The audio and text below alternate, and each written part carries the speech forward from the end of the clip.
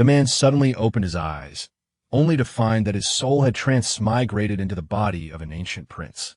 Inside the imperial study, the emperor sat upright at his desk, calmly sipping tea.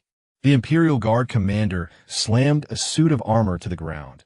"Your Majesty, 100 sets of armor have been found in the third prince's residence." The emperor's face instantly turned ashen, and he slammed his fist on the table. "Xiao Long, how dare you rebel?" His mind went blank for a moment, and he immediately realized that this was a frame-up. 100 sets of armor were equivalent to a capital offense of treason. Xiao Long immediately knelt on the ground, his forehead pressed tightly against the earth. "Father, your son will not defend himself. He only begs for death." Xiao Long was gambling that the emperor was a contrarian. Since the emperor wanted to kill him, he deliberately sought death, and they would see whether the emperor would actually kill him or not. "You want to die? I won't grant your wish." The emperor roared in fury. "Guards, chop this rebellious son to death." Xiao Long's heart sank. The guards rushed in, blades pressed against Xiao Long's neck, but none dared to actually strike. Killing a prince was a crime punishable by the extermination of 9 generations of one's family. Xiao Long's heart, which had been hanging in suspense, finally settled down. Xiao Long's life was spared. The emperor glared at him and said, word by word, "Didn't you want to rebel? I hereby bestow upon you the title of Prince of Chu, with the fief of Chuanzhou. You shall depart immediately tomorrow, and shall not return to the capital without my decree." Xiao Long was overjoyed. Going to Chuanzhou was like a fish returning to the sea, a dragon returning to the heavens. "Thank you, Father Emperor, for your great grace. Long live the emperor." After he finished speaking, he grabbed the imperial edict and stuffed it tightly into his robes. The emperor, enraged, slammed his fist on the table again. "Don't be so smug. Not a single penny will be allocated from the national treasury. I'll only give you 1,000 soldiers to protect the road." This was ostensibly a title of king, but in reality, it was exile. But Xiao Long didn't care. No money? He could create it. No people? He could train. No power? He could fight. As long as one is alive, there's always a chance. "Thank you for your kindness, Father Emperor. Your son will depart immediately tomorrow." Upon learning that Xiao Long had been effectively exiled to Chuanzhou, Consort Yi, standing outside the door, held his hand, feeling both heartache and reluctance. "Longer, I don't know when we will see each other again after this parting. You must take good care of yourself. Once you arrive in Chuanzhou, your mother will give you an address. Go and find your uncle. If you can get his help, things will be easier for you in the future." As she spoke, Consort Yi slipped a handkerchief into Xiao Long's hand. She knew in her heart that Xiao Long's trip to Chuanzhou was likely fraught with peril. "I don't know if your uncle is still in Chuanzhou. I only remember that he seems to have joined an organization called the Heaven and Earth Society. Go and look for him when you get there." After speaking, Consort Yi took off a jade pendant from her neck and personally put it on Xiao Long's head. "Your son bids farewell to Mother Consort. Please take care." Xiao Long knelt before Consort Yi and performed the 3 bows and 9 kowtows. After rising, he turned and left without looking back. He didn't want his mother to see him cry. In his previous life, Xiao Long had never experienced maternal love, and Consort Yi's concern made him want to cry. Watching Xiao Long's departing figure, Consort Yi covered her face and wept again. Xiao Long left the palace and headed straight for his residence. When Xiao Long returned to the mansion, only old Huang came to open the door. Upon asking, he learned that almost all the servants in the mansion had already fled. All of this was because 100 sets of armor were found in the mansion. The third prince could hardly escape the charge of plotting a rebellion. Fearing implication, the servants fled as soon as the imperial guards withdrew. "Then why didn't you leave?" "This old servant's life was given to me by Third Master. Wherever Third Master goes, this old servant will follow. Besides, this old servant is already old. Even if I escape, how many more years can I live?" When Xiao Long first moved out of the palace and hired servants, he specifically chose those who were poor. At that time, old Huang had been ill for a long time and had not eaten for a long time. He came to apply for a household servant with his last breath, and finally collapsed at the gate of the mansion. It was Xiao Long who had people take care of Lao Huang for 3 whole months before he was saved. From that moment on, Lao Huang swore that his life belonged to Xiao Long. Xiao Long asked Lao Huang to call everyone else to the courtyard. He had something to say. Lao Huang complied and left, returning soon with 7 or 8 men and women. I have something to tell everyone. I have been in theft as the king of Chu, and I will be going to Quanzhou tomorrow to take effect. Quanzhou is barren and desolate. If any of you do not want to come with me, go to Old Huang and get 50 taels of silver to find your own way. If you're willing to come with me, then step forward. As soon as Xiao Long spoke, everyone's expressions became very complicated. They were both happy and sad. They were happy that Xiao Long had been made a king, but sad that his fiefdom was Quanzhou. Without the slightest hesitation, they blurted out, "I'll go with the prince." "Me too." All 8 people stepped forward, indicating their willingness to go to Quanzhou with Xiao Long, their eyes filled with determination. These 8 people, like Lao Huang, had all received various favors from Xiao Long and had long regarded this mansion as their own home. All right, here's your first task. Sell off the family property. Before nightfall, sell everything in this mansion that can be sold, including this house. Everyone was overjoyed upon hearing this. Such extravagant spending was something only wealthy young men would do, and they never expected to be able to indulge in it themselves today. Xiao Long brewed a pot of tea, ate a plate of snacks, and lay on a recliner by the fire. He appeared to be resting with his eyes closed, but in reality, he was planning for the future.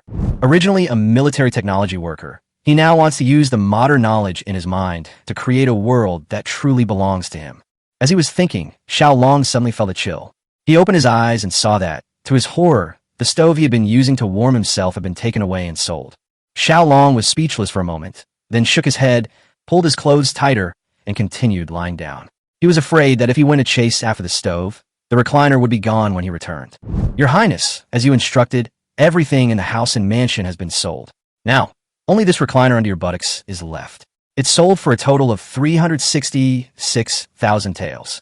Xiao Long was woken up in a daze. He had been envisioning his grand plans for Sichuan and didn't know when he had fallen asleep. "All right, I'll treat you all to hot pot at Quanyunda," Xiao Long said, then got up and walked out, with Lao Huang and the others following behind. Upon arriving at the main gate of Quanyund, Xiao Long went inside, but found that Lao Huang and the others had not followed. He was puzzled and turned around to look for them. Old Huang and the others were standing at the door, motionless. "What are you doing? Come in." "Your Highness, have you forgotten? We are slaves and cannot enter." Reminded by Lao Huang, Xiao Long slapped his forehead, suddenly realizing the truth. Quanyunda was the private property of the Crown Prince's Eastern Palace, and the Crown Prince decreed that slaves were not allowed to enter. "Therefore, all of you shall hand over your ivory tokens to me. After the meal, I will remove you from your slave status. From this day forward, you are no longer anyone's slaves." In this dynasty, regardless of whether it was a large or small country, there was a slave population. The slave population accounted for more than 20% of the total population, and they were considered to be at the bottom of society. Xiao Long, having transmigrated from modern society, was already deeply disgusted by slavery, so he simply freed them from it. "Oh, really?" Everyone was incredulous at what they had just heard. This was something they never dared to dream of. "It's true, coming quickly. I'm so hungry, I don't have the strength to speak." Hearing Xiao Long say this, they excitedly took out their ivory tokens and handed them over.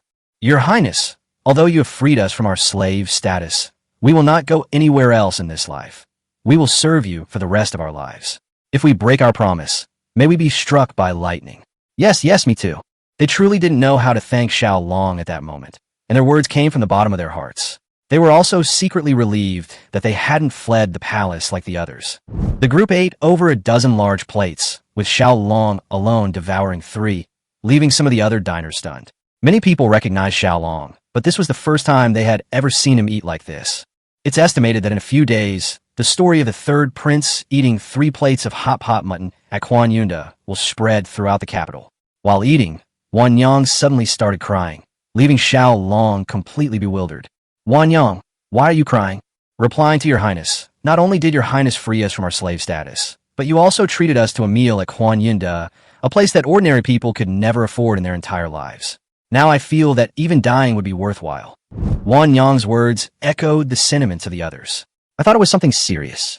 I invited you to eat at Quanyunda because you sold your rice bins and have nothing to eat when you go back. As for your status as slaves, that's a reward I gave you because you didn't run away. It's all your own merit. What does it have to do with me?" Eat quickly. Finish eating so you can go back. After being comforted by Xiao Long, everyone gradually calmed down and continued eating. After finishing their meal, Xiao Long told Lao Huang and the others to leave first, while he went to pay the bill. After Lao Huang and the others left, Xiao Long strode towards the door. This humble servant greets the third prince. Please settle the bill for the meal. Just as Xiao Long was about to leave, he was suddenly stopped by a waiter who had come to collect the bill. The crown prince originally intended to host a banquet for me today, but he couldn't because he wasn't feeling well. He said I could eat here at your place, and it would be on his behalf. If you don't believe me, go ask him. After Xiao Long finished speaking, he shoved the waiter aside and strode out the door. The waiter was immediately sweating profusely. In all the decades that Yinda had been open, this was the first time someone had dined and dashed, especially since the other party was a prince. After returning to his residence, Xiao Long fell asleep immediately. At this moment, Wan Yang suddenly knocked on the door. Your Highness, Gongsun Mingyao, daughter of the Marquis of Guanyi, has come to visit and is waiting in the living room. Gongsun Mingyao? Isn't that the most beautiful woman in the Tianqi Empire? What does she want with Xiao Long? Xiao Long sat up abruptly, somewhat puzzled. Xiao Long greets Miss Mingyao. I apologize for not welcoming you properly. From afar, Xiao Long began exchanging polite words. But as he drew closer, he was dumbfounded. This was the first time he had seen Gongsun Mingyao. Before him stood a stunningly beautiful woman with exquisite features, her face almost flawless. If Xiao Long had been shown a photo or a video, he would never have believed that the other person hadn't used beauty filters. But this stunningly beautiful woman was standing right in front of him, completely genuine. And then there's her slender figure, the elegant silk dress clinging to her body, outlining her enviable curves, the belt around her waist cinching her slender waist, making it hard not to take a second look. This is truly an exceptionally beautiful woman, with an elfin appearance, more like a celestial maiden descended to earth. Is this the true beauty of the most beautiful woman in Tianqi? Indeed, she lives up to her title, breathtakingly beautiful. Feeling a little embarrassed by Xiao Long's gaze, Gongsun Mingyao clasped her hands at her waist and bowed slightly. Mingyao greets the third prince. No, Mingyao greets the Prince of Chu.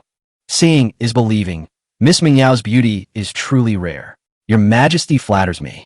Gongsun Mingyao blushed and lowered her head shyly after being praised by Xiao Long. Xiao Long was about to invite her to sit down, but looking at the empty room, there wasn't even a chair, let alone tea. So he could only scratch his head, his face full of embarrassment. By the way, Miss Mingyao, what brings you here? Feeling too awkward, Xiao Long had no choice but to cut to the chase and change the subject. Mingyao wishes to ask the Prince of Chu for a favor, and hopes that the Prince of Chu will grant it. Gongsun Mingyao comes from the most prominent family in Guanyi, with disciples and former officials throughout the land. Gongsun Ba was the previous left chancellor, and her uncle is now the right chancellor. What problem could they not solve? It was rather absurd that she would seek help from a disgraced and exiled prince. What is it? As long as it's within my power, I will certainly lend a hand. Now that she had asked, how could Xiao Long refuse? Besides, who could bear to refuse such a stunning beauty? I would like to ask the king of Chu to take me with him as well. What? Take you away? Xiao Long thought he had misheard, or was hallucinating, or was still dreaming. Do you know what kind of place Chuanzhou is? It's a desolate and barren place where even grass can't grow tall. What are you going there with me for? Xiao Long couldn't understand her motives at all. Was it because Xiao Long was handsome? Or because he was talented? Was she there for him as a person? That's impossible, since she'd never met him before. Could it be that she just wanted to get away and clear her head, feeling the world was so big and wanting to see it? The crown prince has sent people to propose marriage to my father several times. I'm afraid that if the crown prince pushes me too far, he will ask the emperor to grant us a marriage. A few hours ago, the emperor summoned my father to the palace. I guess it was to discuss my marriage with the crown prince. At this point, Xiao Long could tell that Gongsun Mingyao was indeed somewhat anxious. She clearly didn't want to marry the crown prince, otherwise she wouldn't be so resistant. Wouldn't marrying the crown prince be good? You be the crown princess then. Being a crown princess is certainly desirable, but depends on what kind of crown prince he is. Anyway, after meeting him once, I never wanted to see him again, much less become a crown princess, Gongsun Mingyao said tactfully. The mere mention of the crown prince filled Xiao Long with rage. It was obvious to anyone that the crown prince had framed him for secretly possessing the armor. It would be such a waste if the crown prince were to actually get such a beautiful woman as Gongsun Mingyao. Thinking this through, Xiao Long decided to take her away. Since she had practically delivered herself to his doorstep, he had no reason to refuse. All right, I'll take you away. However, This matter cannot be known to anyone else, otherwise there will be too much trouble. Really? Mingyao, thanks your highness. Please accept my bow. Gongsun Mingyao was extremely excited that the third prince agreed so readily. She didn't know how to express her gratitude, so she could only kneel down. Your highness will be setting off early tomorrow morning, right? To avoid attracting attention, Mingyao will be waiting for your highness at Chili Temple on Shifeng Mountain tomorrow. What do you think? It seems she had already planned everything before coming. Early the next morning, Xiao Long led the way, driving towards the west gate. The streets were bustling with people as everyone went to the market. Upon seeing Xiao Long pass by, passers-by pointed and whispered amongst themselves. The fact that the third prince sent a dead eagle to the emperor earned him the utmost contempt from the people. Coupled with the widespread rumors of his plot to rebel, the third prince was labeled a traitor, an ingrate, and other such names, and was almost universally despised. However, Xiao Long didn't care. He thought to himself, let them say what they want now. I'm going to Chuanzhou soon anyway. One day, I'll shut them up and make them look at me with new eyes. However, it was indeed the first time in the Tianqi Empire that a prince would personally drive his carriage. Upon arriving at the west gate, the city guards and soldiers bowed and politely watched the third prince leave the city. But as soon as Xiao Long walked away, those people began to hurl insults and curses. He walked quite a distance, until the city gate was almost out of sight, before realizing that not a single person had come to see him off. Xiao Long could understand why the princes and ministers who used to fawn over him didn't come. After all, he had lost power, and those people would naturally consider their own interests. Those who were once close to him and intended to support his ascension to the throne are now probably trembling with fear. Who would dare to associate with a prince who intends to rebel? Everyone avoids him like the plague. Even the ninth prince, who was closest to him among the princes, did not come, which saddened Xiao Long somewhat. Deep within the Guanyi Marquis's residence, Gongsun Ba was painting in his study. Suddenly, a servant came to report. It's terrible, sir. The young lady has left a letter, and it's gone.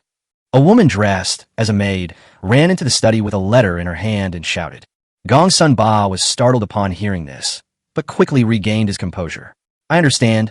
No need to search anymore. You may leave. The maid was about to leave when Gongsun Ba suddenly stopped her, ordering her to keep all information confidential and not to leak a single word. Gongsun Ba opened the letter and saw that the handwriting was neat and beautiful. After reading it, he murmured, Go. I hope the Prince of Chu will treat you well. Chapter 5. The Veteran's Choice. This humble servant greets the King of Chu. In the Shitai camp, the commander-in-chief had led his troops out for training early in the morning, and only the Deputy General Hu Tianda was there to receive Xiao Long. Xiao Long had no time for pleasantries and spoke directly. Rise.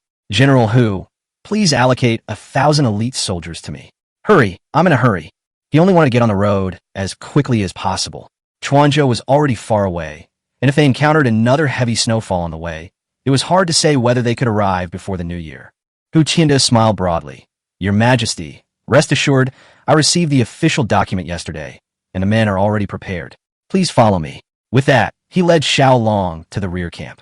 There, indeed, stood 1,000 soldiers. But as Xiao Long approached and took a closer look, his expression instantly darkened. These were hardly elite troops. Among them were veterans in their 50s and boys as young as 16. Many were missing limbs or were blind and deaf. Xiao Long asked coldly, Is this the elite force you spoke of? Hu Tianda replied solemnly, Your Majesty, these are all veterans who have fought on many battlefields. If they weren't elite troops, how could they have survived until now? Xiao Long was speechless. The other party was clearly using a fallacy of semantics, but he immediately understood that someone was deliberately sabotaging things behind the scenes. The commander had deliberately taken the other soldiers, leaving only this 1,000 old, weak, and disabled soldiers behind, clearly not giving him a choice. Looking at the soldiers before him who had once risked their lives for the Tianqi Empire, Xiao Long felt a pang of pity and said loudly, Soldiers, this time I'm going to Chuanzhou. Chuanzhou is barren and desolate. Those who do not wish to go may stay. Those who wish to come with me, stand behind me. I will not force anyone. Upon hearing this, the soldiers were all stunned. Having served for years, they only knew how to obey orders. No one had ever given them choice. Now that the power of choice was suddenly in their hands, none of them dared to speak immediately. Some wanted to stay and retire. Some were still worried about their families, and others were unwilling to just wait to die in the military. Soon, someone in the crowd shouted, I'll go. I don't want to wait to die here. Some whispered, I have an elderly mother to take care of. I can't leave. Others gritted their teeth and said, My elder brother died at the hands of the Shiliang people. I'm going to Chuanzhou to fight them to the death. After the final count, only 356 people were willing to go with Xiao Long. Xiao Long had seen these men. Fortunately, none of them were so badly injured that they couldn't walk. Most were just older or wounded and still had some fighting ability. The biggest problem, however, was that they were dressed too lightly. Some were still wearing straw sandals in the dead of winter, without even a pair of socks. If they set off like this, many would probably freeze to death before they even reached Sichuan. Xiao Long looked at everyone and said in a deep voice, "Since you are willing to go to Chuanzhou with me, then you consider me your brother. As brothers, we should share both hardship and fortune. Now, everyone, take your weapons. Our destination is Peach Blossom Town. Let's head off immediately." Last night, Xiao Long and Lao Huang had already discussed it. It would be best to reach Peach Blossom Town on the first day, so they could at least find a place to camp for the night. The group set off quickly. Xiao Long didn't even glance at Hu Tianda again, leaving the Shitai camp directly. Hu Tianda watched them leave, spat on the ground, and sneered disdainfully. Old Huang and the others looked at the more than 300 wounded soldiers behind them, feeling somewhat dissatisfied, but since Xiao Long didn't say anything, they didn't dare to speak up either. Xiao Long directly instructed Lao Huang, "Take 50 men and buy thick clothes, socks, and cloth shoes along the way. It would be best to buy more than 300 sets. Also, buy a few pigs and treat them to a meat meal tonight." Old Huang immediately agreed, handed the carriage to a soldier, and then led his men away. With these soldiers, Xiao Long no longer needed to drive the carriage himself, but instead walked alongside the group. On the way, Xiao Long casually asked an old soldier beside him, "Brother, Chuanzhou is not a good place. Why are you willing to come with me?" The old soldier was silent for a moment, then whispered, "My hometown is near Chuanzhou. When the Shiliang army attacked, everyone in the town was killed. I don't want to wait to die here. I want to kill more Shiliang soldiers, even if it means death." These words made Xiao Long's heart sink. For years, nations had been at war, civilians and soldiers alike dying in droves, only to be sacrificed for the interests of those in power. Xiao Long sized up the old soldier. He was burly, a typical man from the northwest. His complexion was sallow, clearly indicating a long-term lack of proper nutrition. They walked and talked, soon arriving near Chili Temple. Wan Yang stepped forward to remind Xiao Long that this was the place he and Gongsun Mengyao had agreed to meet. Xiao Long looked along both sides of the road and finally spotted Gongsun Mengyao under a large tree. She was dressed simply today, wearing a coarse cloth overcoat and a mink hat. Although she was trying to keep a low profile, her outstanding figure and temperament could not be hidden. As the soldiers passed by, they couldn't help but steal a few glances. One veteran was so captivated by her beauty that he almost tripped over a stone. Xiao Long himself was also somewhat stunned. A woman of Gongsun Mengyao's ancient elegance was indeed irresistible. He stepped forward and asked, "Miss Gongsun, why are you alone?" Gongsun Mengyao bowed slightly and replied, "Greetings, Your Highness. To be honest, I ran away from home." Xiao Long thought about it and understood. Since she had run away, she couldn't have brought too many people with her. But she didn't even have a carriage. Was she supposed to walk all the way to Chuanzhou? Xiao Long said, "Come with us first. When we get to the town ahead, I'll buy you a carriage." Gongsun Mengyao immediately took out a silver note from her sleeve. "Your Highness need not go to such trouble. Mengyao has brought the silver. Your Highness only needs to send someone to buy it for her." Xiao Long frowned and said, "No need. It's just a carriage. It's not worth the trouble for Miss Gongsun." Gongsun Mengyao smiled sweetly. "Then thank you, Prince Chu." This laugh made Xiao Long slip and almost fall flat on his face, causing Gongsun Mengyao to cover her mouth and chuckle. Xiao Long secretly thought to himself that this woman was too much like a vixen, and it was best to stay away. So he quickly said, "Miss Gongsun didn't bring a maid, so I've asked Wan Yang to take care of you." After saying that, he ran straight to the front of the line.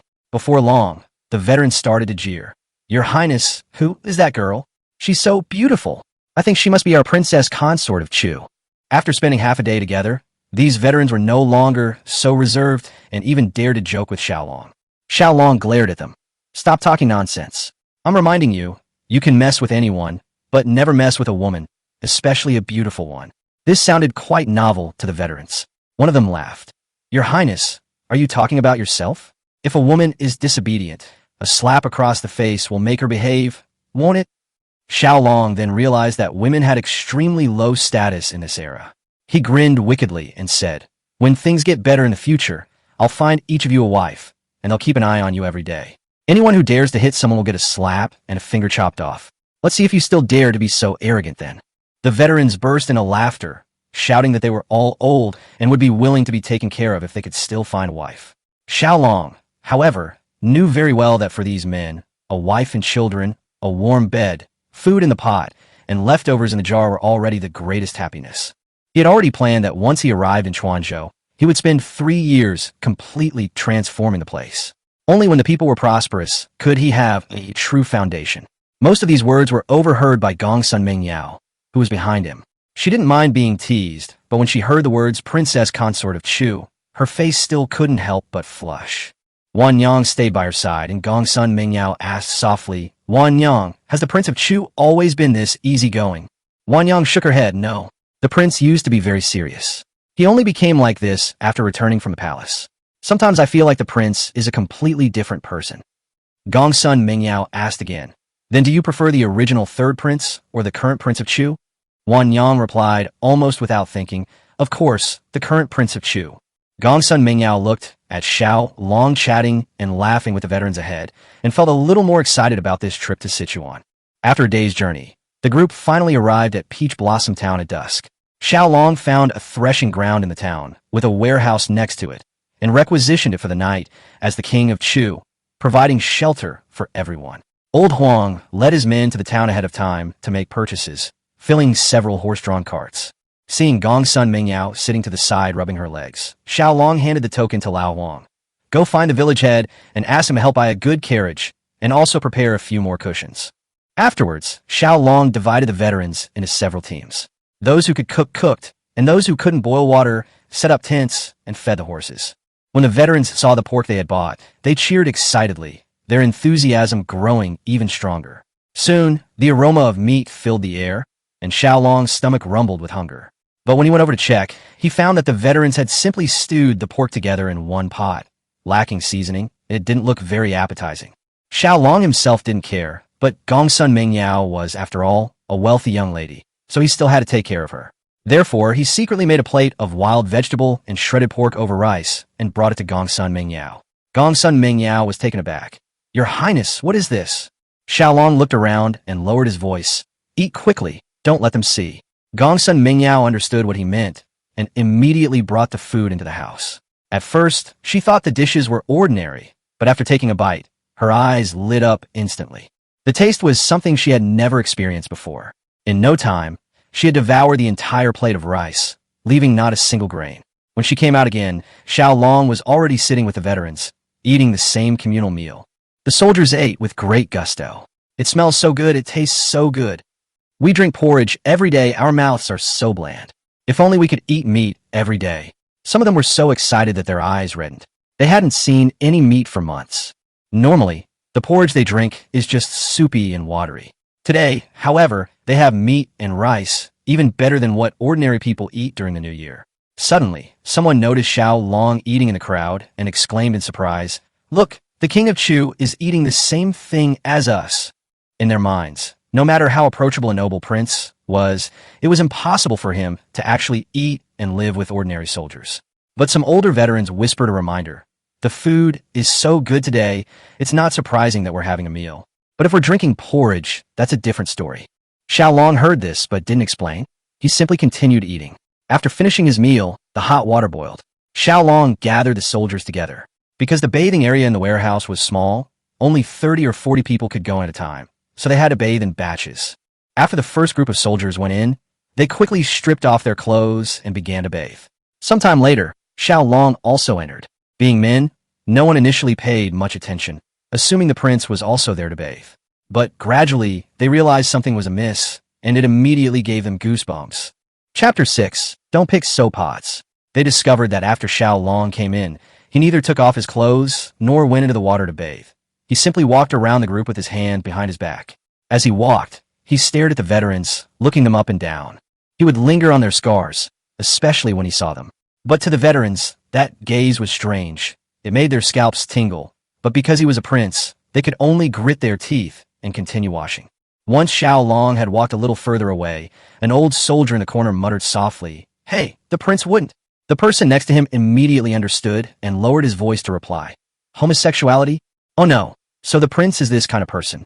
I regret coming with him. You? Forget it, the prince wouldn't even look at an old bastard like you.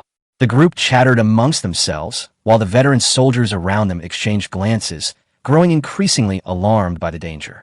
So they quickly finished washing up and made their escape. Xiao Long followed them out and had Lao Huang distribute brand new thick clothes, socks, and cloth shoes to them at the door. The veterans were overjoyed to receive their new clothes. They wore the new clothes close to their skin and then put their old clothes on top, which kept them warm and prevented them from getting dirty. After the second group of soldiers went in to shower, Xiao Long followed them in, as before. His arrival immediately caused an uproar outside. The news of the prince's homosexual tendencies spread like wildfire among the veterans. Some were still skeptical. Really? Don't spread rumors. The person who had just finished washing hurriedly tried to prove it. If you don't believe me, ask Old Wu. Didn't the prince stare at us for a long time just now? Old Wu looked frightened. Don't even mention it. It gave me goosebumps and made me feel very uncomfortable. At this point, even the people who didn't believe him began to waver. When the third batch went in, they were all reluctant, and their eyes were filled with strange looks as they looked at Xiao Long. Xiao Long was also puzzled, not understanding why these people had suddenly become so strange. When the last batch had dwindled in number, Xiao Long found a bucket of hot water and prepared to wash himself as well. He took off his clothes, revealing a fair and muscular body with well-defined muscles. Although not particularly burly, he was still in excellent shape. But when he turned to face the veterans, they all jumped into the wooden tub as if startled, only their heads sticking out. Ouch, it's scalding hot. A chorus of groans erupted. Xiao Long, seeing their reaction, was initially taken aback, then immediately understood, and couldn't help but curse. Are you looking at me strangely because you're afraid I'll make a move on you? Because I'm lusting after you? At this point, Xiao Long himself laughed. Don't worry, I'm not into that kind of thing. Hearing this, everyone breathed a sigh of relief. One veteran, whose water was too hot, jumped out completely red. Someone nearby joked, "You should quickly pluck all your feathers while it's still hot." The crowd burst into laughter again. The veteran outside, hearing the commotion, thought something had happened. He peeked out and saw everyone chatting and laughing with the prince, which put his mind at ease. With that laugh, the awkwardness and distance from before completely disappeared. Xiao Long looked at everyone and asked, "Do you usually bathe with your comrades?" "Yes." Xiao Long nodded. "That's it. From the moment you chose to follow me, you have been my comrades. What's there to be reserved about bathing with comrades? Do whatever makes you feel good." "Your Highness is right. Let's do it however we want," everyone echoed. Xiao Long suddenly grinned mischievously. "But I must remind you, if your comrade drops a soap, don't bend down to pick it up." The veterans didn't immediately understand. "Your Highness, why can't we pick it up?" Xiao Long stuck out his rear end, smiling without saying a word. The next moment, everyone instantly understood, and another burst of laughter erupted in the bathhouse. Got it. We'll never pick up soap pods again." From that day on, the joke about not picking up soap pods began to slowly spread throughout the Tianqi army. After the laughter subsided, Xiao Long said seriously, "All right, don't spread rumors anymore. I'm perfectly normal." But an old soldier stole a glance at Xiao Long and immediately began to flatter him. "In terms of valor, none of us can compare to your Highness. Your Highness is truly born majestic." The crowd joined in the teasing, and Xiao Long, feeling a little embarrassed by their comments, pointed at the old soldier and laughed. "You old geezer, you're too indecent. I haven't even been on guard against you guys yet, and you're already trying to flatter me." Laughter filled the bathhouse, and after this joke, everyone completely let loose. These veterans discovered that Xiao Long was nothing like a high and mighty prince. Instead, he genuinely treated them as comrades in arms. After showering and changing their clothes, the veterans outside waited for Xiao Long's instructions. Xiao Long gathered everyone together, his expression becoming serious. "Were you all wondering why I kept staring at you? Did you think I was attracted to men? Wrong, very wrong. I was looking at the scars on your bodies. Those knife wounds and sword marks are the marks of your bloody battles for the Tianqi Empire. Seeing your wounds reminds me of the brothers who died on the battlefield. The court owes you too much. I was just a prince before, and I couldn't change anything. But from today onwards, as long as you come with me to Chuanzhou, I will never let you go hungry, as long as I have food to eat." After these words were spoken, the more than 300 veterans erupted in a thunderous roar, some even with tears welling up in their eyes. Xiao Long continued, "I can see clearly that most of your wounds are on your chests. What does this mean? It means that not one of you has retreated. You are all heroes of apocalypse. When we reach Chuanzhou, we may face a life-or-death battle. Tell me, are you afraid?" No. The unified roar echoed through the night sky. Xiao Long knew that he had achieved his goal. Although these veterans were old and some were wounded, They had battlefield experience. As long as their morale remained high, they were well-fed, well-clothed, and their bodies were healthy, they would still be a fighting force. But Xiao Long also understood that once they left Peach Blossom Town, the road ahead would only become more and more dangerous. The Crown Prince and the other princes were all eyeing his life, so he had to prepare in advance. Today, he discovered another problem. These 300-plus veterans had no real leader. An army without a commander is just a disorganized mess. He couldn't possibly give orders personally in everything. After observing, Xiao Long took a liking to two people. One was the sleazy old soldier who had just flattered him. Although he was glib, he was quick-witted and had originally been a platoon leader. The other was a burly man with a calm and collected temperament, who also seemed like a promising talent. Xiao Long called the two men over and asked, "What are your names?" The sleazy old soldier replied, "My name is Xiao Long." The burly man clasped his hands in a fist and said, "My name is Zhao Hu." Xiao Long was taken aback and couldn't help but ask, "Do you have anyone here named Wang Chao or Ma Han?" The group exchanged bewildered glances, no one responding. It seemed the four great warriors couldn't be assembled. Xiao Long then said, "From today onwards, you will divide your men into two groups, each leading a team.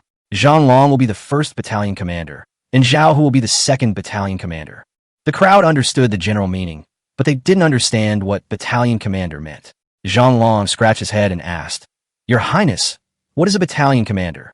Xiao Long then realized what was going on and had no choice but to patiently explain the military rank structure to them, and then handed over the appointment of the company commanders, platoon leaders, and captains to them. However, Xiao Long emphasized the importance of military discipline very clearly, one rule at a time. The strictness of military discipline often reveals a unit's combat effectiveness. Watching the veterans gradually line up in an orderly fashion, Xiao Long felt very gratified. These were his precious darlings. They have no shortage of battlefield experience. As long as they are well-fed and clothed and their bodies recover, they will eventually become a strong army again. At this moment, old Huang came over. "Third master, the beds are made up. You can go and rest now." Xiao Long nodded, but didn't go to sleep immediately. Before going to bed, he wanted to check on Gong's son Mingyao's situation, since he had promised to bring her Chuanzhou, and he couldn't just abandon her. He arrived at the other end of the warehouse, just reaching the door of the room where Gong's son Mingyao was. Suddenly, a sword rang out, followed by a flash of cold light, aimed straight at Xiao Long's throat. Chapter 7. A single stone stirs up 1,000 waves. Fortunately, Xiao Long had practiced boxing in his previous life, and he dodged the sword by turning his head at the moment the cold light pierced through. "Lan'er, stop!" Gong's son Mingyao's exclamation came from inside the house. The woman named Lan'er immediately sheathed her sword and stepped into the lamplight. She was dressed in plain clothes, with half her face covered, and her figure was curvaceous. If Xiao Long hadn't seen Gong's son Mingyao first, he probably would have thought she was the epitome of female physique. "Your Highness, are you all right?" Gong's son Mingyao rushed out, her face pale with fright. Xiao Long touched his neck, breaking out in a cold sweat. "I'm fine, just a fright." Seeing that Xiao Long was unharmed, Gong's son Mingyao breathed a sigh of relief. He then turned and glared at Lan'er. "Don't be so reckless in the future. If you really hurt the prince, neither of us will be able to pay for it with our lives." Lan'er muttered. "It's because he was acting so suspiciously. I thought he was a bad guy." Gong's son Mingyao's face darkened. "You brat. How dare you talk back?" Quickly apologized to the prince. Although Lan'er was unconvinced, she knew she was wrong and could only lower her head. Lan'er was rash. "I hope the prince will forgive me." Xiao Long didn't mind. "It's all right. Just look carefully before you act next time." Afterwards, Gong's son Mingyao invited Xiao Long into the house, and the group sat on the floor. She explained that her father, Gong's son Ba, already knew about her sneaking out. Gong's son Ba guessed that she would most likely travel with Xiao Long, so he sent Lan'er to protect her. When Lan'er arrived, Xiao Long was bathing with the soldiers and didn't have time to report. Xiao Long was puzzled after hearing this. "Since the Marquis knew you were out, why didn't he bring you back? The Emperor just bestowed a marriage upon you. How is he going to explain this?" Before Gong's son Mingyao could speak, Lan'er interrupted. "Isn't it because the Marquis didn't agree to this marriage in the first place? It was all forced by the Emperor. What else could he possibly say?" "Lan'er, don't talk nonsense." Gong's son Mingyao frowned slightly. Xiao Long touched his nose. "What she said is not wrong. There is no need to blame her." Xiao Long had only come to see if she was used to it. Now that Lan'er was taking care of her, there was nothing to worry about. He then got up to say goodbye. "It's getting late. You should rest early. If you need anything, just let me know." Gong's son Mingyao personally saw him off. As soon as Xiao Long left, Lan'er immediately grinned mischievously. Miss, is this the Prince of Chu? He's quite handsome.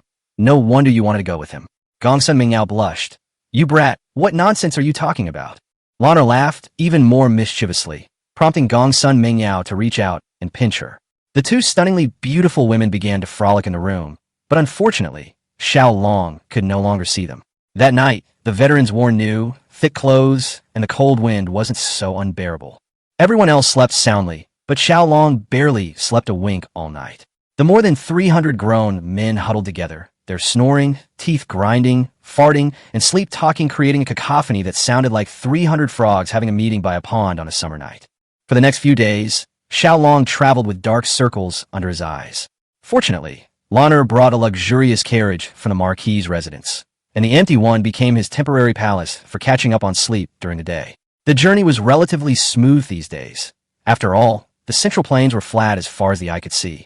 However, once they left Zhongzhou, the mountain roads increased, and the group's pace slowed down. While things remained calm on Xiao Long's side, the capital was in complete turmoil due to Gongsun Mingyao's runaway from home.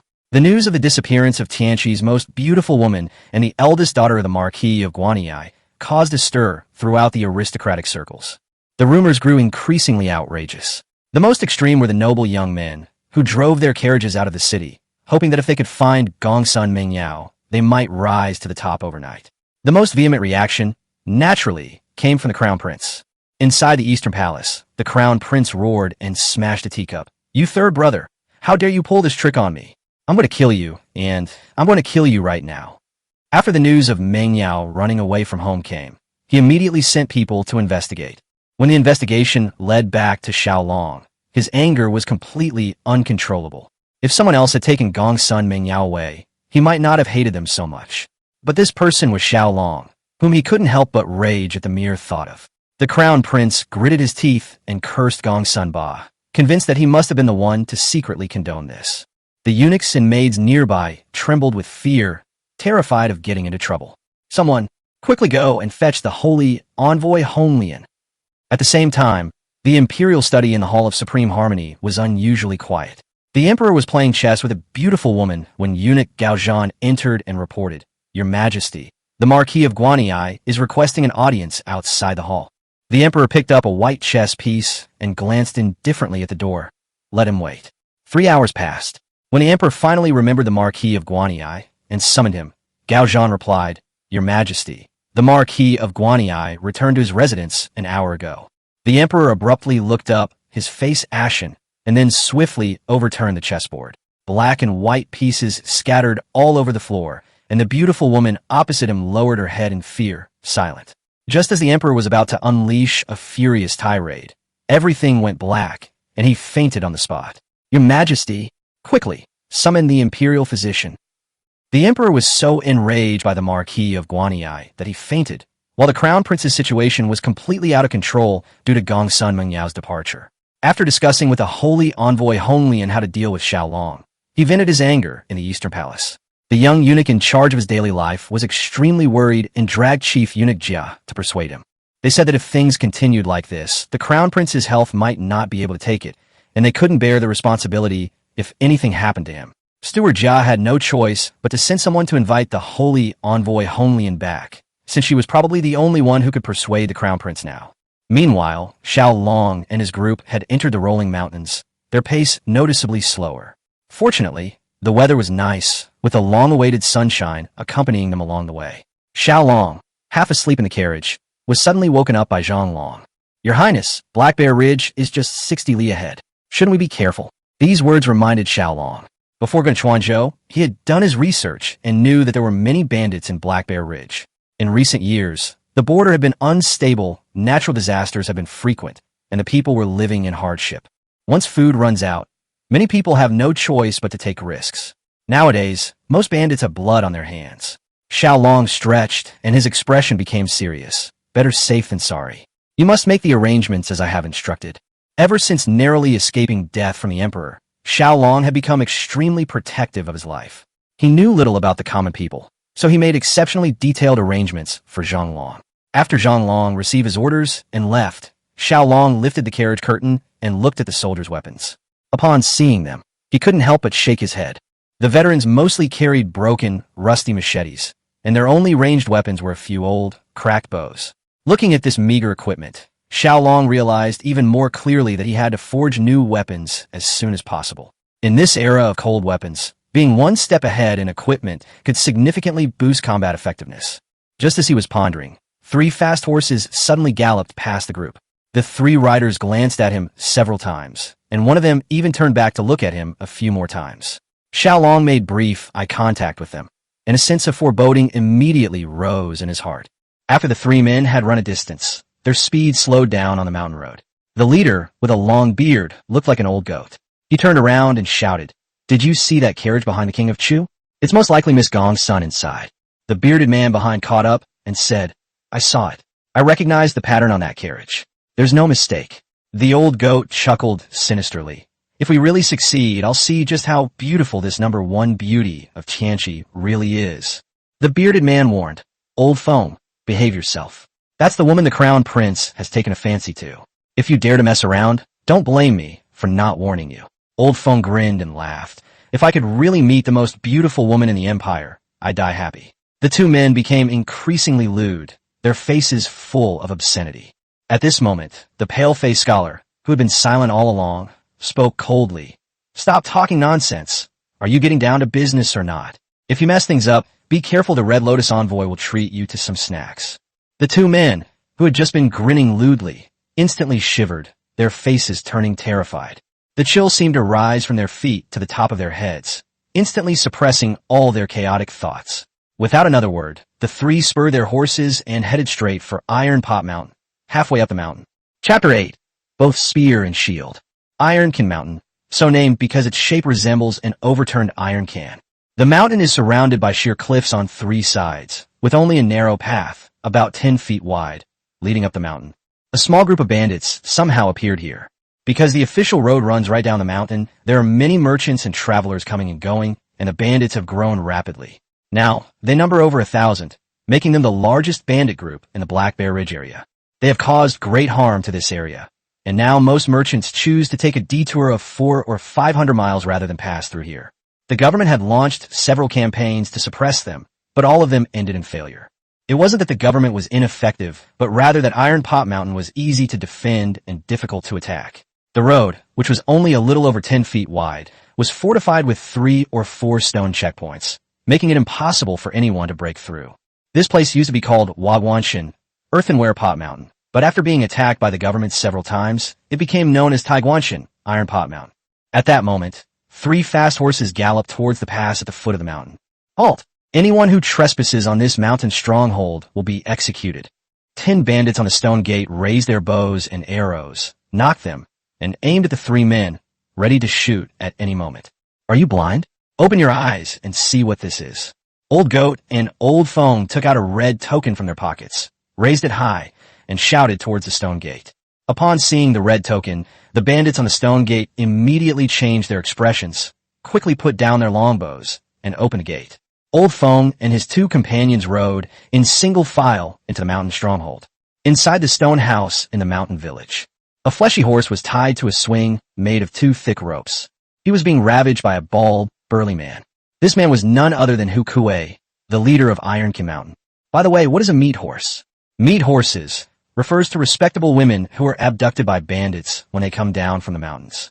These women were not killed after one encounter, but were kept by the bandits for their entertainment. In their eyes, these women were no different from animals. They were initially kept in stables, so they were called meat horses. When the bandits below made meritorious contributions or performed outstandingly, the chief would reward them with a few meat horses to entertain them for a few days. This also served as an incentive for these bandits. When there are too many women to rob, they will kill some of the old, weak, sick, and disabled horses. After all, meat horses still need to be fed grain. In this era of constant war, food was a hard currency and quite valuable. At this moment, a bandit ran up to the stone house and shouted, "Boss, stop playing around. The Crimson Lotus Envoy's men are here." Upon hearing the news, Hu Kuei, the leader of the bandit group, was startled when he heard the words Red Lotus Envoy. The little rock, who had been full of enthusiasm, suddenly became listless. He was so frightened that cold sweat broke out on his forehead, and he pulled up his pants and ran outside. This humble servant, Hu Kuei, greets the 3 lords. "You have all worked hard. please go inside and rest. Hu Kuei rushed over, helped Lao Feng off his horse, and then bowed and invited them into the main hall with a smile on his face. The three ignored him and went straight into the lobby to sit down. The village hadn't had any guests for a long time, and many people were watching from the sidelines, which annoyed Hu Kuei. What are you all standing there for? Go and bring out the best wine and meat. Old Feng, however, pointed at Hu Kuei with a stern face. Wait a minute, let's get down to business first. The Holy Envoy has an urgent mission for you, and the reward for success is 50,000 taels of silver. Upon hearing about the mission involving 50,000 taels of silver, the entire Ji Hall erupted in excitement. 50,000 taels of silver was enough for them to squander for a year. What mission? Hu Kuei's eyes were already gleaming with greed, and he couldn't contain his urge to count the silver, rubbing his hands together repeatedly. Kill the king of Chu. Upon hearing this, Hu Kuei's face immediately darkened.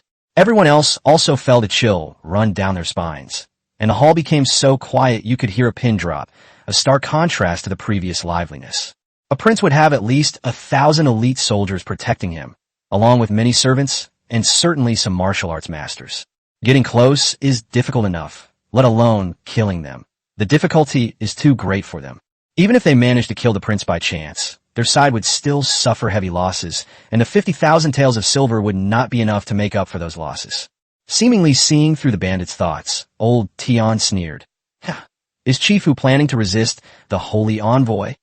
Hu Kuei was already terrified when he was questioned, and when Lao Tian asked him that question, he immediately knelt down on the ground with a mournful face. My lords, how could I dare to oppose the Holy Envoy? It's just that this mission is too difficult, and our small group simply cannot accomplish it.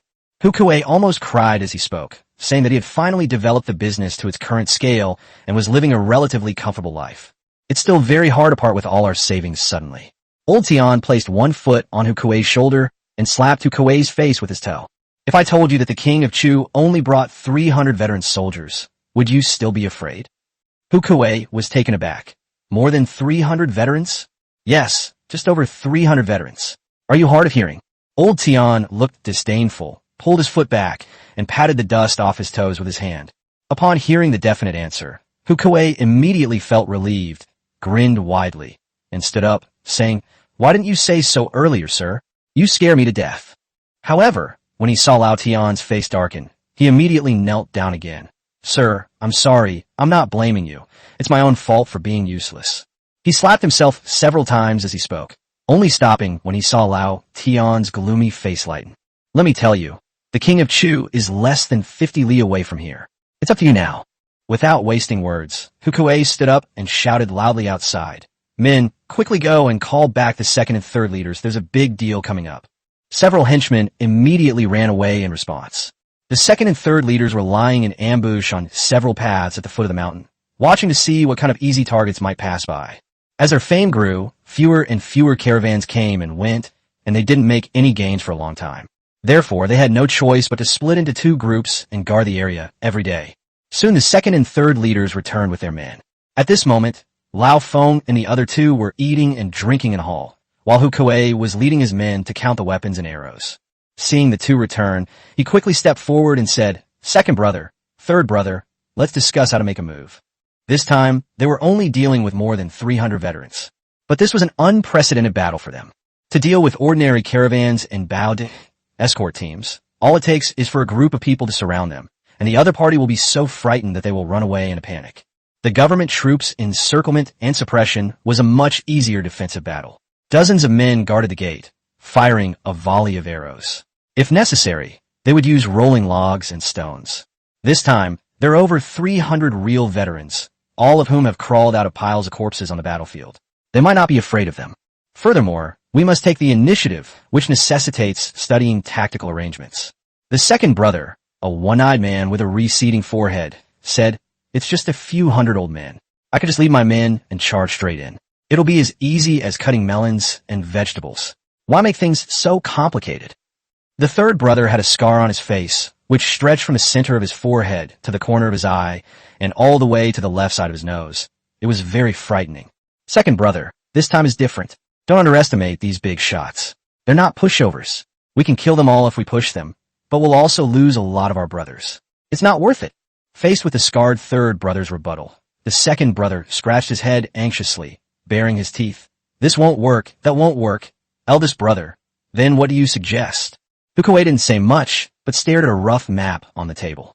Although I am familiar with the terrain of Black Bear Ridge, I have never fought a battle like this before, so I still want to see.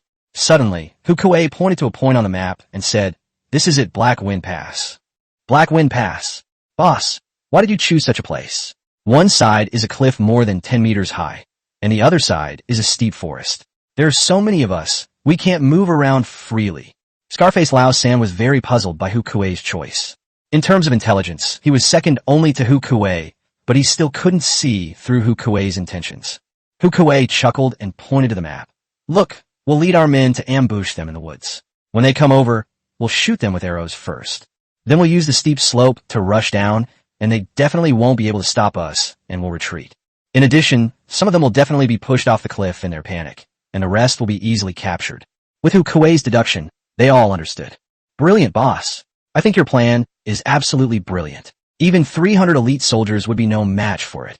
The third brother truly lives up to his reputation as someone whose intelligence is second only to Hukuei. He understands things instantly.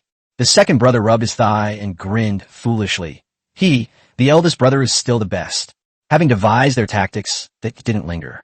Leaving a few dozen men to guard their home, the 1,000-strong force marched down the mountain in a grand procession. The three men, Lao Feng and his companions, who had been eating and drinking nearby, overheard their tactics perfectly. Old Tian, this silly kid Hukuei looks dull-witted, but I didn't expect him to be so smart. Do you think they can succeed this time? The old goat stroked his long beard and stared at Lao Tian, who was still eating a chicken leg, and asked. Old Tian put down the chicken leg and spat out a piece of bone. I think it can work. After all, the king of Chu only has 300 veterans. Even if they are powerful, they can't withstand so many of them. But the pale-faced scholar spoke up at this moment. Instead of discussing it here, we should go and see for ourselves. Yes, let's go take a look too. Old Feng immediately got up, put on his hat, and went outside. The three caught up with the bandits and followed them to Black Wind Pass. The bandits quickly chose a location and lay in ambush. To prevent any accidents, Hukuei ran up and down the mountain several times to make sure there were no mistakes before he climbed back up the mountain, panting to rest. Meanwhile, Lao Feng and his two companions had already climbed to a protruding rock halfway up the mountain to wait. The rock overlooked the entire official road below, and they waited for this good show. This place is fraught with danger and filled with murderous intent. Xiao Long, on the other hand, was relaxed and happy. Following Xiao Long's instructions, Xiao Long cut down many bamboo poles along the way, each one over 2 zhang long. The ends of the bamboo poles are sharpened to a point, and to prevent the bamboo from cracking, the entire bamboo is wrapped with thin vines. This is exactly a sharp yet flexible spear. Now that we have a spear, how can we do without a shield? Xiao Long considered using wooden planks, but although there were many trees in the wild, they would take too long to make and would be too heavy and difficult to carry, so he had to find a substitute. Rattan is a good alternative. It is easy to collect, simple to make, and can be used by weaving. It is also very versatile. During the lunch break, apart from some who were cooking, the other veterans were all busy at work. Damn it, give me a few more. I'm tall, so my shield needs to be big, otherwise I won't be able to block them. An old soldier had almost finished weaving a shield, but it was indeed a bit small compared to his size. An old soldier next to him mocked, Old Liu, it's okay that your shield is a little small. When the battle starts, you can just tuck your neck in and hide your head in the shield. Huh.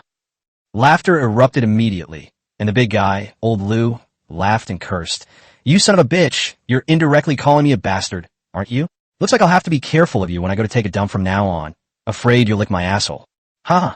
Then came another burst of laughter, and everyone was crafting their weapons in a joyful atmosphere.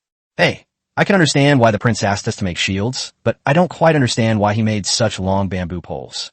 These things are too inflexible and incredibly heavy. An old soldier muttered to himself, but his hands didn't slacken at all. An old soldier next to me gave a casual reply. I think there must be a reason why the prince asked us to make this thing. If I can't figure it out, I won't think about it. I'll just do whatever the prince tells me to do. These days they have been eating and sleeping with the prince, and they have found that Xiao Long has no airs of a prince at all. It wasn't just for show, they genuinely liked it. In fact, they were touched by Xiao Long's sincerity from the very first day they took a bath. Therefore, even if they don't understand what Xiao Long asked them to do, they will still obey completely. This scene was witnessed by Gong's son Meng Yao and the others. Meng Yao pointed to the long bamboo pole in the old soldier's hand and said that she shared the same doubts as the other old men. Do you know what the prince intends to do with these long bamboo poles? Lanner squinted, frowned, and looked completely bewildered. Miss, I know its purpose. It's definitely as a weapon, but I don't know why it's made so long. Anyway, I don't think it's very practical. Lanner comes from a family of martial arts masters. Not only is she highly skilled in martial arts, but she also has considerable expertise in military strategy and tactics. It's normal that she can't tell. This is Xiao Long imitating the European war model. Although Meng Yao didn't find the answer in Lanner's words, she said in a serious tone, I think the prince must have his own ideas. It seems that he knows some things that ordinary people don't. As for why she said that, it was because the wild vegetable and shredded pork rice bowl that day left a deep impression on her. She had never eaten food with that kind of taste before. Miss, you never usually compliment men. What's gotten into you today? Are you suddenly interested in men? Lanner grinned mischievously as she looked Meng Yao up and down, seemingly trying to find something unusual about her. Lanner's words made her think the wrong thing, and her face turned red instantly. She picked up a small twig from the ground and pretended to hit Lanner. Lanner ran off with a grin. Before the food was cooked, most of the soldiers, who were originally from peasant backgrounds, quickly made their own spears and shields. After finishing their meal, Xiao Long didn't rush off this time, but instead gathered everyone together. Chapter 9, When Paths Meet, The Brave Win. Brothers, are you curious why I asked you to make this weapon? Now I will teach you how to use it. 25 people, bring your weapons and shields, and stand in formation in rows of 5. After the 25 men lined up, Xiao Long began to explain to each of them how the first row of soldiers should act and how the last row of soldiers should coordinate with the front. Then came a lesson on how to change formations. With his hands-on demonstration, the 25 people quickly learned how.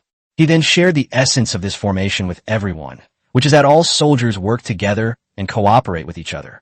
These veterans were all seasoned veterans of the battlefield, and they learned quickly. When Xiao Long asked them to demonstrate immediately, they cooperated very well, with only a few people struggling to keep up. But this exceeded his expectations, and he believed that after practicing a few more times, there would be no problem. Holy crap, so that's how you use this thing. It looks pretty powerful. After the demonstration, an old soldier gained a new understanding of the bamboo pole in his hand. That's right. Once these things are set up in formation, the enemy won't be able to get close. Even if they do, they'll definitely have several holes in them. Many soldiers were talking about this formation, and most of them gave it high praise. Xiao Long knew that the formation was not perfect. It would be even more perfect if it were equipped with heavy armor and archers. This is only because the conditions are limited at present. When the conditions are right, he decided to build a heavily armored phalanx, which would be absolutely invincible. Xiao Long and Zhao Hu led their respective men in several drills. Xiao Long, seeing that it was getting late, urged them to set off. The veterans continued their discussion as they walked, while Xiao Long returned to the carriage to continue his nap. The weather changed in the afternoon. A cold wind howled incessantly, occasionally scattering snowflakes, and the temperature suddenly became extremely cold. Meanwhile, the bandits of Black Wind Pass were hiding in the woods, trembling with fear. They arrived in the morning and hadn't eaten lunch. They were all so hungry they were seeing stars. With the cold wind blowing fiercely, every minute felt like torture. Damn it, they're still not here. I've been waiting for this day to come. Some bandits started complaining, while others jumped around on the spot because it was so cold. Old Feng and his 2 companions, who were on the rocks halfway up the mountain, were also feeling quite cold. This place is called Black Wind Pass, and the wind here is exceptionally strong, so strong that it's hard to even open your eyes. They were extremely anxious, estimating that Xiao Long and his group should have arrived long ago, but they hadn't seen a single person yet. It's getting dark, are they not coming? Suddenly, the pale-faced scholar slapped his thigh. Oh no, I forgot to tell them about Miss Meng Yao. His reminder made Lao Feng and Lao Tian realize the truth, and they broke out in a cold sweat. If Miss Meng Yao is accidentally injured, all 3 of them will die. Old Tian then rushed down the mountain to inform Hu Kuei and the others. At this moment, figures began to appear on the official road in the distance, followed by a group of 300 or 400 people. It was Xiao Long and his group. Your Highness, something's not right. Suddenly, a lean and wiry veteran ran over from the front of the line and found Xiao Long. Something's not right. Tell me. The skinny old soldier pointed to the Black Wind Pass ahead and said, Your Highness, listen, there are crows cawing ahead. It's deep winter now, and the tiger crow's natural enemies have all flown south. The fact that it's making this startled cry means there's some danger under its nest. The skinny old soldier made a good point, but Xiao Long felt that this didn't prove anything. Maybe it was some larger wild animal, such as a black bear, tiger, leopard, or even a wild boar. Maybe it's a black bear. There's something wrong with that. Xiao Long was convinced of his point of view. What could a single bird's call prove? The skinny veteran was very certain. No, Your Highness, I don't think it's black bear. The tiger crow is very intelligent. It can distinguish what animals are in the forest. It usually doesn't make noise. I think it might be because of people. Tiger crows are very disgusted by people. When I was a child, my dad and I went hunting in the mountains. We hated it the most. When it called out, a lot of our prey would hide. After his explanation, Xiao Long believed him to a large extent. He stood in front of the carriage, looked at the terrain ahead, and immediately dropped to a small percentage. The official road ahead was not very wide, with a cliff on one side and a steep slope on the other. Even the most foolish bandits wouldn't choose such a place. Even a narrow official road doesn't allow for much maneuvering. Is it possible that someone is hunting in the mountains? That it's possible that, just like the old soldier said, there might be hunters hunting in the mountains. The skinny veteran frowned and thought for a moment. That's possible, but I still feel something is definitely not right. Perhaps it was the persistence of the skinny old soldier that moved him. Plus, Xiao Long wasn't one to argue. So they called Xiao Long over. Send a few scouts to check the hillside ahead. Have the troops advance slowly and remain vigilant. Xiao Long responded and left. Under his instructions, the two scouts quickly made their way up the Black Wind Pass hillside. The entire team's advance speed was reduced by half, and they waited for news from the scouts. The two scouts, panting heavily, reached the hillside at Black Wind Pass and crept up the slope one after the other. This scene was witnessed by Hu Kuei and his men, who were hiding in the woods. Because the two scouts were still quite a distance from where they had reached the hillside, there was currently no risk of them being exposed. If they try to get any further forward, then who knows? Please don't come any closer. This mission was too important. The Red Lotus envoy was not someone he could afford to offend. If things go wrong, I might not be able to save my own life. The two scouts searched the hillside, but found nothing. They walked a little further and arrived at the ambush position where Hu Kuei and his men were lying in wait. Seeing the two scouts climbing up the hillside, Hu Kuei's heart nearly jumped out his chest. If discovered, this operation will have completely failed. Several archers beside him drew their bows and aimed at the two scouts. Let it go. Hu Kuei was so anxious that beads of sweat the size of soybeans appeared on his forehead. He quickly and quietly signaled to them not to make a move. Perhaps because I was wearing too warm clothes, I felt very hot and tired after running a few laps. The two scouts stopped and peered up. Finding nothing amiss, they turned and left. Seeing the scout turn around, Hu Kuei breathed a sigh of relief, and his tense nerves relaxed. The two scouts waved their hands to indicate that everything was normal, and Xiao Long ordered the team to advance at full speed. He felt relieved and crawled into the carriage to lie down. He was a little sleepy, but he just couldn't fall asleep. Thinking and thinking. Suddenly, Xiao Long thought of a terrifying scene. If the bandits were to actually lie in ambush on this hillside and launch a surprise attack, if they charged down with spears or forked branches, their entire group would surely be swept off the cliff. If the bandits were clever enough, they could knock down a few large trees before and after they entered their designated position, leaving them with no chance of escape. The more Xiao Long thought about it, the more frightened he became, and he sat up in fright. Although the scouts ahead indicated it was safe, the words of the thin, old soldier made Xiao Long wary. They drew back the carriage curtains and summoned Xiao Long and Zhao Hu. Keep the troops on alert in case there is an ambush on the right side of the hillside. They obeyed Xiao Long's orders without hesitation. When the order reached the ears of each veteran, they showed no resistance whatsoever. The veterans switched all their shields to the right side and kept a close eye on the situation on the right hillside. As he gradually reached the ambush position, Hu Kuei's heart pounded wildly once again. Success or failure hinges on this moment. He was so excited his legs were trembling. Kill the duck. At Hu Kuei's command, all the bandits who had been lying in ambush in the woods emerged. Kill the duck. Kill the duck. They roared and charged down the hillside. The archers also fired their arrows immediately. The sudden enemy attack seemed to be expected by the veterans. The moment the battle cries rang out, they raised their shields. Then the ranks began to close in, one shield pressed against another, so tightly that not a single arrow could penetrate the shield wall. The veterans on the right squatted down, then aimed their bamboo poles and spears at the hillside. The veterans in the second rank placed their bamboo spears on the shoulders of the veterans in the first rank, with the ends of the bamboo poles touching the ground, which were then held in place by the feet of the soldiers in the third rank. This is the defensive formation that Xiao Long taught them at noon, mainly used to deal with enemy cavalry charges. Just as the bandits swarmed down, the group of veterans quickly formed a defensive formation. When the bandits saw the sharp bamboo poles pointed at them, a sense of foreboding rose in their hearts. A sense of impending death followed. Now they couldn't stop. Propelled down the hillside, they watched helplessly as the bamboo pole pierced their chests. One after another, screams erupted, and some bamboo poles even had 2 corpses skewered on them like candied hawthorns. Some bandits who were lucky enough to be blocked by those in front and not get pricked by the bamboo poles weren't much better off. They were greeted by bamboo poles and spears from the 3rd row of veterans. Although this bamboo spear is not as sharp as a spear with an iron head, it is still quite painful to pierce a person's body. The bandits rushed down the hillside in a huge swarm, intending to use the momentum to push some of the veterans off the cliff. Unexpectedly, instead of hitting the enemy, they found themselves uncontrollably crashing into the bamboo pole. Seeing this, Hukue was dumbfounded. His brothers fell one by one, and the enemy didn't even get a hair on their head. There's no other way now. We can only hope to win by outnumbering the enemy. The thought of receiving a reward of 50,000 taels of silver for completing the mission and killing the King of Chu was incredibly appealing. It doesn't matter if all these brothers die. As long as we have money, we can have as many men as we want. The King of Chu is in that carriage ahead. Everyone, charge at the carriage. Whoever kills the King of Chu will be rewarded with 10,000 taels of silver. He couldn't care less about anything else now. All he cared about was the death of the King of Chu.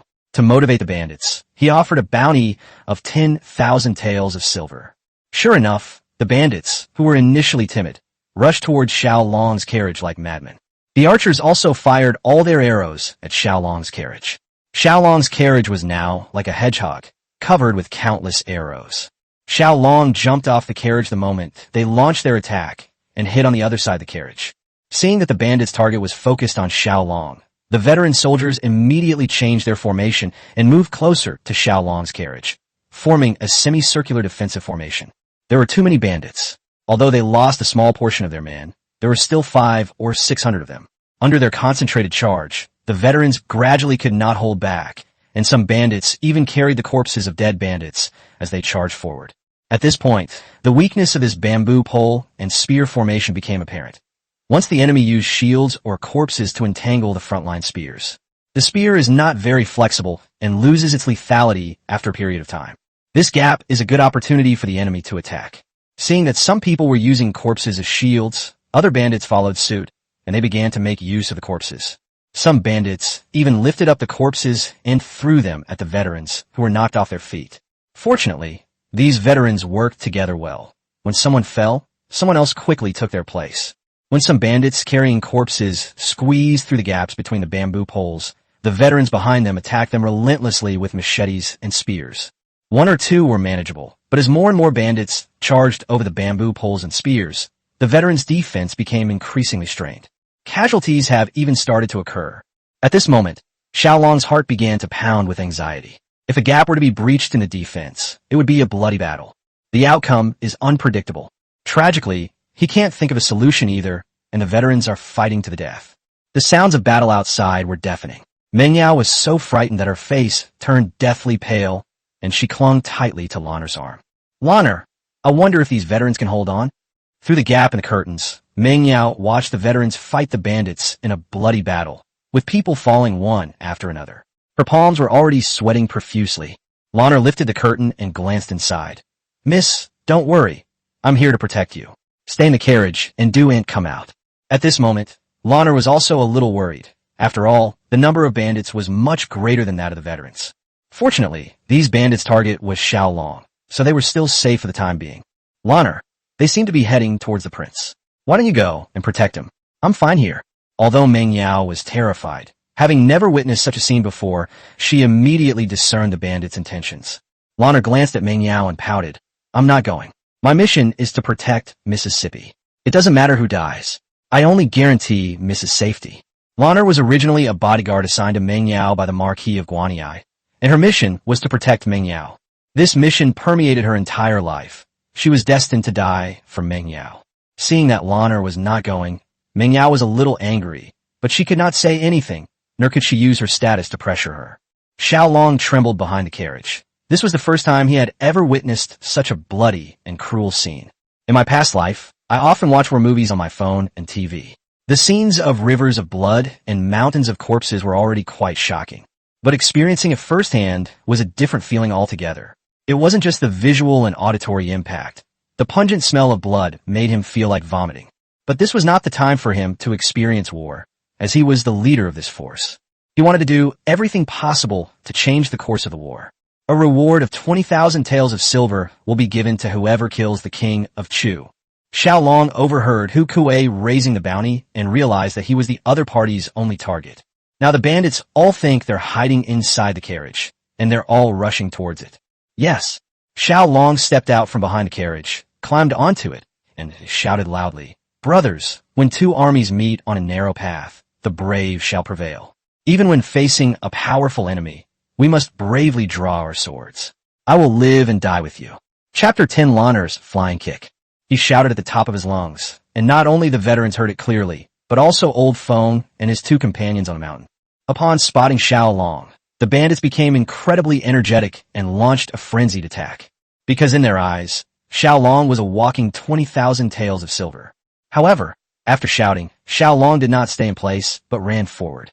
"Brothers, these bandits are wolves that plague the area. The best way to deal with wolves is to kill them all." When the bandits saw him run ahead, they all rushed forward in a swarm. The veterans who had been near the carriage were suddenly relieved of their pressure and quickly dealt with the remaining bandits. When the bandits were lured to the front, Xiao Long used the same trick again and ran to the back. At this moment, Xiao Long was like the leader of a bar's atmosphere building team, yelling a few times here and a few times there. The bandits kept running around, and they never really put much pressure on the veterans. However, they always leave behind several corpses with each attack. Damn it, King Chu is such a bastard. Hu Kuei saw everything he did and understood Xiao Long's intentions. Concentrate your attack on the chariot. Don't let him slip around. Hu Kuei's hoped that anxiously. But these bandits were blinded by money and wouldn't listen to Hu Kuei's orders. "Big brother, I'm going to chop that bastard up." The one-eyed second-in-command had been itching to get back to work. If Hu Kuei hadn't been holding him back for fear of getting into trouble, he would have already grabbed his axe and charged forward to fight. Hu Kuei didn't say anything, just watched as the second-in-command went down the hillside. The second-in-command was burly, over 1.8 meters tall, the type many modern girls like, but unfortunately he was one-eyed. He carried two large axes. If he had a full beard, he would look exactly like Black Whirlwind. However, this second-in-command was a ruthless man. As soon as he came down the mountain, he charged into the bamboo pole and spear formation. He swung his double axes and smashed a bamboo spear to pieces with the two large axes. The broken bamboo pole drooped down, rendered useless. Then he swung his axe and pushed aside another bamboo pole and spear, creating a gap wide enough for one person to pass in front of him. He immediately exerted force with his feet, charged into the formation, and swung his axe down. The veterans' rattan shields were no match for him, and one veteran was instantly fell to the ground. "Everyone, charge with me. Ignore that kid for now. Break through this group of old men, and that kid won't get away." The second-in-command was hacking away while shouting. With the addition of the second-in-command, the bandits' morale soared, and they followed behind him, unleashing a fierce barrage of attacks. With each swing of the axe, an old soldier fell, though brave veterans came to his place. But nothing could stop the second-in-command's advance. Since the start of the fighting, the veterans have suffered virtually no casualties, but in just a short time, 7 or 8 veterans have been killed. Seeing that the second-in-command was about to break through the formation's defenses, Xiao Long was at his wit's end. He couldn't just abandon everyone and run away. He would rather die than do something so shameful. Watching the veterans fall one by one, Xiao Long's heart was bleeding. Meanwhile, Lao Feng and his two companions, who were watching the battle from halfway up the mountain, were discussing the situation on the battlefield. Old Tian pointed at the second-in-command and nodded. "This kid is not bad. He finished fighting a long time ago, so it wouldn't have dragged on until now." Old Feng, however, didn't take it seriously. "Shah, I don't think they can kill the king of Chu. Look how many bandits there are, more than 300, about the same number as the enemy. They can't possibly win. These veterans have crawled out of piles of dead bodies on the battlefield. Don't underestimate them." The pale-faced scholar, who had been mostly silent, suddenly spoke up. "It seems we need to find another way. This king of Chu is a bit strange." Old Tian and Old Feng exchanged a glance, their faces showing confusion. "Why do you say that?" The pale-faced scholar pointed down the mountain. "Hu Kuei's plan is not bad. although it has some shortcomings. Normally, it could easily deal with this group of people, but the current situation is all because of that strange bamboo pole. When the pale-faced scholar pointed out the key point, the two immediately understood his meaning. No wonder the crown prince wanted to kill him. Such a person is indeed a terrifying opponent. The pale-faced scholar muttered to himself. It was unclear whether he was speaking to the two of them or to himself. At this moment, the battle down the mountain was extremely fierce. The second-in-command had broken through the first line of defense of the veterans and was dealing with the siege of dozens of veterans with ease. With the influx of other bandits, the formation could collapse in an instant. Once the formation collapses, this place will become a meat grinder. In a situation where the numbers are roughly equal, the veterans might win, but it would be a Pyrrhic victory. Xiao Long had already picked up a worn-out machete with a serrated edge, and he was ready to join the battle. In his previous life, he enjoyed free fighting, but it wasn't very useful on this battlefield. Unfortunately, this body wasn't particularly strong, and his power was quite poor. Just then, suddenly, a beautiful figure rushed over, stepping on the old soldier's shoulders. It's Xiao Lan. At Meng Yao's pleading, Xiao Lan finally took action. With graceful and unrestrained movements, she approached the second-in-command, her sword flashing as she thrust it through the gap between his two axes, striking him squarely in the throat. As he drew his sword, he leaped onto the old soldier's shoulder and gracefully returned to Meng Yao's carriage. However, the second-in-command, who had been stabbed, dropped his double axes, and a gush of blood spurted from his throat. The second-in-command stared wide-eyed, stunned for a few seconds, and then suddenly fell backward. This scene was completely unexpected by everyone. A beautiful young woman swiftly and gracefully assassinated the valiant second-in-command. It was truly astonishing. When the other bandits saw that their leader was dead, they were terrified and dared not charge. They dropped their weapons and ran up the mountain. Even the veterans were stunned for a few seconds before they launched a counterattack against the other bandits. My goodness, this little girl is amazing. You bet. I was wondering what had just swatted over my head. Turns out it was a female knight-errant. It startled me.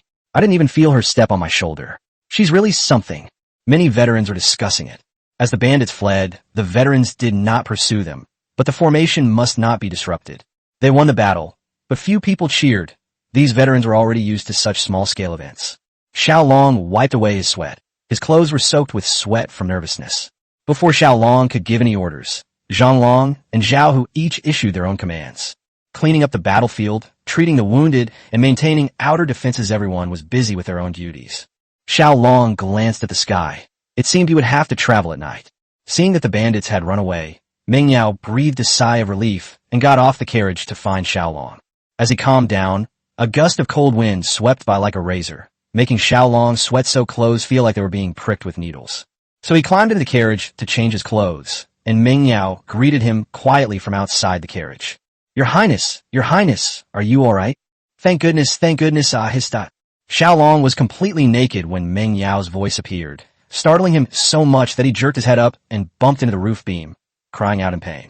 Looking at the carriage covered in thorns like a hedgehog, Meng Yao was already worried about whether Xiao Long was injured.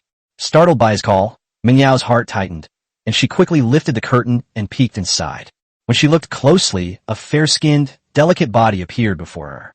When she realized what it was, her face flushed instantly.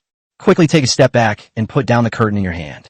Meng Yao stood there stunned, not letting out a scream, because the scene was too sudden and she was completely bewildered. Xiao Long, too, was in pain from the impact and was rubbing his head when Meng Yao's upper body suddenly leaned in. Xiao Long was also stunned and stood there for 3 seconds before subconsciously covering himself. He and Meng Yao looked into each other's eyes, and the instant their eyes met, they quickly looked away as if they had been electrocuted. Meng Yao lowered the curtain and left, and Xiao Long quickly put on his dry clothes. When he got out of the car, he found Meng Yao still standing there in a daze. Her face was as red as if she were drunk, and her eyes were empty and lifeless. Xiao Long leaned forward and asked in a low voice, Miss Gongsun? Ah! Startled awake by Xiao Long's shout, Meng Yao let out a scream like a pig being slaughtered. This sound was so loud it shook heaven and earth, and the busy veterans all stopped what they were doing and turned to look at Meng Yao. The veterans, unaware of the truth, all had a big question mark above their heads. Xiao Long smiled awkwardly and waved his hand, indicating, it's all right. Everyone go about your business. This scream really embarrassed Xiao Long, because he sensed a strange look in the eyes of the veterans. The veterans who didn't know the truth all thought that Xiao Long had done something to Meng Yao. Otherwise, why would Meng Yao be screaming so miserably? However, just as he turned around to say something to Meng Yao, suddenly I felt myself being lifted into the air, followed by a violent impact on my back. Then he fell face first to the ground, a classic case of dog eats shit. Xiao Long didn't see Lanner's flying kick. If he had recorded a video of it and posted it on Douyin, it would definitely have gone viral. He would have liked, saved, and followed it. Because this flying kick was both elegant and graceful, with maximum force, angle, and damage effect. Ouch, tui tui. A mournful cry escaped his lips, his mouth filled with the taste of dirt. Tell me, what did you do to our young lady? Before he could react, another sharp pain shot through his back as Lanner stomped hard on Xiao Long's back. Still shaken, Meng Yao watched as Xiao Long took off and landed right before her eyes, while Lanner stood on Xiao Long's back and questioned him. This scene completely terrified Meng Yao. Xiao Long was the Prince of Chu, or, at the very least, a prince, yet he was trampled underfoot by Lanner. If this is investigated, even the Marquis of Guanyi, Gong Sunba, will be implicated. Lanner, stop right now. Meng Yao's face turned deathly pale with fright. She hadn't been this scared, even when the bandits were about to break through the defenses. Lanner, what are you doing? He's a prince. Your Highness, are you alright? Let me help you up. Meng Yao rushed up and pushed Lanner away, then grabbed Xiao Long's arm and pulled him up. Although what just happened wasn't as powerful as Meng Yao's shout, many people nearby noticed it, and even Zhao Hu ran over. Your Highness, are you alright? Lanner's kick was quite heavy. Xiao Long felt a burning pain in his back and couldn't straighten his back. Supported by Meng Yao and Zhao Hu, Xiao Long waved to Zhao Hu, I'm fine, you go ahead and get busy, so we can get on our way when you're done. Zhao Hu nodded and turned to get busy. As soon as he left, Xiao Long's center of gravity shifted towards Meng Yao, and Meng Yao quickly grabbed his arm tightly. Suddenly, I felt a soft, elastic touch on my arm. Lanner, hurry up and help me support him. Meng Yao's tone was slightly angry. She felt that Lanner was too reckless. If she hurt the prince, their sins would be enormous. Lanner was somewhat reluctant, but she stepped forward and grabbed Xiao Long's arm. Whether Lanner did it on purpose or not, she gripped Xiao Long's arm very tightly, making it ache. One side offers a soft touch, the other brings pain. The fates of the two arms are vastly different. Your Highness, please sit here for a while. Meng Yao helped him sit down on a rock by the roadside. Lanner, why are you so reckless? This is the second time. There must be no next time. Apologize to the prince now. Meng Yao scolded Lanner while patting the dirt off Xiao Long's body. Miss, were you bullied by him just now? Even if he is a prince, if he dares to bully you, I will beat him up without hesitation. Lanner didn't even glance at Xiao Long. In her eyes, Xiao Long was just a lecherous playboy, not worthy of her attention. Meng Yao glared at Lanner with a dark expression. What nonsense are you talking about? When did the prince bully me? Quickly apologized to the prince. If he didn't bully Miss, why did she scream so loudly? Lanner crossed her arms, turned to the side with her chin slightly raised, and looked defiant. Xiao Long found it somewhat amusing to watch the two women arguing endlessly. The two beauties had contrasting personalities. One was gentle and kind, while the other was domineering and persistent. Their clashes were truly fascinating. 3 was just scared by those corpses. You can ask the prince if you don't believe me. When Lanner asked about the reason for the shout, Meng Yao instantly pictured a fair-skinned, naked young man. Her face flushed red, and she stammered for a long time before pointing at the corpse next to her and lying. Lanner noticed her unusual reaction, and her face was filled with disbelief. Is that so, miss? Is that really the case? In Lanner's mind, she imagined a different scene and slowly moved closer to Meng Yao and whispered. Looking at Lanner's mischievous grin, Meng Yao's face turned even redder all the way to the back of her ears. Of course it is. I've already told you. You can ask the prince if you don't believe me.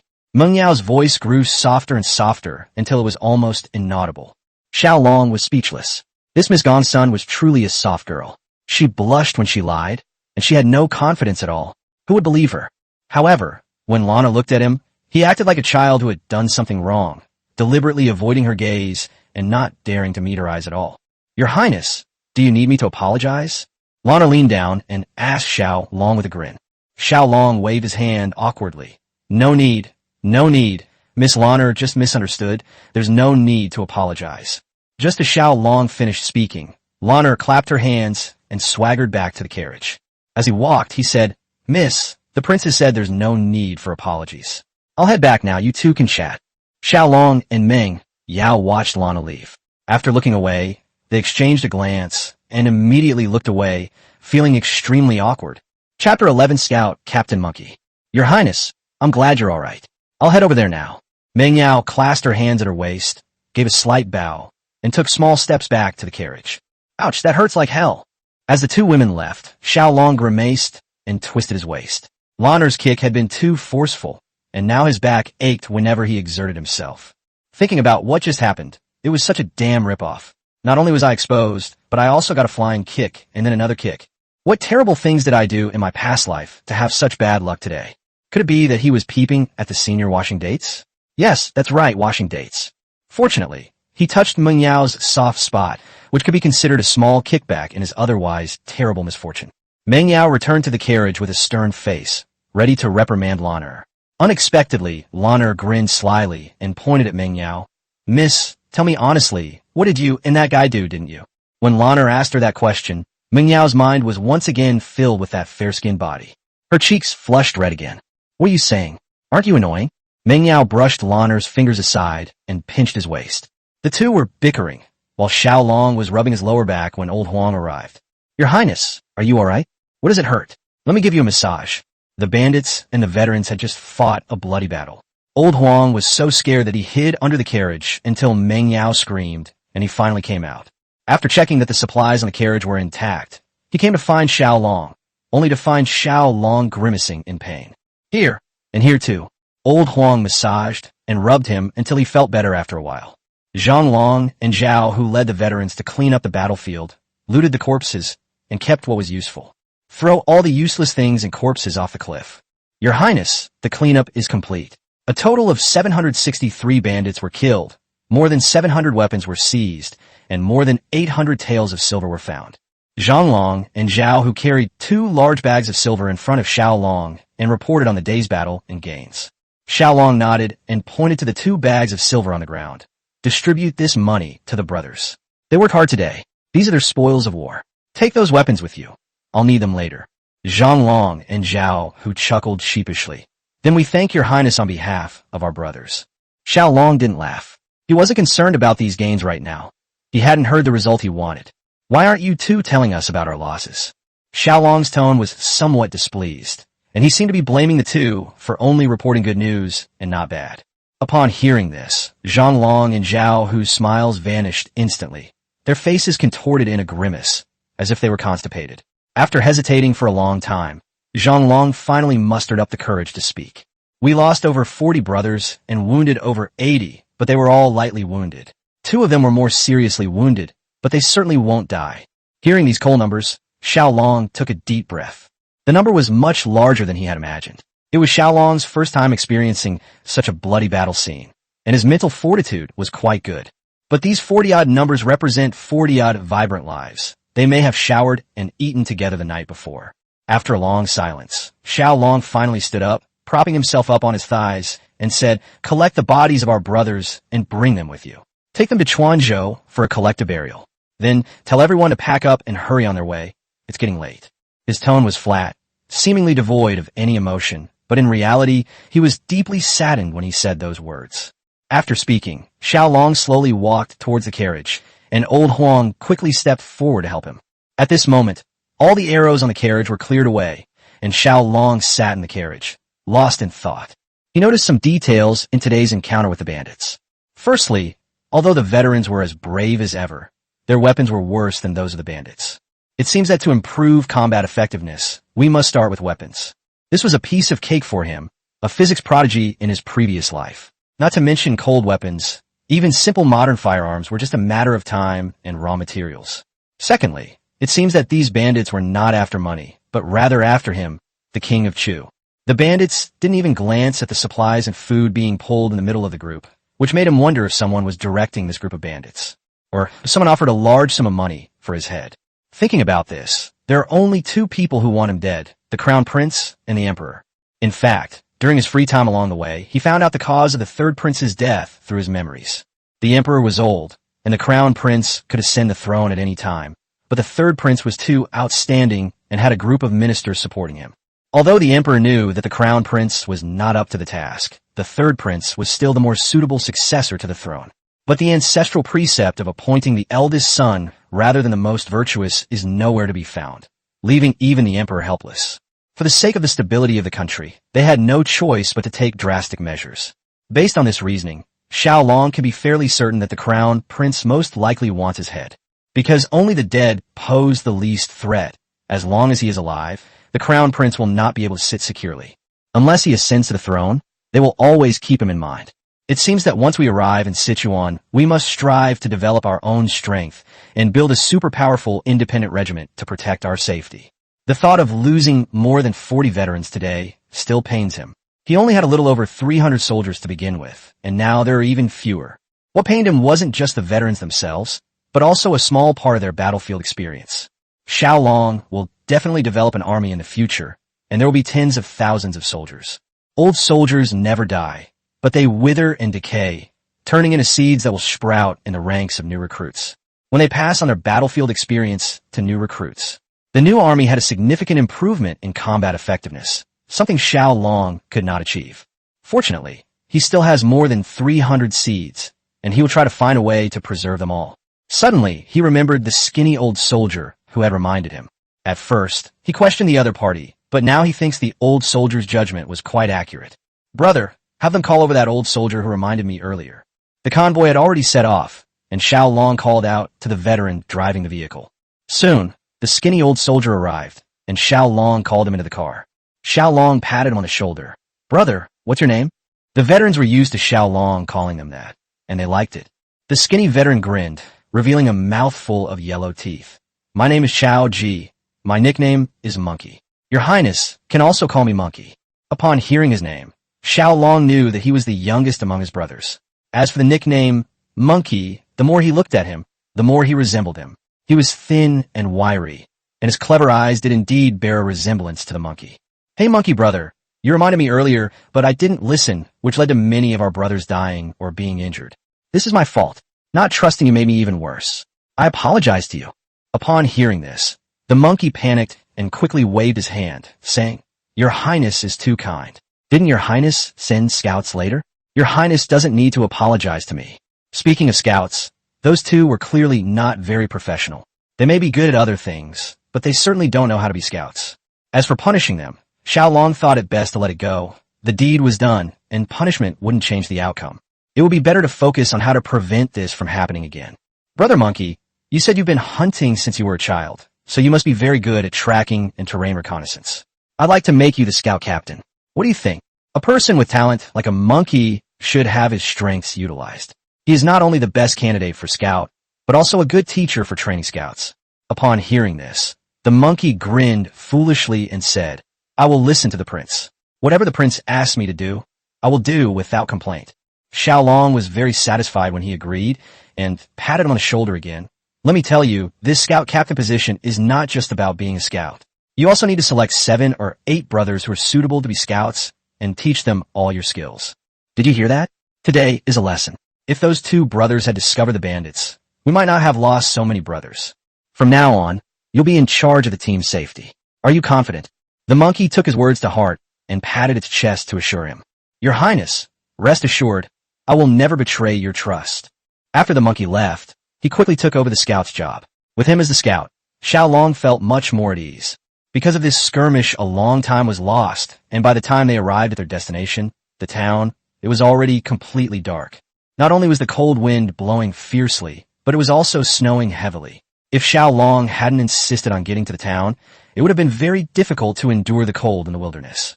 He asked Lao Huang to take some people to town to buy some wine and a few pigs. The soldiers had worked hard today, and there were also wounded soldiers. The veterans needed to replenish their strength. They even found a doctor to examine the 2 seriously wounded veterans and prescribe medicine. The veterans gathered around the campfire, eating meat and drinking wine. Today, each of them received a bonus of more than 2 ounces of cash, and they were overjoyed. "Hee, I told you that coming to Chuanzhou with the prince was the right decision. We've had Aleokaniat meat for several meals now, and we even get a total bonus. In the Shitai camp, we didn't even get 2 taels of silver in a year. That's right. The prince has treated us so well. I will repay the prince with my life." The veterans ate, drank, and chatted with great enthusiasm, while Xiao Long had no such mood. He took a shower and went to bed early. There are many things that happened today that he needs to process. When Xiao Long arrived in town, Lao Feng and the other two had just returned to the bandits' stronghold at Iron Pot Mountain. Hu Kuei was squatting on the stone steps at the entrance of the Hall of Righteousness, lost in thought, while the scarred third leader was counting the number of people. When Lao Feng and the others came over, Hu Kuei patted the snow off his shoulder and stood up. He walked towards the three men with a blank expression. He said coldly, "My lords, I, Hu Kuei, have failed in my duty and am willing to accept punishment. Since following the Red Lotus envoy, Hu Kuei has indeed reached the pinnacle of his life. After years of being bandits, their largest force numbered only a little over 100, but now, with the support of the Red Lotus envoy, they have grown to over 1,000. Moreover, he was a powerful figure in the area. In the underworld, Hu Kuei was known as the top bandit leader.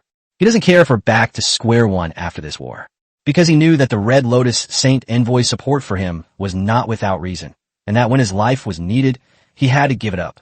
This was the first time in years that he had received a mission from the Crimson Lotus envoy, but he botched it. Based on his understanding of the Crimson Lotus envoy, if he couldn't complete the mission, he naturally had no reason to live. Therefore, he was unusually humble in front of Lao Feng and the other two. What punishment? What punishment? Who said we were going to punish you? We three brothers are cold and hungry. Go get us some food. Old Feng, somewhat impatient, reprimanded him. Upon hearing this, Hu Kuei was overjoyed and bowed obsequiously, saying, Good. Gentlemen, please go inside and take shelter from the snow. The food and wine will be served shortly. Inside the Hall of Righteousness, Lao Feng and his two companions, along with Hu Kuei and the third leader, sat together at a table. After a few drinks, Old Feng felt much warmer and picked up a piece of meat, chewing it. Hu Kuei carefully held up his wine glass and said, My three envoys, thank you for not punishing me. I would like to offer you a toast. Hu Kuei was about to drink first as a sign of respect, but Lao Feng reached out and pressed down on his wrist. We won't punish you because we feel that it's not that you did a bad job today, but that this King of Chu is a bit strange. Old Tian nodded and added, We feel sorry for you seeing so many brothers you've lost. It's not fair to punish you. Don't worry. We will definitely tell the truth in front of the Holy Envoy, and I believe the Holy Envoy will not punish you.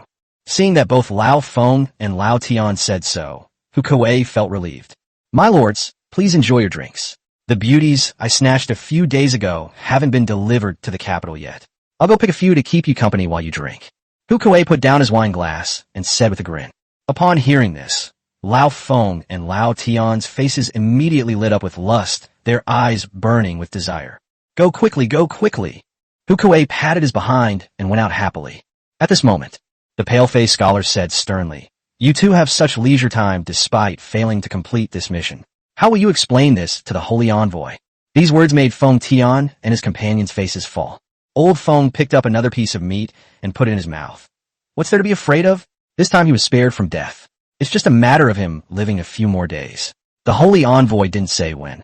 So what if it's a little later? That's right, and it's not our fault. This King of Chu actually blocked so many people's attacks with his broken bamboo pole. Who would have thought? Next time, we could just find someone to kill him. After Lao Tian finished speaking, Lao Feng nodded in agreement. That's right. Old Tian and Old Feng, working in unison, left each other speechless. In a fit of anger, Old Tian snorted and stormed out. Seeing the pale-faced scholar leave in anger, the two of them exchanged a glance and looked at the direction he left with disdain. Old Feng, working with that brat Sima, is so boring. He always has that sour face. Who's he think he is? Pa. Neither of them liked this pale-faced scholar named Sima and Old Tian spat at the end of his sentence. Old Feng added, That's right, it's like someone whose mother has died. With a mournful face, it looks so unlucky. Soon Hu Kuei arrived with 3 women. These women were hot and beautiful, and immediately caught the eyes of the 2 men. Please enjoy your drinks, gentlemen. Call me if you need anything. Hu Kuei didn't say much, and after leaving the gate, he thoughtfully closed it behind him. Soon, all sorts of strange sounds came from the Hall of Righteousness. Amidst the wind and rain, Sima was alone in his room drinking tea. He kept replaying the scene of today's battle in his mind. Today's result was completely unexpected. 1,000 or so men were fighting against more than 300 old and frail veterans, and the situation was surprisingly one-sided. Besides the most eye-catching bamboo poles and spears, the veterans' teamwork was the most crucial element. Several times the bandits were about to break through the defenses, but the veterans who came to reinforce them blocked them each time. He thought to himself that it seemed unlikely that the mission could be accomplished by using the bandits' method of frontal attack. We must change our strategy. Sima Yi was deep in thought, while the crown prince, far away in the capital, had lost much interest in whether or not to kill Xiao Long. Even Ming Yao, who had been thinking about it day and night, hadn't considered it these past few days. Chapter 12. Ushering in an era of peace for all generations. The crown prince had been in a good mood these past few days, but he was also tired from dealing with various memorials and official documents every day. These were originally matters for the emperor, but ever since the emperor was angered into fainting by the Marquis of Guanyi a few days ago, he has remained unconscious. These tasks fell to him, the crown prince. Fortunately, he had the help of the two prime ministers, otherwise he would have been exhausted. The emperor's coma is a good thing for the crown prince. If he were to die, it would be an even greater blessing. Ordinary people would weep bitterly when their father dies, but for a prince who has been the crown prince for many years, wouldn't the death of his father be a blessing from heaven? That day, the crown prince was warming himself by the fire and drinking wine in his palace, his lewd face occasionally flashing a sly smile. He was fantasizing about how he would satisfy his desires after he came to power. He even considered sending troops to attack northern Liang, because the most beautiful woman in the world was Princess Suqiu of northern Liang. With the most beautiful woman in the world, what is that second-hand Gongsun Mengyao? In his eyes, Mengyao must have already been taken by Xiao Long after following him to Chuanzhou. Although he didn't care much, the thought of ascending the throne soon made him think about his ultimate goal, Princess Suqiu. Just as he was lost in his fantasies, the Crimson Lotus envoy, dressed in a charming and alluring manner, pushed open the door to the palace. The scorching air and the chill outside clashed and intertwined, instantly creating a misty atmosphere. The Crimson Lotus envoy emerged from mist, like a fairy with an ethereal aura, but after a few steps, her swaying hips, swinging arms, bouncing breasts, and especially her alluring eyes, transformed her from a fairy into a vixen. As the Crimson Lotus envoy slowly approached, a surge of lust rose in the prince's lower abdomen. He longed to pounce on the vixen and subdue her immediately. Your Highness, you should think this through carefully. Don't forget our agreement. Seeing that the prince's hand seemed to be about to undo his belt, coupled with his eyes burning with evil intent, the Crimson Lotus envoy immediately guessed the crown prince's thoughts, but that was all she said. The prince's eyes, which had been burning with rage, immediately dimmed, and he seemed to still have some lingering fear in them. What brings you here? His mood was dampened, and the crown prince's tone became somewhat stiff. The Crimson Lotus envoy did not answer immediately, but instead raised her buttocks and sat half-sitting on the table opposite the crown prince. She lifted her long, beautiful legs and placed them on a chair beside her, unbuttoning 2 buttons at her neck, revealing a patch of snow-white skin on her chest. It's warmer here at the crown prince's place. Can I come and warm myself by the fire? The captivating voice and alluring movements made the prince's eyes pop out. But he knew that this was Holian's doing, so he suppressed his anger and tried his best to remain calm. Seeing that the crown prince ignored her, Holian had no choice but to get down to business. The messenger who was sent to kill the king of Chu has sent word that Hu Kuei of Black Bear Ridge has failed. Upon hearing this, the crown prince immediately sat up straight, his eyes wide with disbelief. What? More than 1,000 people can't handle 300 or so old and weak people. Was Hu Kuei good for? The thought of Xiao Long stung the crown prince's heart, and he was now filled with rage.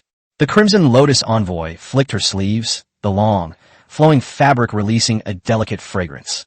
Your Highness, don't be so angry. I heard that the king of Chu gave each of those veterans a long bamboo pole, along with some rattan armor and shields, and they managed to kill 600 or 700 of Hu Kuei's men. Hu Kuei's defeat was not unjust.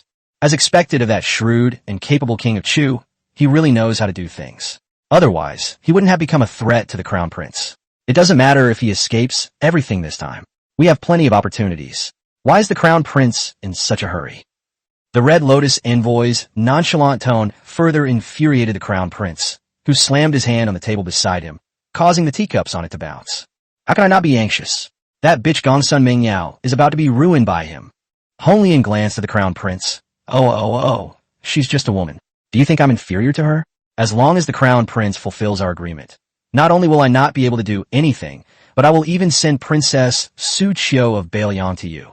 The crown prince glared at the holy envoy of the Red Lotus, then hesitated to speak. He took an impatient sip of tea, spat the tea foam into the brazier, and soon a wisp of smoke rose up. Is this old codger really dead or not? He's just hanging on by a thread, and that's keeping me hanging on too. He's been the crown prince for over 10 years, and he's still hanging on like this. To fulfill the promise made to the Crimson Lotus envoy, the first step is to ascend to the throne. The thought of the unconscious emperor made the crown prince furious. He didn't want to wait even a day longer. When the emperor was mentioned, the Crimson Lotus envoy put away her charming face and spoke seriously. Has your highness noticed anything unusual about the sixth prince lately? The crown prince was taken aback. Why was the sixth prince suddenly mentioned? What's wrong with Lao Lu? Hasn't he been reading and writing all this time? Hong Liansheng used her hand to fan her neck. Recently, the group that originally supported the Prince of Chu seems to be getting very close to the sixth prince's people. They even held a banquet at the sixth prince's residence a few days ago. If your people didn't deliver the message, they might already be dead or have been turned. Upon hearing this, the crown prince's face turned ashen. If sixth prince also wants to get involved, then don't blame me for making you follow in third prince's footsteps. That's right. The crown prince has finally regained his senses for a while, so the king of Chu is no longer a threat. There's no need to worry. My men will keep an eye on him, and he'll die sooner or later as long as he gets the chance. Our main goal right now is to clear all obstacles, get into that position, and then it will be our time to shine. The crown prince wasn't stupid. He knew what was important and what was urgent. Now that the sixth prince had suddenly appeared, he had to deal with him first.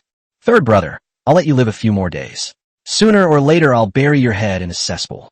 The prince's fists clenched so tightly they cracked, while Xiao Long sneezed repeatedly. Achoo, achoo. Xiao Long burst into tears. Life without toilet paper was truly inconvenient. He pulled a handkerchief from his pocket, wiped his face, then looked at it with disdain and wanted to throw it away. Your Highness, is someone thinking of you? Ming Yao suddenly appeared. She covered her mouth with one hand, chuckling to herself, and offered her handkerchief with the other. Xiao Long hesitated for a moment, but still accepted it. Who else would miss me besides my mother? As soon as he finished speaking, he immediately thought of someone who was definitely the one who wanted to kill him the most. No, there's someone else who misses me. I wonder if Miss Gong's son can guess who it is. He squinted, but a cunning glint still shone through his eyes, and the smile at the corner of his mouth betrayed him.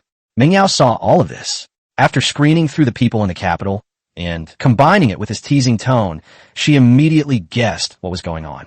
I bet the person your highness is referring to is the crown prince, isn't he? Xiao Long grinned. Ha!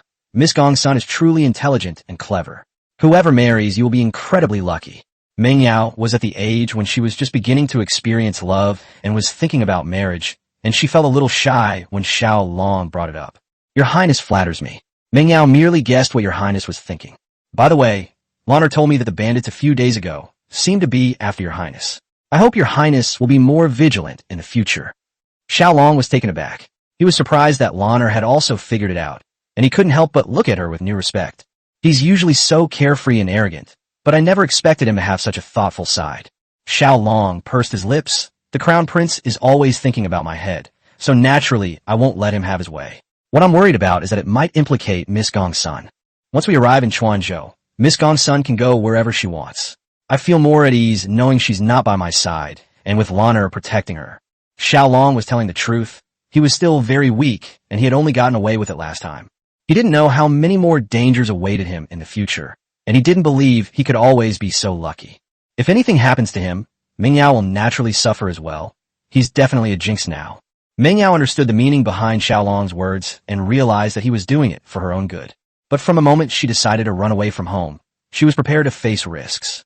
I appreciate your highness's kindness. I have no relatives or friends in Chuanzhou, except for your highness. Staying by your highness's side might be of some help. Meng Yao's words also made her stance clear, which was something she had no other choice about. She ran away from home not only to escape the crown prince, nor to travel around. She was well versed in literature from a young age, and although she was a woman, she had a heart for the people and wanted to do something for the common people. She would be willing to be a teacher, even if it meant nothing. Faced with Ming Yao's answer, Xiao Long was speechless. He was the one who brought her out, and now that she was being blamed, she deserved it. However, having such a beautiful woman by my side is nice, even if I can only look at her. He had considered getting Ming Yao, but when he thought about the mess in Chuanzhou and how the crown prince was always trying to kill him, he had no time for romance. Your Highness, we'll be arriving in Chuanzhou in a few days. What are your plans for the future? During the time she spent with Xiao Long, she discovered that he was very different from the other princes. So she wanted to know what his ambitions were. When asked about his future plans, Xiao Long pondered for a moment. He couldn't very well tell her that he was going to start an independent regiment full of special forces soldiers. It's also impossible for him to tell him that he wants to build a modern metropolis. When I recall my favorite line from my childhood school days, it comes to mind. To establish a heart for heaven and earth, to establish a destiny for the people, to continue the lost learning of the past sages, and to usher in an era of peace for all generations. Upon hearing this, Meng Yao was stunned, and then repeated the words softly. She read and pondered it carefully, and the more she read, the more passionate she became, until she was extremely excited. What a wonderful promise of ushering in an era of peace for all generations. I never expected Your Highness to have such lofty ambitions. I admire you greatly. If Your Highness ever needs my help, please feel free to give the order, and I will do my best to fulfill it. She had always wanted to do something for the common people, and these words touched her heart. Seeing how determined Meng Yao was, Xiao Long didn't seem to care much. What can a girl do? There was a favor he needed her to do, but Xiao Long couldn't bring himself to say it or do it. He just thought about it in his head. Miss, what are you talking about? Xiao Long wanted to say something more, but Lanner suddenly leaned over and asked. We didn't talk much. Is the food ready? Meng Yao felt a little awkward and immediately changed the subject. It's ready. Wan Yang asked me to call you for dinner. Meng Yao is, after all, the daughter of a marquis, and she certainly wouldn't be used to eating with the veterans. Wan Yang always cooked for him separately. During this time, Wan Yang also asked Xiao Long to eat with them, but he insisted on eating with the veterans. Your Highness, let's go eat first. Meng Yao clasped her hands at her waist, bowed slightly, and left. He was already used to Meng Yao's manners, so he cupped his hands in greeting and said, go on, eat more. Meng Yao and Lanner went back to find Wan Yang, walking on the official road. Suddenly, 3 fast horses rushed up from the foot of the mountain, almost hitting Meng Yao and her companion. Are you trying to get yourself killed? Riding so fast. Are you in such a hurry to be reborn? Lanner has a temper that means she'll say something no matter if she's right or wrong, so she cursed at the 3 people's backs. Lanner, be more refined. Meng Yao pulled Lanner aside and tried to persuade her. Xiao Long witnessed what just happened, but he wasn't concerned about Meng Yao and the others almost being hit. Moreover, it seemed that these 3 people had been seen somewhere before. That's right, it's them. Xiao Long slapped his thigh and suddenly remembered that the 3 of them had also passed by him last time and even turned around to look at him a few times. Xiao Long felt that the 3 of them were a bit strange. This official road only leads to Quanzhou, so it seems that these 3 must be going to Quanzhou. Judging from their attire, they are neither merchants nor officials, and Xiao Long couldn't guess what they were doing for the time being. Anyway, he felt that the 3 people were acting suspiciously, and he would definitely investigate them when they arrived in Quanzhou City. It's only a little over 100 miles from the border of Quanzhou. Once you cross the mountain in front of you, you'll be in your own territory. He had carefully examined the topographical map of Quanzhou last time. It was surrounded by mountains on 3 sides, with a vast plain in the middle, and a great river flowing through the prefecture from west to east. It was originally a good place, but unfortunately, due to the devastation of war, floods, and droughts, Sichuan Prefecture became a place where people lived in misery and the population was sparse. They were about to enter Quanzhou, and Xiao Long wanted to see the situation there with his own eyes to see just how bad it was.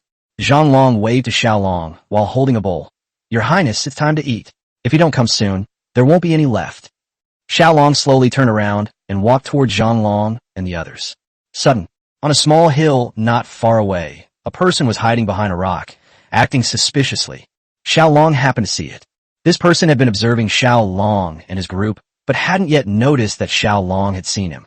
Xiao Long walked calmly to Zhang Long's side and took the food that had been served. Don't eat yet. Take a few brothers, go around to the back of that little hill, and catch that tail. While eating, he winked at Zhang Long, who immediately understood and called out a few people from the crowd. They pretended to go to the toilet and strolled lazily into the woods.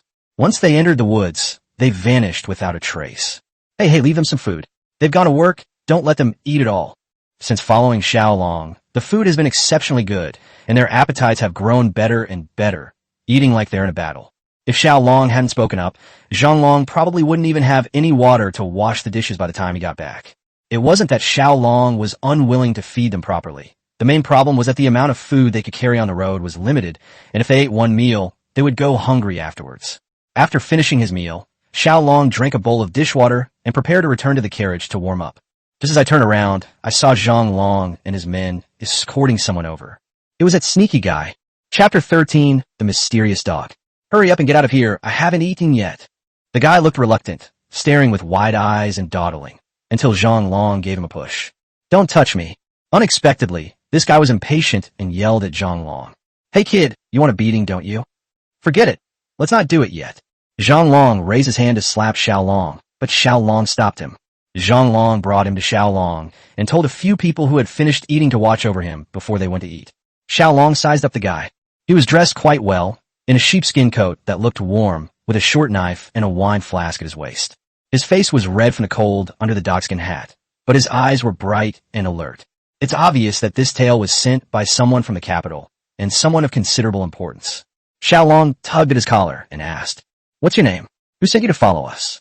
The guy twisted his shoulder and impatiently turned his back to Xiao Long. Seeing that he remained silent, Xiao Long moved to stand in front of him and said with a dark face, You won't talk, huh? You're so stubborn, aren't you? Let's see how long you can keep it up. After saying that, he turned to the old guard and spoke. Tear off his clothes, tie him to that tree, and pour a bucket of water on him to put an end to his arrogance. The two veterans roared, Understood. These veterans are no pushovers. They've been on the verge of death, skateboarding time and time again. They stripped the kid completely naked, leaving him only in his underwear. Your Highness, what about these underpants? The veterans looked at Xiao Long, seeking his opinion. Never mind, let's keep it for now. As the saying goes, a scholar can be killed, but not humiliated. One should retain some dignity. No sooner had he finished speaking than another veteran splashed a basin of water on him. This kid is a real man. He gritted his teeth, shivering from the cold, but wouldn't confess. When you pour this basin of water on someone and a cold wind blows, it's like being sliced into flesh with a knife. Few can withstand it. I'll give you one more chance. Will you talk or not? We're about to set off. If you don't talk, you'll stay here. Xiao Long wasn't lying. Although he admired the kid, if he insisted on keeping quiet, Xiao Long would definitely keep his word. Since being attacked by bandits, he has learned a lot. In this dog-eat-dog world, you can't stand firm without being ruthless. However, Xiao Long underestimated this kid. He didn't even glance at Xiao Long. Seeing this, Xiao Long had no choice but to give up and leave with his men. The team really did set off, and every veteran who passed by couldn't help but make a joke. This kid weighs 100 pounds, and I estimate that 99 pounds of him have hard bones. Humph. The prince didn't hand him over to me. Otherwise, I would have made him tell me everything that happened while he was in his mother's womb. You're just bragging. The veterans chatted animatedly, which made Meng Yao curious and peek out to see what was going on. Their carriage happened to pass by the boy, and Meng Yao saw him clearly. Dog! With just one glance, Meng Yao recognized him and shouted excitedly. Then Meng Yao anxiously called out to Wan Yang. Wan Yang, stop the car! Stop the car! As soon as the car stopped, Meng Yao hurriedly jumped out and ran straight towards the boy named Goer. Lanner, who got off the bus, also spotted the dog. It really is a dog. The dog had already spotted Meng Yao's carriage and saw her running towards it. He couldn't hold back any longer and burst into tears. Doggy, what are you doing here? Seeing that the dog was naked, Meng Yao didn't care about anything else and took off her coat to wrap the dog up. Seeing this, Lanner quickly untied him. Many veterans witnessed this scene clearly, but for a moment they were all confused about what was going on. I have disgraced Miss and Lord Marquis. The dog squatted on the ground and couldn't help but burst into tears.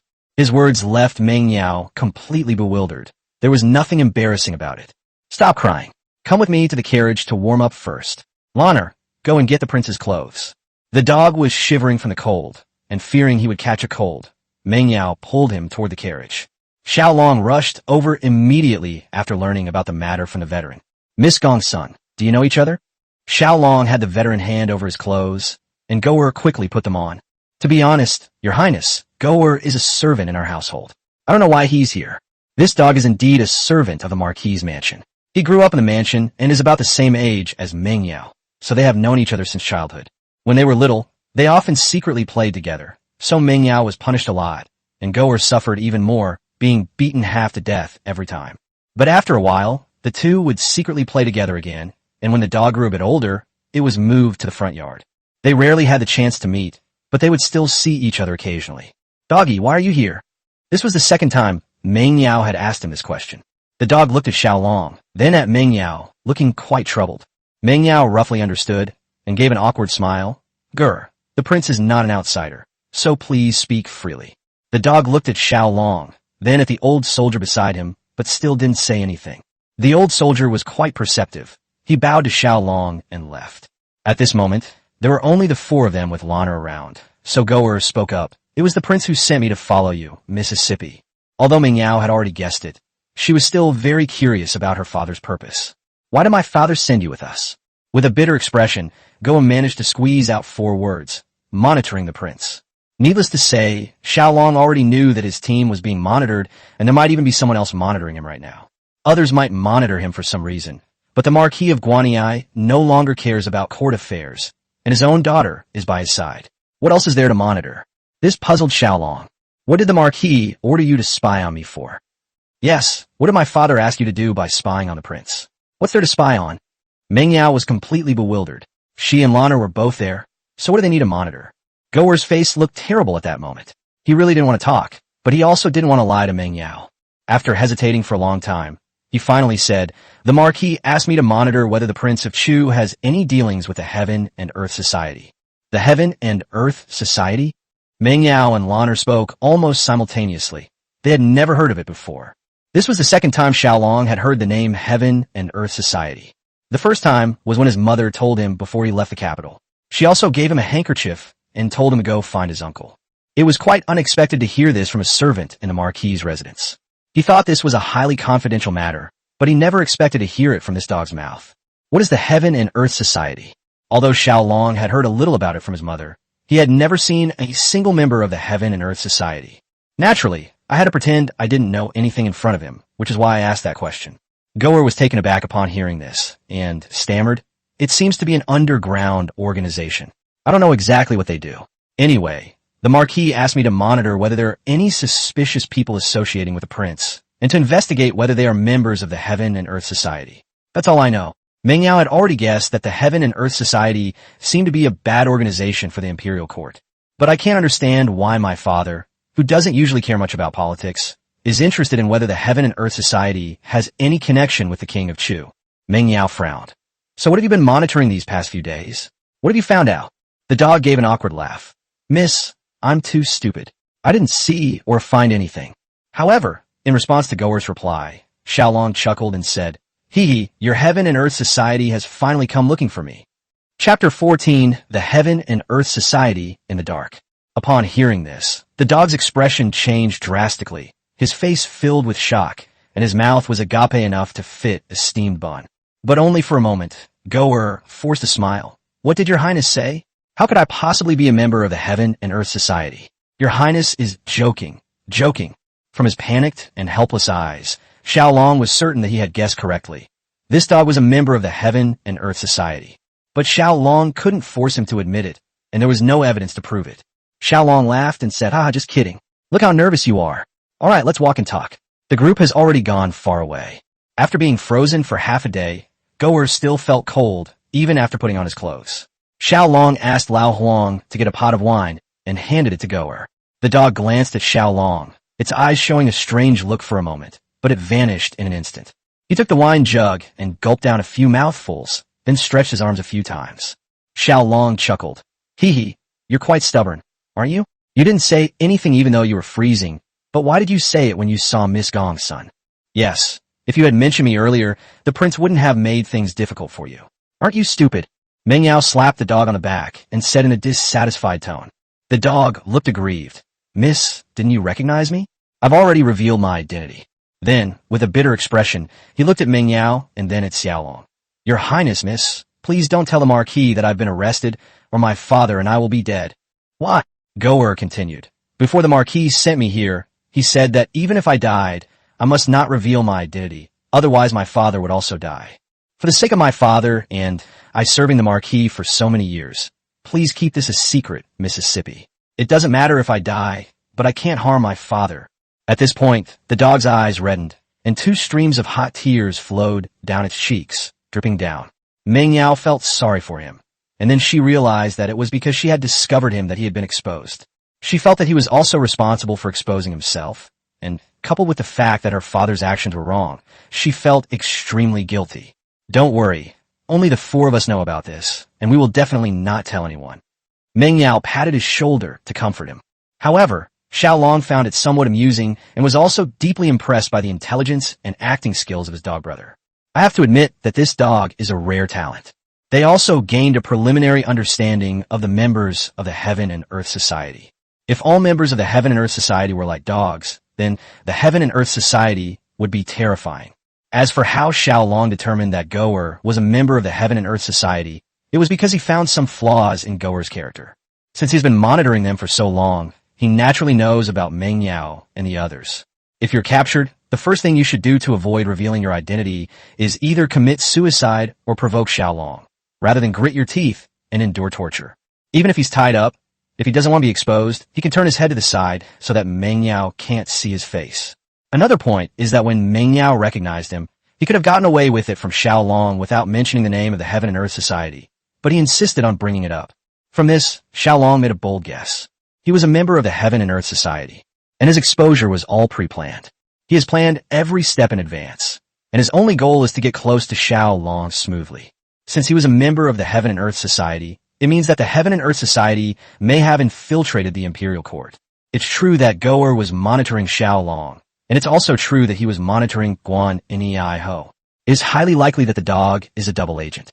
What puzzles Xiao Long now is the purpose of the Heaven and Earth Society, whether it is for justice or evil. If it is righteous, that's best.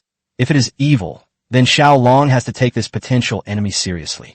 Regardless of whether Goer is a member of the Heaven and Earth Society or not, once he arrives in Chuanzhou, he will definitely go to the address his mother gave him to find his uncle.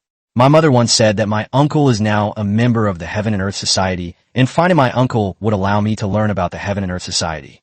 Dog, you'll stay with me and the prince for the next few days. We'll talk more when we get to Chuanzhou.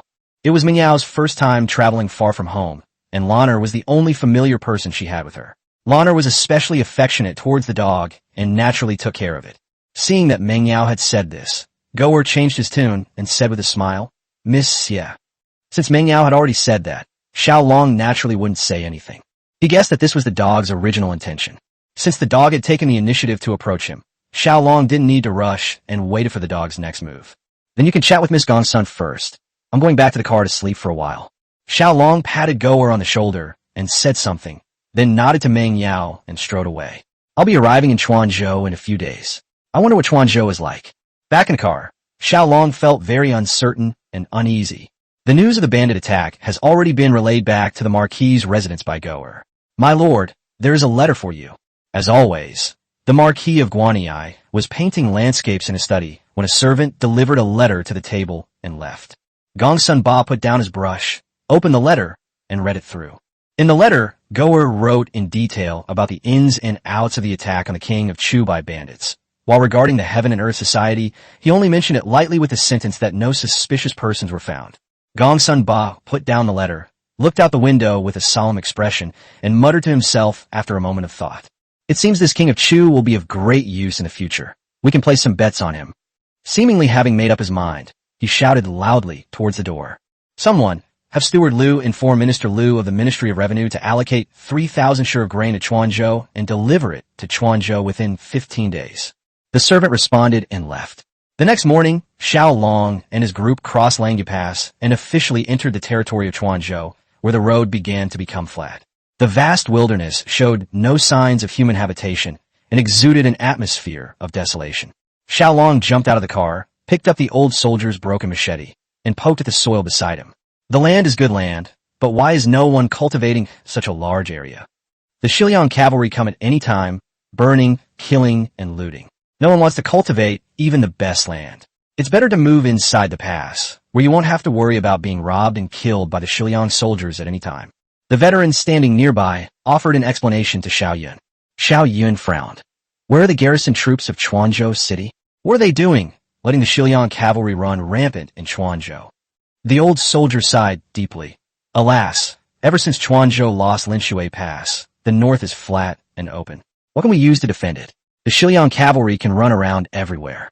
We can't catch up with them, and even if we do, we might not be able to win. Xiao Yun's heart skipped a beat, and he was speechless. So, Chuanzhou was nominally part of the Tianqi Empire, but in reality, it was no different from Xiliang's backyard. People can come and go as they please. It is estimated that the area around Chuanzhou City is under the control of the Tianqi Empire. It seems that if we want to live a peaceful life, we must take back Linshui Pass. Only if we have Linshui Pass in our hands will the cavalry of Xiliang not march south. However, Xiao Long's current strength is naturally insufficient to accomplish this, but he is confident that given some time, he can definitely succeed. The further north you go, the stronger the cold wind blows, and the snow falls wildly. The road began to freeze, and Xiao Long and his group moved at a slower and slower pace. They were still rushing towards Quanzhou City, while Lao Feng and his two companions had already been in the city for 2 days. They stayed at the best inn in town in the highest class rooms. It's called a superior room, but it's not even as good as the worst slab rooms in the capital. This is because Sichuan is a truly impoverished place. The three of them were sitting around a table laden with food and drinks, including a dazzling array of large fish and meat dishes. However, the delicious food on the table seemed somewhat out of place with the dilapidated decor of the inn. None of them touched their chopsticks, as if they were waiting for someone. Sure enough, a tall, burly man pushed open the door and entered. Chapter 15. Quanzhou is so desolate. Haha, I apologize for keeping you all waiting. As soon as the tall, burly man entered, he clasped his hands in a fist salute to Old Feng and the other two, offering his apologies. General Yang, you are too kind. Please take a seat. The three of them also stood up to return the greeting and invited General Yang to sit down in the seat of honor. The three of you have traveled incognito to Sichuan. You must be tired from your journey. Please come to my residence another day, and I will treat you to a proper meal. No problem, no problem. They exchanged pleasantries upon their first meeting. After several rounds of drinks and dishes, Old Feng put down his wine cup and said, General Yang, there are quite a few vacant positions in several camps around the capital recently. We'll let the Crown Prince know about it when we get back. It's a waste of General Yang's talents to stay in this harsh and cold place. Don't you all agree? Old Tian chimed in, exactly. Staying here is dangerous and offers no future. Once we get to the capital, we can drink and eat meat together often and visit brothels. That would be much more enjoyable. Upon hearing this, General Yang was overjoyed and grinned. Ha! Thank you all for your kind words. I thank you in advance. After a few more drinks, General Yang put down his glass and smiled meaningfully. Please be frank, gentlemen. Whatever you require of me, I will do without hesitation, as long as it is within my power. He knew very well that the sudden appearance of Lao Feng and his two companions, with their hospitality, promises of benefits, meant they wanted him to do something. This could be a rather tricky matter. Yang Daji served as the deputy commander of the garrison in Quanzhou for over 10 years. Although he had no worries about food and drink, his life was quite comfortable. But he was really tired of this place. Life in this harsh, cold land was monotonous and dull, and he had long been fed up with it. Now that you're here, leaving is practically impossible, unless you resign from your official post. Now that he has such an opportunity to change his destiny, he naturally wants to seize it. Well, General Yang is a straightforward man, so let's be frank. We want the general to kill someone. Kill someone? Kill whom? Sure enough, it was no simple matter.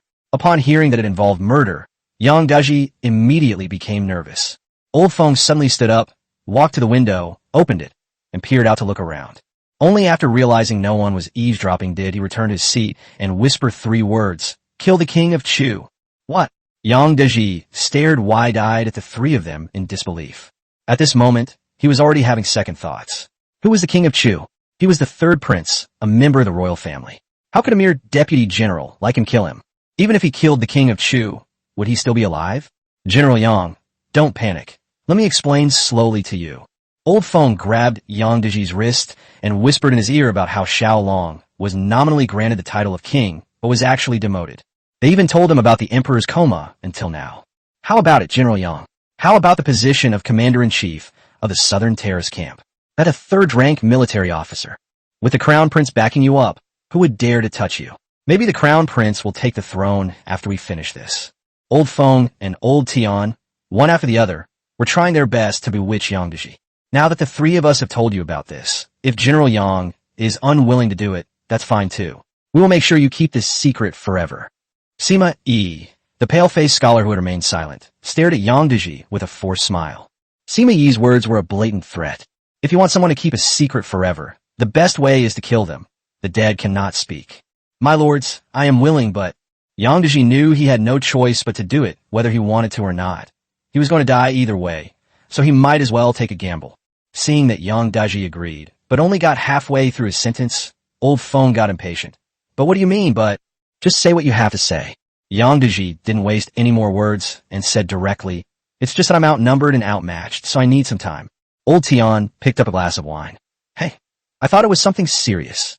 The king of Chu would definitely come looking for you when he enters the city. I'll give you 7 days. Just get things done within 7 days. All right, gentlemen, you'll have to watch me. Upon hearing this, Yang Daji immediately gained confidence. In his view, the king of Chu was just like any other spoiled young master, and it wouldn't be difficult to kill him without anyone noticing. The four reached a consensus, smiled at each other, and continued to raise their glasses in celebration. On the third day, Xiao Long and his group finally arrived at the outskirts of Chuanzhou City. It's been snowing nonstop for the past few days, and the entire Sichuan region is covered in white snow. Around noon, we finally saw wisps of smoke rising from the outskirts of the city. Although the surrounding fields were covered in snow, traces of cultivation could still be seen. Xiao Long jumped off the carriage and followed the group, observing the situation in the suburbs as they walked. Looking at the rows of low mud brick houses in the distance, with no tiles on them and thatched roofs all over, Xiao Long frowned. This is so poor. An old soldier standing nearby sighed.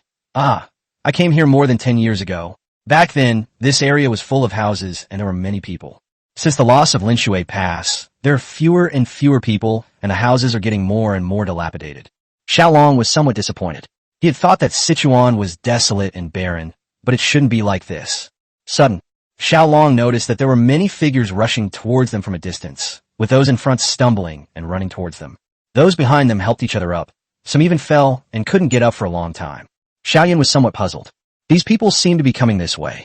Are they here to welcome me?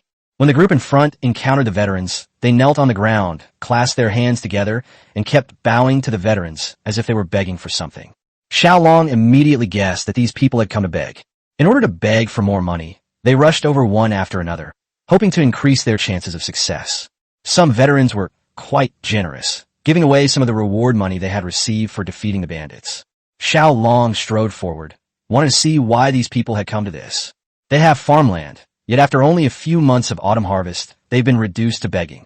As Xiao Long approached, the scene before him brought tears to his eyes and made his nose sting. His eyes felt like they were filled with sand. These skinny, bony boys were kneeling in the snow, barefoot, their clothes made of burlap. Some even had several holes, revealing skin that had turned black from the cold. His face was cracked by the wind and snow, revealing bright red flesh, but not a drop of blood flowed out. "Sir, please have mercy on us and give us some food." After saying a few words, they would catch their breath for a while. The amount of white mist they exhaled was also small, which showed how weak they were. As the group continued forward, even more horrific scenes unfolded one after another. Some people were so hungry they didn't even have the strength to stand up. Some of the frostbitten flesh had rotted into holes. Xiao Long felt as if a stone was stuck in his throat, choking him so much that he couldn't breathe. I've seen scenes like this in movies and TV shows in my past life, but how can those actors compare to these skinny, emaciated people? His childhood in his previous life was also miserable, and he went hungry, but it wasn't to this extent. Old Huang, Old Huang. Xiao Long finally caught his breath and shouted to the back of the group. "Your Highness, what is it?" Old Huang heard the noise and jogged up. "Go and take out all the food from the car and distribute it to these starving people. Also, give them the extra cotton-padded clothes and other things." Xiao Long couldn't bear to see such a scene. Even if his heart was as hard as stone, he couldn't stand by and watch people die. These were all vibrant lives. And these were all young children. I didn't see any older or elderly people. Old Huang glanced at the starving people in the snow, hesitated for a moment, and looked at Xiao Long as if he wanted to say something, but then stopped. But in the end, he gritted his teeth and turned around to make the arrangements. "Young man, who else is in your family?" Xiao Long squatted down and asked a boy who looked about 15 or 16 years old. The child looked at Xiao Long with his clear eyes and said, "My father is dead, but I still have my mother at home." "Where's your mother? Why didn't she come out?" Xiao Long continued to press for answers. The child lowered his head, and a few tears fell down his cheeks. Sobbing, she said, "My mother is sick, and we have almost no food left at home. She definitely won't survive this winter." Hearing this, Xiao Long felt as if his heart had been stabbed. Are these his people? Chapter 16. Go and beat the drum for me. "Young man, it's only been a few months since the autumn harvest. How come you have so little food at home?" This is what Xiao Long doesn't understand. If there's no food now, what about in the spring and summer? The child glanced at Xiao Long, his eyes seeming somewhat afraid of him. "We farm a landlord's land, so we have to pay half of it as rent. After paying the rent, we have to pay another 30% as tax and another 10% as city defense tax. Add to that all sorts of other taxes, and it adds up to about 50%. In the end, bandits take half of our annual grain. Sometimes there are more than one bandit group. Where is there any grain left? At this point, the child's eyes were filled with helplessness and despair. I just hope I can hold on until my mother dies. I'm afraid that if I die, no one will collect her body. These words speak of utter despair, so desperate that the final wish is to collect one's mother's body. Xiao Long's vision was already blurred. His heart felt like it was being torn apart, and at the same time, he was furious. These landlords, these bandits, and the local governor all deserve to die. He secretly vowed to wipe out all these blood-sucking parasites, leaving no one alive. He patted the child on the shoulder and stood up. Looking at the hundreds or thousands of children, he was filled with mixed emotions. This child is probably not an isolated case. There may be others in even worse situations. He dared not ask a second question. His heart could not withstand such intense stimulation. A short while later, Lao Huang arrived with a dozen or so veterans, each carrying some food and clothing. Upon seeing these, the children all rushed over. Their only goal was food. No one even glanced at their clothes, because hunger was more terrifying than cold. Thinking of those years of great famine recorded in ancient books or history, when people exchanged children to each other, he dared not imagine that such a thing might have already happened here, but no one would say it out loud. Seeing that each child received a small bowl of rice, a smile finally appeared on their faces. It seems that what he gave was not rice, but a hope for survival. Let's go into town. Xiao Long waved to Xiao Long and Zhao Hu beside him and took the lead in walking towards Quanzhou City. Hopefully, the situation inside the city is better than outside. However, when he arrived at the city of Quanzhou, he could hardly believe that the city walls were in ruins, with some sections even having collapsed and gaps appearing. The city gate tower was now just a few bare pillars standing there. The rammed earth on the city wall is riddled with large and small pits, and there are still traces of fire on the city gate. These are all evidence of being baptized in war. Because Xiao Long did not notify the prefectural government in advance, none of the officials in the city knew that Xiao Yun was coming. There were only 2 soldiers guarding the city gate, with their spears standing to one side, and they squatted on the ground, trembling, with their hands tucked into their sleeves. Only when Xiao Long and the others approached did they realize what was happening, and they immediately stood up, guns in hand. Once you pass through the city gate, the scene inside is equally appalling. Lone mud brick houses with a few sparse tiles, potholes everywhere, and a few scattered rows of footprints of varying depths in the snow. It's nothing like the official road outside. Is this even considered a city? If it weren't for the smoke rising from the chimneys, Xiao Long would have even suspected that this was an ancient ruin. As Xiao Long walked along Central Street, several shops had their doors ajar, giving off a lifeless and desolate atmosphere. When Xiao Long arrived at the prefectural government office, his eyes lit up. The tall gatehouse, with its green bricks and red tiles, and the vermilion gate was particularly eye-catching. The 2 large lions at the entrance are taller than a person. Prefect Huang Feixiang was unaware of Xiao Long's arrival. The yamen was tightly closed, and no one answered when he knocked. Go, beat the drum for me until the governor comes here. Xiao Long was already seething with anger, and he wanted to meet this prefect immediately. Knock, knock, knock. The sound of drums shattered the tranquility of the entire Sichuan region. For several years, the sound of drums had not been heard in Quanzhou City, and for a time, countless people came out of their homes to look around. Those who were nearby even came over to watch, observing Xiao Long's group of several hundred people from a distance, not daring to approach. At this moment, Prefect Huang Feixiang was cooking hot pot in his own courtyard, served by 3 women. One person was responsible for putting meat into the hot pot, and the other was responsible for picking up vegetables. Another person held the food in their mouth, and then fed it to Huang Feixiang mouth to mouth. Huang Feixiang squinted his fox-like eyes, enjoying the moment contentedly. Lord Huang, listen, can you hear the sound of drums? The woman picking up food suddenly spoke up. Huang Feixiang stopped chewing and sat up straight to listen. Damn it, who's banging the drums? Don't they want to live? He stood up angrily, walked to the door, pushed it open, and shouted, Go, beat those drummers to death with sticks. Yes. A response came from outside. He closed the door, turned around, and said, Damn it, I was enjoying my meal. What the hell are you banging on this broken drum for? After saying that, he lay down and continued to enjoy the food he was being fed. Meanwhile, the 2 servants sent by Huang Feixiang, wielding the yamen's disciplinary rods, rushed to the yamen's gate. When they turned the corner and encountered the veterans, upon seeing this formation, they immediately turned around and tried to run away. The veteran wasn't about to let him escape. He held a broken knife to their necks. The veterans took turns beating the drum, and the drum beats continued non-stop. More and more onlookers gathered, and, as Xiao Long pointed and talked, they began to discuss the matter. Who are these people? So many of them, daring to bang the drum at the prefectural government office. The person next to him chimed in, judging by his aura, he's no ordinary person. I think they're just a bunch of bandits. Look at their weapons. They're all broken and tattered. The announcement of Xiao Long's investiture as a king was sent out everywhere except for Chuanzhou because the imperial court was too lazy to spend the money to send the official document. Therefore, the local people had no idea about any of this. Sir, something terrible has happened. Bandits have entered the city, more than 300 of them, and they're blocking the entrance to the Yamen. Suddenly, the butler rushed in with a panicked expression to deliver the news.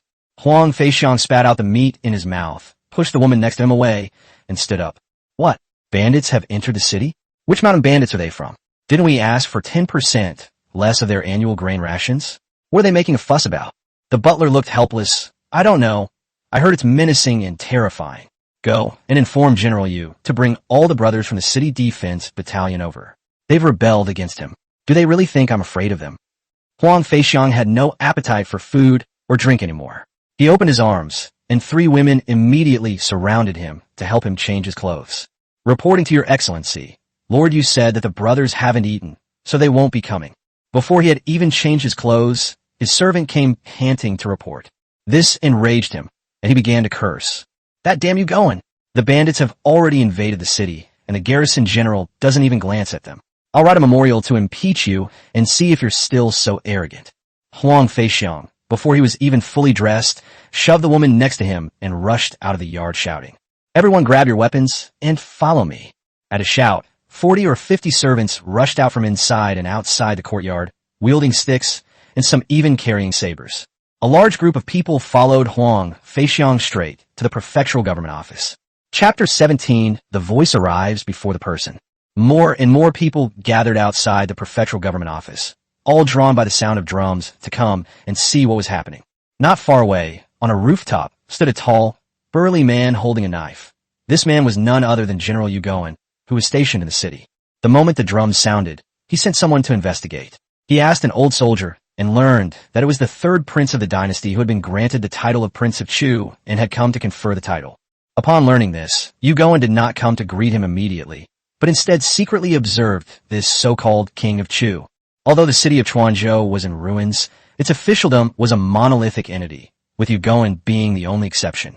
Because he couldn't stand other officials oppressing the people and colluding with bandits, he never associated with any officials.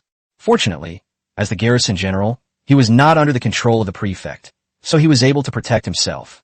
If it weren't for the fact that the army's food and pay required the expenditure of the state government, he might have already executed all these officials, given his personality. Soon, Huang Feixiang led 40 or 50 of his servants and rushed menacingly to the vicinity of the prefectural government office. The person arrived before the voice. That son of a bitch came to the prefectural government office to cause trouble. Does he have a death wish? Upon hearing this, Xiao Long sneered, knowing that the person he was waiting for had finally arrived. All right, stop knocking. The veterans put down their drumsticks, and the city of Chuanzhou immediately became much quieter. When Huang Feixiang saw rows of veterans lined up neatly in the street, he immediately sensed something was wrong. In his mind, bandits were a bunch of unruly hooligans who would stand so neatly. But he remained completely calm. In this city of Chuanzhou, he was the local emperor, wielding the power of life and death. He fears no one except Yu Goen, whom he cannot touch. Damn it, I like to see who dares to be so bold. They're really asking for trouble. He kept uttering foul language as he walked. Upon arriving at the prefectural government office, he glanced around and noticed Xiao Long leaning against a stone lion, arms crossed, staring at him. Based on his attire, Huang Feixiang deduced that Xiao Long was the leader. How dare you? Who are you to cause trouble at the prefectural government office? Huang Feixiang held a stick in his hand and pointed it at Xiao Long's nose, scolding him. However, no sooner had he finished speaking than the sound of the veterans, led by Xiao Long and Zhao Hu, drawing their swords in quick succession, echoed through the air.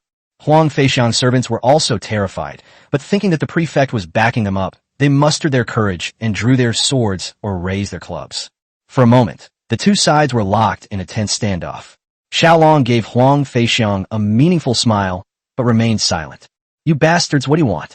I am the prefect, an official appointed by the imperial court. You better think carefully about the consequences of hurting me.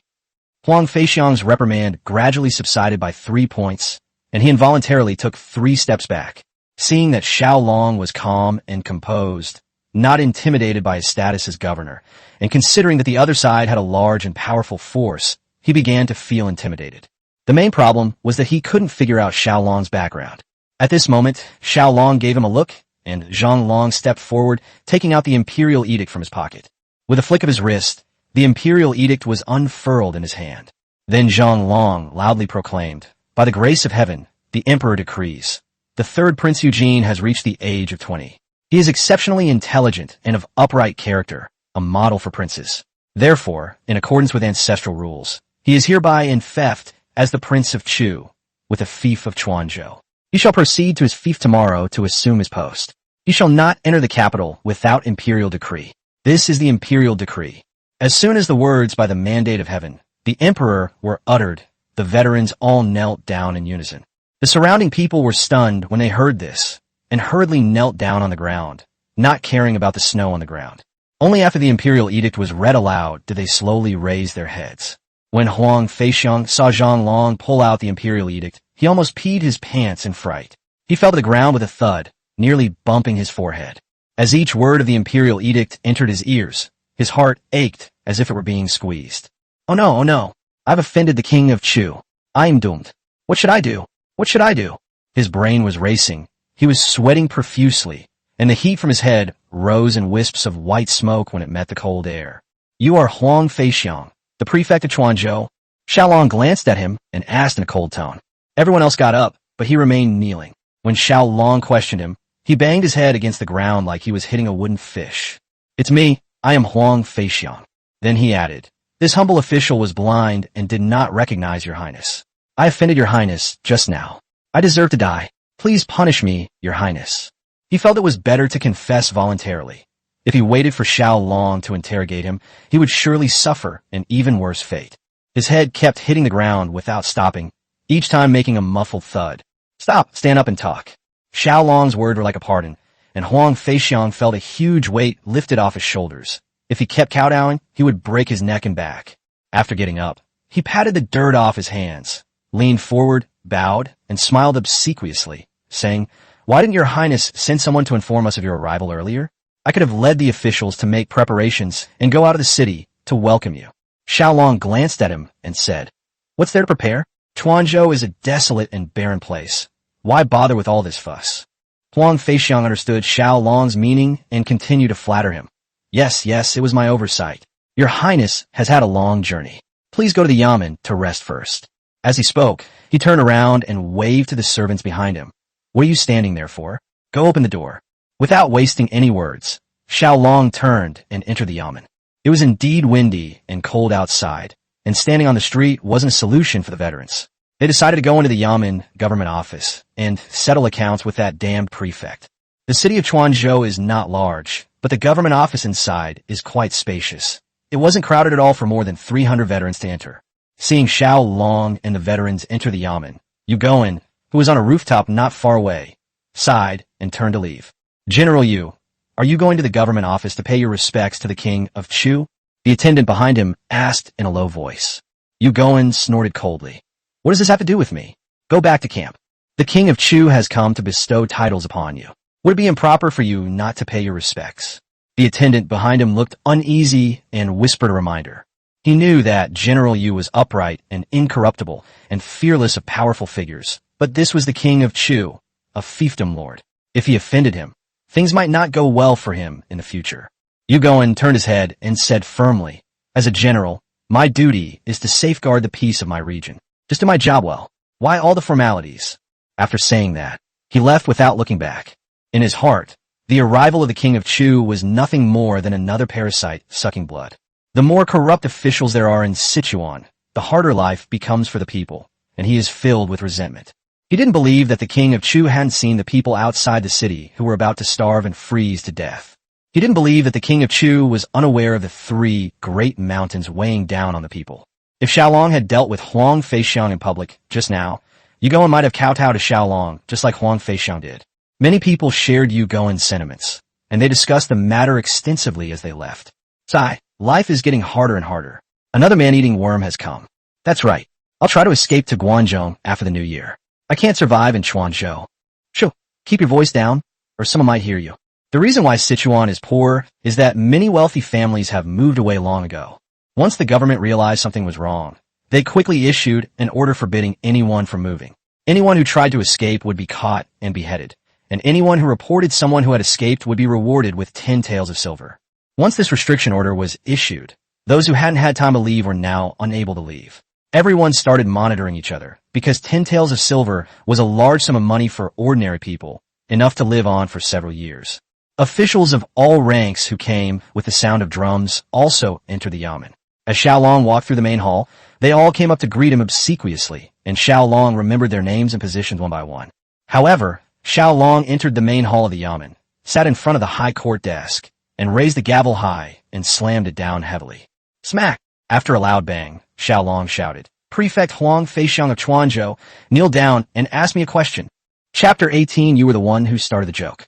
The loud bang of the gavel startled Huang Feixiang, and then Xiao Long's voice, ordering him to kneel down and asking questions, reached his ears.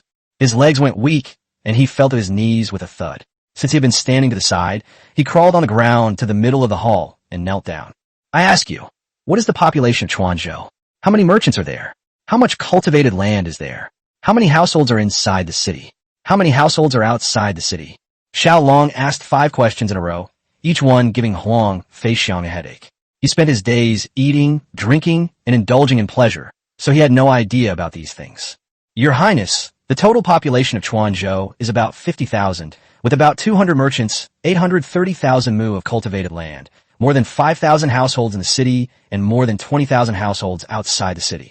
Sweat poured down Huang Feixiang's forehead. All of this was just something he made up on the spot. He could only pray that he could get away with it, and that he would change the numbers after the king of Chu left, so as not to give himself away. Little did he know that his very words had already given him away. Last month, the host checked the household registration files that Chuanzhou had just submitted, and they were completely different from what he said. Upon hearing this, Xiao Long narrowed his eyes slightly, a cold glint flashing within them. "Then let me ask you again, how much tax does the prefecture collect each year? What percentage of that tax? How much is turned over to the national treasury? How much is spent? And how much is left in surplus?" 5 more questions were posed to Huang Feixiang, but this time he remembered them clearly because he was particularly sensitive to money and figures, and he spent most of his work on this. Huang Feixiang replied without hesitation, "Your Highness, the prefecture collected 430,748 taels and 7 mace in taxes this year. Of the 50% tax, 200,000 taels were handed over to the national treasury. Expenses amounted to 258,796 taels and 7 mace, leaving a deficit of 28,040 taels." He spoke of this data with such confidence that he wasn't afraid of an audit and that it would definitely match up. Upon hearing that the balance was more than 20,000 taels of silver, Xiao Long was immediately taken aback. He had thought that there wouldn't be much left, but a negative number was something he never expected. Not only him, but even Meng Yao and Lanner, who were standing next to him, were shocked. This is a state government office, and I've never heard of it being in debt before. And this is only a few months after the taxes were collected. If it's next summer, won't the debt be even greater? Why we accumulated such a large debt in just a few months? Where's the debt from? At this moment, Xiao Long only wanted to know where all this money came from and where it went. "Your Highness, the prefecture spends a considerable amount of money every day on disaster relief, aiding the victims, and repairing the city's defenses. The treasury is not enough, so we have borrowed from wealthy households in the city at a rate of 3% interest to make ends meet." Huang Feixiang answered fluently. This was something he had prepared well in advance, in preparation for any investigation by his superiors. Xiao Long chuckled upon hearing this. "Lord Huang, you mentioned providing relief to disaster victims, but those people outside the city are so poor, why haven't they received any relief? When have they ever received any relief? Let me ask you again, the imperial court's tax revenue is 1/8. So why do you collect 1 too? With such heavy taxes, how can the common people survive?"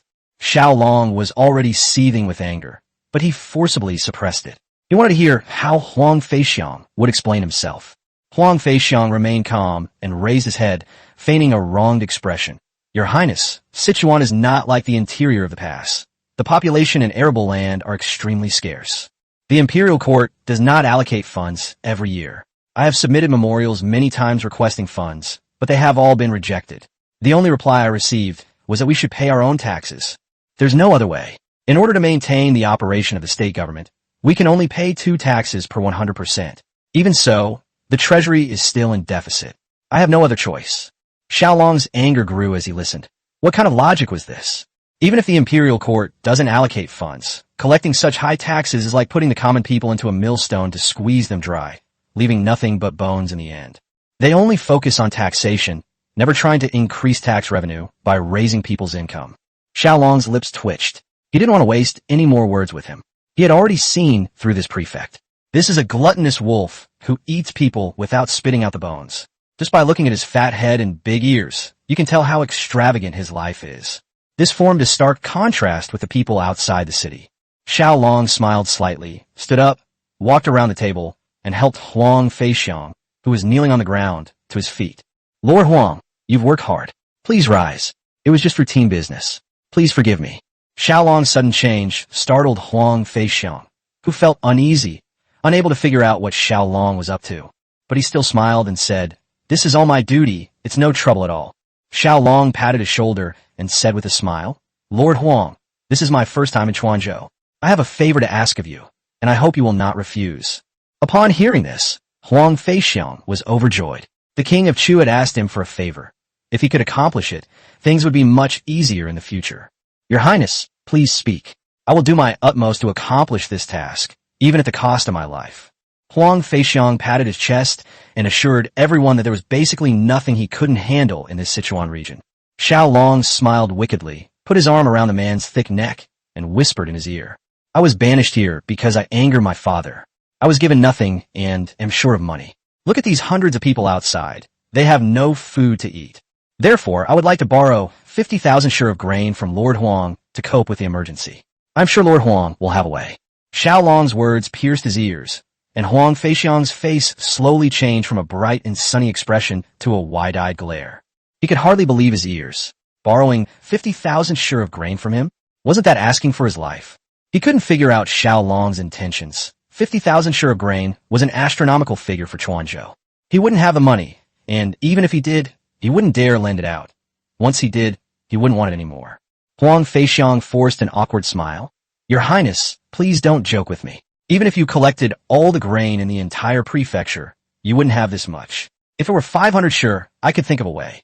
Upon hearing Huang Feixiang's refusal, Xiao Long laughed heartily, walked back to the courtroom, and slammed the gavel down heavily. "Lord Huang, you were the one who joked with me first.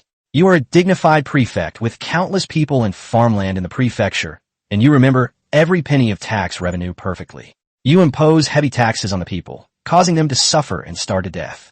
How dare you sit in this position? Where did you learn all the Confucian classics when you were a student? Do you admit to the crime of dereliction of duty?" Xiao Long now wished he could kill him immediately and hang him on a pillar at the city gate. Seeing Xiao Long reveal his true colors, Huang Feixiang was no longer intimidated. He glared at him angrily and raised his head to speak. "Your Highness, I believe I am innocent. The number of people in the prefecture has increased and decreased frequently, so how could I possibly keep track of everything? As for the heavy taxes, I am simply following the imperial court's instructions. As for the starving people outside the city, that's due to poor harvests and serious banditry, which has nothing to do with me." Then he took a few steps forward and roared at Xiao Long. "Your Highness has only been in Chuanzhou for less than 2 hours. Without knowing the true situation in Chuanzhou, you have accused me of dereliction of duty based solely on the words of some starving people. I will not accept that. Perfect timing. I've already decided I don't want to continue in this position.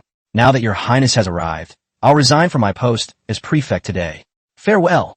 Huang Feixiang clasped his hands in a fist salute, bowed slightly, and turned to leave. "Guards, drag him out and behead him." Xiao Long was furious. He was a prince, yet he couldn't even control a prefect. He was certainly capable of killing a prefect, though. However, he overlooked one problem. Chapter 19, the situation in Chuanzhou, is not optimistic. Upon hearing this, Xiao Long and Zhao Hu immediately drew their swords and stepped forward to hold them to Huang Feixiang's neck. However, Huang Feixiang was not afraid at all and roared, "Wait, Your Highness, I am the prefect appointed by the Emperor, a first-rank official appointed by the court. Even if you are a prince, you have no right to kill me. If I were to commit a crime, the Ministry of Justice would need to conduct a joint trial before a conviction can be made. If Your Highness were to kill me, what would the people think? Where would the imperial authority be? Where would His Majesty's face be? Your Highness should think this through. After his explanation, Xiao Long frowned, and Xiao Long and Zhao, who also looked at Xiao Long, waiting for orders. I have to admit he was right. As a first-rank official of the imperial court, he was indeed so. Killing him now would be very troublesome. This would likely cause turmoil in the court, and the impeachments submitted by other court officials might even bury the emperor alive. Perhaps his father might kill him to stabilize the court. Having barely escaped with my life to get here, it would be too much a loss to lose my life again because of killing Huang Feixiang. Helpless, Xiao Long could only grit his teeth and wave his hand to let him leave. Snort! Huang Feixiang snorted coldly, turned around, and strode away, displaying extreme arrogance. The other officials looked at each other, none daring to make a sound, for fear that Xiao Long would take his anger out on them. Xiao Long glanced at the group of fat, big-eared officials, but he didn't want to pay them any attention. But when he thought of the people outside the city, he had no choice but to suppress his anger. Gentlemen, I have just arrived in Chuanzhou and have done nothing to repay the people, so I ask for your help. If you can help me find a way to raise some food, I will consider a loan from you. We could draw up a written agreement. I hope you will do your best to help me. Xiao Long lowered his posture and spoke in a pleading tone. These officials, lacking Huang Feixiang's backing, were unwilling but dared not offend Xiao Long. Your Highness loves the people like your own children. I will certainly do my utmost. One by one, the officials expressed their agreement. As the officials left, Xiao Long slammed his fist heavily on the table, instantly tearing his skin and drawing blood that dripped down his knuckles. Meng Yao's heart tightened, and she stepped forward to take out a handkerchief to wrap it around his neck. She said gently, Your Highness, I know you are concerned for the people outside the city, but we cannot rush this matter. We should deal with people like Lord Huang in other ways, and we must not harm ourselves. Meng Yao truly lives up to her reputation as the daughter of a noble family. She is well-educated, reasonable, and especially gentle and virtuous. A few gentle words immediately extinguished the anger in Xiao Long's heart and also awakened him. Thank you for reminding me, Miss Gongsun. It was my oversight. Xiao Long's gaze softened, and only then did he realize how wonderful it was to have a woman like Meng Yao by his side. Is this the legendary virtuous and supportive wife type of woman? Xiao Long had nothing when he arrived in Chuanzhou, and he couldn't very well set up a tent on the street. So he made do with what he had at the prefectural government office for the time being. He instructed Lao Huang and Zhang Long to settle down first, and then they would talk. After they left and got busy, Xiao Long calmed down and thought about it. Anger surged within him again, but this time it was directed at himself. He realized that, just as Meng Yao had said, he had been too hasty. He had clashed with the governor as soon as they met, which not only prevented the matter from being accomplished, but also led to a stalemate. Secondly, he discovered that he didn't have the talent to be an official. In his previous life, he was a technician and was really not suited to the officialdom. He originally thought he could be decisive and ruthless and hate evil, but reality gave him a harsh lesson. He can befriend and win over veterans, but it's really difficult for him to engage in power struggles with these seasoned officials. It seems I need to learn how to be a qualified leader in the future. Recalling Huang Feixiang's arrogant demeanor when he left, Xiao Long clenched his fists and secretly vowed to skin him alive. As for the other officials, he will definitely replace them all. As the saying goes, a new emperor has a new court, so he must use those he trusts or can control. Although the Tianxi dynasty was technologically and agriculturally backward, it was quite adept at managing the court. The feudal lords had full administrative power over their fiefdoms, which could be considered equivalent to an independent country. However, once a vassal king is in theft, he cannot arbitrarily dispose of the officials originally appointed by the imperial court. They are usually given two options, either resign or step down, or transfer to serve under a vassal king. After resigning from office, one can report to the imperial court, which will then select another person to take up a post elsewhere. Once he joined the service of a vassal king, he had no connection with the imperial court, and his life and death were in the hands of the vassal king. Generally, after a vassal king is in theft, there is a 6-month handover period, during which the vassal king and his officials are given time to select and observe each other. As for why the imperial court wanted to protect these local officials, it was because there were precedents to learn from. Once upon a time, a prince arrived in his fiefdom and had a conflict with the local officials. In a fit of rage, he executed all the officials and their entire families. This directly led to a large number of officials in the imperial court rising up in rebellion, which shattered the court and ultimately led to its demise. Therefore, no matter how much Xiao Long hates these officials, he cannot kill them at will. Even if he wants to kill them, he must have sufficient evidence and report to the court to announce it to the whole country. Xiao Long certainly wouldn't let these officials go, but he didn't have the energy to deal with them right now.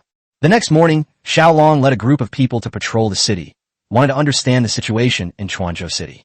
However, every time they arrived at the street, the locals would close their doors as if avoiding a plague, which made Xiao Long and his group feel quite embarrassed. He roughly guessed the public's mentality. They simply saw them as new vampires.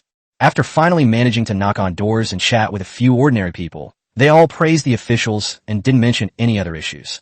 This left Xiao Long speechless. It was easy to imagine how afraid these people were of officials. In their minds, all officials were corrupt and protected each other. Xiao Long gained nothing from inside the city, but he heard a lot of truths outside the city. Those who spoke the truth were people who were struggling to make ends meet and could starve to death at any moment. They're already like this. They're not afraid of death, and death might be a relief for them. I learned from them that Huang Feixiang and a group of officials owned a manor in the west of the city, which they privately called Heaven on Earth. Inside, they amassed all sorts of rare treasures and beautiful women, enjoying fine wine and delicacies at every meal, living a life of extravagance and debauchery. However, he deliberately made his own residence look extremely shabby, just to impress outsiders. Part of this money came from embezzled funds, and the other part came from several wealthy families in the city. Sichuan is rich in mines, and these mines were contracted by wealthy individuals at extremely low prices. They used a portion of their profits to live a life of pleasure and luxury in brothels. Furthermore, this Heaven and Earth manor was jointly built by the 4 major families of Sichuan province, so the officials could enjoy themselves there without any fear of being investigated. They all thought the common people didn't know, but it was an open secret. Furthermore, these officials colluded with bandits, funded them, and allocated a region to each bandit leader on a mountain to collect annual grain. The harvested grain would be divided among the officials, usually 50-50ths. General Yu tried many times to suppress the bandits, but as soon as the city's garrison troops left the city, the bandits would disappear without a trace. General Yu was also helpless and could only let them harm the local people. Throughout the day, Xiao Long heard countless tragic stories. Some had their daughters snatched away and abused, while others had their eyes gouged out for simply glancing at them. Each story was more horrifying than the last, and Xiao Long felt a chill run down his spine as he listened. Were these things even done by humans? They were simply a bunch of beasts. Calling them beasts is an insult to beasts. He also learned that there were more than 40,000 people outside the city, most of whom were on the verge of death.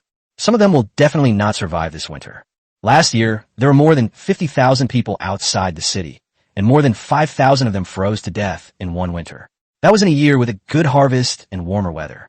Judging from this year's situation, it is estimated that at least 8,000 people will freeze or starve to death, and there may be more. When Xiao Long returned to the Yamen and checked the population register, he found that the population was decreasing by several thousand people every year, which was why Quanzhou was becoming increasingly desolate. Your Highness, our primary task right now is to find a way to relieve the starving people and help them get through this winter. As for those blood-sucking parasites, we can deal with them later. Meng Yao followed Xiao Long the whole time. She was a woman who cared deeply about her country and its people. Now that she had arrived in Quanzhou, her heart was greatly shaken. I still have some silver on me. I'll go to the grain store in the city tomorrow and buy all the grain I can find there. This is the only solution Xiao Long has come up with so far. The mansion in the capital was sold for over 300,000 taels of silver. It would be best if enough grain could be purchased in Quanzhou City. Meng Yao nodded slightly. If your Highness doesn't have enough money, I have some here. As she spoke, Meng Yao pulled out several silver notes from beneath her prominent breasts and handed them to Xiao Long. Xiao Long smiled slightly. Thank you, Miss Gongsun. I still have some savings, which is enough for now. I can borrow from you again when I need more. After saying that, Xiao Long gently pushed Meng Yao's hand away, feeling that Meng Yao's hand was icy cold. Seeing Xiao Long touch Meng Yao's hand, Lana rolled her eyes at him, wishing she could chop Xiao Long's hand off. Miss Gongsun, you must be tired after running around in the snow with me all day. Go and rest, Xiao Long said with concern. Meng Yao felt a warmth in her heart and smiled, saying, Your Highness, please call me Meng Yao from now on. Doesn't Miss Gongsun sound too formal? She had witnessed Xiao Long's actions over the past few days and felt that he was truly different from other spoiled brats. Just as he aspired, he wanted to establish a moral compass for heaven and earth, to secure a destiny for the people, and to usher in an era of peace for all generations. Her goodwill towards Xiao Long increased, which is why she said that. She truly considered Xiao Long a friend. Xiao Long laughed heartily. Haha, good, Miss Meng Yao. Meng Yao frowned slightly and pouted. It's Meng Yao, not Miss Meng Yao. Haha. Yes, Meng Yao. Then you shouldn't call me Your Highness anymore. Just call me Xiao Long or Xiao Yujin. Xiao Long naturally believes that if you treat me with respect, I will treat you with even greater respect. Meng Yao grinned. Okay, Your Highness, I'll listen to you. After saying that, Meng Yao blushed and ran away. Lanner followed closely behind, and after they got a little further away, she whispered sarcastically in Meng Yao's ear. Meng Yao, Your Highness, Meng Yao, Your Highness Loa. Meng Yao blushed even more and turned around to slap Lanner's bottom. You're going to die. A room inside the Heaven on Earth Manor in the west of the city. A dozen officials and Huang Feixiang were drinking together, each with a scantily clad woman serving them. The room was very warm, so warm that even though the women were only wrapped in a thin layer of gauze, they didn't get goosebumps. A captivating body is partially revealed beneath the sheer fabric, stirring the heart and soul of the viewer. The officials, their faces flushed and bellies exposed, groped the women's bodies with their hands. Lord Huang, it seems that this king of Chu is not here to retire. He cares so much about those lowly people. An official took a sip of wine, put down his glass, and said. Huang Feixiang snorted coldly upon hearing this. Humph, let him do whatever he wants. He wants to kill me, but I'm not one to be trifled with. I'd like to see what he's capable of. I heard he walked around the city and its outskirts today, worried about those lowly people and wanted to save them. Yes, that's probably why they asked us to borrow grain. The officials took turns talking, and the topic was all about Xiao Long. Huang Feixiang raised his glass and said, Gentlemen, in order for us to continue to make money in the future, let's lend him 5 bushels of grain as a token of our appreciation. Also, I estimate that he will be buying up grain in the city first thing tomorrow morning. I have a plan to rip him off and also deflate his arrogance. His words immediately piqued the interest of the other officials. Lord Huang, please tell us what happened. Huang Feixiang revealed a wicked expression. He wants to buy grain, right? We'll just raise the price of grain to 10 taels per caddy and see if he buys it. If he does, we can slaughter him. If he doesn't, let's see how he saves those lowly people. Chapter 20 Exorbitant Grain Prices. Great idea. I'll notify the grain stores in town right away. We'll just sit back and watch the show tomorrow. An official clapped his hands in praise. Then another official chimed in. I've already thought of an excuse. Just say there's a food shortage and we can't buy any from within the Great Wall. Let's see what he can do then. Ha ha. These people are extremely vicious, using such a despicable trick to deal with Xiao Long. Come on, let's keep drinking. After we're done, let's haul a few women over to give us massages with meat buns. Ha. Upon hearing this, the officials all revealed lewd smiles. The next morning, Xiao Long sent Lao Huang and Zhao Hu to take the veterans to the city to buy grain. Not long after they left, Lao Huang and Zhao Hu rushed back to find Xiao Long. Your Highness, these damn grain merchants are outrageous. They sell rice for 10 taels of silver a pound. Who the hell can afford that? Zhao Hu just saw Xiao Long walking and cursing loudly. Xiao Long was stunned, somewhat disbelieving his ears. What did you say? 10 taels per caddy. Zhao Hu slammed a wooden sign on the ground. Yes, it's 10 taels a pound. All the grain shops in the city are charging this price. Your Highness, look, this is even more outrageous than bandits. Looking at the sign lying on the ground, it did indeed say 10 taels per caddy. Xiao Long was so shocked he couldn't speak. What kind of price was this? In the interior, rice cost 21 per jean, and even the best rice only cost 51 per jean. 1 tael of silver is equivalent to 1,000 coins. Even with the best rice, that's a 200-fold increase. This is utterly outrageous, like a mother opening a door for something even more outrageous. Having learned from yesterday's lesson, Xiao Long did not act impulsively, but calmly asked the question. Did you ask the store why the price increase was so outrageous? Old Huang said with a dark face. I asked, and the shopkeeper said there is a shortage of grain. It can't be purchased from within the pass now. There is not much grain left. Once it's sold out, there won't be any left. Xiao Long crossed his arms and pondered for a moment. He suddenly realized something was wrong. This was too abnormal and definitely not what the shopkeeper had said. Someone must be up to something behind the scenes. But he couldn't do anything about these grain shops. The imperial court had always valued agriculture over commerce, and there were almost no laws specifically targeting business. Only tea, salt, and minerals have protective laws, and these are all formulated for the perspective of national interests. The Apocalypse Empire also had no restrictions on price gouging, and the market was extremely free.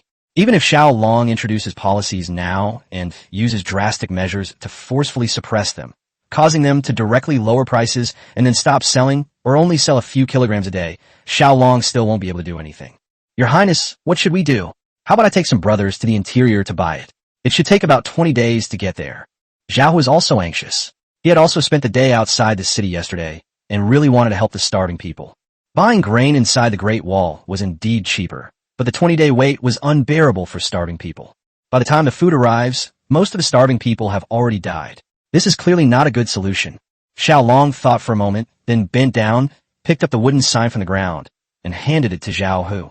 Buy it, no matter how expensive it is. Let's fill the people's stomachs first. When Xiao Yun finished speaking, Lao Huang and Zhao Hu both gaped in disbelief, unable to believe that this was Xiao Long's decision. Your Highness, this rice costs 10 taels per caddy. Only a fool would buy it. Zhao Hu waved the wooden plaque in front of Xiao Long and pointed to the words 10 taels per caddy on it. Old Huang's attitude was different from Zhao Hu's. Although he was surprised, he would listen to and carry out what Xiao Long said. What are you saying? Who are you calling a fool? The prince has his reasons. We'll just do as he says. Old Huang lightly punched Zhao Hu a few times, scolding him for calling the prince a fool. Go and buy it quickly.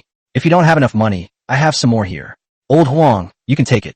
When Zhao Hu and the others returned, Meng Yao overheard their conversation, so she came over and stuffed a few silver notes into Lao Huang's hand. Seeing Xiao Long nod, Old Huang accepted the silver note and left with Zhao Hu. Meng Yao, thank you. Xiao Long turned to Meng Yao and smiled slightly. Meng Yao responded with a smile. Your Highness is so generous, willing to buy such expensive grain to help the people. You deserve to be remembered in history. What is this little bit of money of mine? When Xiao Long mentioned buying grain, Meng Yao was equally shocked. She also admired the man in front of her from the bottom of her heart. She felt more and more that she couldn't guess what he was thinking or what he would do. Xiao Long sighed deeply. Alas, there's nothing I can do. I'm all alone and powerless. Although I am a prince, I have no one to help me except you, Meng Yao. At this moment, Meng Yao frowned and said, Your Highness has spent all the money. How are we going to live in the future? Us? Xiao Long was taken aback. Then a smirk appeared on his lips as he looked at Meng Yao with a sly grin. Shall we live together? Upon hearing this, Meng Yao immediately understood. Her face flushed crimson, and she shyly raised her little fist to punch Xiao Long's chest. Your Highness, how dare you make fun of me? Lanner, who was practicing swordsmanship in the courtyard, saw Meng Yao's action, and immediately her face darkened. She rushed to Meng Yao's side. Cough, cough, cough. After a few dry coughs, Meng Yao realized her unintentional behavior and blushed even more, her little hands awkwardly clasped in her arms, unsure of what to do. Seeing Meng Yao's shy appearance, Xiao Long's mood eased a little. I've spent all my money today, but believe it or not, it will all come back to me in the end. Xiao Long was very confident. He had many ways to make money, and he was targeting the wealthy. Meng Yao nodded. I believe you, Your Highness. Miss, what are you believing? If you keep believing, he'll kidnap you. Come back with me. Lanner didn't know why she couldn't stand Meng Yao being close to a man, so she grabbed Meng Yao's arm and dragged her away. There was no one in the lobby at this moment. Xiao Long glanced at the plaque hanging high in the lobby. The four characters' fairness and integrity were particularly eye-catching. He needed to find a way to kill all these officials, including Huang Feixiang, whom he had no right to kill. But he has no foundation here, so he has to think things through carefully or come up with a detailed plan. Xiao Long leaned back in his chair, pondering a solution. Not long after, Lao Huang and Zhao Hu returned to the grain store. I'll take all the grain in the store. When Zhao Hu said those words, the shop assistants and the shopkeeper were stunned. They stood there dumbfounded, staring at Lao Huang and the others as if they were idiots. What are you standing there for? Didn't you hear me? Hurry up and weigh the grain. Zhao Hu was furious and kicked the shop assistant in the backside. The shop assistant was kicked and stumbled, but he quickly steadied himself and went to weigh the grain. The shopkeeper, realizing what was happening, gave another employee a wink, and the employee sneaked away. Huang Feixiang drank too much last night and is still drunk, lying on the bed fast asleep. Master, master, wake up, wake up. The butler, unable to wake Huang Feixiang by knocking on the door, rushed into the room and shook him, making his fat jiggle. What's up? I'm still half asleep. Huang Feixiang brushed the butler's hand away, turned over, and continued sleeping. Sir, they really did buy grain, and they bought high-priced grain. This really worried the steward. Huang Feixiang had instructed him last night to wake him up as soon as Xiao Long bought grain, but he was sleeping like a log. How could he possibly wake him up? What? He really bought grain? Huang Feixiang, who was still half asleep, suddenly woke up and sat up. Yes, I'm buying grain at Zhouji Grain Store in the east of the city right now. How much did you buy? Huang Feixiang never expected Xiao Long to actually buy it. Even a fool wouldn't buy it at that price. I want everything in the store, but I'm not sure exactly how much. When Huang Feixiang heard from the butler that he wanted everything, he was extremely shocked, happy, and flustered. He was a man who had seen a lot, so he immediately calmed down. After a moment's thought, he pointed at the butler and said, "Quickly, notify the other grain stores to hide all the grain. Each store should only sell 100 jin and not sell anymore." Chapter 21 The Marquis offers timely help. Huang Feixiang seemed to underestimate Xiao Long, but in order to stop Xiao Long from providing relief to the starving people, he had to bite the bullet and stop him. He simply didn't want Xiao Long to be comfortable. Remembering how Xiao Long tried to kill him the day before yesterday, his hatred for Xiao Long had seeped into his very bones. As soon as the stewards spread the word, all the grain shops in the city hid their grain. A single bag of rice sat alone in the huge grain store, looking rather awkward. When Lao Huang brought his men to the grain store, he was somewhat bewildered when he saw a bag of grain. After asking the shopkeeper casually mentioned that this was the reason for the rise in grain prices. Old Huang had no choice but to buy this bag and then go to the next store. However, after visiting every grain store in Chuanzhou City, he found that every single one was the same, which greatly worried Old Huang. "Hurry back to find Xiao Long. Your Highness, it's terrible. There's no food left in the city." After explaining the situation to him, Xiao Long realized that Huang Feixiang was deliberately trying to make things difficult for him. "Damn it, if you push me too far, I'll kill you first." Xiao Long rarely gets angry, but he has already lost his temper several times in just a few days since arriving in Chuanzhou. At this time, the grain that Xiao Long bought was brought back. The carriages parked in the yard were not fully loaded. They clearly didn't have much cargo. "Your Highness has only managed to buy this much, a total of 84 sure. This is far from enough. One sure of millet in the Tianqi era weighed 100 jin, so 80 sure would be about 8,000 jin. If these 8,000 caddies of grain were distributed among the starving people, each person would receive less than one caddy of millet, which would certainly be far from enough." Xiao Long was burning with anger, but also felt utterly helpless and let out a long sigh. "Well, it's better than nothing. We don't have much food left. Let's keep 5 bushels of rice and send the rest to Xiao Long." Xiao Long was assigned by Xiao Long to go outside the city to distribute food to the starving people. The food distributed was their own rations. Old Huang and Zhao, who both knew that Xiao Long was very angry at this moment, so they didn't want to say anything more. After agreeing, they drove the carriage out of the yamen. Xiao Long is now in a real bind. These corrupt officials are all avoiding him, and he can't find any evidence against them. That's not all. They even sabotage their own efforts. Dealing with these corrupt officials isn't urgent, but the stomachs of the starving people can't wait. Just then, a veteran came to report. "Your Highness, there are people claiming to be from the Ministry of Revenue outside the yamen. Should we see them or not?" Ministry of Revenue? Xiao Long was somewhat bewildered. He had only just arrived in Chuanzhou when the imperial court's people arrived right behind him. "Yes, we must see him. Invite him in." In a short while, a middle-aged official entered the hall, bowed, and then spoke. "Your Majesty, I have been ordered by Minister Liu of the Ministry of Revenue to deliver 3,000 sure of grain to Chuanzhou Prefecture. Please accept it." After saying that, he took out an official document from his pocket and presented it to Xiao Long. "What, 3,000 sure grain?"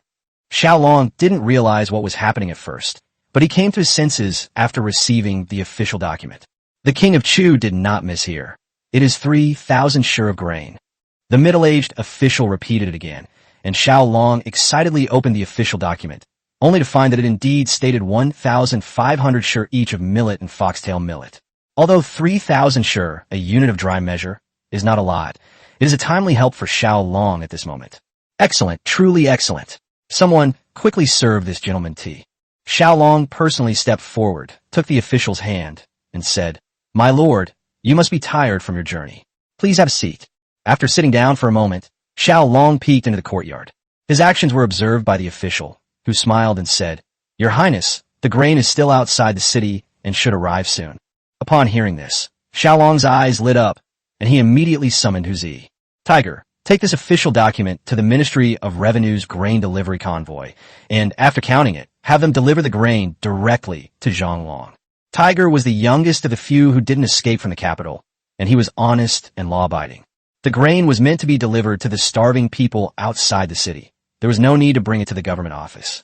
Your Highness, why are you doing this? Shouldn't the grain be stored in the imperial granary? His actions puzzled the official. Xiao Long laughed and said, My lord, you may not know this, but there are starving people everywhere outside Chuanzhou City, and the treasury is empty. It just so happens that the grain you sent can be used to relieve the disaster victims. His answer greatly surprised the official, who had not expected that the king of Chu would treat the people of Chuanzhou in such a way after only a few days in the capital. Your Highness's benevolence is admirable. No wonder the Marquis asked us to deliver it within 15 days. So that's why. The official's address of Lord Marquis greatly surprised Xiao Long, as the grain was sent by the Ministry of Revenue. Suddenly he realized that the Minister of Revenue was a protege of the Marquis of Guanyi, and that the grain was actually sent by Gong Sun Ba. What does Gong Sun Ba mean by this? Is it because of Ming Yao? Xiao Long couldn't figure it out for the time being, and now was not the time to think about such things. He offered timely help, and Xiao Long was naturally grateful for this kindness. Please ask you to go back and convey my gratitude to Lord Marquis and Lord Liu. Xiao Long clasped his hands in a gesture of respect to show his sincerity. After agreeing, the official got up to take his leave. Watching the official's departing figure, Xiao Long sighed. With these 3,000 share of grain, the starving people could at least survive for a month without any problem. Although it was far from enough to completely solve the famine problem, it gave Xiao Long enough time to think of other solutions. That afternoon, two pieces of news were spreading like wildfire throughout and around Chuanzhou City. One issue is the skyrocketing price of grain in the city, with prices reaching astronomical levels of 10 taels per kilogram. The second story is that the king of Chu distributed grain to the starving people from house to house, with each person receiving about 10 caddies of grain. The news spread that Xiao Long had bought 80 share of grain at a price of 10 taels per jin. This led the starving people to believe that the food Xiao Long distributed to them was purchased at this price. Thus, the story of the king of Chu giving up all his wealth just to prevent the starving people from going hungry spread throughout Chuanzhou. Every citizen regarded Xiao Long as a living bodhisattva and savior Chuanzhou. Old man, set up a longevity tablet for Prince Chu overnight and make some incense. We will offer incense to him morning and evening to pray that he will live to be 100 years old. All right, I was prepared to do it even if he didn't say so. Prince Chu is truly a living bodhisattva reincarnated. It seems that Chuanzhou is saved. Praises rang out from the mouths of the common people, and within a day, the name of the king of Chu became deeply ingrained in their hearts, instantly completing his evolution from man to god. As darkness fell, Xiao Long, Zhao Hu, and Lao Huang returned with the veterans. They were all exhausted and dragged their weary steps into the yard. But as soon as he saw Xiao Long, he immediately became incredibly energetic. Your Highness, you have no idea how happy these people were to receive the grain. Many of them were moved to tears. Ha ha ha. Your Highness, many people say you're a living bodhisattva and that they want to erect a longevity tablet for you.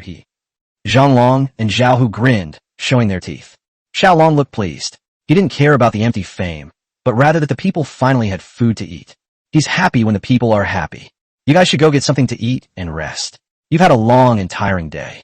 Xiao Long also felt sorry for them. They had run dozens of miles around the field all day and their legs were about to break.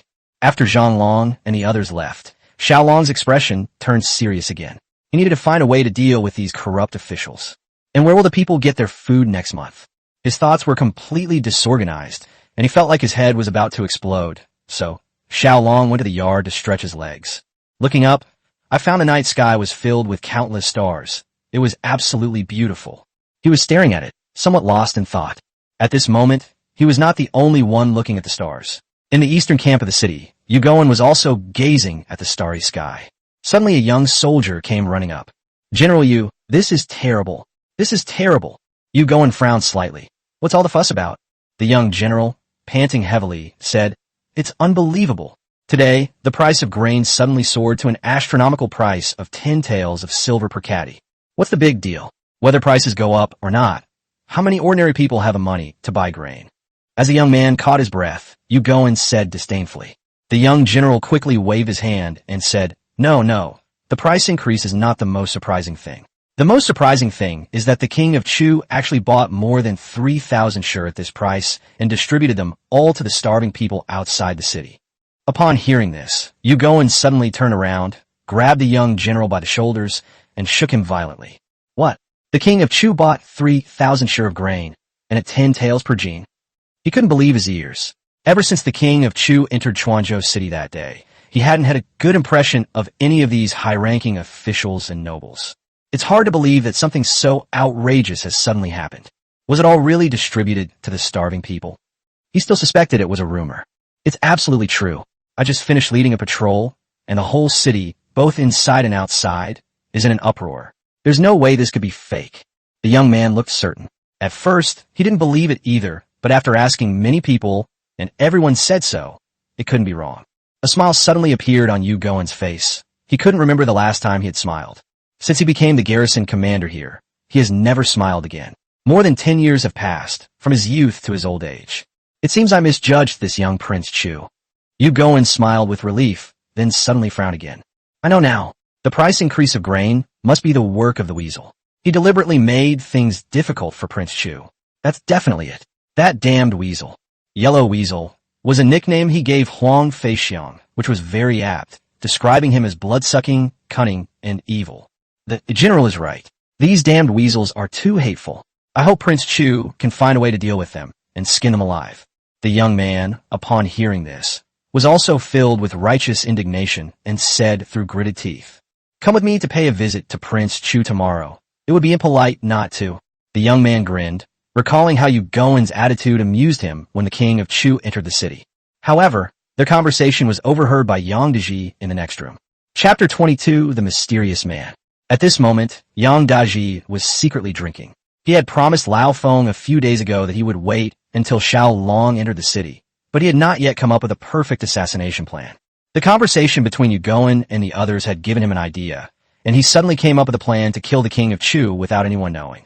The thought of leaving this godforsaken place, of becoming a third-rank military officer in the capital, and of the enormous sums of gold and silver filled him with excitement. The people outside Chuanzhou City are happier tonight than during the New Year. They are so excited they can't sleep. Meanwhile, in the Heavenly Paradise Villa in the west of the city, a group of people also couldn't sleep. Naturally, it was the officials from Sichuan Prefecture led by Huang Feixiang.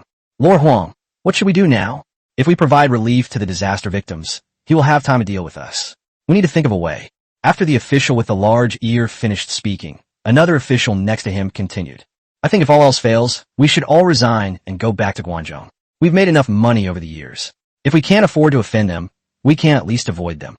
Huang Feixiang glanced at everyone, took a sip of hot wine, and said, with the way you spend your money, this little bit won't last you a second.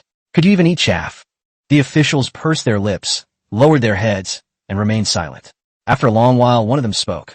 Then what do you suggest we do? If we stay here, he'll find out about us sooner or later. He doesn't seem like someone to be trifled with. Huang Feixiang pondered for a moment, his expression solemn. Suddenly, his eyes narrowed, revealing a fierce glint. Don't worry, he only brought a few small fry with him. They can't do anything to us for a while. We, on the other hand, have plenty of manpower and money. It'll be easy to crush him. Notify Zhang Matzi tomorrow. It's time for him to step up his game. His words were immediately accepted by everyone, who all thought it was a good idea. Zhang Matzi was a bandit leader from Haishuigu outside the city, with more than 600 men. He was the most powerful bandit group near Chuanzhou City. They were also personally supported by Huang Feixiang. They colluded with each other and openly collected annual grain taxes everywhere. Yes, he was distributing grain to those starving people, so he sent people to rob him and see how much grain he had to distribute. Many hands make light work, and the plan to target Xiao Long was quickly devised. While Huang Feixiang and his group were indulging in pleasure, Xiao Long lay in bed, unable to sleep. This afternoon, he checked various records in a government office and discovered an iron smelting kiln that had been abandoned for more than 10 years in the north of the city. Chuanzhou is rich in mineral resources. Before the fall of Linshui Pass, Chuanzhou was an important smelting center of the Tianqi Emperor. Since its fall, the Xiliang army has been able to plunder it at any time, so it has been abandoned. After the original iron ore was mined, it was transported along the Luyan River to various places in Jiangnan for smelting inland. Xiao Long went to see the iron smelting kiln and found that it could be completely modified and continue to be used. If he could forge iron or even steel, he could build a powerful army, and he wouldn't be afraid even if the Xiliang army came to plunder. Chuanzhou was a complete mess. As soon as he arrived at the government office, all the officials stopped coming and simply abandoned their posts, which infuriated him. I thought about the future plans for Sichuan Prefecture for a long time, and then I fell asleep without realizing it. The next morning, Xiao Long was woken up by Hu Zi to eat breakfast. While he was eating, an old soldier rushed in and handed him a bamboo tube, one end of which was sealed with sealing wax. The bamboo tube was inscribed with the 4 large characters, opened personally by the king of Chu. Xiao Long immediately used the tip of his chopsticks to pry open the sealing wax and took out the letter inside. After reading the letter, a slight smile appeared on his lips, and he couldn't suppress his excitement. Great! With a benefactor's help, you surnamed Huang. Just wait and see how I deal with you. Xiao Long's words caught Xiao Long's attention. Your Highness, what good news is it? Look at you smiling. Xiao Long handed the letter to Xiao Long with a smile. Read it yourself. Xiao Long didn't reach out to take it, but instead wore a bitter expression. Your Highness, aren't you making things difficult for me? The words on it recognize me, but I don't recognize them. Xiao Long slapped his forehead. Okay, I'll read it to you. When Xiao Long heard this, his smile became even brighter. Great! Although we don't know who this expert is, he has a grudge against the man surnamed Huang. With his help, we can definitely deal with these bastards. Xiao Long nodded. Okay, you'll come with me tonight. We can't let anyone else know about this yet, in case word gets out. After finishing their meal, Xiao Long led Xiao Long and some veterans to the iron smelting kiln, and also invited skilled iron and tile craftsmen from inside and outside the city to come over. Xiao Long said, looking at the abandoned iron kiln, Masters, I plan to restart these iron kilns, but it will require major renovations, so I would appreciate your help. Thank you all for your willingness to assist me. As soon as he finished speaking, the blacksmiths and bricklayers erupted in uproar. Your Highness, you sent several dozen caddies of rice to our family yesterday. What's a little help to me? Not to mention this time, as long as I'm alive, I'll never say no to anything you ask me to do. Yes, the prince is a living bodhisattva. Doing something for the bodhisattva is also accumulating merit and doing good deeds. Don't you all agree? The dozens of people chattered amongst themselves, making Xiao Long feel quite awkward, but he was secretly pleased and warm inside, feeling that everything he had done was worthwhile. Tianqi's current smelting technology is still at the stage of smelting pig iron. The iron smelting kilns they use have a generally poor heat retention effect, and the design of the blast furnace channels is flawed, so the temperature cannot be raised to its maximum, and it can usually only reach about 1,200 degrees Celsius. Because pig iron contains many impurities, and craftsmen added all sorts of random minerals, which lowered the melting point of pig iron, the pig iron we know today was smelted. Iron has a melting point of just over 1,500 degrees Celsius. To smelt iron and steel, the temperature must be higher than 1,500 degrees Celsius, and the higher the better. Under Xiao Long's guidance and personal demonstration, the first iron kiln was completed in half a day. With experience, the craftsman can complete the renovation of the remaining 10 or so iron kilns in just a few days. When the charcoal and firewood are lit, the charcoal emits a bright white light as it is propelled by the bellows. Judging from the color, Xiao Long could tell that the temperature was at least 1,500 degrees Celsius, which meant there was no problem with steelmaking and it had completely met his expectations. However, the consumption of charcoal is too high, and we will definitely have to switch to coal or coke in the future. Your Highness, this stove is amazing. It seems to get very hot. I've never seen a stove that can burn charcoal until it turns white. Yes, it's incredible. As expected of a prince, he has such skill. I really admire him. These craftsmen were not laymen, and they naturally discovered the kiln's remarkable features. After achieving their goal, Xiao Long led them to build 3 small furnaces nearby. He plans to set up a blacksmith workshop here, where the steel produced can be processed into other things. Because they were newly built, it took an entire afternoon to complete these 3 furnaces. However, Xiao Long was already quite satisfied. While building the furnace, he suddenly thought of something good. If this is successfully achieved, huge amounts of silver and grain will be continuously transported to Sichuan. After finishing his work, Xiao Long hurriedly returned to the yamen to wash up and change his clothes, because he was going to meet the important person who delivered the letter that evening. The letter said to meet at the local temple in the north of the city at 7 p.m. Xiao Long was already waiting for him after he finished washing up. The two were about to leave when Lao Huang stopped them. Your Highness, General Yu from the City Defense Battalion came to pay a visit this afternoon, but he returned home upon hearing that you were busy. General Yu of the City Defense Battalion? Xiao Long had seen it when he was looking through the files and was thinking about when to meet him, but he didn't expect him to come by himself. Okay, I understand. Xiao Long left with Zhang Long in a hurry after saying a few words. Meanwhile, Yu Goen, who had not seen Xiao Long, was returning from his patrol when he noticed that Yang Daji's barracks were dark, which struck him as odd. Having worked together for many years and living in adjacent barracks, I was quite familiar with Yang Deji's lifestyle. At this time, he's either on duty patrolling the camp or doing his carving in the barracks. It's impossible for him to go to bed this early. Yugo stepped forward and knocked on the door, but there was no response from inside. Clearly, no one was inside. When asked, the soldier on duty said he hadn't seen him since he finished dinner. This instantly aroused Yugo's suspicion. Military regulations stipulate that soldiers are not allowed to leave the camp at night without orders. This means that no one, including Yang Deji, can leave the camp without Yugo's permission. After some questioning, a soldier said he saw General Yang sharpening his knife that morning. Some people also said they saw General Yang return to camp early in the morning. A series of unusual events made Yugo realize that Yang Deji definitely had some kind of secret. Assemble Battalion A and Battalion B and bring Yang Deji back to me. Yugo gave the order, and the soldiers below responded and moved. In a short while, more than 400 soldiers left the camp. Meanwhile, Xiao Long and Xiao Long, carrying lanterns, made their way to the local Earth God Temple in the north of the city. Wait for me here. He said he only wants to see me. Xiao Long was a little worried. Your Highness, isn't it unsafe for you to go alone? Let me accompany you in. Xiao Long waved his hand. It's all right. I'm not afraid of ordinary people. I'll call you if anything really happens. Xiao Long nodded helplessly, watching Xiao Long enter the Earth God Temple alone. Pushing open the dilapidated door, a musty, rotten smell wafted out. Xiao Long frowned and raised the lantern in his hand higher, trying to see the situation inside. Suddenly a torch was lit, and in its light, a square face appeared. Is that you, Your Highness? That was asking a question. It was me. Was the letter this morning delivered by you? Xiao Long knew it was the right person. Otherwise, he wouldn't be here at this time. It was sent by me, Your Highness. This is their evidence of crime. Please take a look. After saying that, the man handed over a small booklet. Xiao Long took the lantern, stuck in a crack in the wall, and then opened the booklet to take a look. There were no words inside at all. As he turned to ask the other person a question, he saw the man raise a large knife and slash down at him. Chapter 23: Danger at the Earth God Temple. Xiao Long was shocked. He shouted and clasped his hands together, catching the blade with his bare hands. However, he suddenly lost his footing and fell forward, failing to catch the blade with his hands. Xiao Long's vision went black as he crashed headfirst into the man's arms.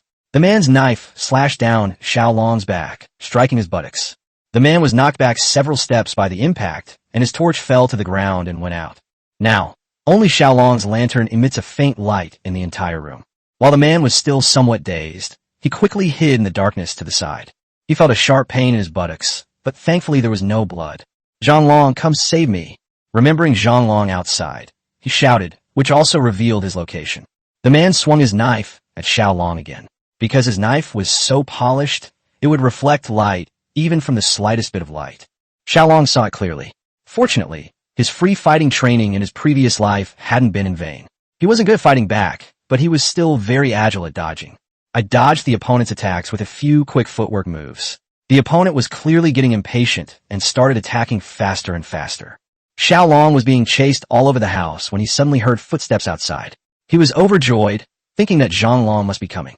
However, to Xiao Long's surprise, the person who rushed and also slashed at him with a knife. Xiao Long felt a sense of foreboding. He guessed that Xiao Long had probably been killed, and now he had to deal with two men with knives. He had no chance of winning. If I were outside, I could run away, but now that I'm trapped in this Earth God Temple, there's almost no chance of escaping. Seeing the other's knife slashing at him again, Xiao Long was enraged. Since he was going to die anyway, he might as well fight back. When people are in a crisis, their adrenaline surges. Xiao Long doesn't know where he got the courage from, but he lowered his head, turned around, and got close to his opponent. He grabbed the opponent's wrist holding the knife tightly with both hands, and raised his right leg to deliver a kick that would cut off his offspring. Xiao Long clearly felt the man's legs suddenly tighten, his body squat down, he let out a muffled groan, and his whole body stiffly fell backward. Before Xiao Long could even catch his breath, the knife behind him was already slashing towards him. He had no time to dodge, so he could only hunch his neck and arch his back to take the blow. He felt a dull thud on his back, and it felt like his internal organs were about to shatter. The blow was powerful and heavy, causing him to stumble and slide forward several meters. He even stepped on the person who had fallen to the ground during the journey. A few seconds later, a sharp pain shot through his back. Xiao Long thought to himself, "Oh no, my back must have been slashed open." But he had no time to think. As the other man's knife swung down again, this time aimed at his head. Xiao Long gang dodged to the side, but in the dim light, he suddenly saw that the other person had fallen down and crashed forward to the ground, the knife in his hand flying to Xiao Longgong's feet. It turned out he had tripped over the person who was lying on the ground. Such a ridiculous thing actually happened right in front of me, just like those comical performances in movies. Xiao Long didn't think much of it, picked up the knife from the ground, rushed forward, and started slashing. However, the other party reacted quickly, picking up the knife from the fallen man and using it to block the attack. Then, with a lazy roll, he created some distance and got up again. Now both sides have knives. The situation is much better for Xiao Long, and he has a chance to fight back. Enraged that Xiao Long dodged his attacks multiple times, the man roared and charged at Xiao Long with a savage charge. Before the man even arrived, the blade had already struck. Xiao Long retreated while swinging his blade to parry, but the opponents seemed to have gone mad, each strike more ferocious than the last. Each strike made Xiao Long's tiger's mouth ache, and he could barely hold the hilt of the sword. Suddenly, with a snap, the knife in Xiao Long's hand broke in two, and his heart trembled violently. The opponent clearly did not give up and swung his knife at him again. Xiao Long retreated again to dodge, but suddenly his heel and back hit the stone wall one after the other, and he realized that he had been cornered. Fortunately, the other party did not notice. The knife struck the stone wall above Xiao Long's head with a clang, and sparks flew everywhere. He immediately seized the opportunity and grabbed the other man's knife-wielding hand with both hands. Just as he was about to deliver the same fatal kick he had used on that man, he was suddenly struck hard in the face. He suddenly felt dizzy and his consciousness began to fade. This feeling was very familiar to him. You'll feel this when you get hit in the face while practicing free fighting. The other party clearly wanted to kill him, so they wouldn't stop, throwing punch after punch. After a few punches, Xiao Long's legs went weak and he was almost losing consciousness. His only remaining thought was to hold onto his hand tightly so that he wouldn't have a chance to use the knife. Just when he could no longer hold on and was about to give up, he suddenly felt a bright light in front of him and a commotion arose. This was Xiao Long's last memory. He let go of his hands and slid down the wall to the ground. When he woke up, it was already the afternoon of the next day. His first feeling was that his whole body ached, his face was swollen, and his back hurt when he moved. One of his eyes was so swollen he couldn't open it. It was a truly horrific sight. "Your Highness, you're awake?" Meng Yao's voice rang in my ears. Only then did he realize that he was still alive. "Ouch, it hurts!" Xiao Yan opened his mouth to speak, but the swollen corner of his mouth pulled at his face, causing him to scream in pain. "Your Highness, where does it hurt?" Meng Yao was frantic and at a loss, so she grabbed Xiao Long's arm and asked. "My whole body aches." He could only sob. I actually wanted to say that his butt hurt, but he was afraid Meng Yao would misunderstand, so he kept quiet. At this moment, Lanner sneered from the side. "Humph, a little pain won't kill you. You're lucky to have survived. If it weren't for General Yu, we'd probably be burning paper money for you right now." Xiao Long really wanted to have a fight with Lanner right now. This girl always said such infuriating things. Unfortunately, it's inconvenient to talk about it now, so I guess I'll just have to let it go. "Lanner, how can you speak like that? Your Highness, please don't take offense. Lanner may have a sharp tongue, but she applied her family's secret medicine to you, and you should be better soon." With Lanner on one side and the prince on the other, Meng Yao could only try to mediate between them. "Tisich, if Miss hadn't begged me, I wouldn't have been willing to give him my family's medicine." Xiao Long was speechless, but he was still very grateful to the two of them. "Meng Yao, thank you, Lanner, and thank you too." He spoke sincerely to Meng Yao, but deliberately emphasized the word thank you when speaking to Lanner. "I don't need your thanks. Miss, he's awake. You should go get some sleep. You've been up for almost a day and a night." Lanner's words brought tears to Xiao Long's eyes. Meng Yao had actually taken care of him for a whole day and night, and he was filled with gratitude he couldn't express in words. He wanted to say something, but his throat tightened and he couldn't speak. "Your Highness, please rest well. I'll have Wan Yang make you something to eat." He watched Meng Yao leave with his only eye, a smile playing on his lips, but as soon as he moved, a sharp pain shot through his face again. Suddenly remembering what Lanner had said, could it be that General Yu had saved her? He couldn't understand how General Yu had found him, or how he had ended up at the local temple. Then he thought of Xiao Long, wondering how he was doing. "Your Highness, how are you feeling?" Just as he thought of Xiao Long, his voice came, and then he appeared in front of him. "You're not dead, huh? Why aren't you coming to save me?" Xiao Long survived a near-death experience. Although Xiao Long didn't come to save him, he was already content to be alive. "It's not that I didn't want to save you. It's that I was knocked unconscious. Look at the back of my head, there's such a big bump, and I'm still dizzy." Xiao Long looked aggrieved, and even turned his head to show Xiao Long. I'm sorry. It was my oversight that caused you to get involved. Looking at the large bump on the back of Xiao Long's head, he still felt guilty, blaming himself for not realizing it was a trap. This is not the prince's fault. Who knew that Yang Daji wanted to kill you? Who is Yang Daji? At Xiao Long's questioning, Xiao Long explained the whole story to Xiao Long. The night before last, Yang Daji came up with a plan to use his conflict with those officials to lure Xiao Long to the local temple. Fearing that he might make a mistake on his own, he pulled Lao Feng and the other two to come and help. That's how the thrilling scene last night happened.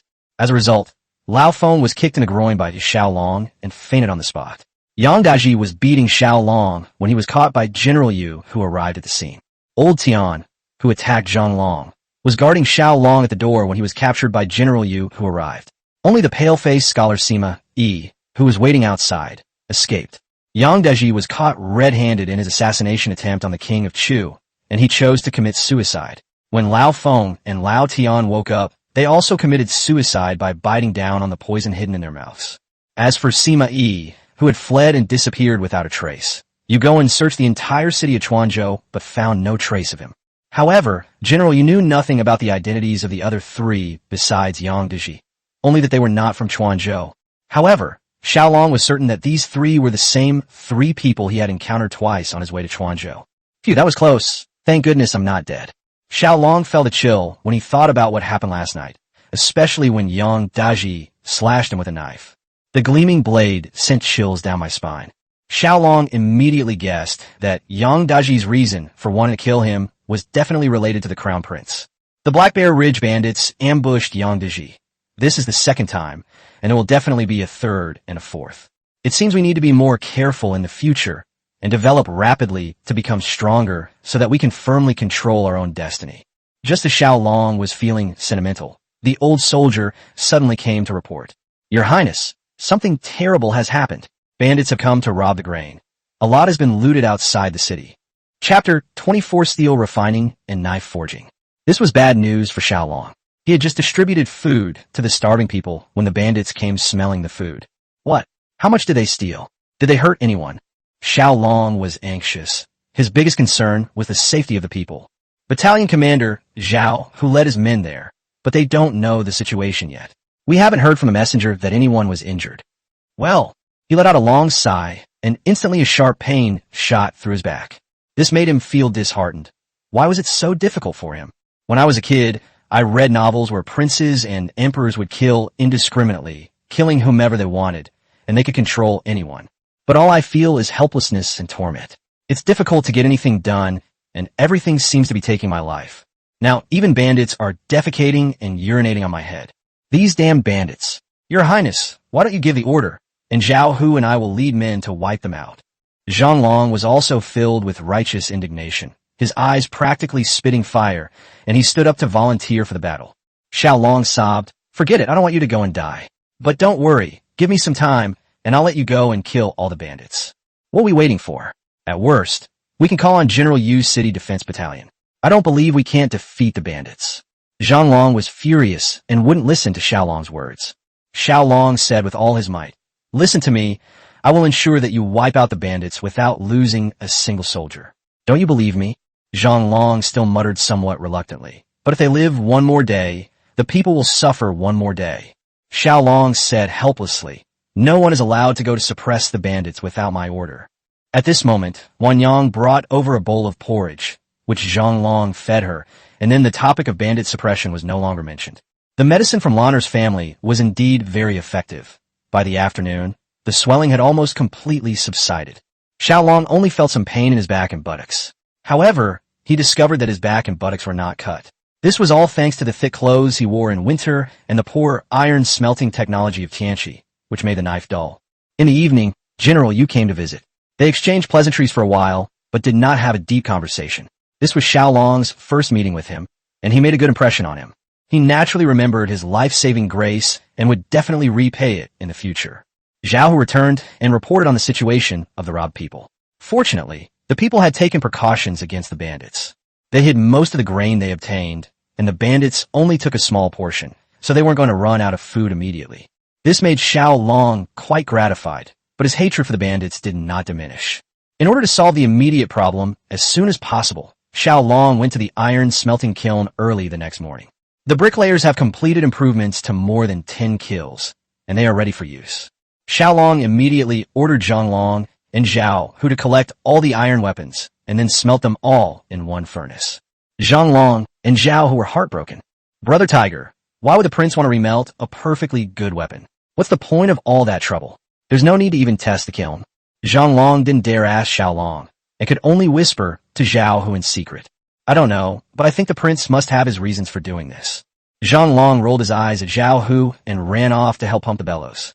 Xiao Long could actually use iron ore to refine it, but that would take too long. Pig iron would be faster, and besides, those tetanus blades would be useless anyway. Fortunately, Yang Daji used this knife yesterday.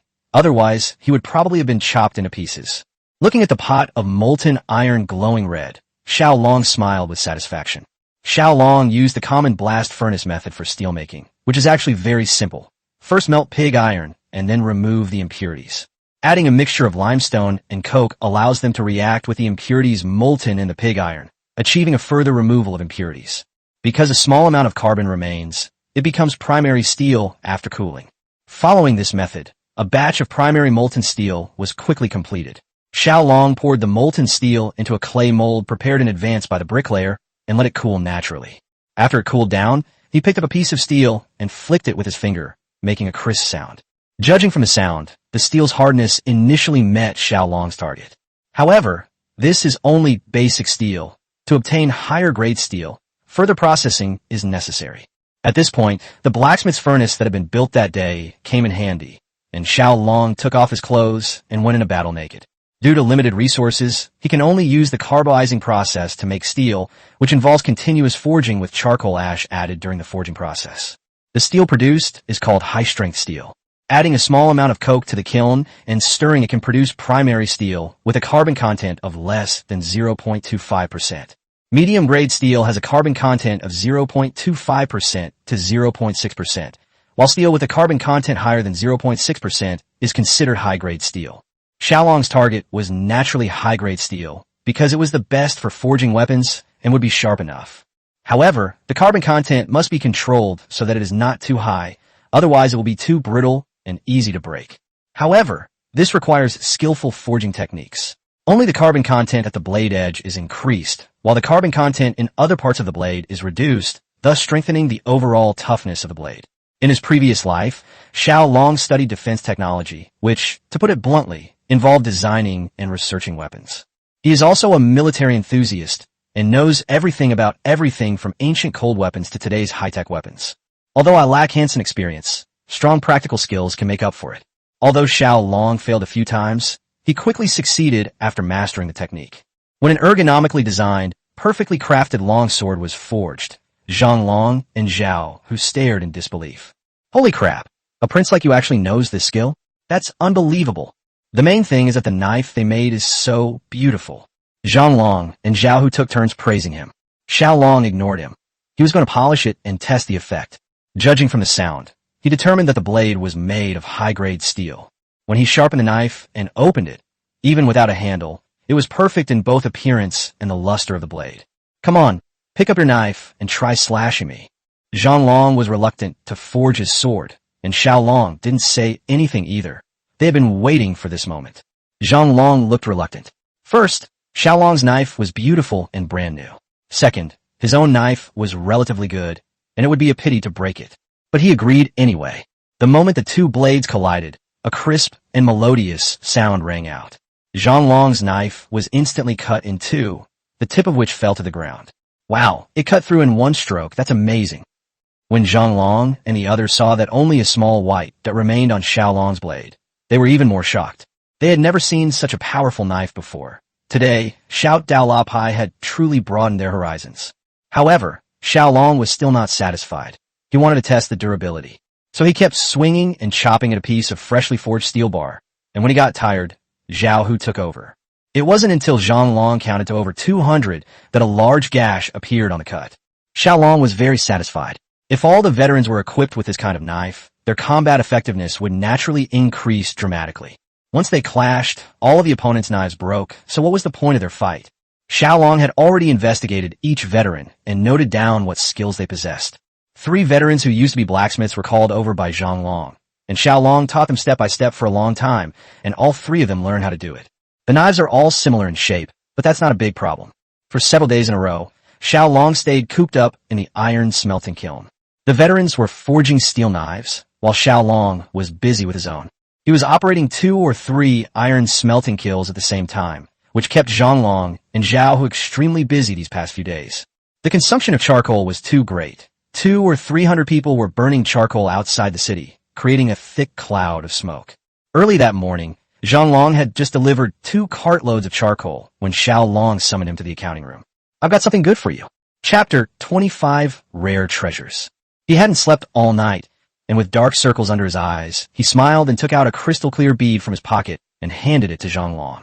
Holy crap, could this be the legendary glass bead? After Xiao Long held it in his hand and studied it for a long time, he suddenly exclaimed in surprise. "Shoo, keep your voice down." Xiao Long made a shushing gesture at him and said. Xiao Long immediately shrank back, then looked around again, only feeling relieved when he found no one was paying attention. "Your Highness, where did you get this? It's a rare and precious treasure." After receiving Xiao Long's affirmation, Xiao Long was so excited he almost jumped up. "I did it these past few days." Xiao Long gave a nonchalant reply. Xiao Long was so shocked that his mouth dropped open. "Don't believe me? Look here." Xiao Long turned around, picked up a box, lifted the cloth on top, and revealed dozens of glass marbles of different sizes. "My goodness, so many. Your Highness, are you a god?" Xiao Long was at a loss for words. He had heard that this thing called liuli was created by the gods. This thing can only be found in the western part of Xiliang. When Xiliang was a vassal state, it offered this thing to Tianqi. I've heard it's called liuli, but most of them are irregular shapes. Round liuli beads are the finest among liuli, truly a priceless treasure. I heard these things from the generals after I joined the army. I never expected to see them with my own eyes today, and that they were even made by a prince. How could this not leave him utterly shocked? "I'll give you the one you have, but I need you to do a secret mission. Do you have the confidence to complete it?" "What did you give me?" Xiao Long didn't listen to what he said after that. Instead, he was stunned by Xiao Long's 3 words. "I'll give you this." Yes, it's yours. It's not anything special. I'll get you a colored one when I have time later." Xiao Long was speechless. It was just a broken glass ball. He remembered how they used to buy them by the handful for 5 cents each when he was a kid. What was this? "Haha, Your Highness, you're too kind." Xiao Long excitedly hugged Xiao Long and pouted, trying to kiss him. "You son of a bitch, what are you trying to do?" Xiao Long quickly grabbed his neck, looking disgusted. Sorry, I couldn't resist." Xiao Long chuckled, revealing a lewd expression. When Xiao Long reiterated the secret mission to him, he patted his chest and assured him. Xiao Long was very serious at this moment. He knew that this concerned the lives of countless people and could not be taken lightly. "Your Highness, is it really possible to make this thing? I'm a little skeptical." Xiao Long felt like he was dreaming and still couldn't believe that Xiao Long had really done this. Xiao Long frowned. "If I didn't create them, then did you create them? Also, if you want to keep the one I gave you as a souvenir, keep it. If you want to make money from it, sell it as soon as possible." At this point, Xiao Long asked, somewhat puzzled, why not? "Can't I sell it when I need the money?" Xiao Long was speechless. Was this guy an idiot? Things are valued for their rarity. If I can make just a few of these, I can build a whole house. Do you understand? "Oh, I get it. If it's too common in the future, it won't be worth anything, right?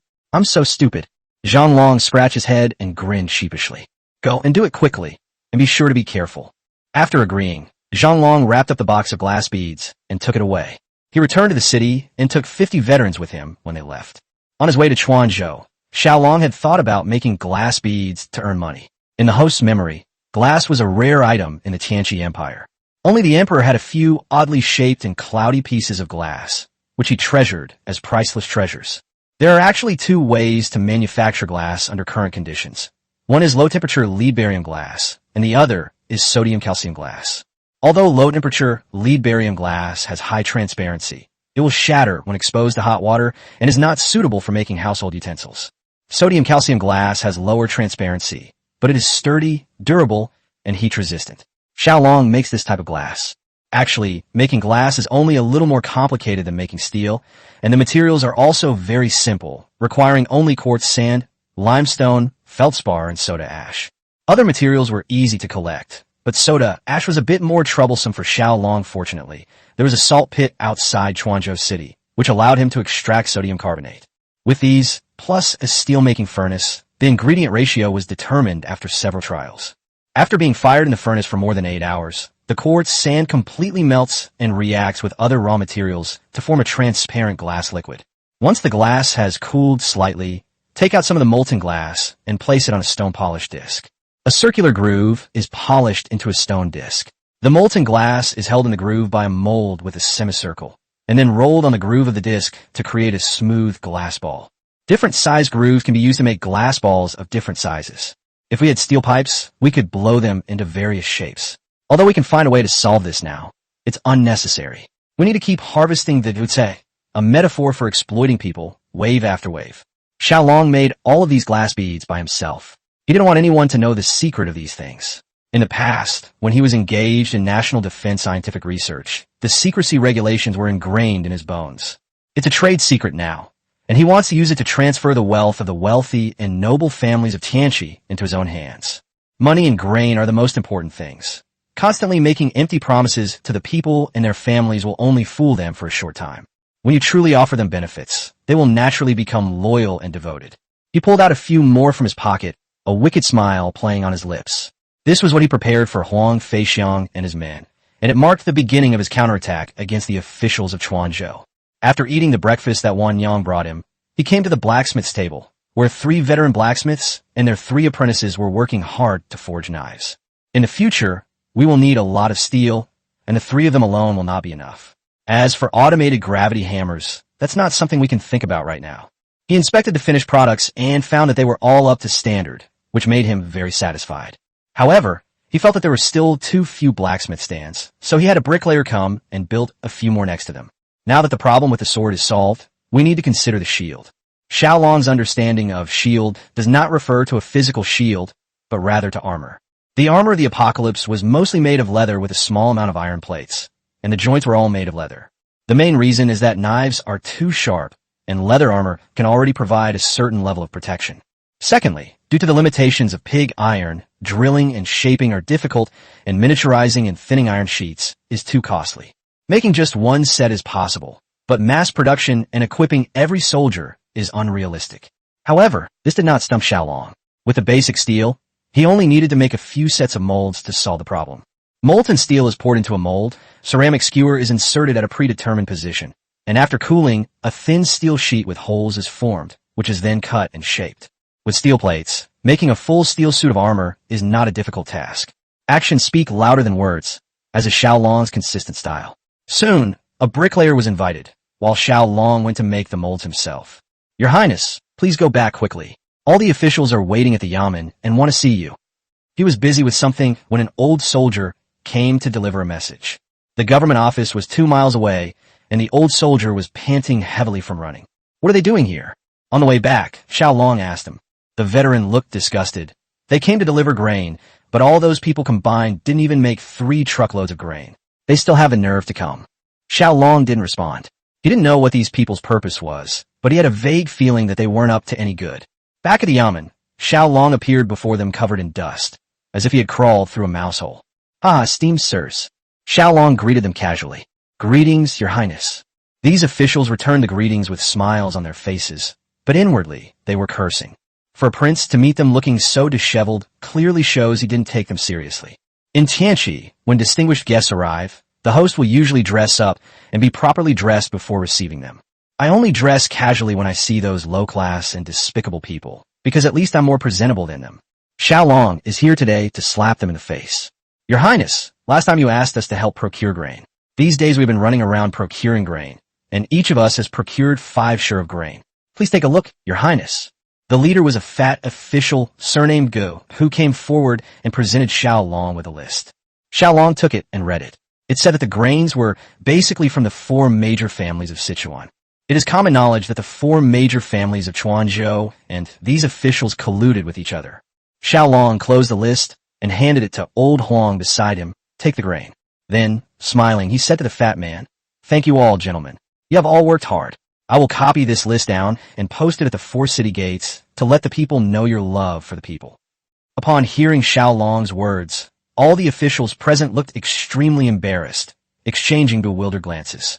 It was that fat man, Lord Gu, who bowed and said, "Your Highness, our love for the people is worlds apart from yours. Please don't post this and embarrass yourselves." Xiao Long's lips twitched slightly before he laughed and said, "Haha, Lord Gu, you are mistaken. As the saying goes, a gift of a goose feather from 1,000 miles away is a small gift, but carries great meaning. We should still post the photos of your kindness, otherwise the people will think that I have embezzled grain. Don't you all agree?" Although Xiao Long doesn't have evidence to kill these bastards right now, he can still annoy them. Who told you to be disgusting first? So many days have passed, and you've only given each person 500 caddies of grain? You're feeding beggars. The officials were speechless, none of them daring to utter a word in response. Suddenly, Xiao Long remembered the grain prices in the city and slapped his thigh in surprise. "Oh dear, look at my memory. Isn't the price of grain in the city 10 taels of silver per caddy right now? You gentlemen are so generous. I'm sorry to have troubled you all." The officials looked extremely grim, but they still forced smiles. "Your Highness is too kind. This is what we should do. Please continue with your work, Your Highness. We will not disturb you any longer." After saying that, they all slunk away. Watching their backs, Xiao Long rolled his eyes. "What kind of garbage is this? It disgusts me. I'll disgust you to death." Actually, they had several purposes in delivering the grain. These past 2 days, they've heard that Xiao Long almost got killed and was seriously injured, and they want to come and see him make a fool of himself. Secondly, the operating rights of the Chuanzhou mine were about to expire after the new year, and they wanted to make a good impression on Xiao Long by donating grain in order to secure the operating rights for the following year. However, they found that Xiao Long was completely unharmed and had been thoroughly humiliated. I wanted to mention the mine to get some information, but I realized I didn't know where to start. Suddenly, Xiao Long touched the glass bead in his arms, and with a mischievous grin, he went to find Meng Yao, wanting to borrow it for a while. When they found Meng Yao, she was in the backyard mending clothes for the veterans. Of the hundreds of people who came to Chuanzhou, only 3 women were Meng Yao on her and Wan Yan. When traveling, the veterans didn't wear out their clothes much. But recently, the iron kilns started operating, and the veterans have been busy making charcoal, so their clothes have become worn out and no one has been able to mend them. Meng Yao had nothing better to do than to help the veterans replenish their bodies. Xiao Long stood outside the door, lost in thought. His heart tugged at Meng Yao's every stitch. It's not because Meng Yao is particularly beautiful, but because she has a certain aesthetic appeal when viewed from this angle. Oops! Suddenly, Meng Yao pricked her finger with a needle and let out a soft cry. Xiao Long rushed over to check and grabbed Meng Yao's hand. "Let me see, is it punctured?" Meng Yao instinctively pulled her hand away, but she was no match for Xiao Long's strength, and her face immediately turned red. Seeing a drop of blood emerge from Meng Yao's fingertip, Xiao Long immediately sucked it with his mouth. Meng Yao let out another soft cry. This sound came from Xiao Long, but it was different from Meng Yao's delicate cry, because it was a scream of agony. Xiao Long released Meng Yao, scratched his head, and hid to the side, because he saw Lana rushing towards him angrily. "I just got hit on the head by a pebble or something, and it hurts terribly. You're supposed to be a prince. How could you do such a despicable thing? Do you think our young lady is easy to bully?" Lana swung her fist to punch him. If Meng Yao hadn't stopped her, that punch would probably have landed on her already. "Lana, you've misunderstood the prince. I pricked my finger, and the prince was sucking the blood for me." Lana wouldn't listen to any explanation and angrily said, "Humph, doesn't my young lady have a mouth? Asking for your help is nothing more than wanting to do something indecent."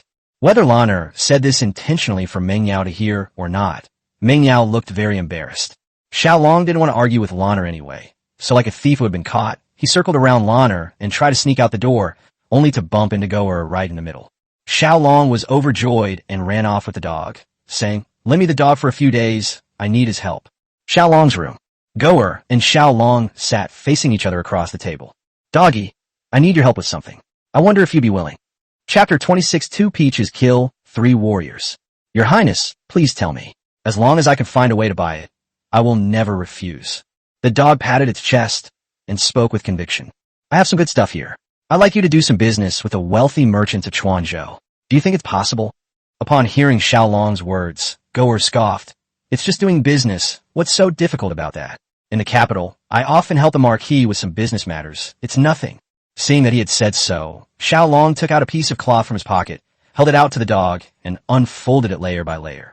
When the 7 glass beads, each the size of a walnut, appeared, The dog's eyes widened in amazement. His expression was even more exaggerated than Xiao Long's this morning. The dog gasped. My goodness, so many treasures. Clearly, the dog was worldly wise and could tell at a glance how valuable the glass bead was. Do you think we can use these treasures to buy all the grain that the rich have? As soon as Xiao Long asked the question, Goer immediately replied. Let alone 7. Even 1 wouldn't be out of the question. Don't you know how precious these things are, Your Highness? However, Xiao Long smiled meaningfully and said, No, what I mean is to use these 7 grains to buy all the grain from the wealthy merchants and officials, and to sell all 7 of them. Not a single grain can be missing, and they must be sold to different people. Dog was indeed a clever fellow. He smiled and said, I understand what Your Highness means. This matter is not difficult and will not take long. Xiao Long just likes to deal with smart people who understand immediately. But he still made new demands. But there's one thing. The grain can't be officially sent to Quanzhou City, but it has to be transported to the government warehouse. I think that shouldn't be difficult for you. The dog rested its chin on its paw, its eyes darting around a few times before nodding. Yes, there's a way, but we need some manpower. If you don't have enough manpower, ask Battalion Commander Zhao. If you still don't have enough, ask Lao Huang. Have him pay for the workers. Anyway, this matter is entrusted to you. As long as you complete it successfully, I will give you this one after it's done. After saying that, Xiao Long took out a glass bead the size of an egg from his pocket. The dog was startled again by the large glass bead. Really? The dog could hardly believe its ears and checked again. A ruler's word is his bond. Xiao Long's for words made Goer feel very secure, as if the big bead was already his. The dog left with the beads. Before leaving, Xiao Long found Old Huang and asked for 1,000 taels of silver as startup capital for this big project. The reason for asking the dog to help with this task is that it requires a clever person with strong mental fortitude. Since Goer started following Meng Yao, Xiao Long has often observed him and discovered that Goer is a talented person, but he has not used him because of his unclear identity. There is no one more suitable than a dog for this matter. As for why Xiao Long sold these 7 beads to different people, it was because he thought of a classic historical strategy. 2 peaches kill 3 warriors. Once Goer received the mission, he already had a plan. After some preparation, he appeared outside the city gate the next day and swaggered into the city with 5 or 6 bodyguards. Whether they were guards or ordinary people, everyone glanced at him a few times. His attire was completely out of place in this city of Quanzhou. He was dressed in strange clothes, and even the horse he was leading was gilded and inlaid with silver, which made him look incredibly extravagant. They looked like merchants from the West. After checking into the best inn in Sichuan, they lavishly ordered a huge table of food and drinks. After a hearty meal, he went to the prefectural government office, but he was driven out by the old soldier before he could even enter. The reason given was that the prince was busy and not at the government office. The dog, having been rebuffed, angrily left and returned to the hotel to continue drowning his sorrows in alcohol. This matter quickly reached the ears of the Wang family, one of the 4 major families. Wang He, the young master of the Wang family, deliberately struck up a conversation with Goer when he arrived at the inn. Go went along with it and made contact with Wang He. In the eyes of the Wang family, this guy looked like a wealthy merchant, and he might be trying to get the Chu king's attention by taking over the mines, so they came to sound him out. To Wang He's surprise, this person actually wanted to do business with Xiao Long. Bossly, what business do you want with the Prince of Chu? He's a prince in name only. To put it nicely, he's a prince, but to put it bluntly, he's been exiled to this Quanzhou. Wang He whispered in the dog's ear. I thought this king of Chu was newly infeft and very wealthy, and I wanted to do some big business with him. In that case, I'll go to Guangzhou tomorrow and find some rich households. The dog seemed disappointed, feeling like it had made a wasted trip. I wonder what kind of business Mr. Li is interested in. Wang He was very curious about what kind of business it was, since he hadn't seen what goods the man was carrying. The dog looked impatient. My business isn't something just anyone can do. Even if I told you, you don't have the ability. The 4 major families have occupied the mines in Quanzhou for many years and have accumulated a lot of wealth. However, they're all low-key and do not engage in large-scale construction projects, so no one knows how much money they have. Wang He was a little angry that the dog had looked down on him today. His family's savings, while not enough to rival the wealth of a country, were more than enough for an ordinary prince. Wang He glared at him. Lord Li, you underestimate us. There are many big deals that our Wang family can't handle. I really want to see for myself. Seeing that the boy had taken the bait, Goer smirked and glanced sideways at Wang He. Then, right in front of him, he took an ordinary-looking box out of his pocket. As the box slowly opened and the cloth covering it was lifted, 7 walnut-sized glass beads appeared before Wang He's eyes. Wang He was stunned, gasped, and stared intently at the 7 beads, not daring to blink. Suddenly, the dog covered the box with a cloth, closed it, and stuffed it into its bosom. He said with a disdainful look, "How about that? Still dare to talk big now? Get lost. If you don't have the ability, don't try to get close." The dog gave the order to leave, but Wang He just smiled and refused to go. "Mr. Li, I admit that my Wang family can't possibly consume all these treasures at once, but consuming one shouldn't be a problem. Rest assured, I'm not exaggerating." Wang He was young, but having traveled extensively with his father in recent years, he had broadened his horizons considerably, and he recognized the beads as glass beads at a glance. He also knew that these glass beads were rare treasures, and that merchants who had made a certain amount of money would develop a liking for such things, so he was immediately tempted to buy them. The dog still looked disgusted. "Humph, you may know what's good, but you don't necessarily know what's worth. Tell me how much your Wang family can afford to buy one. If you can't afford it, don't talk nonsense with me. Even if you could, would you be willing to buy it?" If it were any ordinary treasure, after being treated like that, Wang He would probably buy it on the spot and then smash it to pieces to vent his anger. But now he has no temper at all, because the other party has the power to do so. Instead of getting angry, Wang He laughed and said, "Lord Li is right. I don't know the price. Want to name a price? If my Wang family can afford it, we will naturally be willing to buy one." Wang He definitely wanted to buy it. He didn't buy it to display at home. He wanted to use it to curry favor with the high-ranking officials and nobles in the capital.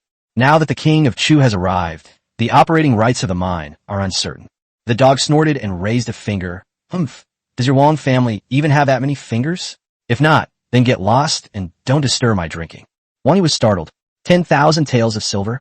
Impossible. 100,000 is definitely not that cheap. 1,000,000 taels? That's way too expensive. The entire Wang family's wealth doesn't even amount to 1,000,000. He could still find a way to raise 800,000 taels. For a moment, Wang He was in a dilemma, his expression shifting between light and dark. "Lord Li, could you let me see if this glass bead is real or fake? If it is, I'll go home and raise the money. 1,000,000 is indeed expensive, but if you can buy it, not to mention currying favor with high-ranking officials, you can even offer it as tribute to the emperor and receive a large reward. You might even be given an official position. At that time, you'll be rolling in money." Wang He was determined to give it a try. With such a big deal, he naturally had to be careful not to be scammed. The dog took a sip of wine and impatiently took the box out and placed it on the table. Look, it's fake. I'll eat it right now." Wang He carefully opened the box, picked up a seed, touched it, and examined it against the light. His eyes gleamed with greed. He held the box in his hands, reluctant to put it down, wishing he could turn around and run away with it. After confirming it was true, Wang reluctantly put it down. "Aren't you annoying? You're not going to buy it or not. You keep looking and looking. If you're not going to buy it, get out of here." The dog shoved the box into its arms and waved for him to leave. Wang He remained calm. "Lord Li, please eat first. I'll go home and raise the money." After leaving the house, Wang He ran all the way home to find his father. He thought that if he borrowed some money from other members of the 4 major families, it would be enough to buy one. When Wang He got home, he told his father, who was worried about what to do next since the mine was gone. So he immediately agreed to Wang He's suggestion to buy the beads and go to the capital. They had to be quick, as there were 7 beads in total, and the first one they took out would definitely yield the most profit. However, as soon as Wang He left, the Zhou family, the Wu family, as well as Lord Ge and Huang Feixiang, all knew that Goer had beads to sell. These 7 beads caused quite a stir among the 4 major families and officials of Sichuan. They all had ulterior motives and wanted to buy it. Their ideas were similar, but none of them had enough money. But no one would lend them money, and after waiting for several days, not a single person managed to buy anything. When the stalemate reached a deadlock, Goer proposed a solution. If there wasn't enough money, grain could be exchanged for silver. As soon as this method was proposed, the Zhou, Wu, and Wang families, 3 of the 4 major families, were the first to gather enough grain to buy the beads. Then Huang Feixiang, Lord Ge, and Lord Lu all gathered enough grain. Once the silver notes and grain were counted, the person who received the beads was secretly delighted at home, thinking of going to the capital immediately. However, those who failed to buy the beads started to have wicked ideas. They had each trained a group of bandits outside the city. As the saying goes, evil is born from boldness. If you can't buy it, you'll steal it. As long as you can get the beads, you're not afraid to turn against others. Huang Feixiang, on the other hand, had his eye on Goer and wanted Zhang Matzi to take him down.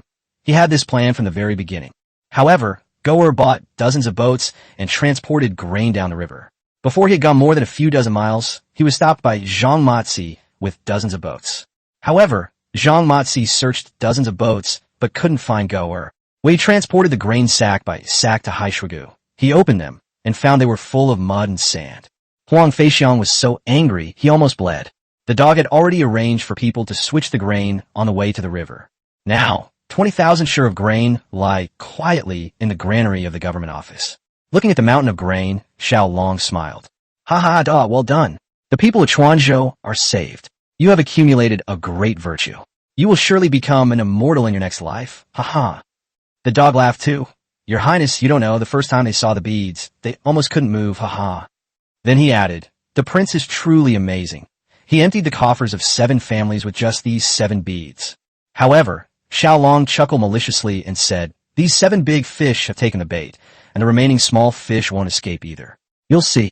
Chapter 27, Is the Prince a Magician? The dog's eyes darted around as it chuckled. Your Highness, have you forgotten something? Xiao Long immediately understood what Goer meant, but he pretended not to know. What did you forget? All right, I forgot to notify Zhao Hu and the others to come and collect the grain. The starving people outside the city probably don't have much grain left. Seeing that Xiao Long was about to leave, Goer became anxious. Just as he caught up with him, intending to ask for the exile's bead, Xiao Long turned around and handed it to him before he could even speak. Just kidding, how could I forget? The dog laughed and took the bead. Thank you for the gift, Your Highness. If there are any more good things like this in the future, just come to me, haha. As Xiao Long walked out of the warehouse with Goer, he felt extremely comfortable. This was the most exhilarating moment for him since arriving in Sichuan. After being so frustrated for so long, he finally got his revenge. As the saying goes, with grain at home, one has nothing to fear. With this grain, he felt much more confident. Next, he would continue his counterattack and wipe out the parasites that were sucking his blood in Sichuan. Back in his room, Xiao Long closed the doors and windows, then took out a thick stack of silver notes from his pocket and placed them on the table. Counting the silver notes, Xiao Long couldn't stop smiling. This amounted to over 5 million taels. The Tianxi Empire's annual tax revenue is only over 50 million taels, which is a huge fortune. However, this is the money that these 7 families have accumulated over many years in Chuanzhou. With this money, the development of Chuanzhou will surely flourish in the future. Suddenly he realized he didn't know where to put these banknotes, and he felt uneasy no matter where he put them. They're either afraid of dampness or insects and rats. Sigh. It seems we need to find an accountant. There will be so many more accounts to keep in the future, and right now, we really have no one to hire. Because of the lack of grain, Xiao Long did not dare to establish a government office or recruit talented people. How can a boss start a company and hire employees if he has no money? Now we have both money and food, so it seems we can start recruiting some talent. Just as Xiao Long was making his plans, Zhao Hu suddenly knocked on the door and shouted, Your Highness, something has happened. The bandits outside the city are in complete chaos, burning, killing, and looting like a hornet's nest. Upon hearing this, Xiao Long felt a sense of foreboding and pushed open the door to inquire about the situation. Now the bandits have gone mad, and they've all come out in droves. The Wu family patriarch and young master were killed by the bandits, and their bodies were dumped in the wilderness. The Wang family was wiped out, and the Zhou family was ambushed on the way, with only a few people escaping back. This was the news Xiao Long wanted to hear, and it was something he had expected, but it came much faster than he had imagined. However, what he was worried about was not these things, but the ordinary people. How are the people? Zhao Hu said with a long face, I heard from them that the bandits robbed anyone they saw and killed people if they didn't give them anything. Some villages were completely looted, and it's unclear exactly how many people were killed. Xiao Long felt extremely guilty. He had considered that the bandits might rob and kill the person who possessed the glass bead. But he didn't expect that they wouldn't even spare ordinary people. However, he knew the reason. It would be too obvious if they only killed wealthy people like the Wu and Wang families, so they took the opportunity to rob ordinary people to muddy the waters. Zhao Hu asked anxiously, his anger palpable. Your Highness, what should we do? We have no way to deal with so many bandits. These days, bandits roam everywhere without a fixed place or time, so there's really nothing we can do. Xiao Long's face turned ashen, and his eyes revealed a murderous intent. Go and gather all the veterans at the iron smelting kiln, and then inform General Yu to guard the city gates. After Xiao Long finished speaking, he went straight to the iron smelting kiln to wait for the veterans to arrive. Since Zhang Long took 50 men with him, There are now only 280 veterans left. Soon all the veterans had assembled. Since they just put down their work and hadn't had time to wash their faces, their complexions were all messy and dirty. Brothers, let me ask you, if you went back to farm and wanted to live a peaceful life, but bandits came to rob you every few days, took your wives and children, burned down your houses, and made it impossible for you to live, what would you do? As soon as Xiao Long asked the question, the veterans erupted in a clamor, shouting one after another. Let's fight the bandits. Grab a machete and kill them. Xiao Long continued to shout loudly. Yes, we must resist, but we can't resist alone. We must unite. Only by uniting can we defeat a powerful enemy. If I ask you all to attack the bandits' lair together, would you dare? The veterans were in high spirits and were shouting, kill, kill, kill, kill, kill, kill. However, Zhao Hu's expression was not good, and he leaned close to Xiao Long and whispered, Your Highness, you're not joking, are you? Sending such a small force to attack a bandit's lair? Isn't that suicide? Xiao Long grinned. Do you think I let you all die? Just you wait. After saying that, Xiao Long shouted behind him, Bring it out. As soon as he finished speaking, a group of men and women carried stacks of silver helmets and armor and baskets of steel knives.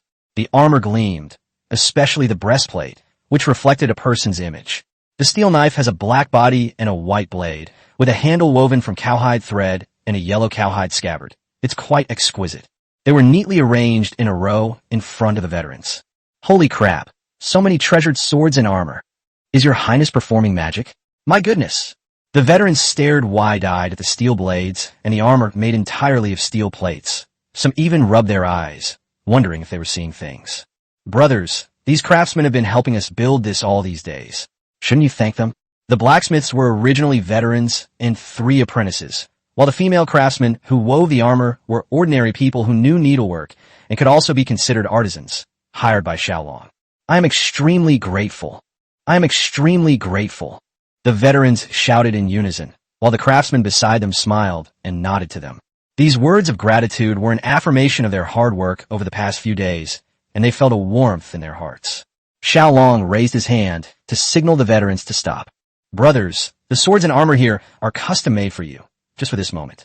Those bandits are now committing atrocities outside the city, and those civilians are also our compatriots. Now, pick up your swords, put on your armor, and go to battle. For some reason, Xiao Long seems to have become addicted to being a leader. He can't feel right unless he says something. The veterans chanted in unison, Fight! Fight! Fight! At Xiao Long's signal, the veterans received their swords and armor one by one. The moment they received the swords and armor, they realized that this set was comparable to that used by royalty. Needless to say, the sword's snow-white blade was without a single impurity, polished to the point of being like a mirror. Its quality absolutely made it a treasure. The design of this battle sword was inspired by the Tang Dynasty sword. The sword's center of gravity is perfectly balanced, making it excellent in both handling and agility. As for its sharpness, it has already been tested, and there is absolutely no problem with it.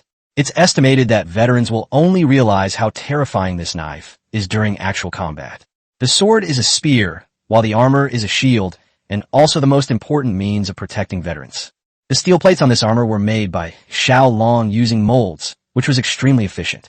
With the steel plates in hand, a few days ago, Xiao Long had Lao Huang recruit 80 female workers. With their skillful hands, they used leather armor as a base and sewed the steel plates onto the outside of the wallet with cowhide thread. This armor is modeled after ancient dragon scale armor, named for the small steel plates arranged like dragon scales. It ensures both softness and flexibility, as well as protective strength, and its weight is moderate, so it won't add too much burden to veterans. Holy crap! This armor is even better than the one that General Tiger might bestowed upon me before. Am I dreaming? Damn it, I never thought I'd ever wear this kind of armor in my life. It's so damn cool. The veterans were so excited, they didn't know how to express themselves.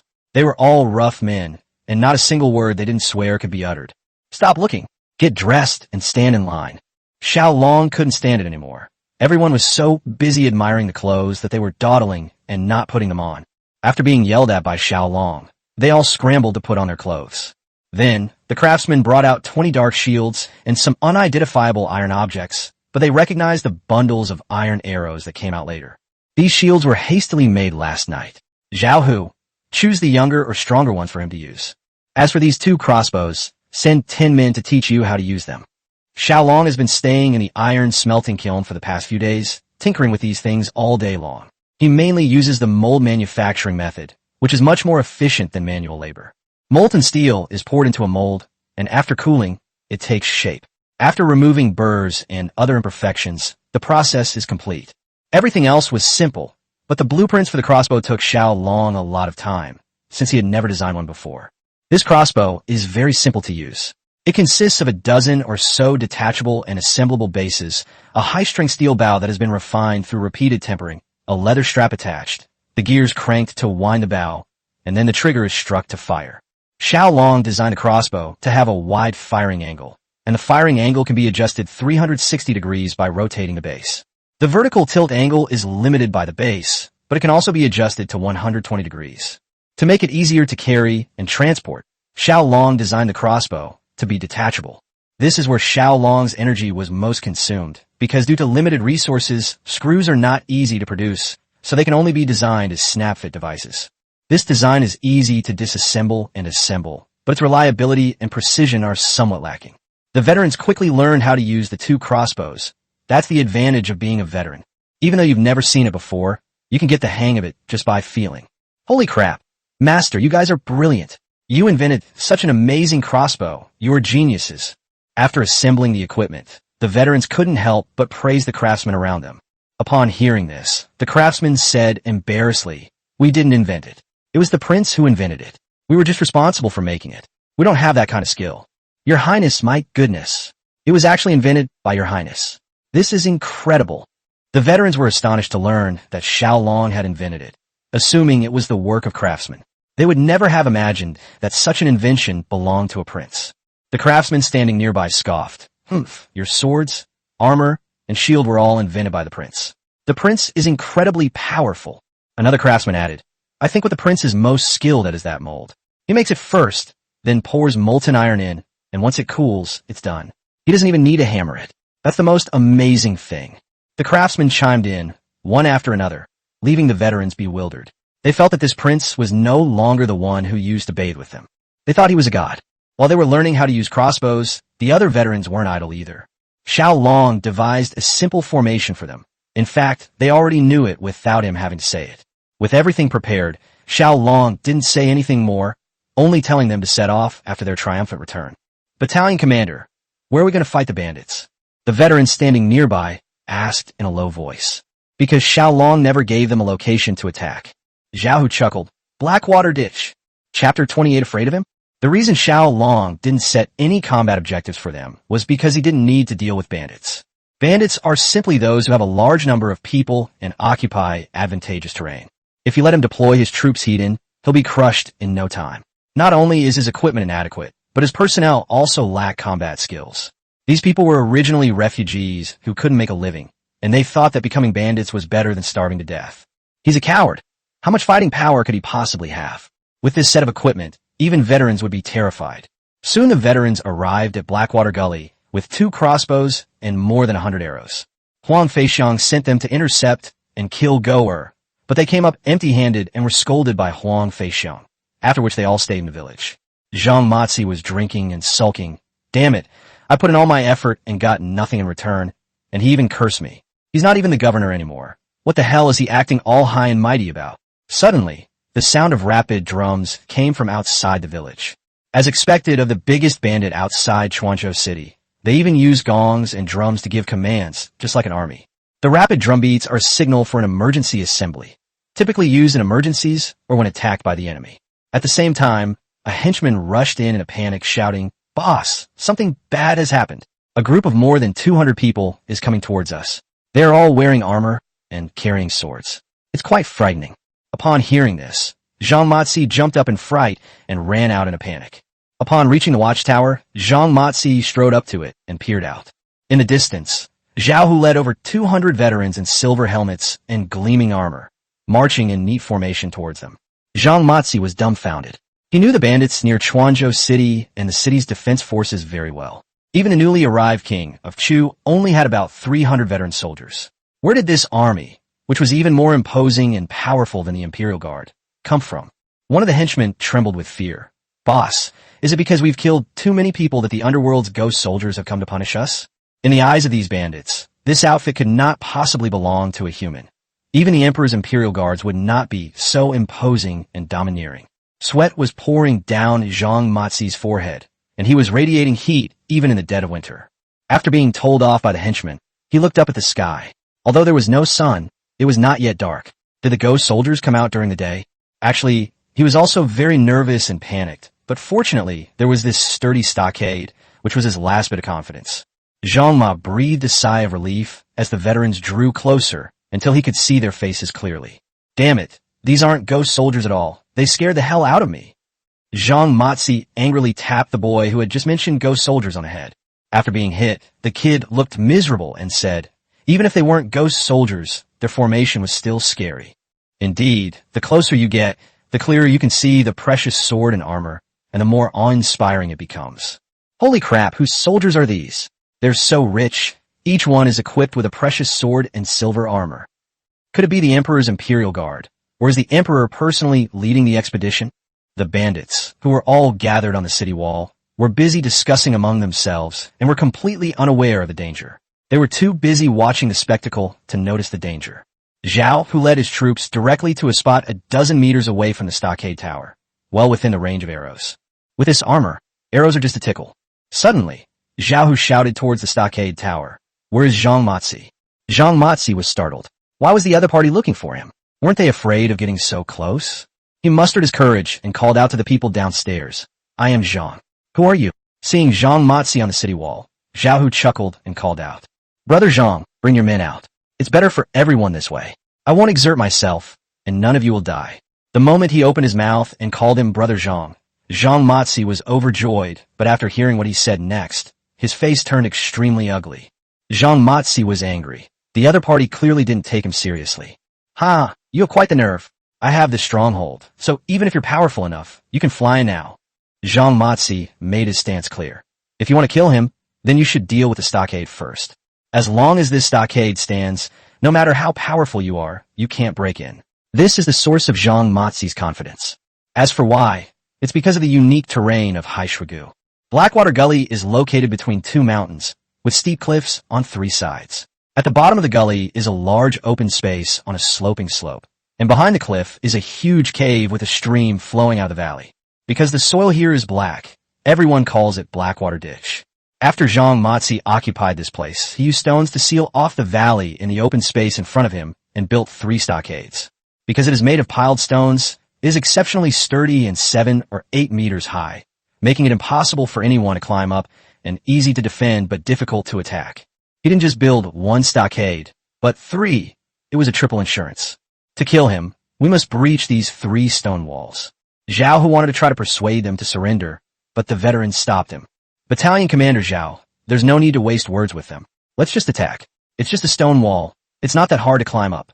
"Yeah, Battalion Commander Xiao, with this gear, we're not afraid of anything." Xiao Hu pondered for a moment, then glanced at the 2 squads responsible for the crossbows, where 2 crossbows were being assembled. On the way here, Xiao Hu divided the crossbowmen into 2 small teams so that they could be commanded precisely during the battle and avoid confusion. Meanwhile, Zhang Mazi carefully peered down from the city wall, noticing the 2 crossbows assembled by the veterans at the gate, which he had never seen before. "Boss, what are they busy with? What's that bow? An arrow on that black shelf?" The bandits beside him also looked at the veteran below and asked Zhang Mazi with great confusion. Zhang Mazi glanced at him, then slapped the bandit on the head. "You're asking me? Who am I supposed to ask? You haven't seen it, and neither have I." Zhang Mazi hadn't realized the seriousness of the problem, nor did he expect that this group of people could actually breach the city walls. They felt that the enemy only numbered around 200, and even if they stormed the city, they could defeat them in a two-known fight. He had been attacked by Yugoan before, but the other side didn't even touch a stone wall before shooting back with a volley of arrows. Would the boss and his men really attack the city? Below, veterans were seen carrying about 20 shields, seemingly making final preparations for the siege. Zhang Mazi said with a disdainful look, "Tisich, they've come to deliver precious swords and armor. I was more worried they wouldn't attack the city." The moment Zhang Mazi saw the treasured sword and armor, he set his sights on them. "That's right, kill them and the treasured swords and armor will be ours, haha." The bandits suddenly realized what was happening, and their eyes gleamed with greed. "Listen to my orders.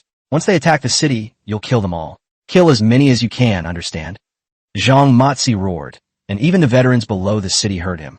It looks like these bandits have their eyes on our knives and armor. They're a bunch of fools who don't know what's good for them. Xiao Hu glanced at the crossbow squad, who were now ready to fire at any moment. Attack! Xiao Hu shouted, and the veterans all began to move. As the sound of attack rang out, 2 iron arrows were launched simultaneously with a whoosh, heading straight for the city wall. The veterans holding shields covered the veterans behind them as they moved quickly forward, getting closer to the stone wall. Chapter 29, The Terrifying Crossbow.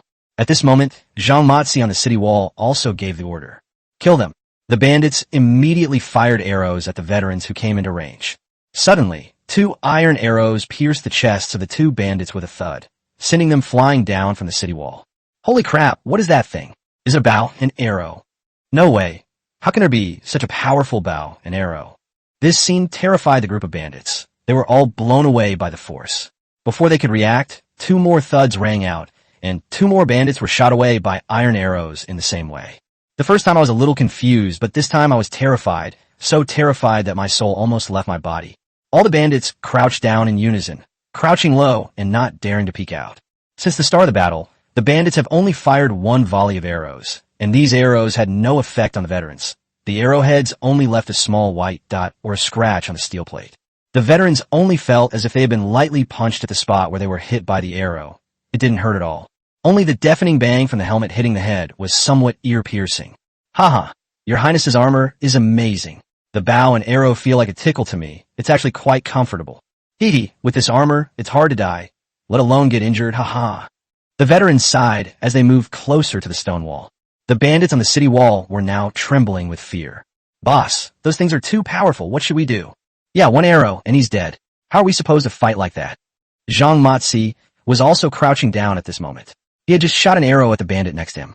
He saw it clearly, and was so frightened that he almost lost his soul. Fight back. Fire 1 shot, and then hide. Hurry, or they'll come up.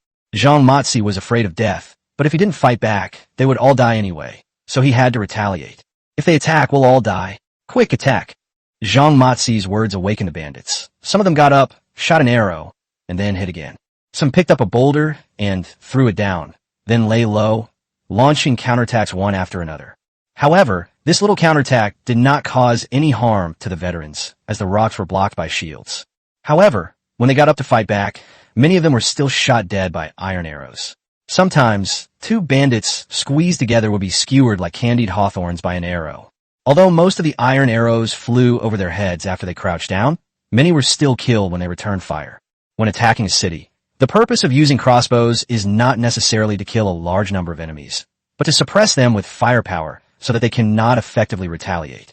Teams 1 and 2 don't stop. They're going to attack the wall. Seeing the veterans pull out their iron grappling hooks, Xiao Hu urged the crossbow squad that once they reached the stockade, the crossbows would be unusable, and there was no need to conserve firepower now. The bandits were suppressed and couldn't raise their heads. None of them wanted to risk being shot to fight back. Those who were shot by iron arrows met a terrible end. The bandits who were shot and fell off the city wall but did not die were still wailing in agony below. The terror of the iron arrow deeply gripped their hearts. Fight back. Anyone who doesn't fight back will get a beating. Zhang Matsi was getting desperate. The bandits were all crouching down and not fighting back. Wasn't this going to kill him? After saying that, he drew his knife, crawled forward, and stabbed the bandit crouching in front of him in the chest. Seeing that Zhang Matsi was getting aggressive, the bandits were also desperate and began to shoot arrows and throw stones down without regard for the danger. But what good would it do to fight back? The veterans' iron claws had already hooked onto the stone wall. The stone wall was only 6 or 7 meters high. The veterans grabbed the ropes and quickly climbed over it. They then picked up the swords they had been holding in their mouths and began hacking at the bandits. Stop firing. Xiao Hu quickly called a halt to the slave labor squad, fearing that his comrades might be accidentally injured. Once on the city wall, the veteran swung his sword, and the bandit's parrying saber instantly broke in 2. Staring at the half-broken saber in his hand, the bandit was decapitated in shock. The first wave of veterans went up, and the second wave followed suit.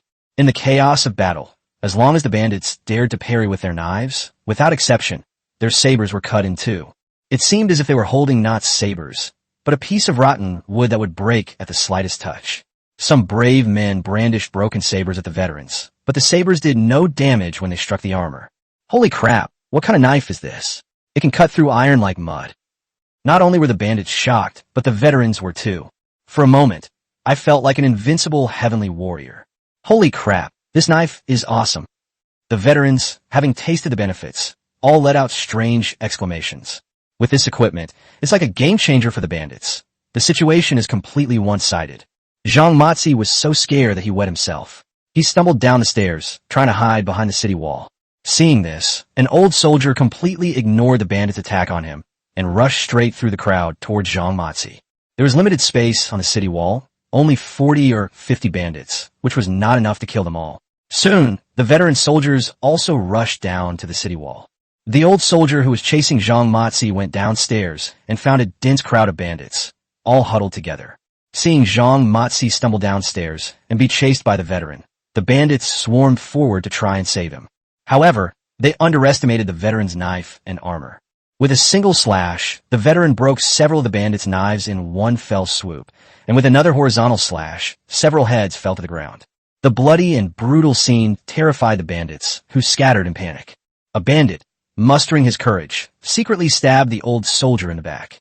The blow struck his armor with a clang, causing the old soldier to stumble forward 2 steps. The blow was very powerful. Although the veteran was not cut, the force of the blow caused his internal organs to ache. The veteran was enraged. He turned around, raised his knife, and slashed down, splitting both himself and the knife in 2. The bandit cleaved a half-foot-deep gash in his shoulder and died on the spot. Many of the bandits on the outskirts were so frightened by this scene that they wet their pants. The veteran's target was Zhang Matsi.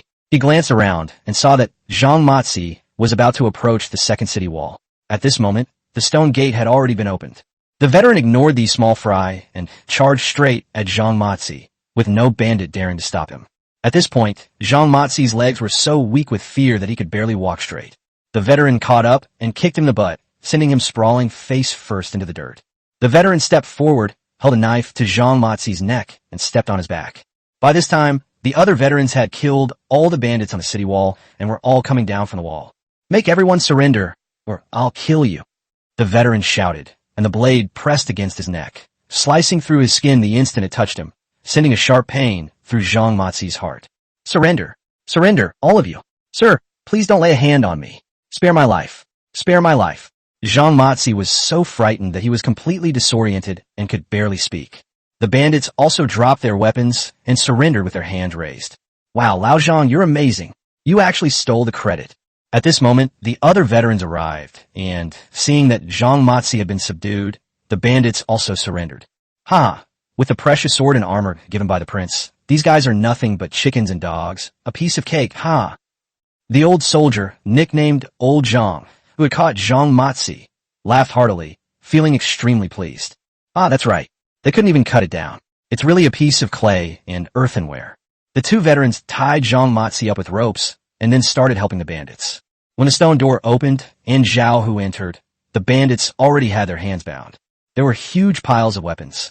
Because there were so many bandits that the ropes were almost insufficient, they eventually found some ropes in the bandits' cave. The veteran who was suddenly being searched rushed out and shouted to Xiao Hu, "Battalion Commander Xiao, come quick." Chapter 30, Poor Women. Xiao Hu quickly followed the old soldier.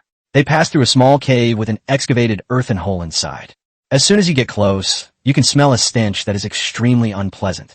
The cave was pitch black, with only a small opening about the size of a bowl on one side of the earthen wall. Xiao Hu pinched his nose and peered inside. He saw 40 or 50 naked women huddled together, each one filthy. They showed no reaction to Xiao Hu's gaze, their eyes empty and dull, in a state of numb indifference. Because it was an earthen cave, it was relatively warm inside, but the stench was unbearable for most people. These women were undoubtedly stolen by bandits for their own pleasure and abuse. A surge of anger welled up inside Xiao Hu, and he roared at the veteran beside him. "You bunch of bastards, strip them naked and bring them here." Soon, a dozen veterans arrived, carrying stacks of thick clothes, and under Xiao Hu's instructions, they all threw them into the cave. Xiao Hu shouted into the cave, "Fellow villagers, we are the army of the king of Chu. We have captured all the bandits outside. You are free now. Put your clothes on, and I will take you home."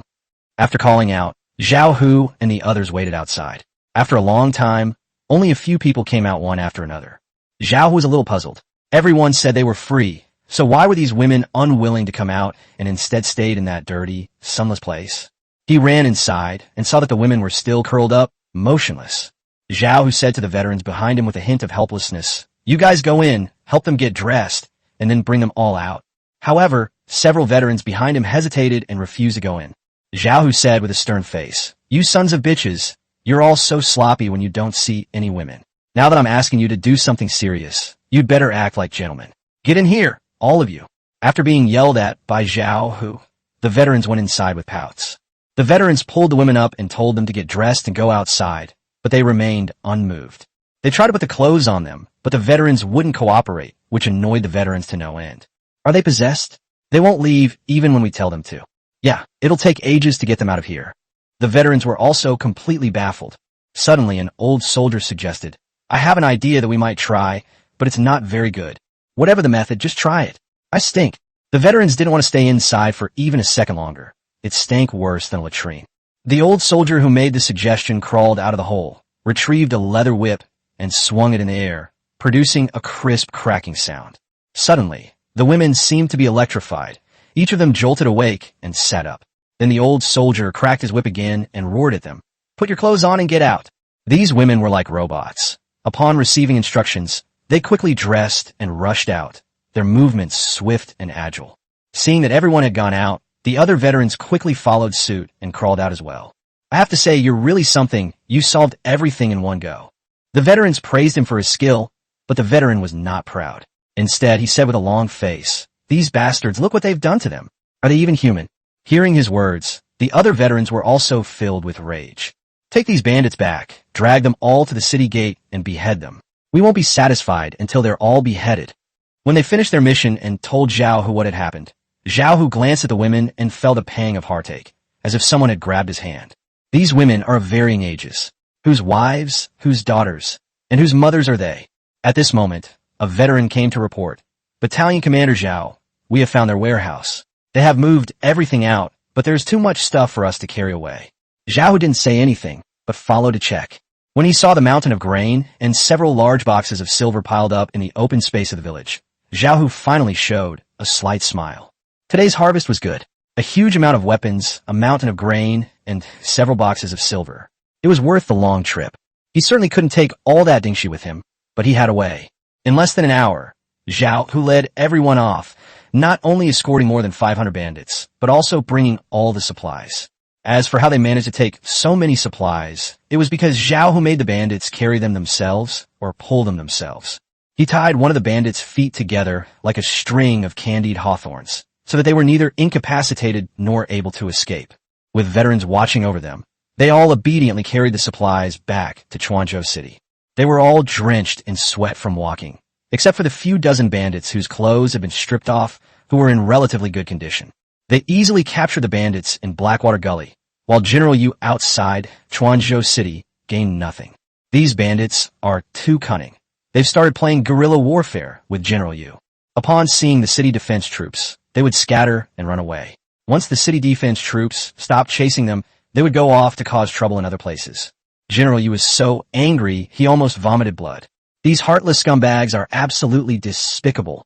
General Yu, who rarely swore, was truly enraged today and couldn't help but start cursing. Then he asked his adjutant, "Has the man who went to ask the king of Chu for help returned?" The lieutenant cautiously glanced behind him and replied, "No, we've gone too far. We'll probably be back soon." Since the bandits started causing chaos, burning, killing, and looting early this morning, General Yu received the news and immediately led his men out to pursue and suppress them, but he was unable to control the situation. Remembering that the king of Chu still had 300 veteran soldiers, he decided to borrow them to see if it would have any effect. Suddenly a soldier on a donkey caught up with them, dismounted, knelt down, and reported. Reporting to the general, the king of Chu said that all his troops have gone to suppress bandits, and there are no soldiers to borrow. General Yu was somewhat annoyed upon hearing this. How can his 300 veteran soldiers catch up with the bandits when they go to suppress them? Even if we can catch up with and defeat the bandits, what's the point if they don't join us? The deputy general next to him also sighed. "Alas, I heard that this king of Chu has been in Chuanzhou for the past few days, and apart from distributing some grain to the people, he's been messing around all day and hasn't done anything worthwhile." "That's right. I heard they're messing around with that iron smelting kiln, having those old soldiers cut down all the trees outside the city to burn for charcoal, making a mess of things." Even though he's a prince, I don't think he's any different from those spoiled brats. Several of his lieutenants chimed in with their complaints. General Yu, his lips pursed and his face dark, turned his horse around and said, "Notify the troops to return to camp." It was getting dark, and the bandits were heading back, so there was no point in him chasing after them anymore. However, a scout suddenly rushed in to report. Reporting to the general, a large number of bandits, about 800 in number, have been discovered in the direction of Blackwater Gully. However, they seem to be carrying things towards us. Give the order. Everyone, flank them from both sides and surround them. Yugoan was seething with anger today. He hadn't killed many bandits and had been led around like a dog all day. He hadn't noticed the bandits in Blackwater Ditch today, but now they had run right into his line of fire. He was determined to teach them a lesson and vent his anger. At his command, all the soldiers quickly moved to both sides. The city's defense forces had limited funds. Apart from a few generals and messengers who had war horses, everyone else walked. The few donkeys they owned were livestock they used for farming and grinding grain. Despite their poor conditions, under General Yu's leadership, their combat effectiveness and fighting spirit were still quite good. As they surrounded them and got closer, they realized something was wrong. These bandits had seen them, but weren't running away. Another thing that puzzled Yugoan was that a small portion of them were wearing armor. Chapter 31, these are all top quality items. At this moment, the scout came again to report. Reporting to the general, "We have found out that the other side is the king of Chu's troops. They have just wiped out the bandits in Blackwater Ditch and are escorting the bandits back to the city." Yugoan was shocked upon hearing this and could not believe what he was hearing. What did you say? The king of Chu's few hundred veterans wiped out Blackwater Ditch. The scout nodded with certainty. Yes, General, it's those few hundred veterans. Yugoan felt like his head was about to explode. This news was like seeing a cat hatch from an eggshell. It was completely impossible. But as he observed the group more closely, he gradually came to his answer. Those wearing armor must be veterans, but even with 200 or 300 armored men, they shouldn't be able to take down Blackwater Ditch. The enemy had over 600 men, and it was a siege. How could they possibly take it? He still found it hard to believe. To find out what was going on, Yugoan rode forward. When he got closer, he couldn't help but gasp. Good heavens! The veterans looked like gods descending to earth, wielding precious swords and wearing silver armor, looking incredibly majestic. That explains it all. If he had that equipment, he could have taken it down with his eyes closed. Yugoan was engrossed in watching when Xiao noticed him. This humble servant greets General Yu. Xiao, who cupped his hands and bowed in greeting. Xiao Long had said that his position as battalion commander was only equivalent to that of a colonel, while Yugoan of the city defense army was a fourth-rank general. Therefore, they should naturally greet each other with respect, as this was the rule of the army. He was wearing armor. Otherwise, he would have had to kneel to pay his respects. Startled awake by Xiao Hu's greeting, Yugoan jumped off his horse and returned the greeting with a bow, out of respect for the king of Chu. General Xiao, congratulations. Thank you for eliminating a major scourge for Chuanzhou City. This is Yugoan's heartfelt congratulations and gratitude.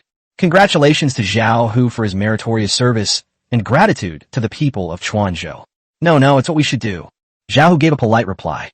Brother Xiao, if I may be so bold as to ask, may I take a look at your precious armor and sword? Faced with General Yu's burning gaze, Xiao Hu laughed and presented the precious sword in his hand with both hands. General, please feel free to look around. What's the big deal? Yugoan is a soldier, and what soldiers are most obsessed with are nothing more than fine swords, armor, and war horses. As he drew the steel knife and looked at the bright, sharp blade, he gently ran his finger along it. After scraping, he lightly flicked the blade, and upon hearing the crisp sound, a look of shock appeared on his face.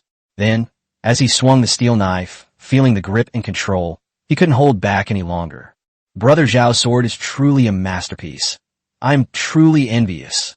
Xiao Hu did not reply, but instead took off his upper armor and handed it to General Yu.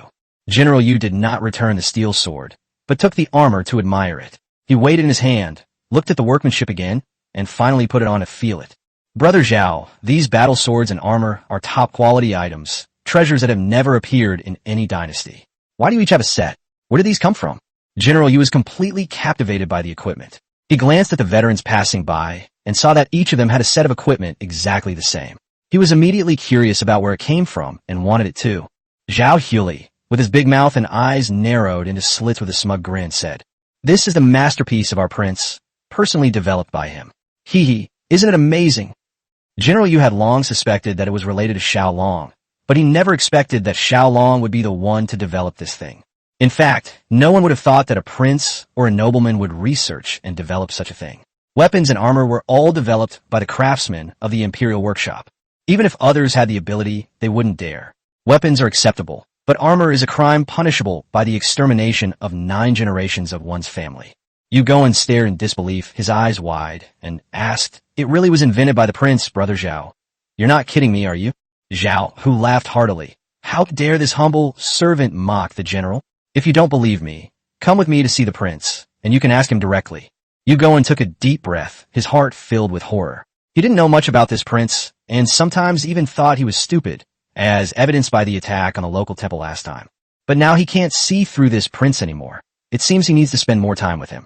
No, he has now made up his mind to join Xiao Long's ranks. Putting everything else aside, these precious swords and armor are just too tempting. I wish I could go find Xiao Long right now and ask him for a set. General Xiao and your brothers have worked hard. I am willing to escort you for the rest of the journey. After saying that, he didn't care whether Xiao Hu agreed or not, and immediately mounted his horse to give the order. Xiao Hu put on his armor and followed the group back to the city. On the way back to the city, we didn't see a single civilian. Everyone was terrified by the bandits today. Even if ordinary people saw it, they would only dare to hide in the shadows and timidly glance at it a few times. At this time, Xiao Long was still busy at the iron smelting kiln. People who do scientific research have a common problem. Once they have an idea in their heads, they will go into the laboratory and work hard until they get it done. Just as Xiao Hu and General Yu were escorting the bandits into the city, Hu Zi came to inform Xiao Long. This was a task Xiao Long had given him in advance, to guard the city gate and notify him when the veterans returned. Your Highness, Battalion Commander Xiao and his men are back. There are so many of them, a dense crowd. With the city garrison, veterans, and bandits numbering over 1,000. How could the number be small? Tiger couldn't even estimate it. Xiao Long looked up, still busy with his work, and said, "I understand, I'll be right back." When Xiao Long returned to the yamen, he was stunned by what he saw. 400 or 500 bandits had blocked the main street outside the yamen, and supplies were piled up at the entrance. Upon seeing Xiao Long return, Xiao Hu trotted forward to claim credit. Your Highness, Blackwater Ditch has been successfully captured. 189 enemies were killed, and 452 were captured. Weapons, supplies, and silver seized are being counted. Xiao Hu grinned foolishly, waiting for Xiao Long's praise. Good job, well done. This credit goes to you. Where's Zhang Matzi? Although Xiao Long already knew the outcome, he was still delighted to see so many prisoners and supplies in person. Seeing Xiao Long ask about Zhang Matzi, Xiao Hu shouted, "Bring Zhang Matzi here." Zhang Matzi was brought over, and Xiao Long looked him over. He noticed that the man's face was quite clean with few pockmarks, so he couldn't help but ask curiously, "Your name is Zhang Matzi, so where are the pockmarks on your face?" Zhang Matzi timidly glanced at Xiao Long and whispered, "I've never had any pockmarks on my face. Zhang the Pockmarked is a nickname they gave me." Xiao suddenly pointed at Zhang Matzi's face and roared angrily. "I heard that you were given that nickname because you killed so many people, and the number of people who died at your hands was as many as the pockmarks on your face. Is that right?" Zhang Matzi was taken aback by the shout, lowered his head slightly, and dared not utter sound. Xiao Long smiled and said to Xiao Hu, "Don't be so fierce. It's not good to scare him. Put him in the dungeon, and I'll talk to him alone tonight." Xiao Hu was somewhat puzzled, but after seeing Xiao Long's eyes, he guessed what Xiao Long was thinking and had him taken away. "Your Highness, what about these bandits?" Xiao Hu couldn't think of a way to deal with so many bandits. "There's a cellar behind the yamen warehouse. Lock them in there and keep a close watch on them." Xiao Long had anticipated that there would be many prisoners and had already found a suitable location. After seeing that Xiao Long had finished dealing with the matter, Yu Guan stepped forward to greet Xiao Long. "Your humble servant Yu Guan greets your Highness." Chapter 32, something terrible has happened. Xiao Long turned around and saw Yu Guan greeting him. He quickly returned the greeting with a cupped hand. "General Yu, you've had a long day." He knew that the city's garrison had spent the whole day dealing with the bandits and had put in a lot of effort. Yu Guan smiled awkwardly. This humble servant is incompetent and cannot suppress the bandits like General Xiao. I am ashamed to say so. He thought Xiao Long's words were sarcastic, and although he said it, he was very unhappy inside. He had been stationed in Chuanzhou for over a decade without wavering. If it weren't for corrupt officials like Huang Feixiang colluding with the 4 major families and bandits, he wouldn't have ended up in such a miserable state. Over the years, the city's defense forces have withstood 3 attacks from Shiliang. The worst defeat resulted in the city's defense army losing less than 100 men. Huang Feixiang, however, used various excuses to embezzle military pay and provisions, and despite his repeated petitions, the imperial court ignored him. This forced him to lead his soldiers to farm and grow their own food. At this moment, his pent-up frustration was amplified, and he was very unhappy with Xiao Long's sarcasm. Seeing that Yu Gowen's expression was a bit off, Xiao Long realized that he might have said something wrong. But he didn't want to explain, because it was unnecessary. Anyone can talk. It would be better to offer something practical. So he turned to Zhao Hu and said, "No need to count the captured grain. Give it to General Yu and go buy a few pigs to reward the brothers of the city defense battalion." Yu Gowen heard every word of these words clearly, and a warm feeling immediately welled up in his heart. He saw the grain. There were several thousand bushels, enough to feed them for a long time. Zhao Hu frowned upon hearing this, but did not say so explicitly. Only he and Gowen knew that there were 200,000 sure of grain in the government warehouse. The laborers had been paid hush money and would not reveal it. Xiao Long patted Zhao Hu on the shoulder. "Are you worried that we're running out of food? Don't worry. From today onwards, we don't need to worry about food anymore. Go and give that food to the brothers in the city defense battalion." Understood. When Zhao Hu saw that Xiao Long said there was no worry about food, he naturally believed him. The gloom in his heart was swept away, and he led the veterans to get busy. Yu Gowen was overjoyed, and an uncontrollable smile spread across his face. He had just thought the king of Chu was mocking him, but it seems he had been judging a gentleman by his own petty standards, and he felt somewhat ashamed. "Thank you, your highness. I kowtow to you on behalf of all the soldiers of the city defense battalion." He was very excited when he said this. After so many years, the brothers of the city defense battalion could finally have a full meal. Seeing Yu Gowen kneeling and kowtowing to him, Xiao Long felt a little embarrassed and quickly reached out to help him up. What he found most unaccustomed to after coming into this world was kowtowing. He not only disliked kowtowing to others, but also disliked others kowtowing to him. Perhaps this was a worldview shaped by his modern civilization. "General Yu, please rise. From now on, the expenses of the city defense battalion will be incorporated into the Sichuan prefecture government and distributed according to the number of personnel. You can come and collect them every month." Yu Gowen was shocked to hear this. Didn't Xiao Long mean to take the city's defense army under his own command? Isn't this exactly what I wanted? Could it be that the prince has seen through my thoughts? Yu Gowen had countless questions in his mind. From what I've observed over this period, this prince has always exceeded my expectations and is genuinely concerned for the people. So how could I possibly refuse? "Your subject Yu Gowen kowtows in gratitude to your highness. From now on, the city defense battalion will strictly obey the orders of the king of Chu." Yu Gowen knelt down again, changing his title from lowly servant to your subject to deliberately show that he would be loyal to the king of Chu from this day forward. This time, Xiao Long did not bend down to help him up, but instead said with dignity and composure, "General Yu, please rise." "Thank you, your highness." After Yu Gowen stood up, Xiao Long patted his broad shoulder. "From now on, the safety of Chuanzhou will be entrusted to General Yu." Yu Gowen cupped his hands and replied, "Your subject will certainly do his utmost." He continued, "Your highness, today the bandits, for some unknown reason, all went mad. The Wu and Wang families were almost wiped out. It's unbelievable. I wonder if your highness knows the reason behind this." Yu Gowen knew about the dealings between these bandits and the officials in Chuanzhou, which is why he couldn't understand why they would turn against each other and try to kill one another. Xiao Long naturally knew this, but he couldn't very well say that he had instigated it with the 7 beads. "I'm also puzzled and can't figure out the reason, but I have a feeling that these bandits will cause trouble again. General Yu, we must not be careless." Yu Gowen nodded in agreement and took his leave. He originally wanted to ask about the treasured sword and armor, but since Xiao Long had given so much food, bringing it up again would feel like being greedy, so he had to hold back. However, he has now switched his allegiance to the king of Chu, and he believes that if the king of Chu wants to give it to him, he will naturally do so, so he is still very happy. On the way back to camp, I made a point of buying a small bottle of wine to celebrate. No sooner had Yu Gowen left than Zhao Hu found Xiao Long. "Your highness, look, these women were rescued from a bandit's den. What should we do with them?" After the bandits were taken away, the dozens of women on the main street in front of the yamen were particularly conspicuous. Dressed in men's clothing, they stood there expressionless, like statues. Xiao Long looked them over and noticed that something was wrong with them. After questioning Zhao Hu, he recounted his experience in the bandit's den. Xiao Long was certain that these meat horses had been inside for too long and had become numb and apathetic from the abuse. "Send them to the iron smelting kiln. Let those who can work do some work, but don't force them if they don't want to. Just keep them fed for now. For the time being, He really couldn't think of any good way to settle them down, so he could only find a place for them to live for the time being and see where they would be needed later. They are pitiful, but it will be difficult for them to recover in a short time. The trauma in their hearts needs time to heal.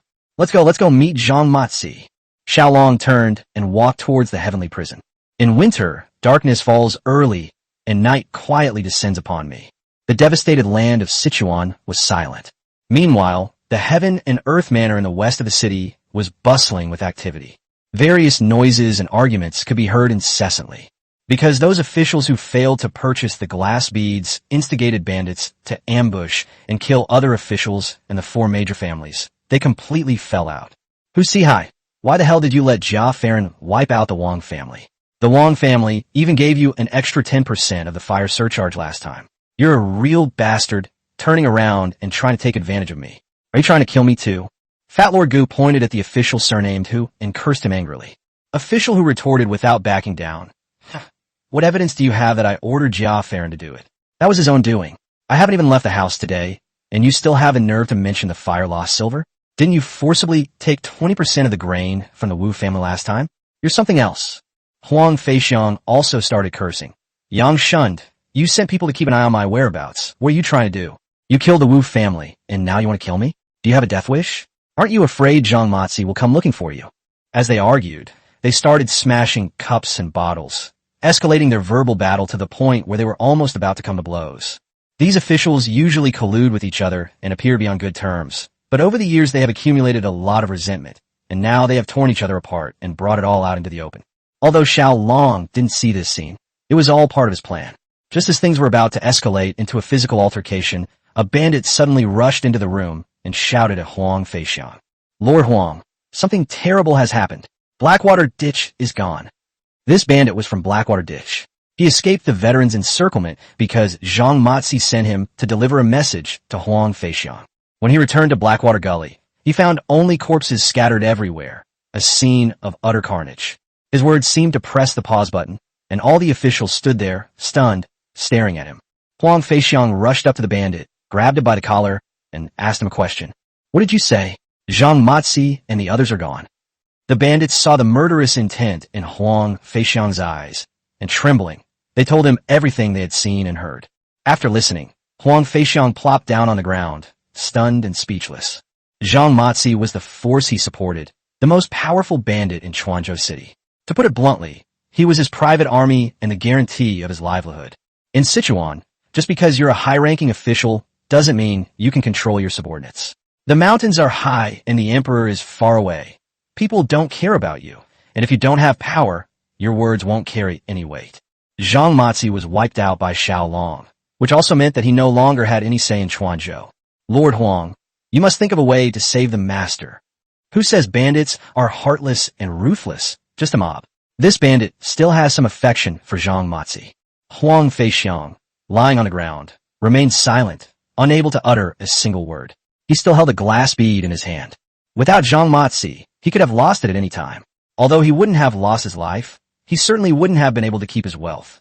Suddenly, Lord Gu said to everyone, Gentlemen, listen to me. Now that the king of Chu has started to turn against us, we will all be doomed sooner or later. Why don't we put aside our grudges and work together to get rid of this troublesome king of Chu? Lord Ji's words were accepted by everyone. They were all intelligent people and naturally understood the principle of mutual dependence. Xiao Long deals with Zhang Matsi today, Jia Farron tomorrow, and Li Matsi and Wang Matsi the day after. Lord Gu, what do you suggest we do? Should we let them storm into the city and hack the king of Chu to death? The official named Hu Sihai asked. Lord Gu nodded, his eyes flashing with a fierce light. Yes, Lord Hu has hit the nail on the head. At first, we treated the Prince of Chu with some courtesy, but since he and I can't get along, let's get rid of him and hack him to death together. Hu Sihai shook his head and said, No, Zhang Matsi had more than 600 men, and even in a defensive battle, they were still defeated by the king of Chu's men. All of us together only have a little over 1,000 men, and there are also city defense troops in the city. We absolutely cannot do it. Yes, absolutely. Suddenly Huang Feixiang's voice rang out. Chapter 33 Interrogation of Zhang Matsi. Under everyone's gaze, Huang Feixiang slowly stood up and walked to the middle of everyone. If we act in the middle of the night, the city defense forces can use a diversionary tactic to lure him away from the mountain, and then everyone can work together to rescue Zhang Matsi and the others. Once there are more than 400 people, Xiao Long will surely die, and no one can save him. Huang Feixiang's suggestion was unanimously agreed upon. Yes, I think we should act tonight. Let them take the secret passage here and sneak up on the Yamen. That will definitely catch them off guard. As the saying goes, 3 mediocre generals are equal to 1 Zhuge Liang. The group, who were just fighting each other, are now unusually united. It really proves the saying, there are no permanent enemies, only permanent interests. Alright, that's settled. Everyone, hurry up and notify the leaders of each mountain stronghold to gather here. After Huang Feixiang finished speaking, everyone went home and sent messengers to deliver messages. Meanwhile, I, Xiao Long, am chatting with Zhang Matsi in the prison. There was a table and a chair on each side. Zhang Matsi, with his hands and feet bound, sat opposite him. Xiao Long sat in front of the table, and Zhao Hu stood behind him. Confess, and you'll be treated leniently. Resist, and you'll be punished severely. Now, tell us everything about you and Huang Feixiang. That way, we'll both feel relieved. Xiao Long held a calligraphy brush in his hand and gently tapped the table with the tip of the brush. Zhang Matsi, on the other hand, looked arrogant and shouted at Xiao Long with his head held high. Don't give me that screaming. If you have the guts, stab me. I'd rather die than tell a word. However, Xiao Long laughed instead of getting angry. I've seen plenty of people like you. You're being stubborn now, but I'll make you beg me to say it later, believe it or not. Zhang Matsi was initially afraid of death, but now that he was imprisoned in the Yamen's jail, he knew that Huang Feixiang would never abandon him. But if he said that even if Huang Feixiang saved him, he would still be killed, so he chose to tough it out. Don't try to fool me. If you're so capable, then go ahead and try. I'll admit defeat if you even frown. Zhang Matsi's tone remained as forceful as ever. Xiao Long was too lazy to argue with him anymore, so he got up and whispered in Zhao Hu's ear. Zhang Matsi watched as Zhao Hu's expression shifted from shock to a sly grin, and he immediately sensed something was wrong, his heart pounding with panic. After hearing this, Zhao Hu chuckled and turned to leave. Xiao Long turned his chair around, so his back was to Zhang Matsi, and rested his head on the table to doze off. Zhao Hu returned quickly, carrying a thin copper nail and an oil lamp. Zhao Hu first found a rope and tied Zhang Matsi's upper body to the wooden stake used for execution. The lower body's legs were separated and tied together, firmly fixing them to the wooden stake, making them unable to move at all. Then they gagged him. Then some scenes that are not suitable to be described appeared. Zhao Hu held the long, thin copper nail and looked at a certain part of Zhang Matsi's body, a wicked smile curling at the corner of his mouth. Zhang Matsi now understood what Zhao Hu was about to do, and he whimpered in fear. As the thin copper nail in Zhao Hu's hand pierced into the hole, Zhang Matsi let out a painful howl. Tears of sorrow streamed down the face of a ruthless bandit leader. Zhao Hu then placed the oil lamp under the copper nail, and the flame heated one end of the nail. As the temperature rose, Zhang Matsi's pain gradually intensified. Before long, he was drenched in sweat, staring at Zhao Hu with bloodshot eyes. As the pain intensified, his eyes became dull and lifeless. He let out roars. His head shook incessantly, his body convulsed, and his face turned bright red. Hearing that the sounds were about right, Xiao Long turned around, sat down, and smiled at Zhang Matsi. So, can you explain now? Zhang Matsi nodded vigorously, like someone who had just eaten a whole pack of extra gum and couldn't stop. Xiao Long gave Zhao Hu a wink, and Zhao Hu tore the tattered rag from Zhang Matsi's mouth. I'll confess. Take it off now. Take it off. I'll confess everything. As the cloth was torn off, Zhang Matsi kept urging him on, because he could no longer bear the excruciating pain and the feeling of being worse than dead. At Xiao Long's signal, Zhao Hu moved the oil lamp away, and after a while Zhang Matsi recovered and was panting heavily. Confess. Take your time.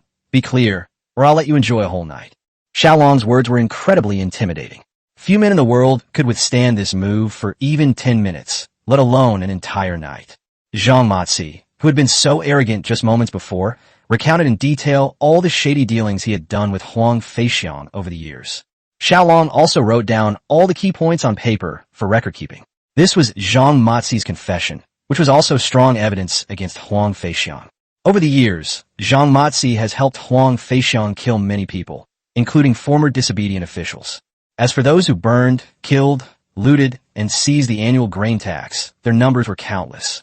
He even kept a ledger detailing the accounts of Huang Feixiang and other officials embezzling treasury funds. After the official was killed by Zhang Matsi, the account book was not destroyed. He was wary of Huang Feixiang's betrayal, so he kept it to save his life. He hid in such a well-hidden place that the veterans couldn't find him during their search. Xiao Long laughed after hearing this.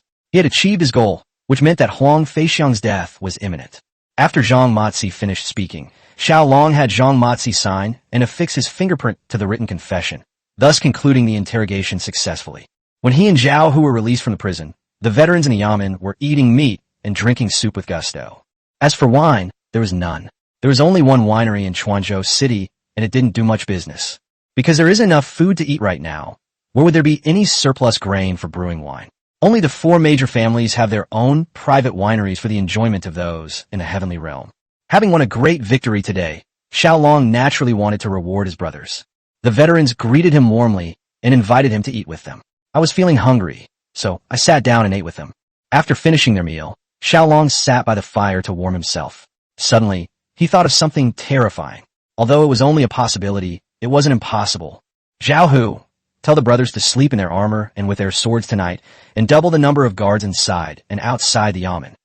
Xiao Long's words immediately alerted the veterans around him. Your Highness, are you afraid the bandits will come to rescue them?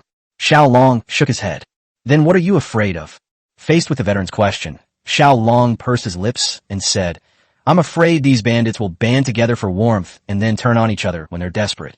The veterans instantly understood Xiao Long's words, and the more they thought about it, the more they felt that I was a possibility. Yes, that's entirely possible. Everyone will listen to the prince. Xiao Long was exhausted and his whole body ached after a long day. When he returned to the backyard, he saw Meng Yao waiting for him at the door with a complicated expression, which puzzled Xiao Long. Meng Yao, what's wrong with you? Xiao Long stepped forward and asked with concern. Meng Yao glanced at Xiao Long, then slowly took out a letter from her sleeve and handed it to him. Xiao Long opened the letter and saw that it was a letter sent by Meng Yao's brother. The most important thing was that Gongsun Ba was sick. Fortunately, it was not serious, but his condition had not improved. Meng Yao looked worried, indicating that she was very concerned about her father's health. Xiao Long returned the letter to her and said, If you want to go back, then go back. I'll send someone to take you back. Meng Yao shook her head and didn't speak. Although she wanted to go back, she knew that once she did, she would likely never be able to leave again and would have to stay in the dark and gloomy palace. How about this? You send Goer back to see how things are going. This was the only solution Xiao Long could think of. Send Goer back to check on things and bring her a letter back to put Gongsun Ba's mind at ease. This is the only way. Meng Yao looked like a wronged child, her head down and her mood unusually low. It's all right. The Marquis will definitely be all right. His good daughter is still unmarried. Xiao Long gently patted Meng Yao's head, giving her a sweet head pat. Few girls can resist the power of a head pat. Meng Yao immediately threw herself into Xiao Long's arms, hugged his waist tightly, and sobbed softly. Xiao Long didn't know how to comfort her. He had never even had a girlfriend in his previous life and had little experience in getting along with girls, so he could only keep stroking her head to comfort her. Stop! What are you doing? Suddenly a sharp shout startled Xiao Long, who quickly raised his hands in surrender. Startled, Meng Yao immediately released Xiao Long and turned to leave.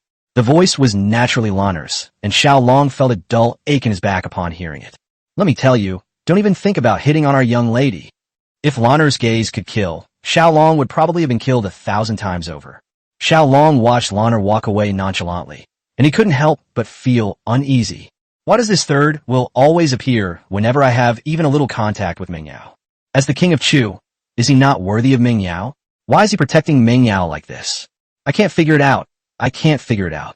A woman's mind is unfathomable, even more difficult to understand than the superposition of wave-particle duality. Back in his room, Xiao Long continued drawing the unfinished blueprints. Now, he usually draws at night and goes to experiments during the day. When he thinks about needing the dog's help, he suddenly feels that something is wrong with Gongsun Ba's illness. Chapter 34 Fire Prevention, Burn It.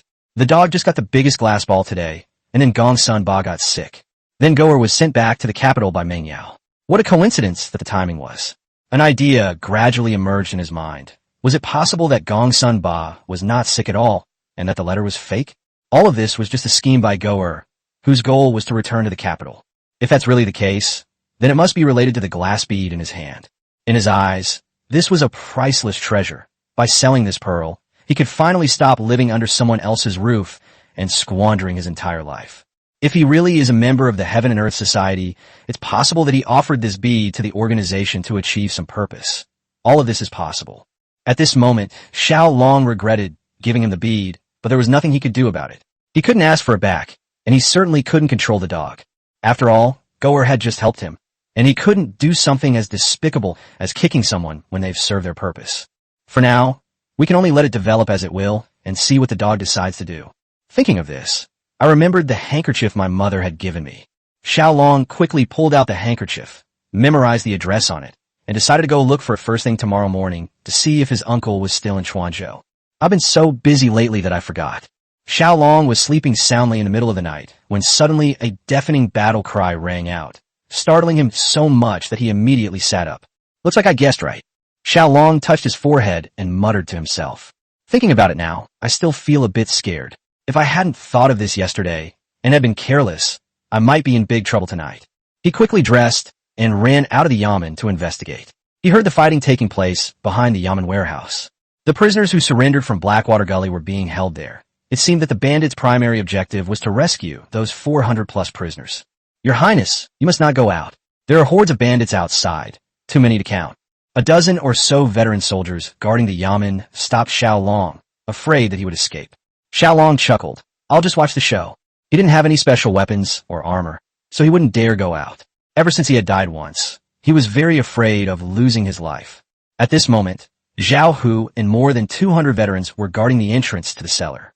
Soldiers with shields stood at the front, blocking the bandits' charge, while other veterans lined up neatly around the cellar to defend against the bandits' attack. However, the bandits, like moths to a flame, rushed forward one after another, their torches illuminating the sky. But they were like moths, melting away when they encountered the veteran. The knife in his hand broke into several pieces, and severed limbs rolled everywhere. Soon, a high mountain of corpses piled up in front of the veterans, with hot blood flowing all over the ground. The fallen torch ignited the corpse, filling the air with the acrid smell of burning flesh. Jump out and fight back. Zhao shouted and leaped over the pile of corpses, charging towards the bandits on the outer perimeter. The bodies piled up, and once the fire was fully lit, they risked being trapped inside. Seeing that they had not harmed the veterans, the bandits became frightened, and no one dared to rush forward to their deaths. Come on, follow me. Don't confront them, heathen. Not all the bandits were fools. Finally, there was one who understood that there was no chance of winning against the veterans in a heathen confrontation. The bandits scattered and fled, heading towards the government office. Their target was Xiao Long. The bandits in Blackwater Gully are beyond saving for now. We'll have to find another way. Because they had no armor and moved swiftly, the yamen quickly became a new battlefield, with a dozen veterans guarding the gate and holding off an attack by thousands of bandits. It can be said that one man can hold the pass against 10,000. These bandits had no idea what kind of equipment the veterans had. They only realized its power when their own sabers broke in two during the fight. Even if he didn't cut it through, when he swung his sword down, it only sparked when it hit the armor, and the veterans were completely unharmed. It was terrifying. The bandits dared not advance any further and retreated. Set on fire. Burn it down. Suddenly, someone shouted, and then torches drew an arc in the night sky. The veterans were immediately forced to retreat. Even the best armor couldn't withstand the heat of the fire. They retreated back to the tightly closed gates of the yamen, where they could only hope that Zhao Hu and his men would come to their rescue. As expected, Zhao Hu arrived with hundreds of veterans, but the bandits ran away as soon as they saw them, showing no interest in fighting. Then these bandits began setting fires throughout the city, and soon most of the city of Chuanzhou was ablaze. Fortunately, the sounds of fighting woke up the people in the city, and the whole city was busy putting out the fire. The scene was both lively and tragic. Zhao Hu couldn't let these bandits run rampant, so he chased them all over the place. The bandits were too scattered, so the veterans were also scattered to every corner of the city. As a result, only about 10 veterans remained in the yamen. At this time, the yamen gate was also engulfed in flames, and Xiao Long, along with Lao Huang and Meng Yao, tried their best to put out the fire, but to no avail. They could only watch helplessly as the entire front building of the government office was burned down. At this point, the city of Chuanzhou could be described as being in complete chaos. It's over. The entire city of Chuanzhou is on fire. After it burns down, there probably won't be anything left. Lanner stood on the roof and looked around before sighing. Xiao Long was furious. He never imagined that bandits could be so ruthless. He always viewed the world with a touch of kindness. He wasn't heartbroken that the building in front of the yamen was burned down. What he was heartbroken about was the houses and property of all the people in the entire city of Chuanzhou. One can imagine how desperate those people must have been at that moment. Xiao Long will absolutely make these bandits pay for their crimes and blood, and will definitely execute them in the most cruel way. Suddenly, a group of bandits appeared at the entrance of the yamen. They were carrying bamboo poles several meters long and were advancing into the yamen in a neat formation. A sharp iron spear was tied to the end of the bamboo pole, and he also had a simple wooden shield in his hand. This scene seemed so familiar. Wasn't this the contradictory formation I used when defending against bandits at Black Bear Ridge? The dozen or so veterans were forced to retreat step by step, and Xiao Long also hid in the main hall of the yamen. Although the veterans were not seriously injured, the dense bamboo poles prevented them from hurting each other. Try to concentrate your forces and charge in from one point. This formation is vulnerable in close combat. Xiao Long roared and told the veterans the weaknesses of the formation. She observed that the first few rows of this group used spears and shields, and once an opening was torn in their defenses, they were completely helpless in close combat. The veterans reacted instantly, bracing themselves against the spear attacks and carving out an opening to charge in. But they were all pushed back by the soldiers in the back rows. The bamboo poles were too dense, and they couldn't break through at all. Xiao Long was already covered in sweat, and the current situation was not optimistic for him. The city was in chaos, and Zhao, who was too busy to spare any attention, no one came to his aid. It's estimated that General Yu's city defense troops have also been tied down, as we haven't seen them yet. What should we do? If more bandits flood in, we'll be in grave danger once we're surrounded. Even if they could defend themselves by hiding in the main hall, they couldn't guarantee the bandits wouldn't set fire to it. Sooner or later, he'll die. As more and more bandits appeared, and the veterans were also brought to the entrance of the main hall, Xiao Long felt a sense of frustration. I thought I would be safe and sound with the veterans around, but I never expected to be facing such a desperate situation. Suddenly, a beautiful figure flew into the air, lightly touched the bamboo pole with her toes, and then flipped in midair and jumped into the bandit group. It was Lanner. Lanner made her move. Chapter 35, A Familiar Spear Formation. Lanner's long sword flashed through the crowd, her graceful and heroic figure truly captivating. The bandits fell one after another, creating a vacuum around her. Then she charged toward the veteran. Sensing danger behind him, the bandit turned his guns to defend himself. The panicked bandits could only drop their spears and draw their sabers to defend themselves against Lanner. This freed the veterans, who then took the opportunity to infiltrate the bandit group. Without the spears to stop them, the veterans vented all the frustration I had been holding back. It was like a tiger entering a flock of sheep. The bandits fled in disarray. Seeing this, Xiao Long breathed a sigh of relief, and his violently beating heart began to stabilize. Lanner is amazing. No wonder she's so fierce. Admiring Lanner's dashing figure, Xiao Long muttered to himself. Lanner is a disciple of Wudong Mountain, so she naturally has some martial arts skills. As for being fierce, she is selective about who she is dealing with. She is not like that to everyone. Meng Yao peeked out from behind Xiao Long and said, despite the danger just now and the bloodshed and violence outside, Meng Yao didn't seem afraid at all. In fact, she seemed quite engrossed in watching. Then why is she so mean to me? What did I do to offend her? Xiao Long was speechless. Ever since the first time he met her, she almost stabbed him to death with a sword, and then kicked him. She had never given him a kind look. Meng Yao covered her mouth and chuckled. Then you'll have to ask her yourself. With Lanner's intervention, the situation immediately reversed, and the bandits were routed and driven back by the veterans. If it weren't for the safety of Xiao Long and the others, the veterans would never have stopped until they had all been killed. At this moment, the eastern sky began to lighten, and dawn was approaching. But the fires in the city were even brighter, and black smoke filled the sky above Chuanzhou City, with shouts of killing and firefighting echoing everywhere. Xiao Long was filled with anxiety, hoping that Zhao Hu and the city defense army could wipe out the bandits.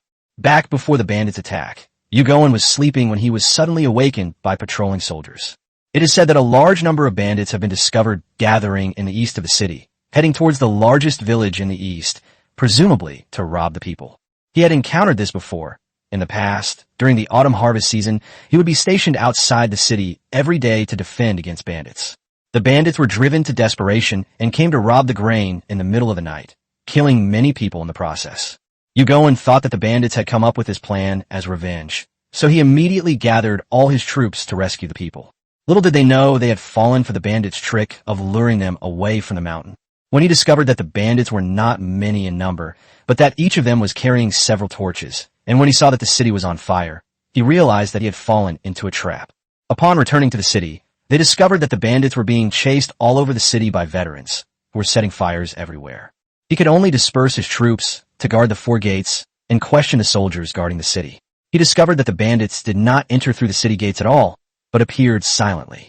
He immediately suspected that there was a secret passage leading out of the city. He was very familiar with all the other places in Chuanzhou City, except for the Heaven and Earth Manor, which he had never been to. This leads to the assumption that the bandits were definitely connected to the Heaven and Earth nightclub.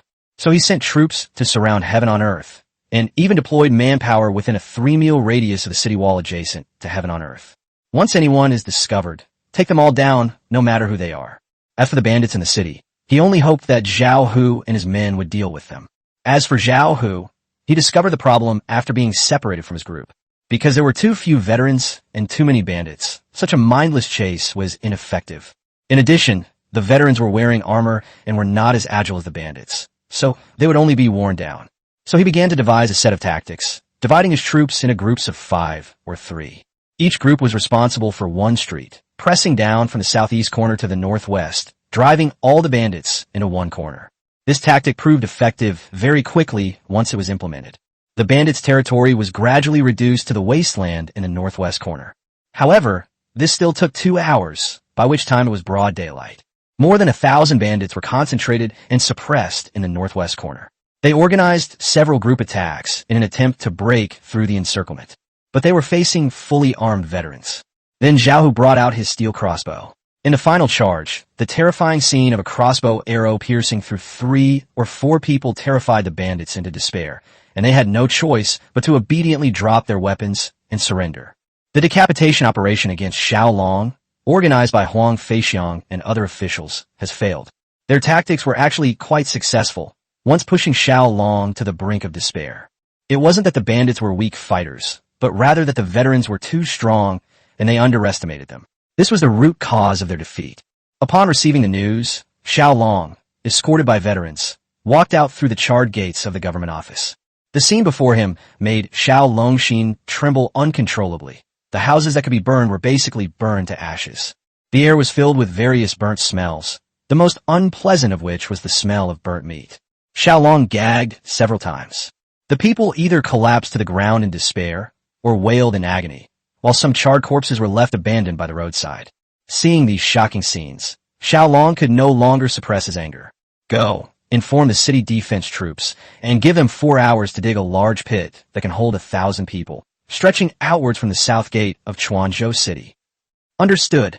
An old soldier behind him quickly ran towards the city defense troops. He could sense Xiao Long's anger. Xiao Long and Zhao Hu headed straight for Heaven on Earth. From General Yu, they learned that Heaven on Earth was most likely a place where bandits entered the city. In addition, when they went to arrest Huang Feixiang and a group of officials, they found that none of them were in their residences. At this moment, the gates of Heaven and Earth were tightly closed, and there was not a sound inside.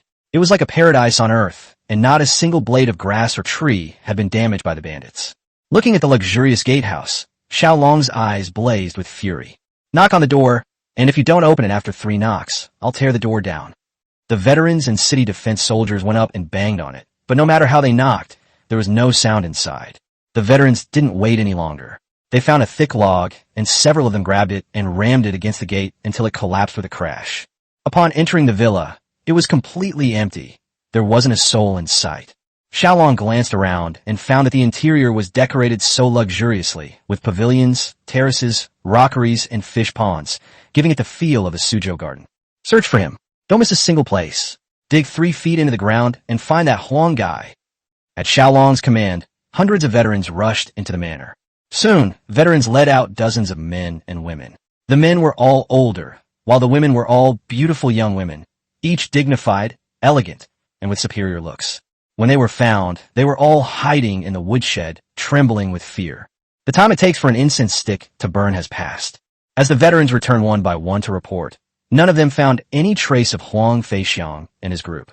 Xiao Long was certain that Huang Feixiang and his group were hiding in this courtyard, and that they hadn't found the secret passage. Come here. Xiao Long pointed to an elderly man in the crowd who was dressed the best. Greetings, Your Excellency. The old man had never seen Xiao Long before, nor did he know his identity, and he greeted him tremblingly. Xiao Long didn't give him a friendly look. Tell me honestly where the man surnamed Huang is and where the entrance to the secret passage is, or you'll lose your head. His voice grew louder and louder until it turned into a roar. The old man was so frightened that his legs trembled, but thinking of Huang Feixiang and the other officials' confessions, he said he was going to die anyway. He immediately knelt down and kowtowed repeatedly. My lord, spare my life. My lord, spare my life. I told you that Lord Huang and his men were going to kill me. Xiao Long was furious at the moment and kicked him to the ground. You're afraid he'll kill you, but aren't you afraid I'll kill you? Then he yelled at the veteran next to him, cut him down. Understood. The moment the veteran drew his knife, the old man's face turned ashen, and an aura of death enveloped him. Fortunately, he wasn't confused and quickly shouted, Sir, I'll talk. It's in the rockery in the backyard. Xiao Long kicked him in the chest again. Lead the way. The old man scrambled to his feet and led Xiao Long and the others to the backyard. The backyard is even more luxurious than the front yard. It's so big that there's a small lake in the center of the yard. Not only is it big, but the carved railings and jade-like decorations are extremely luxurious. Even the imperial garden in the palace couldn't compare to this level. Even the blue stone on the ground was polished smooth as a mirror. After passing through the winding corridor with its carved beams and painted rafters, we arrived at the artificial hill in the center of the lake. The old man pointed to the artificial hill and said, It's right here. Zhao, who stepped forward and knocked, but found nothing unusual, nor any trace of a door. How do I open it? Zhao, who roared, and the old man trembled in fright. He raised his trembling hand, grabbed a small stone from the artificial hill, and gently pulled it outward. Then he pulled hard on the artificial hill, and it split in two, opening a crack.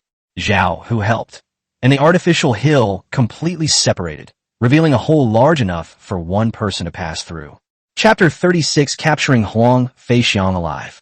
Xiao Long examined the design of the secret passage. The artificial mountain was interlocked with cracks, making it impossible to detect any trace from the outside. The design is quite ingenious, but unlike those in TV dramas and movies, it doesn't automatically activate when you press a button. That's not realistic, unless it's a one-time thing. Without Xiao Long giving the order, Zhao, who led the veterans down. Before long, Huang Feixiang and a group of officials were bound and escorted out. The funny thing is that because Guy was too fat, he couldn't get out, and he had to be kicked out by an old soldier. Huang Feixiang still looked arrogant, and hadn't even glanced at Xiao Long since he came out, tilting his head back and looking away, seemingly very unconvinced. Lord Ge and Lord Hu kept their heads down and remained silent, not daring to look at Xiao Long even once. There were 13 people in total, including Huang Feixiang, and the area around the artificial hill was almost overflowing with people. Lord Huang, we meet again. How have you been? Xiao Long leaned forward and stared into Huang Feixiang's eyes as he spoke. Huang Feixiang glared at Xiao Long and gritted his teeth, saying, If you have the guts, kill me. Stop talking nonsense. At this moment, he was betting that Xiao Long had no evidence against him. Even if Zhang Matzi confessed, it would be empty talk and would not be recognized by the court. He had been in Sichuan for over a decade and believed he had handled everything flawlessly, so he wasn't afraid of being investigated. Little did they know that evidence that could kill him was on its way. After Zhang Matzi gave his instructions, he ordered his men to retrieve the account book from Haishwigu at daybreak. Why are you in such a hurry? I need to make proper preparations before sending you on your way. You are a first-rank official, a prefect appointed by the emperor himself, don't you think? Although Xiao Long was furious, he was in no hurry to kill Huang Feixiang, that old dog, because killing him would have to be done in front of all the people to appease public anger and to give an explanation to all those he had harmed or oppressed. As for those officials, Xiao Long had no intention of interrogating them. He'd rather just kill them. As long as Huang Feixiang, a high-ranking official, can give the court an explanation, even if the crown prince interferes, the court will not pursue the matter too much. Even if they were to investigate, Xiao Long was not afraid. If he were given another 3 months, he wouldn't even give the imperial court a second glance. You're just born into a good family. If it weren't for your status as a prince, you would be dead long ago. Huang Feixiang's words were not without reason. If he hadn't been a prince when he transmigrated here, he might have already died. Even if he doesn't die, he can't accomplish much. The Tianqi era prioritized agriculture over commerce, resulting in low social status for merchants. Moreover, if he produced a new dingxi, a type of ancient Chinese goods, it might be acceptable once or twice, but if it happened too often, it would naturally be noticed by important figures. From then on, his neck would be firmly locked, and he would become a tool of the powerful. Although the four major families of Quanzhou were wealthy, they were still controlled by these officials. The fate of the Wu and Wang families is the best proof of this. That's right, so what? Heaven sent me here to punish you parasites who suck people's marrow. Xiao Long's words made Huang Feixiang burst into laughter. Ha ha ha, how ridiculous. If I'm a worm that sucks people's spinal cord, then your royal family must be a vicious dragon that eats people without spitting out the bones.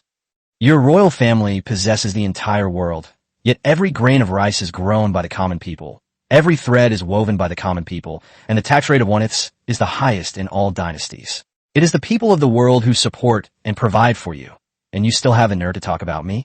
Bah! Huang Feixiang had already guessed that Xiao Long was going to make a move against him, so he didn't care about anything else and retorted to Xiao Long word by word. Xiao Long was speechless after being rebuked. It was an undeniable fact that the Qianqi Empire's taxes were too heavy and the people were full of complaints. Yes, you're right, but at least we should give the people a way to survive. Have you given them a way to survive? At least I won't let my people starve to death. Xiao Long angrily spat out a sentence and turned to leave. He didn't want to say anything more to him. At this time, the people's hearts needed comfort, and the best medicine was for the enemy to be punished accordingly. Upon returning to the prefectural government office, they found that the main street in front of the office was already completely blocked by the people. The people in the city, having suffered such a calamity, had nowhere to vent their anger, so they all came to the King of Chu. Before the King of Chu arrived, they could barely survive, but after his arrival, they could no longer live. 3 out of my family of 6 were burned to death. How are we supposed to live now? What kind of King Chu is he? He's a plague god. He's never stopped causing trouble since he came to Quanzhou City. In previous years, bandits never came in winter, and I was hoping to have a peaceful winter. But now the house is burned down. How will we survive this winter? Yes, the King of Chu is a jinx. We all suffer when he comes. Give me back my child's life. The people were outraged and demanded an explanation from the King of Chu. Upon seeing Xiao Long appear, the people immediately surrounded him, ignoring the veteran's attempts to stop and persuade him, and try to drive Xiao Long out of Quanzhou City. Get out of Quanzhou City! King of Chu, get out of Quanzhou! Get out! Ordinary people wouldn't dare to cause such a scene, and they wouldn't even dare to offend a minor local official. But all of this comes with a condition. Overnight, most of the houses in Quanzhou City have been reduced to ashes. Property and food were also taken away in a fire. When a person has nothing and is in despair, is he still afraid of death? It's already a miracle that they didn't take up arms and rise up in rebellion. Xiao Long was speechless, not understanding why they were targeting him. Aren't their enemies bandits and these officials? However, in just a moment, Xiao Long understood the reason. These people had long been oppressed and had become accustomed to Huang Feixiang and his ilk. Coupled with their ignorance and foolishness, they believed that all of this was ultimately caused by the appearance of the King of Chu.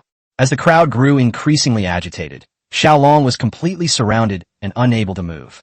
Some people even began throwing stones at him.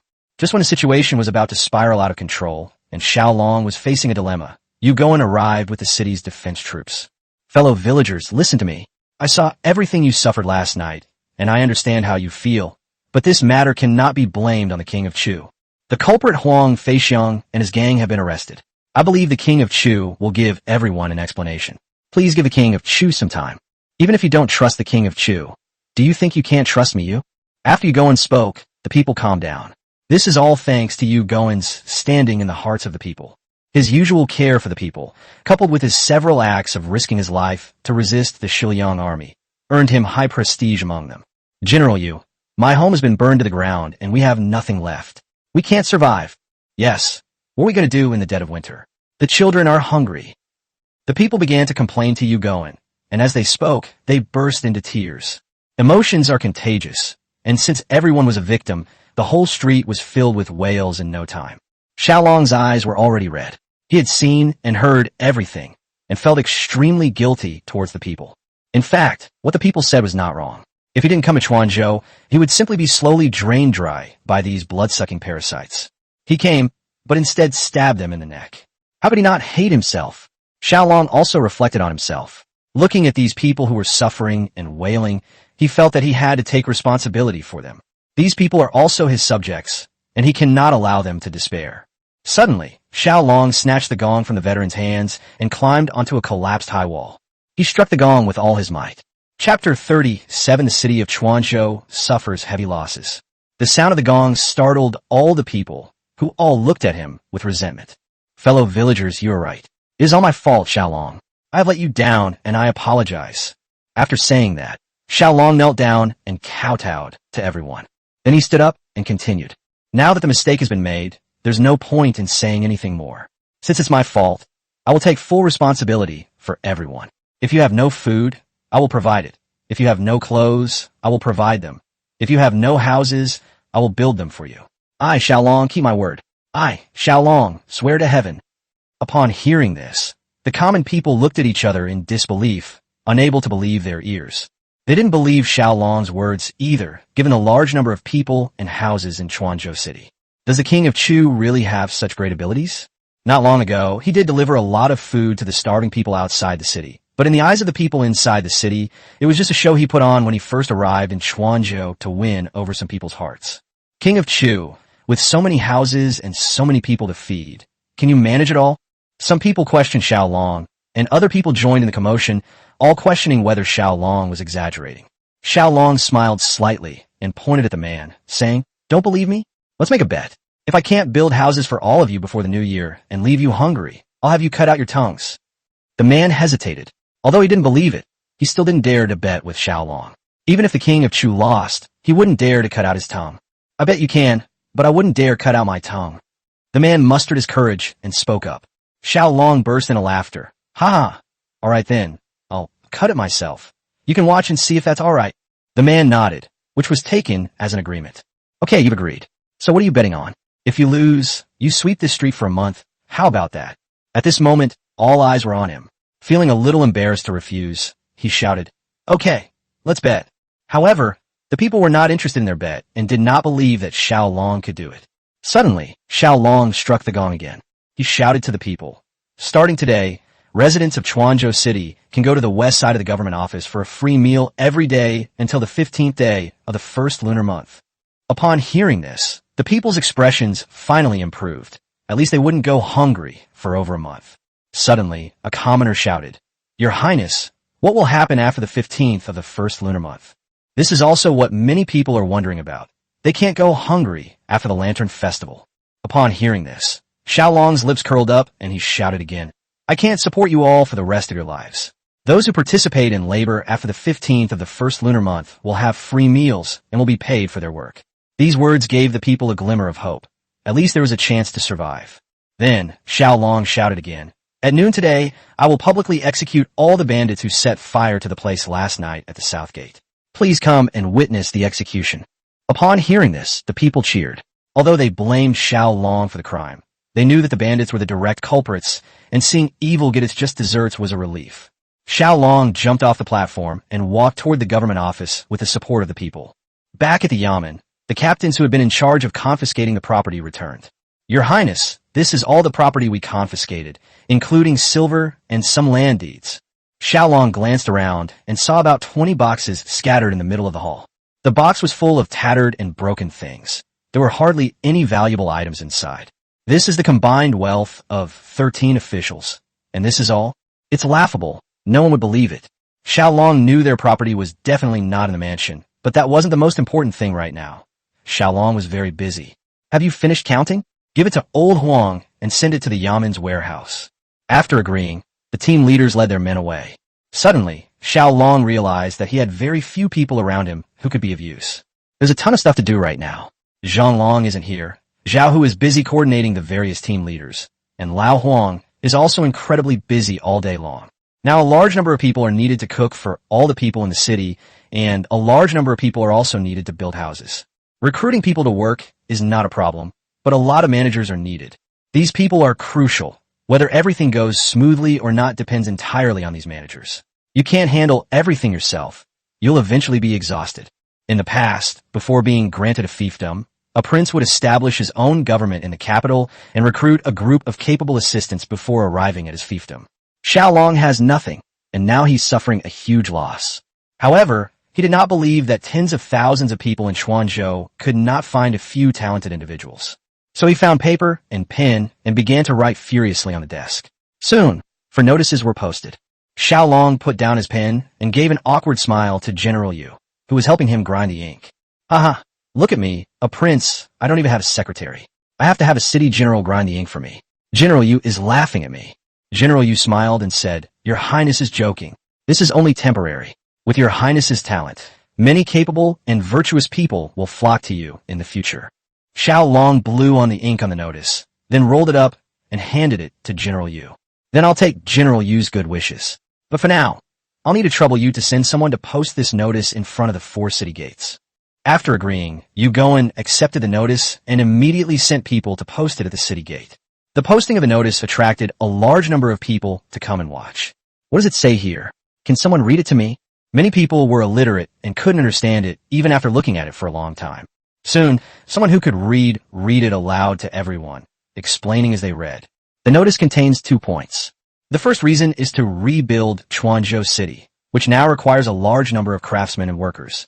We are now recruiting bricklayers, carpenters, stonemasons, and all kinds of skilled craftspeople.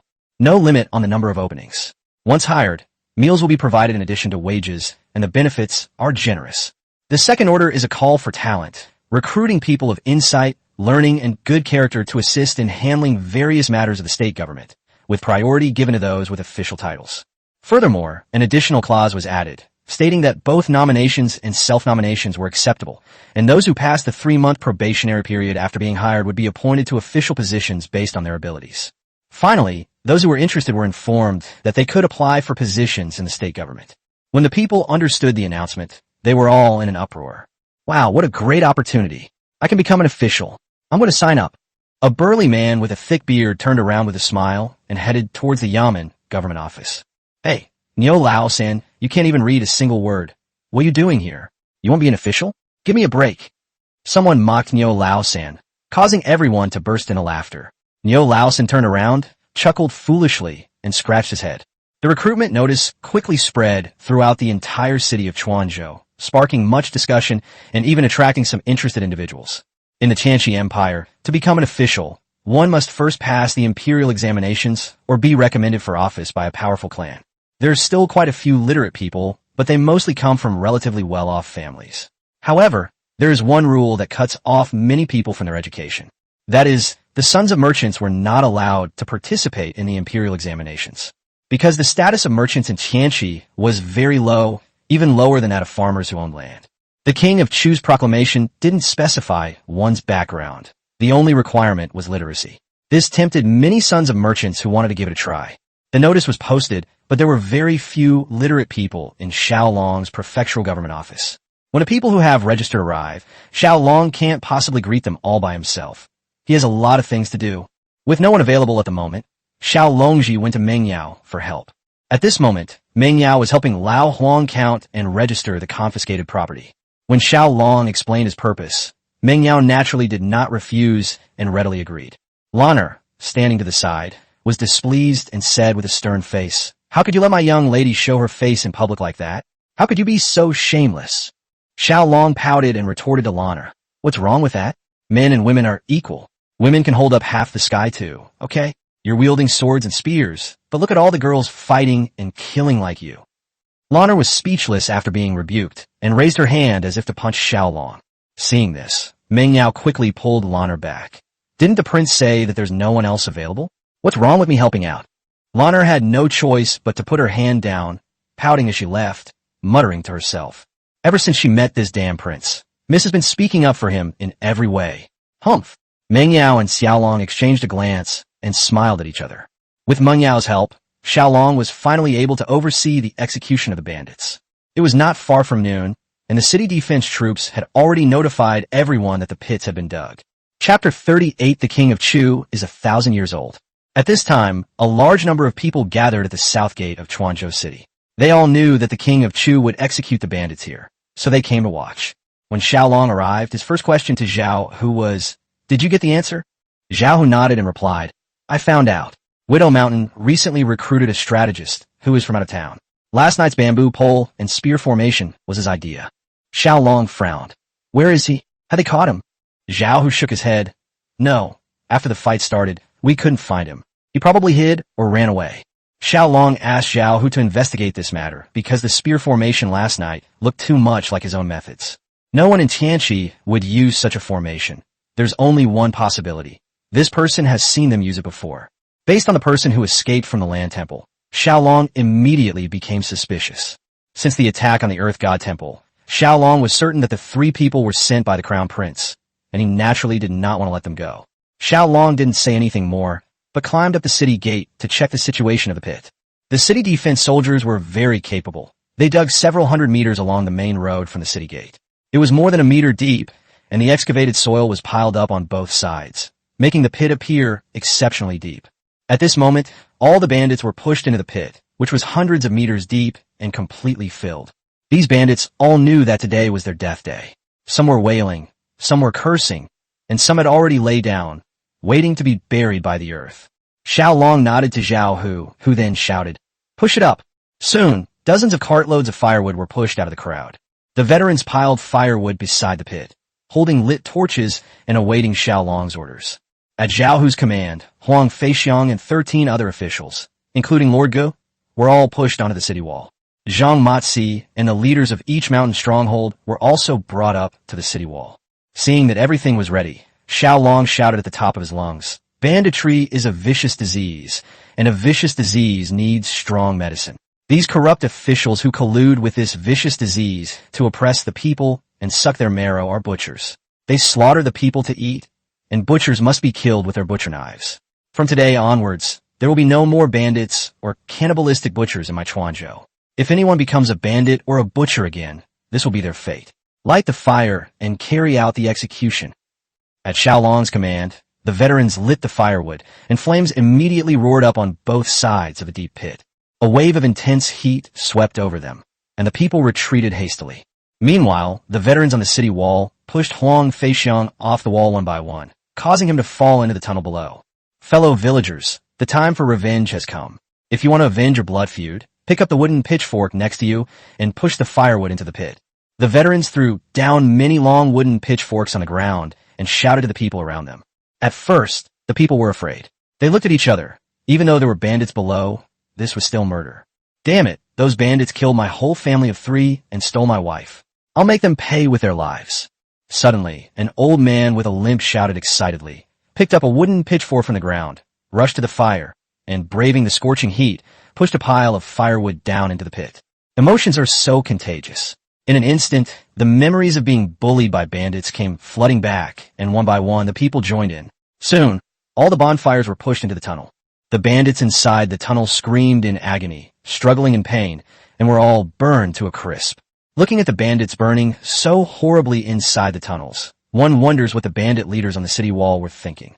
But one thing they never imagined was that they were drinking together yesterday, and today they would be going to the underworld together. As for Lord Gu, Lord Hu, and those officials, they were all so frightened that they were unrecognizable, and some of them even had soiled themselves. While they were enjoying themselves in heaven and earth, they could decide the life and death of many people with a single word, but they never expected that their own life and death would also be in the hands of others. He wanted to show them, to let them feel the terror of death. Xiao Long stepped off the city wall the moment the fire was lit.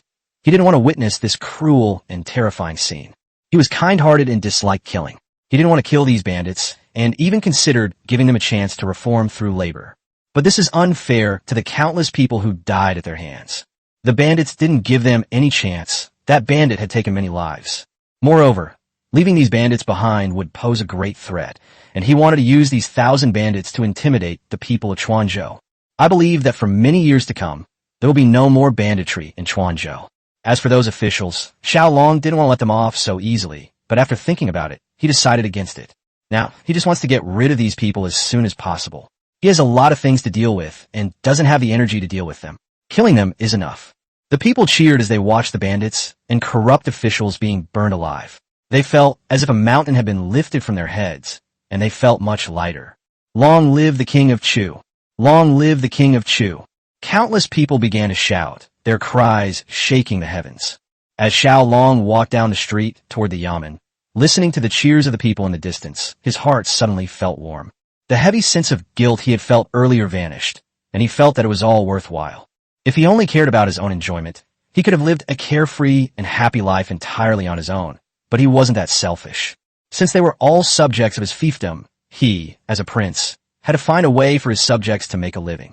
The South Gate was bustling with activity, and the prefectural government office was equally crowded, with its entrance completely blocked by a large crowd. The veterans were unable to maintain order. Tell them that those who don't queue will have their registration canceled. As Xiao Long passed by the veteran, he casually remarked something. Following Xiao Long's instructions, the veterans shouted out loud. These people immediately lined up neatly, and Xiao Long shook his head and walked into the yamen. In just 2 hours, the craftsmen recruited over 100 people. Some of the bricklayers were old acquaintances who had helped Xiao Long renovate the iron smelting kiln. Xiao Long took out a map of Sichuan and examined it carefully. After careful consideration, he chose a location by the river 3 miles outside the West Gate. He led the craftsmen straight to the riverbank outside the West Gate. There are 3 rivers in Quanzhou: the Heavenly River, the Earthly River, and the Human River.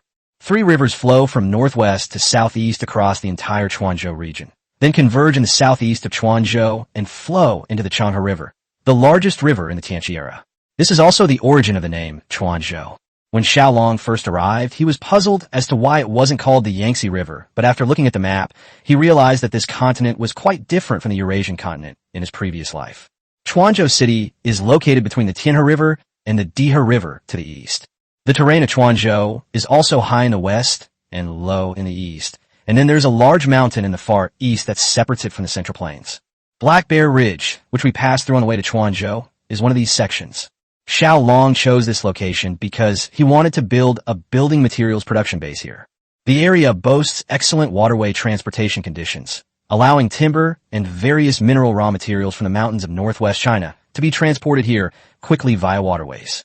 This greatly reduces transportation costs. After surveying the map, he chose a gentle riverbank to build a cargo wharf.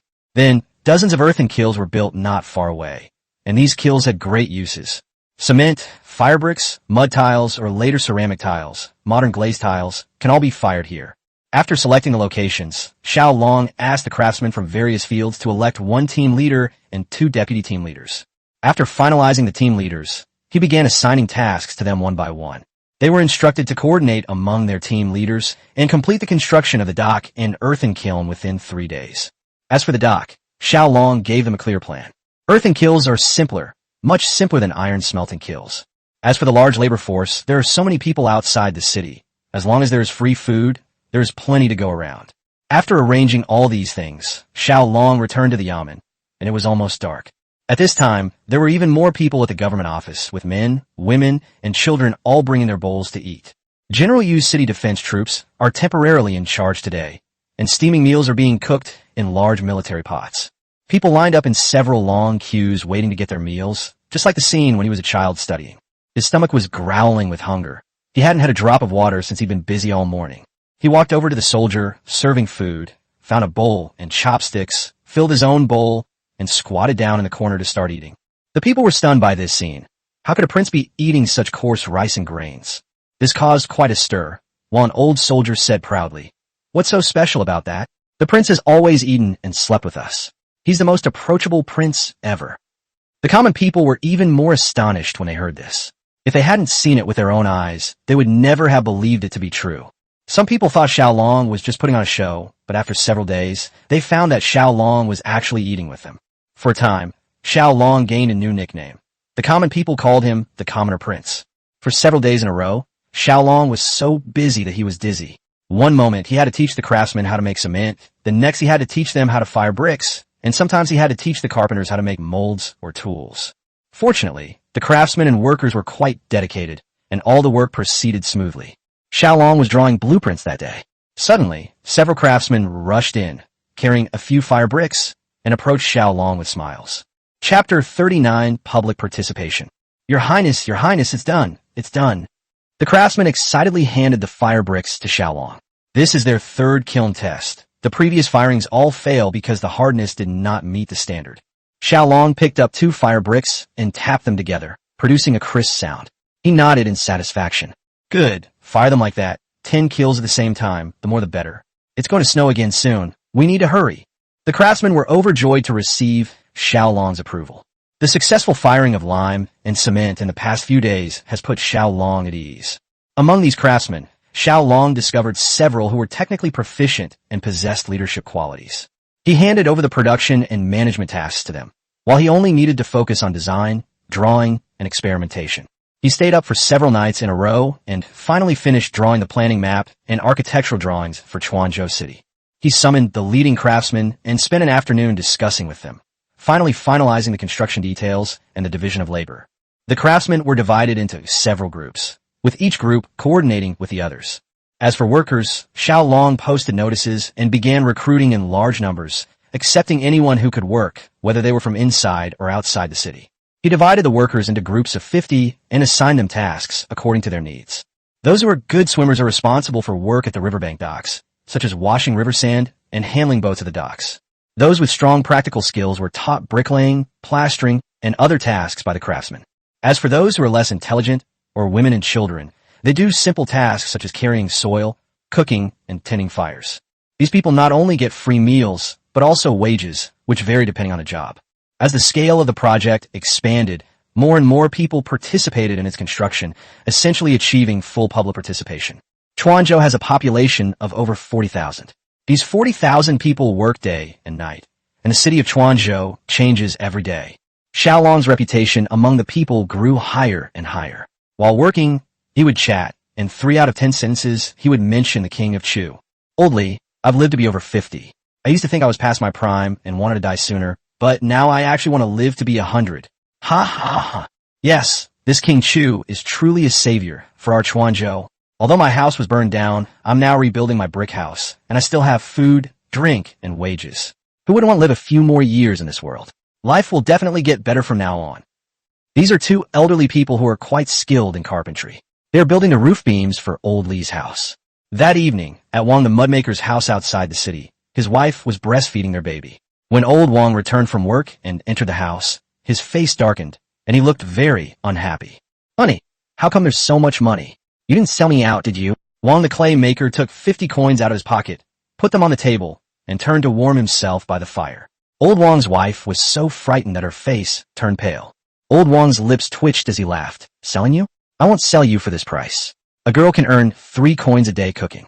Selling you is not as good as letting you cook. Old Wang's wife exclaimed in surprise. 3 coins? That's so much. I'll take the kids to cook tomorrow too.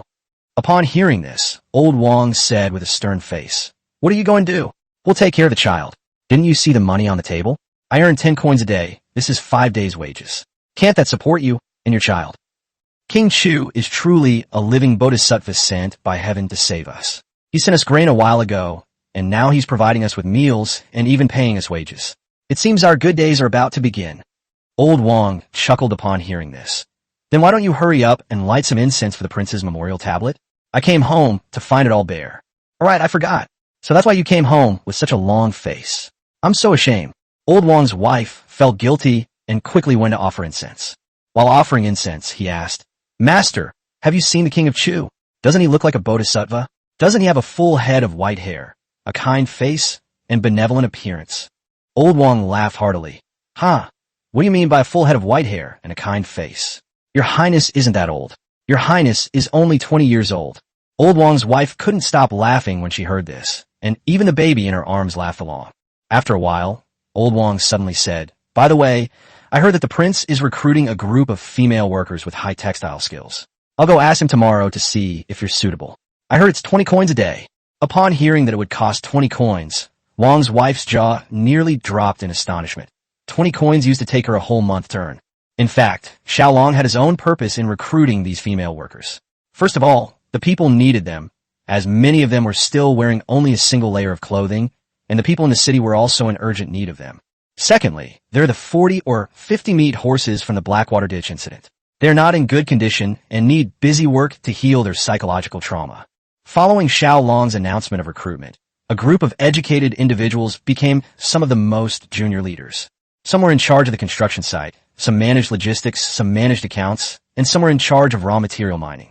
These people are all quite capable and can lead small teams without any problem, but they are not quite up to the task of overseeing the overall situation or larger teams.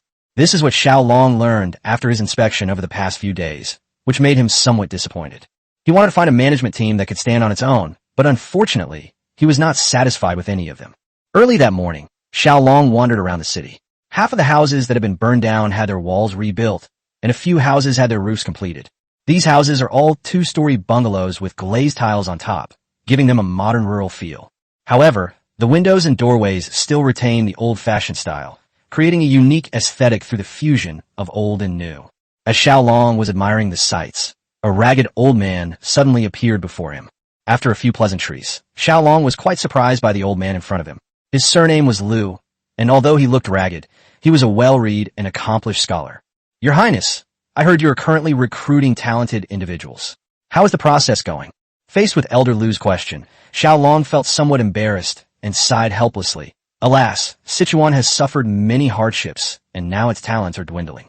I am willing but powerless to help. However, old Liu retorted, No, there are many talented people in Sichuan. Since ancient times, talented people have been arrogant. Some talented people will not come to us unless we invite them. For example, the Zheng family of the four great families. The Zheng family? Upon hearing those two words, Xiao Long felt uneasy. The Zheng family is one of the four major families in Sichuan. The Wu and Wang families were wiped out, and the Zhou family has few members left. Only the Zheng family is safe and sound. They colluded with officials and oppressed the villagers. Xiao Long has been too busy lately to take action against them. How dare old Liu mention the Zheng family? Seeing that Xiao Long's expression was uncertain and he seemed somewhat displeased, old Liu continued speaking. Does your highness believe that the Zheng family, like the other three families, colludes with corrupt officials and preys on the people? Xiao Long frowned and asked in return, Isn't that right? Old Liu smiled and shook his head. No, your highness only knows one side of the story. The Zheng family used to be the richest family in Quanzhou. It can be said that most of the property in Quanzhou city belonged to the Zheng family. From old Liu, Xiao Long learned that since the fall of Linshui Pass, the Shiliang cavalry had frequently harassed the city, and Quanzhou had fallen several times. It was only by the Zheng family leading the people to help the city's defense forces resist that the city was able to hold on. Later, when Prefect Huang took office, the Zheng family was severely suppressed, which led to the formation of the four major families. As for the Zheng family's involvement in oppressing and plundering the people, that is merely a misunderstanding by the people. Those who truly understand the situation know the character of the Zheng family. It can be said that quite a few people in Quanzhou have received assistance from the Zheng family. It's just that Sichuan has been too poor in recent years, and the Zheng family has been powerless to help. In order to help more people, they had to compromise with corrupt officials, but they never exploited the people. Instead, they secretly helped them. Fearing retaliation from Huang Feixiang and his associates, they dared not openly do anything to help the people. They could only do it secretly or through others. Oh, I see. It seems I must pay a visit to the Zheng family. Chapter 40, Visiting the Zheng family. After learning the whole story, Xiao Long gained a new understanding of the Zheng family. Without hesitation, Xiao Long bid farewell to old Liu and led the two veterans to the Zheng family's residence. The Zheng family's house, with its blue bricks and gray tiles, exudes an ancient and rustic charm, yet it is nonetheless dignified and solemn. They look like a wealthy and powerful family. The veteran knocked on the door, and after a short while, the small door, about the size of a bowl, opened. An old man saw two veterans in full armor, trembled in fright, and slammed the small door shut. This made Xiao Long somewhat embarrassed. He guessed that the veterans had probably frightened them. So Xiao Long went up and knocked on the door himself. He picked up the door knocker and gently tapped it 3 times. After he knocked several times, the small door opened again, and Xiao Long quickly greeted him politely. Greetings, sir. I am Xiao Long, and I request an audience with the head of the Zheng family. Please inform him of my presence. Seeing Xiao Long's kind tone, the old man gently replied, Wait here, I'll go inform the master. The small door was then closed again, and Xiao Long could only wait outside.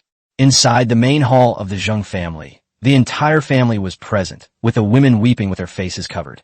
Zheng Banghua, the head of the Zheng family, sat solemnly in the seat of honor, with his 2 sons sitting on either side of him. Their faces all seemed shrouded in gloom. Father, if the king of Chu punishes us, we will be burned to death. Why don't we move? Zheng Jianghe, the eldest son of the Zheng family, advised his father who had taken over the position. However, the second son, Zheng Yinlai, objected, saying, King Chu has been waiting for us to make a move. Once we move, King Chu will definitely accuse us of fleeing to avoid punishment, and then we will have no way to explain ourselves. The eldest brother slammed his fist on the table and roared. So we're just going to wait to die at home? Do you think the king of Chu will let us go? Haven't you heard how cruel he is? More than 1,000 people were burned to death, and their ashes were buried under the road at the south gate, to be trampled on for 10,000 years. The two brothers refused to yield, each with their own reasons, and for a moment they could not determine who was right, so they could only look to their father for his opinion. Although Zheng Banghua looked unwell, his eyes were resolute as he calmly asked the two brothers, "Have you forgotten the family precepts of our ancestors?" The two brothers nodded and replied, "We have never forgotten the teachings of our ancestors, to be calm and patient in our conduct and actions, to prioritize people and kindness, to win people over with virtue, and to treat people with courtesy." The two brothers calmed down after reciting their ancestors' family precepts in unison. All right, now that our Zheng family is facing a life-or-death situation, we can neither leave nor stay. So let's just wait and see. Our Zheng family has accumulated good deeds for generations, so let's trust in heaven's arrangements. These words silenced the room, and no one said another word. Suddenly, the old butler walked in slowly and said, "Master, a man named Xiao Long is requesting an audience. He is waiting outside the door." When the old steward mentioned Xiao Long, the three members of the Zheng family were stunned, and a tense atmosphere immediately filled the air. Zheng Banghua asked in surprise, "Uncle Li, is he alone?" The old butler shook his head. "I didn't see clearly, but there were two soldiers knocking on the door, which I ignored." Zheng Banghua gritted his teeth, stood up from the chair, looked at his two sons, and resolutely walked out. "Whether we live or die is up to fate. Let's go." When the Zheng family's gate opened, Xiao Long was sitting on the dismounting stone at the entrance, drawing something on the ground with a twig. Hearing the door open, Xiao Long immediately stood up, dusted himself off, and went over. The three members of the Zheng family, father and sons, knelt down in unison. Zheng Banghua, head of the Zheng family, and his two sons respectfully welcomed the king of Chu. This startled Xiao Long, as Qianqi did not welcome guests in this way, so he quickly stepped forward to help him up. "Master Zheng, there's no need for such a grand gesture. Please rise." After Zheng Banghua got up, he found that there were only two soldiers behind Xiao Long, which made him feel much more relaxed. At least they weren't there to arrest him. The arrival of the king of Chu at the Zheng family's residence is a blessing for the Zheng family. "King of Chu, please come inside." Xiao Long followed them into the Zheng family compound and found that although the compound was large, it was simple and unpretentious, with no luxurious places. After entering the lobby and taking their seats, Zheng Banghua ordered tea to be served. After a brief chat, Xiao Long suddenly asked a question. "I heard some time ago that someone in Chuanzhou was selling glass beads. Why didn't Patriarch Zheng buy any?" The three members of the Zheng family felt a chill run down their spines.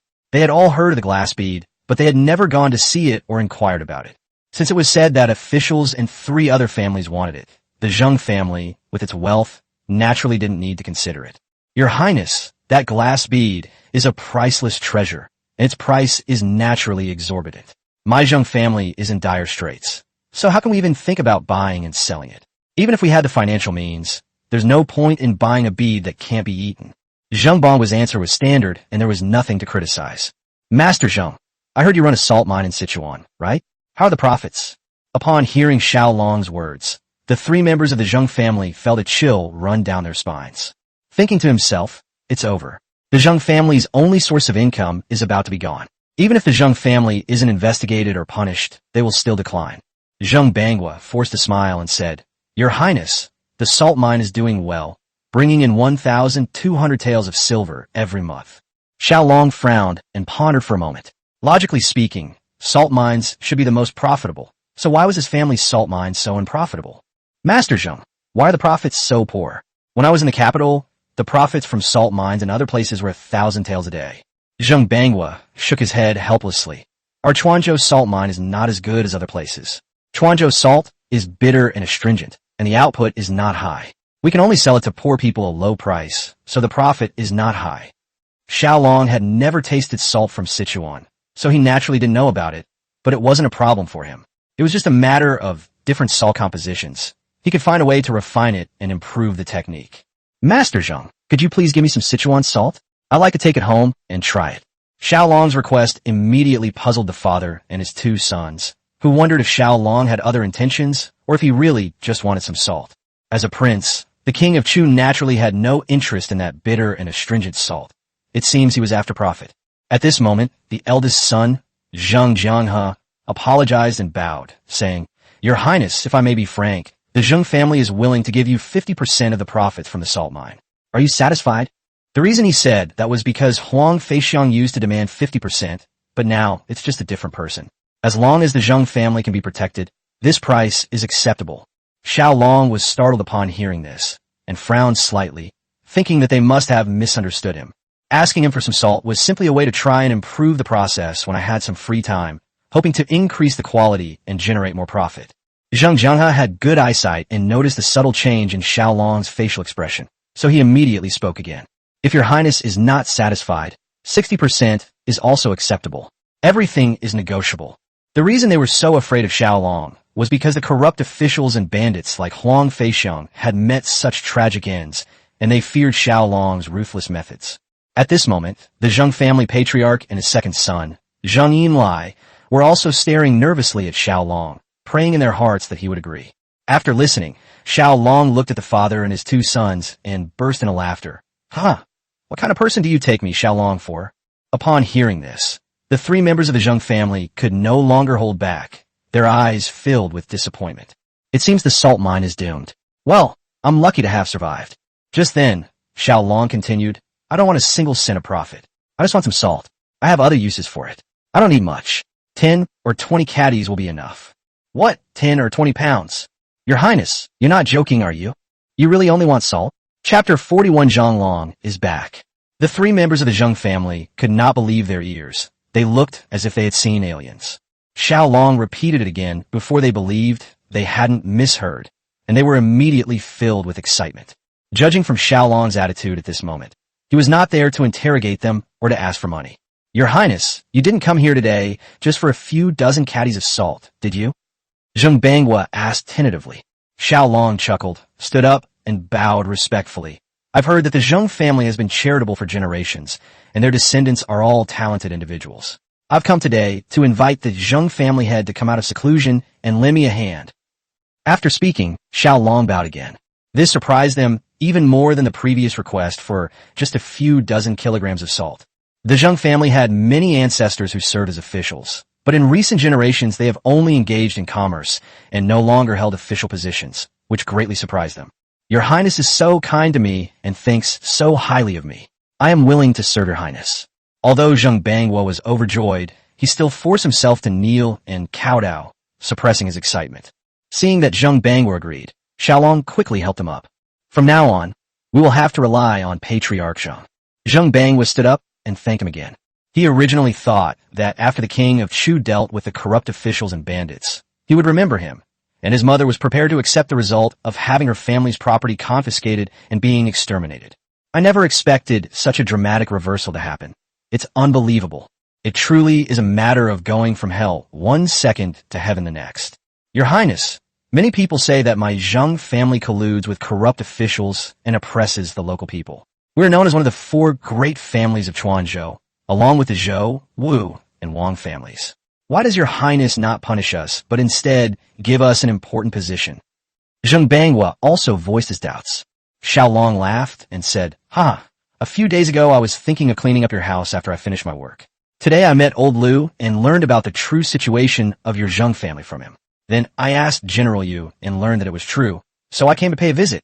Xiao Long's explanation made them realize the truth, and they were all secretly glad that their good deeds over the years had not been in vain. Afterwards, Xiao Long gave a general overview of his plans for the future of Chuanzhou City to the Zheng family father and sons. From urban planning to land reform to public education to commerce and culture, Xiao Long eloquently described a grand blueprint. The three members of the Zheng family were stunned. To them, this meant overthrowing everything and creating a paradise-like kingdom. This is not what they call a reform movement. They can't even express it in words or language. The three of them, father and sons, looked at each other in bewilderment, then stared at Xiao Long as if he were an idiot. Zheng Banghua regretted it somewhat. He felt he shouldn't have agreed so soon. What the king of Chu said was quite good, but he was a madman talking about unrealistic issues. "I heard yesterday that he was going to build houses for the whole city for free. That's nothing. As long as you have money, you can do it. But it's absolutely impossible to finish building it before the end of the year. If we were to work for a madman, the Zheng family's reputation would be ruined. But a promise is a promise, and now there's no room for regret. We can only take it one step at a time. Master Zheng, I have a question for you. Where did the Yi family, who used to live on your street, move to? I was too busy the past few days and didn't have time to visit my uncle. Today, I passed by and took a look. The courtyard at the address my mother gave me is now abandoned. I thought I'd ask since I live near the Zheng family's place. After listening, Zheng Bangwa frowned and pondered for a moment before saying, You mean the Yi family? A few years ago, all of them, more than a dozen people, suddenly disappeared overnight. When the authorities came to investigate, there were no signs of a struggle. It was very strange. Nobody knew what had happened. There were all sorts of rumors, and they got more and more bizarre. Eventually, no one dared to go near that courtyard. Hearing what the Zheng family had said, Xiao Long couldn't help but feel worried. He wondered if his uncle had encountered some misfortune, or if this matter was related to the Heaven and Earth Society. Since it happened several years ago, we probably won't find anything, so let's just forget about it. At this moment, the old steward came to report. Someone has come looking for the prince, saying his name is Xiao Long. Xiao Long. Is Xiao Long back? Xiao Long was overjoyed and quickly took his leave of the Zheng family head, instructing him to take his 2 sons to the Yamen to report for duty the next morning before leaving. The Zheng family saw them off at the door, and Xiao Long saw Xiao Long waiting there from afar. Haha, you're finally back. How did it go? Ignoring his status as a prince, Xiao Long rushed to Xiao Long, grabbed Xiao Long's neck, and pinched his chest a few times. Xiao Long's body twisted and turned as he was pinched like a water snake. Hee, your highness, guess how much grain I brought back? Upon hearing this, Xiao Long tightened his grip even more. You little brat, you've been gone for a few days and you dare to act all high and mighty? I'll guess this number. As he spoke, Xiao Long stretched out a hand and waved it in front of him. Xiao Long shook his head, raised his hand, and made an 8 gesture. A full 80,000 shur of rice, plus 1 million taels of silver. Hee, we're rich. Xiao Long was overjoyed. 80,000 shur of rice was no small amount. He had originally thought that he would be successful if he could bring back 30,000 shur of millet with those glass balls, but he did not expect to exchange them for 80,000 shur of rice. In Tianqi, rice is several times more expensive than millet, so it seems he underestimated the wealth of Jiangnan. Xiao Long hurriedly went with Zhang Long to the Yamen warehouse. He wanted to see how much 80,000 shur of rice was and whether the warehouse could hold it all. When they arrived at the warehouse, the workers were still loading rice into it. The warehouse was almost completely filled by now. It was unknown how much was left of the dock outside. Xiao Long opened a bag of rice, picked up a handful of rice, and smelled it. A familiar scent entered his brain. He was already itching to cook some porridge. After transmigrating, he barely ate any rice, and was so tired of eating millet porridge every day that he almost threw up. He even thought about cooking a few side dishes, or frying some egg rice. And it would be even better if he could make mutton pilaf. Your Highness, here you go. This is a 1.2 million tael silver note, plus some loose silver. Zhang Long took out a stack of silver notes and a bag of loose silver from his pocket and handed them to him. Xiao Long glanced at it, took the silver note from his hand, but didn't take the loose silver. Distribute the silver to the brothers. You've had a tough time on this trip, so take a good rest these next few days. Zhang Long accepted the loose silver with a smile, then said with a displeased look, Your Highness, as soon as the brothers came back, they found that the other brothers all had precious swords and silver armor, and they all wanted to ask me for some. I couldn't stop them. Seeing Zhang Long's deadpan expression, Xiao Long chuckled. You think I've forgotten about you? Of course not. If you want to go find Zhao Hu, he'll take you there. Upon hearing this, Zhang Long was extremely excited and quickly gathered a few brothers to go find Zhao Hu. Watching truckloads of rice being delivered to the government warehouse, Xiao Long smiled. He originally burned dozens of glass marbles, hoping to take a gamble and use this rare treasure to exchange for a large quantity of grain in Jiangnan. To be on the safe side, they also had Goer smuggle 20,000 shur of grain for the corrupt officials. We now have both food and money, and with the food and money we have, we can easily feed ourselves for half a year. When Xiao Long returned, Old Huang came looking for him. Your Highness, the team leaders have come to collect their wages, but the treasury is running out of silver. What do you suggest we do? The expenses have been enormous during this period, and all the money has come from Lao Huang. After buying grain at a high price last time, there was still more than 200,000 taels left, plus more than 100,000 taels obtained from confiscating the property. These days, most of it has been spent. Xiao Long had money, but it was all in silver notes. The 5 million taels Goer had last time, plus the 1 million taels Zhang Long had just brought back, were enough for him. There was only one bank in Chuanzhou, which was owned by Huang Feixiang. After Huang Feixiang was executed, the bank was also shut down. Instead of finding silver, they found tens of thousands of taels, which annoyed Xiao Long. He has money in his hands, but he can't exchange it for silver. Chapter 42, Inviting Meng Yao again. Okay, let's pay whatever we can first, and settle the rest tomorrow morning. Old Huang frowned upon hearing this and nodded helplessly. After taking a few steps, Old Huang turned back to Xiao Long and said, Your Highness, there are too many affairs and too many accounts lately, and I am really struggling to keep up. Could you help me find an assistant, preferably someone to manage the Yaman's treasury? Old Huang had wanted to bring it up for a long time, but everyone had been busy lately, and Xiao Long hadn't slept for more than a few hours each day. These days, there are more and more trivial matters, and everyone goes to Lao Huang for everything. He's getting old and can't handle it anymore. Xiao Long thought about it and agreed. As Chuanzhou City gets better and better, there will be more and more things to do, and Lao Huang alone definitely can't handle it. But managing a warehouse requires not only literacy and arithmetic skills, but also the organization of accounts. He really wanted to go back to the modern era and hire a few accountants. Another important point about managing a warehouse is that the person in charge must be absolutely trustworthy. The money in the warehouse will only increase. You can easily find someone who can falsify accounts and swindle money from you. You can't hire someone like that. Thinking about it, there's only one person who's suitable, Meng Yao. When we were recruiting talent recently, Meng Yao demonstrated her exceptional abilities. The types of talents, their ages, and where they live are all categorized and statistically recorded, making the records clear to glance.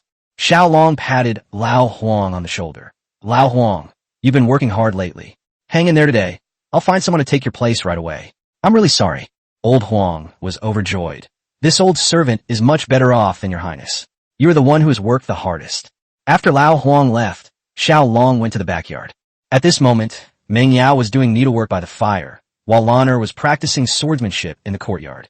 Seeing Xiao Long approach, Lan'er brandished her sword and gradually closed in on him, scaring Xiao Long so much that he could only hide behind the door and peek out with his head. Lan'er, what are you doing waving your sword at the door? The prince can't even come in. Upon discovering Xiao Long, Meng Yao covered her mouth and chuckled, then expressed her dissatisfaction to Lan'er. Why let that lecherous rogue in? It seems that Xiao Long sucked Meng Yao's finger last time, and Lan'er still holds a grudge against him. Meng Yao looked embarrassed, stood up and stopped Lan'er, pinching his waist. Stop talking nonsense. Your highness is a gentleman. How will you get married if you speak so recklessly? Then Meng Yao walked up to Xiao Long and bowed, saying, Meng Yao greets your highness, please come in quickly. Lan'er glanced sideways at Xiao Long and Meng Yao, and said with dissatisfaction, I'm not getting married. No man is any good.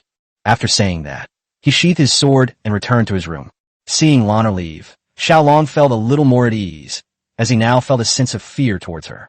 I don't want to talk to her at all, for fear of provoking her into giving me another flying kick. After exchanging a few pleasantries with Meng Yao, Xiao Long scratched his head awkwardly and said, Meng Yao, old Huang is getting old and has a lot of things to do every day. He's really too busy to handle everything. I'd like to ask you to help me manage the Yaman's warehouse. I wonder if you would be willing. Meng Yao was a little surprised when she heard this, but then she became somewhat worried. I have no reason to refuse your highness's request, but I am a woman, and I am afraid your highness will be laughed at if word gets out. Others may have reservations, but who is Xiao? He comes from a matriarchal society. Haha, what am I afraid of? Let it be a joke.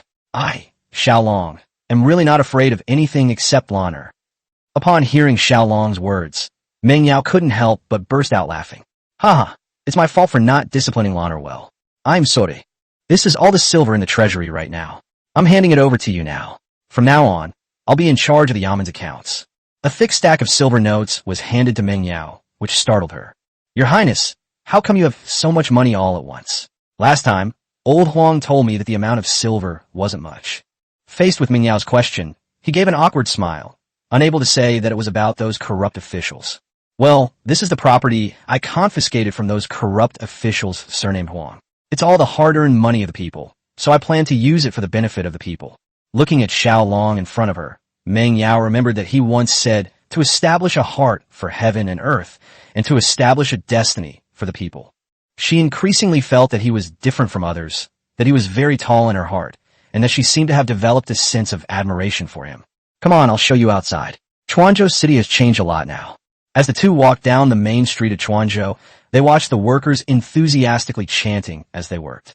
Watching those neat and brand new houses rise from the ground, Their fiery red brick walls symbolized the future of Chuanzhou. Your Highness, I believe that under your governance, Chuanzhou will not only be able to restore its former prosperity, but will also reach new heights. This was Ming Yao's true thought, but her perspective was still too narrow. 3 years from now, she will definitely realize how narrow-minded she was. You're right. I will make Sichuan more prosperous than Jiangnan, and more powerful than any empire in history. As they walked, they somehow ended up outside the West Gate and arrived at the kiln site, where there were even more people coming and going in a hurry. Kilns spewed smoke, and piles of firebricks were stacked like mountains. The sand sifted from the river filled the riverbank, and the logs were stacked neatly. Meng Yao was stunned. So many materials had been prepared in just a few days. It seems that Xiao Long's promise to repair all the damaged houses in Chuanzhou City before the new year will definitely be fulfilled. Your Highness, how do I look in this outfit? Does it fit? Xiao Long just got his sword and armor from Zhao Hu. After putting them on, he went around asking everyone if they fit, showing off like a smug old man. Xiao Long glanced at him and said, "Not bad, a little worse than Zhao Hu." "What? My physique is much better than Zhao Hu's. How is this armor inferior to his when worn by me?" Xiao Long became anxious upon hearing this, tearing at his armor and looking it over from left to right. Seeing this, Meng Yao covered her mouth and laughed. "Miss Gong's son, I know you're the most impartial person when it comes to who's prettier, me or Zhao Hu." Seeing that Xiao Long ignored him, Xiao Long had no choice but to ask Meng Yao for judgment. "You're both good-looking. Don't listen to the prince. He's just teasing you." Upon hearing this, Xiao Long immediately realized what was happening and started laughing as well. "Your Highness, everyone is busy, and I'm not having much fun with my brothers. Could you give me something to do?" Xiao Long sought out Xiao Long for this very reason. After they received their equipment and showed it off everywhere, they felt embarrassed to see everyone else busy while they themselves were doing nothing. Xiao Long frowned and thought for a moment. There was really nothing to arrange at the moment, but when he thought about how he hadn't found any silver in the bank and was only able to get by with banknotes but no cash, he realized that he was almost out of luck. "Go ask Zhao Hu to help you find the treasury of the money exchange, and also the assets of those corrupt officials like Huang Feixiang, which haven't been found yet. Go quickly." Xiao Long was constantly thinking about how to break the deadlock, where he couldn't get any silver coins out. Now everyone has food and drink every day, and they also have wages. Most of the shops in Chuanzhou City have been burned down, and there are basically nothing left to buy. The people have money, but nowhere to spend it. Over time, ordinary people will have plenty of money, while the people themselves will have nothing. In my past life, I had a best friend who would often accompany me to audit economics classes. I have a little understanding of economics, and the current approach is to get people's money circulating. The faster the circulation, the faster the economy grows and GDP skyrockets. Seeing snowflakes falling again and the people dressed in thin clothes, he suddenly had an idea. Chapter 43, The Obsessive Crown Prince. No matter what kind of society it is, ordinary people cannot live without food, clothing, shelter, and transportation. Now that we have food and drink, everyone should start thinking about keeping warm. This cold weather will last for several more months, so we need to get started quickly. The 40-odd women rescued from the Blackwater ditch some time ago were originally sent to help at the iron smelting kiln, but they only made things worse, and a few of them got burned, so they were no longer allowed to work. They asked each of their families, and it turned out that their families had all been killed by bandits, leaving them all helpless and pitiful. Because they only knew needlework, doing things like sewing and mending. Xiao Long found a few skilled female workers to teach them how to weave coarse cloth, so they could at least have something to do. With that in mind, these women can now be put to good use. However, the traditional foot-operated loom is too inefficient for producing large quantities of fabric, and the shuttle for spinning thread still needs to be manually threaded, which is far from sufficient. With a new idea in mind, Xiao Long wanted to go back to draw and design, so he took Meng Yao and headed back. When saying goodbye to Meng Yao was a little downcast, staring eastward for a long time, unable to come back to her senses.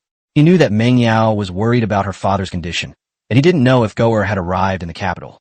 "Don't worry, the Marquis is a lucky man and will be fine. I'll send someone to take you back to see the Marquis when spring comes." Xiao Long's words had some effect. Meng Yao forced a smile and said, "I hope my father recovers soon, Your Highness. I'll go check the accounts with old Huang. Your Highness, please go ahead and attend to your business." After bowing, Meng Yao left. Xiao Long watched her retreating figure, seemingly recalling his own time studying away from home. Perhaps it was a father-daughter connection, but at this moment, Gong Sun Ba in the capital was gazing westward from his pavilion. "Your Highness, are you missing Miss?" The dog whispered behind Gongsun Ba. Sigh. As long as she's happy, that's all that matters. Gongsun Ba sighed, turned around, and went downstairs. Goer glanced at the western sky. He had only been back in the capital for a few days, yet he already wanted to go back to Chuanzhou. After coming downstairs, Gongsun Ba said to the dog behind him, "If anyone from the Crown Prince's residence comes these next few days, just say that I am unwell and cannot receive guests." Gongsun Ba was actually in good health. His frequent claims of being unwell were simply a way of avoiding certain people. Recently, the Crown Prince has been pestering him, trying to get Gongsun Ba, who has recently gained the Emperor's favor, to join his side. As for why Gongsun Ba was so highly regarded by the Emperor, it all started when the Emperor fainted from anger because of him. After the Emperor fainted from anger, he remained unconscious for more than 10 days. When he woke up, he found that not only had his health not deteriorated, but he had become healthier and his headaches of many years had been cured. Therefore, the Emperor was not angry with Gongsun Ba, but instead rewarded him.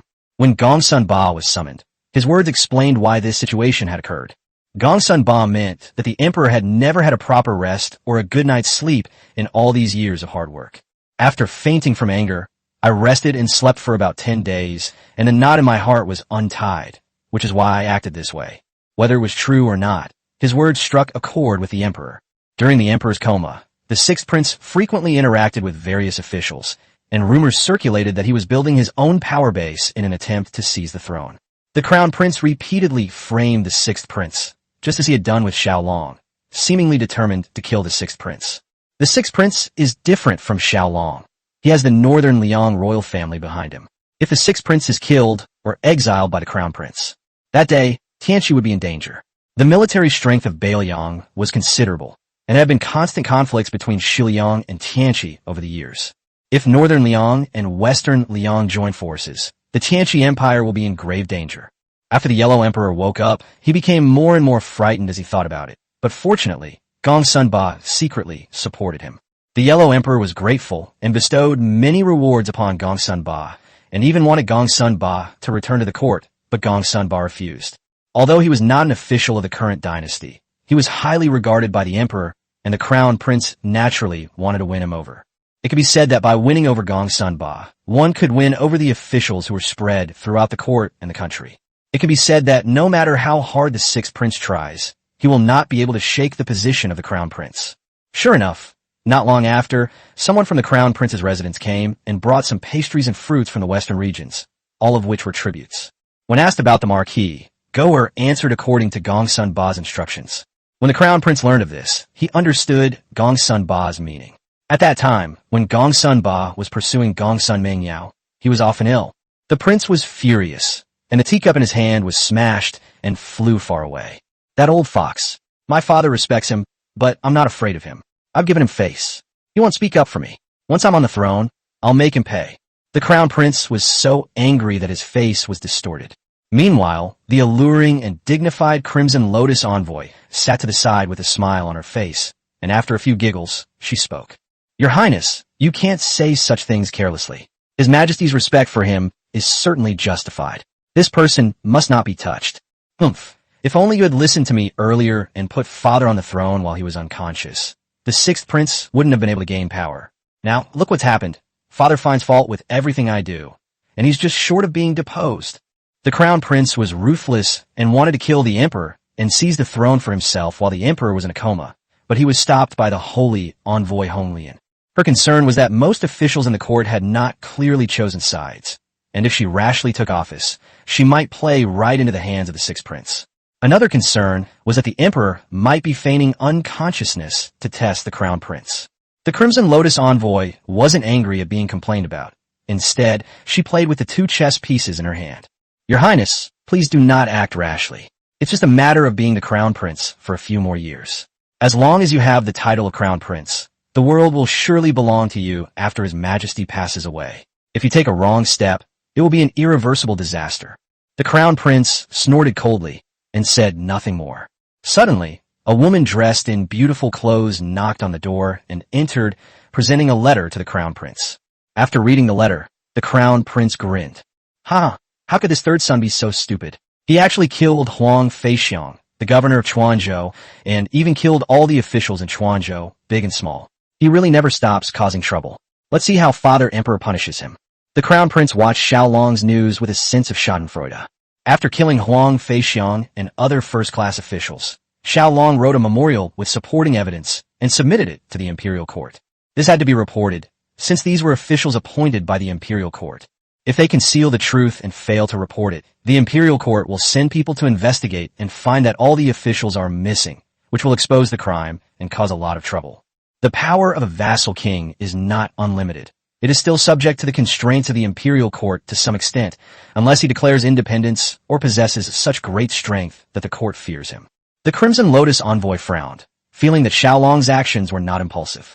Your Highness, at tomorrow's morning court, regardless of how other officials view this matter, you must not express your opinion. If His Majesty asks, you must speak up for the Prince of Chu. The Crown Prince was greatly surprised to hear this.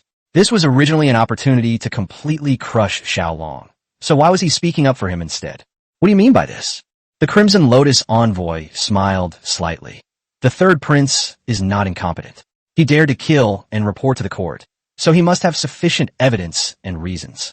If your Highness speaks up for him, it will be a good opportunity to improve His Majesty's dissatisfaction with you the other day and show your Highness's virtuous heart. These words made the Crown Prince realize the truth of her words, and he decided to adopt them. The Red Lotus envoy's opinion is indeed very correct. The next day, in the imperial court, the emperor stood dignified and majestic, while the officials below discussed Xiao Long's indiscriminate killing of officials. Most of the comments were fairly fair. The officials who preyed on the local people and colluded with bandits did indeed deserve to be killed. However, the King of Chu's actions were too extreme. He should be sent to the capital for a joint trial at the Ministry of Justice, and the execution should be carried out on a later date after His Majesty's approval. However, the Crown Prince suddenly changed his tune and said that the King of Chu's actions were not inappropriate. The reason given was that Xuanzhou was too far from the capital, the journey was arduous, and there was no financial support when it was sealed off. The starving people needed relief and appeasement, and executing them on the spot to appease the people was the best policy. The Crown Prince's opinion was endorsed by most officials, and the Emperor also approved of it. However, the sixth prince suggested giving the King of Chu a verbal reprimand, arguing that although the King of Chu was in dire straits, the laws of the court could not be violated. This reason is plausible, and the Emperor approves of it. Ultimately, the Emperor decided to commend the King of Chu, but not to award him any prizes. The opinions of both the Crown Prince and the sixth prince were affirmed, with particular praise for the Crown Prince's benevolence. However, the Crown Prince was not happy at all when he returned to the Easter Palace. He couldn't stand the sixth prince's confrontational expression. This also reminded him of Xiao Long from before, and coupled with the humiliation of being forced into marriage by Yu Mengyao, increased his hatred for Xiao Long. The 3 men you sent last time were all useless. The third one is still alive and well. Didn't you promise me that? How do you explain this? Having nowhere else to vent his anger, he could only direct his anger at the holy envoy Hong Lian, blaming her for her incompetence. However, the Crimson Lotus envoy was not angry. Instead, he smiled and said, "That's right, my 3 good fornothings did fail, but whether King Chu lives or dies is no longer important. Your Highness should now focus your attention on the 6th prince, who has the support of the Northern Liang royal family." The Crown Prince was narrow-minded and petty. He wouldn't listen to advice at this moment. "No, I want him dead. If I can't even kill him, how can I kill Lao Lu?" Seeing that the Crown Prince insisted, the holy envoy of the Red Lotus readily agreed. Now, it's not just the Crown Prince who's thinking about the King of Chu. In a large manor in the capital, a middle-aged man dressed in simple clothes is drinking tea. Sitting opposite the tea table was none other than Goer, who was just taking out a glass bead the size of a walnut and handing it to the middle-aged man. Chapter 44, The Mysterious Chief Master. This is just too beautiful. The middle-aged man took the beads and admired them for a moment before exclaiming in excitement. His words choked with emotion. "Chief, this treasure is quite something, isn't it? If any lord were to present it to His Majesty, he would undoubtedly be promoted and ennobled, which would be even more beneficial to the growth of our Tai Tiandi Hui. This middle-aged man must be the leader of the Heaven and Earth Society." He nodded in satisfaction after hearing Goer's words. "Indeed, this bead is priceless, not to mention the Emperor's fondness for it. Even I am reluctant to give it away. You have rendered a great service this time, and I will promote you to the position of Hall Master of the Greenwood Hall at the conference later." The Grand Master was genuinely pleased with Goer's presentation of the treasure and also recognized Goer's abilities. "This dog thanks the Grand Master. Upon being granted the position of Hall Master, Goer excitedly kowtowed 3 times to the Grand Master. This was the position he had always dreamed of. With this position, he could pursue the Grand Master's daughter. After the leader put away the glass bead, he asked Goer, "You said that the king of Chu was exiled. Where did he get so many treasures, especially treasures that even the emperor doesn't have? That's too strange. It would be more likely if it were a prince like the 6th prince, who has a background with the northern Liang royal family." The Grand Master clearly knew a lot about the royal family, which is why he was surprised that Xiao Long could produce such a treasure. "I don't know about this dog. During the time I spent with the Prince of Chu, I found that he was different from the other princes. He had many unusual traits, such as his lifestyle and way of speaking. I couldn't figure him out." The dog's words made the Grand Master fall into deep thought, and after a moment he spoke. "What did the Marquis say? Did he want you to stay in the manor or go to Chuanzhou again?" "The Marquis hasn't said yet, but he seems quite interested in the Prince of Chu. He asked me a lot of questions, so it looks very likely that he will send me to Chuanzhou." The Grand Master nodded in satisfaction after listening. "That's good. You should also try to go to Chuanzhou.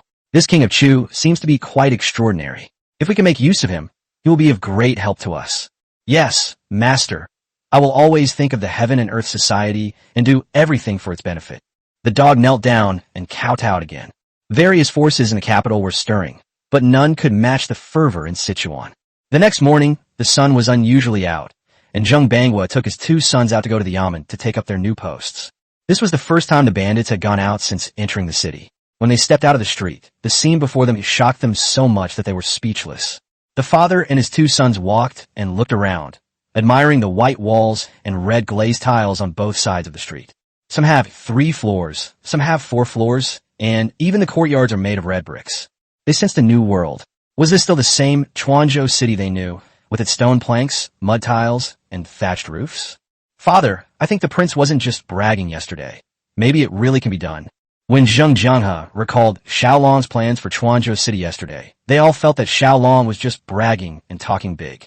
But after just a few days of not leaving the city of Chuanzhou has undergone tremendous changes. It's unbelievable. "Father, do you think that once it's all finished, Chuanzhou city will be even more beautiful than the capital?" Zheng Yinlai had visited Beijing once when he was a child, and the city's prosperity left an indelible mark on his mind. "You 2 are asking me? Who am I supposed to ask? This prince is no ordinary man. It seems our Zheng family is about to rise to prominence." This was Zheng Bangwa's reflection. He wasn't thinking about himself, but about the Zheng family. If Xiao Long really develops Chuanzhou, as he says, as long as they give their full support, the Zheng family status will definitely not be low in the future, and may even surpass that of their ancestors. When the father and his 2 sons arrived at the Yamen, Xiao Long was engrossed in drawing at his desk. Because the sun was out today, it was unusually cold early in the morning, and Xiao Long's hands were almost frozen. After painting for a while, you have to put on a brazier to roast it.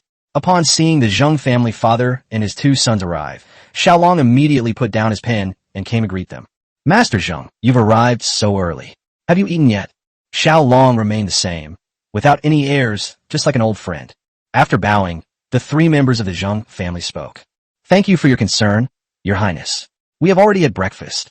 Xiao Long nodded, took Zheng Bangwa's arm, and walked out of the Yamen, pointing to the rows of completed houses in front of him. "How about it? Isn't it more impressive and practical than before?" Xiao Long was quite satisfied with his design. The ground floor of the street-facing buildings was all open plan, which could be used for business in the future. They were essentially modern storefronts. The 2nd and 3rd floors can be either private rooms or private residences. The backyard could be used as a warehouse or a workshop, which would be quite reasonable. The ground floor of the houses that are not facing the street has been reserved with plenty of space, so you can do whatever you want when the time comes. Your Highness's generosity is truly remarkable. Your arrival in Chuanzhou is a blessing for the people of Chuanzhou. Zheng Bangwa also expressed his opinion. Suddenly, he noticed that there were circles drawn with lime on the alleys and main streets, one every few meters, and there were also square ones. Your Highness, what is the purpose of these circles and squares on the ground? Xiao Long laughed upon hearing this. Haha, Patriarch Zheng, in the past, when you walked down the street in the summer, there were often some unpleasant smells, right? Zheng Bangwa nodded. That's true. The smell in the outhouse is indeed stronger in the summer, and you can often smell it. Xiao Long narrowed his eyes and looked at Zheng Bangwa with a wicked smile. Well, Patriarch Zheng, have you figured it out yet? Upon hearing Xiao Long's question, Zheng Bangwa instantly realized, Oh, could it be what the prince said yesterday about putting the outhouse inside the house? But then I thought, what's the point of drawing all those circles and squares on the outside? Xiao Long nodded directly and said, yes, that means putting the toilet indoors or in the yard. However, the three members of the Zheng family simultaneously asked what the connection was between these circles. Xiao Long explained to them. In the past, there was just a big wooden barrel buried in the ground, with a few planks and stones on top. Now it's not like that. These two square locations have been dug up 3 or 4 meters deep, which is equivalent to a big wooden barrel. And there will be gaps next to this square pit. When it is full, it will flow out through the gaps and into pipes, which lead directly to the fertile fields outside the city. These circles mark the locations of the sewers. During heavy summer rains, water from the streets will flow into the underground pipes and drain into the river. Xiao Long tried his best to explain, but he didn't know if the three of them understood. The three members of the Zheng family looked at each other for a while, and then they actually started discussing it, and they did so very seriously. As expected of a father and son fighting side by side, they understood it in no time and kept praising Xiao Long's brilliant idea. However, they were worried that the project was too large and whether it could be completed. I learned all this from people. Since the houses are already being built, let's do them all the first time. It's worth spending some money. Xiao Long gave them a positive answer. Your Highness is truly an extraordinary person. The three men were deeply impressed by Xiao Long, their admiration beyond words.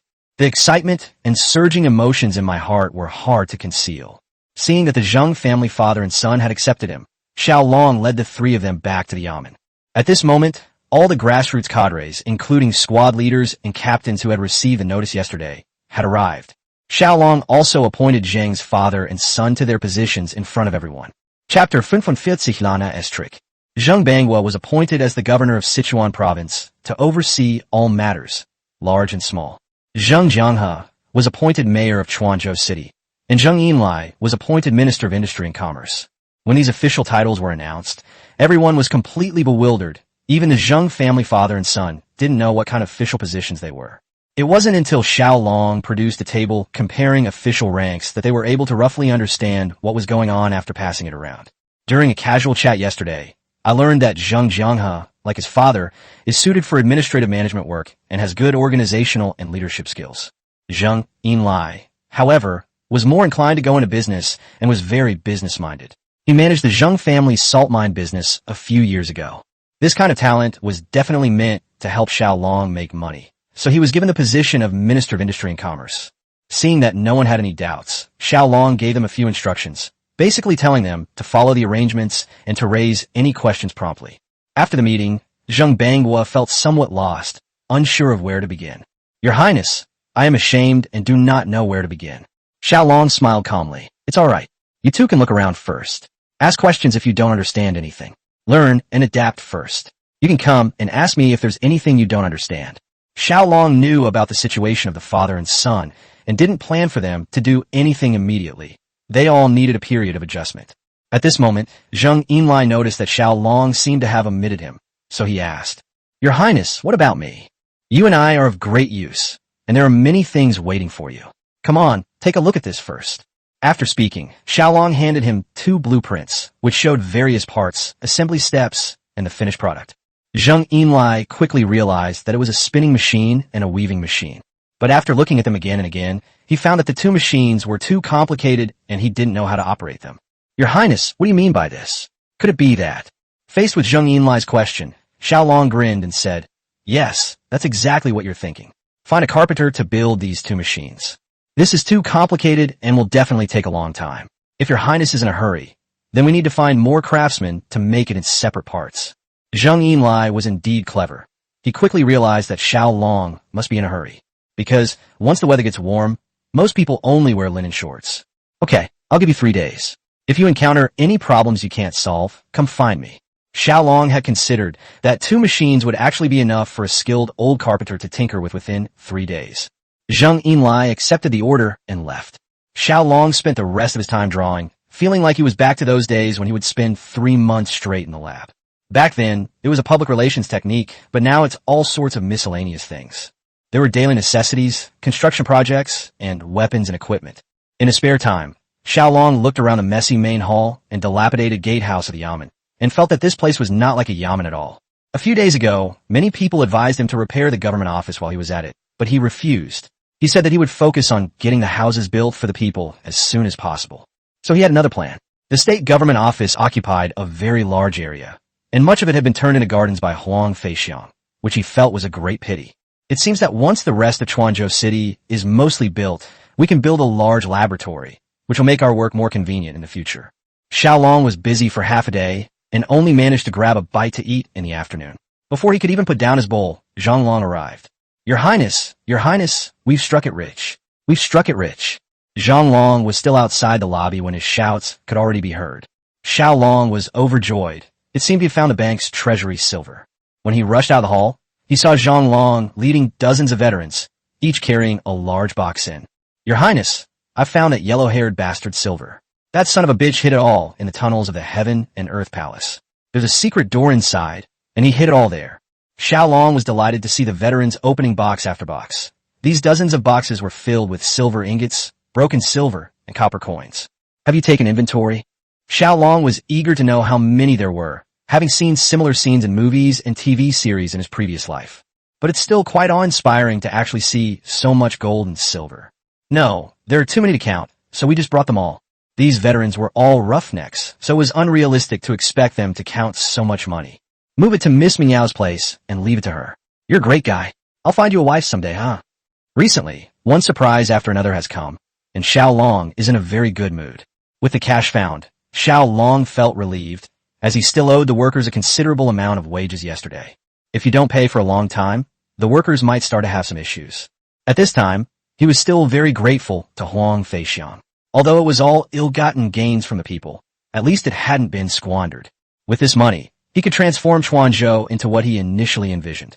Xiao Long delivered the money to the warehouse. At that moment, Mingyao was keeping accounts, while Lan'er pouted and helped grind the ink. Miss Gong's son, the prince asked me to bring this money over. Where do you think I should put it? Looking at the dozens of boxes, Mingyao was stunned for a moment, then excitedly opened one of them. Looking at the piles of gleaming silver inside, I couldn't help but smile. The team leaders had approached her that morning to pay the workers' wages, but Mingyao had plenty of banknotes, but not a single coin in cash. She was extremely anxious for half a day. With this money, we can make ends meet for a while longer. Battalion Commander Zhang, could you and your men please help move it to a spot against the wall inside? Xiao Long agreed, and told his men to move the items. Miss Gong's son, please don't call me Battalion Commander Zhang anymore. Just call me Xiao Long like your highness does. It will sound more friendly that way. When Xiao Long learned that Mingyao was helping Xiao Long manage the warehouse, he felt it was like the head of the household entrusting his money to his wife. I also think Mingyao and the prince are a couple. Mingyao was very clever and could tell what Xiao Long meant from his eyes. Feeling a little embarrassed and shy, he hesitated for a moment before calling out, Xiao Long, could the brothers help me count them? Just copper coins, they're easy to count in strings. Seeing the blush appear on Mingyao's face, Xiao Long shouted to his brothers. The princess asked everyone to help count the money. You must count it carefully and not make any mistakes, as the princess is very busy. As soon as Xiao Long spoke to me, laughter and chatter filled the warehouse. Mingyao blushed instantly and glared at Xiao Long with a reproachful expression. Only Lan'er, her face dark, drew her sword with a swift motion and thrust it straight at Xiao Long's throat. As expected, like leader, like soldier. They're all lecherous scoundrels. They deserve to die. Lan'er's sword strike was too sudden. Xiao Long's heart tightened, and he drew his precious sword from his waist to block it. The swords clashed, producing a crisp sound, followed by the sound of sword tips falling to the ground. Lan'er's sword broke. In just a moment, Lan'er's sword broke into two pieces. Naturally, the sword didn't pierce Xiao Long, but instead pierced Lan'er's own heart. This sword had been with him for a long time, and he cherished it like a treasure. Now that it was broken, he was naturally heartbroken. Lan'er picked up the broken sword from the ground and began to sob in anger. At this moment, Xiao Long was completely bewildered. Lan'er's crying made him panic and lose his composure. I'm sorry, I didn't mean to, Xiao Long was so anxious he was jumping up and down, not knowing what to do. I guess all men are afraid of women crying. This scene made the veterans burst into laughter. He had always held a certain authority among the veterans, but that authority had vanished. Miss Lan'er, please don't cry. I'll give you my knife in return. Please don't cry, okay? I beg you. Xiao Long had only had this precious sword for a day, but he already treasured it, even sleeping with it in his arms last night. At this moment, in order to appease Lan'er, he had to give up no matter how reluctant he was. It said that women who know how to be charming and coquettish have the best lives. I don't want it. I want my sword. You have to give me my sword back. Lanner angrily pushed away Xiao Long, who was trying to comfort her, causing him to fall flat on his back. Don't cry. I'll go and beg the prince to forge you a sharp and beautiful sword, okay? This was the best solution Xiao Long could think of, and only Xiao Long could help him. Lanner wiped away her tears, looked at Xiao Long with a mournful face, and said, You said it yourself. Go find the prince, go now. Seeing that Lanner agreed, Xiao Long nodded his head incessantly, like a chick pecking at rice. He got up and ran outside. Seeing Xiao Long walk away, Lanner peeked out, stood up, patted her bottom, and grinned with a smug look on her face. Chapter 46 Exports. What are exports? Meng Yao captured this scene perfectly and walked to Lanner's side. You brat, why don't you go to the opera troupe? You're something else. If you want the new sword, go find the prince yourself. Why are you scaring Battalion Commander Zhang like this? No one understands Lanner better than Meng Yao. Ever since the veterans got their new equipment, and after witnessing the power of the veterans' swords during the bandits' midnight raid, Lanner had been thinking about them.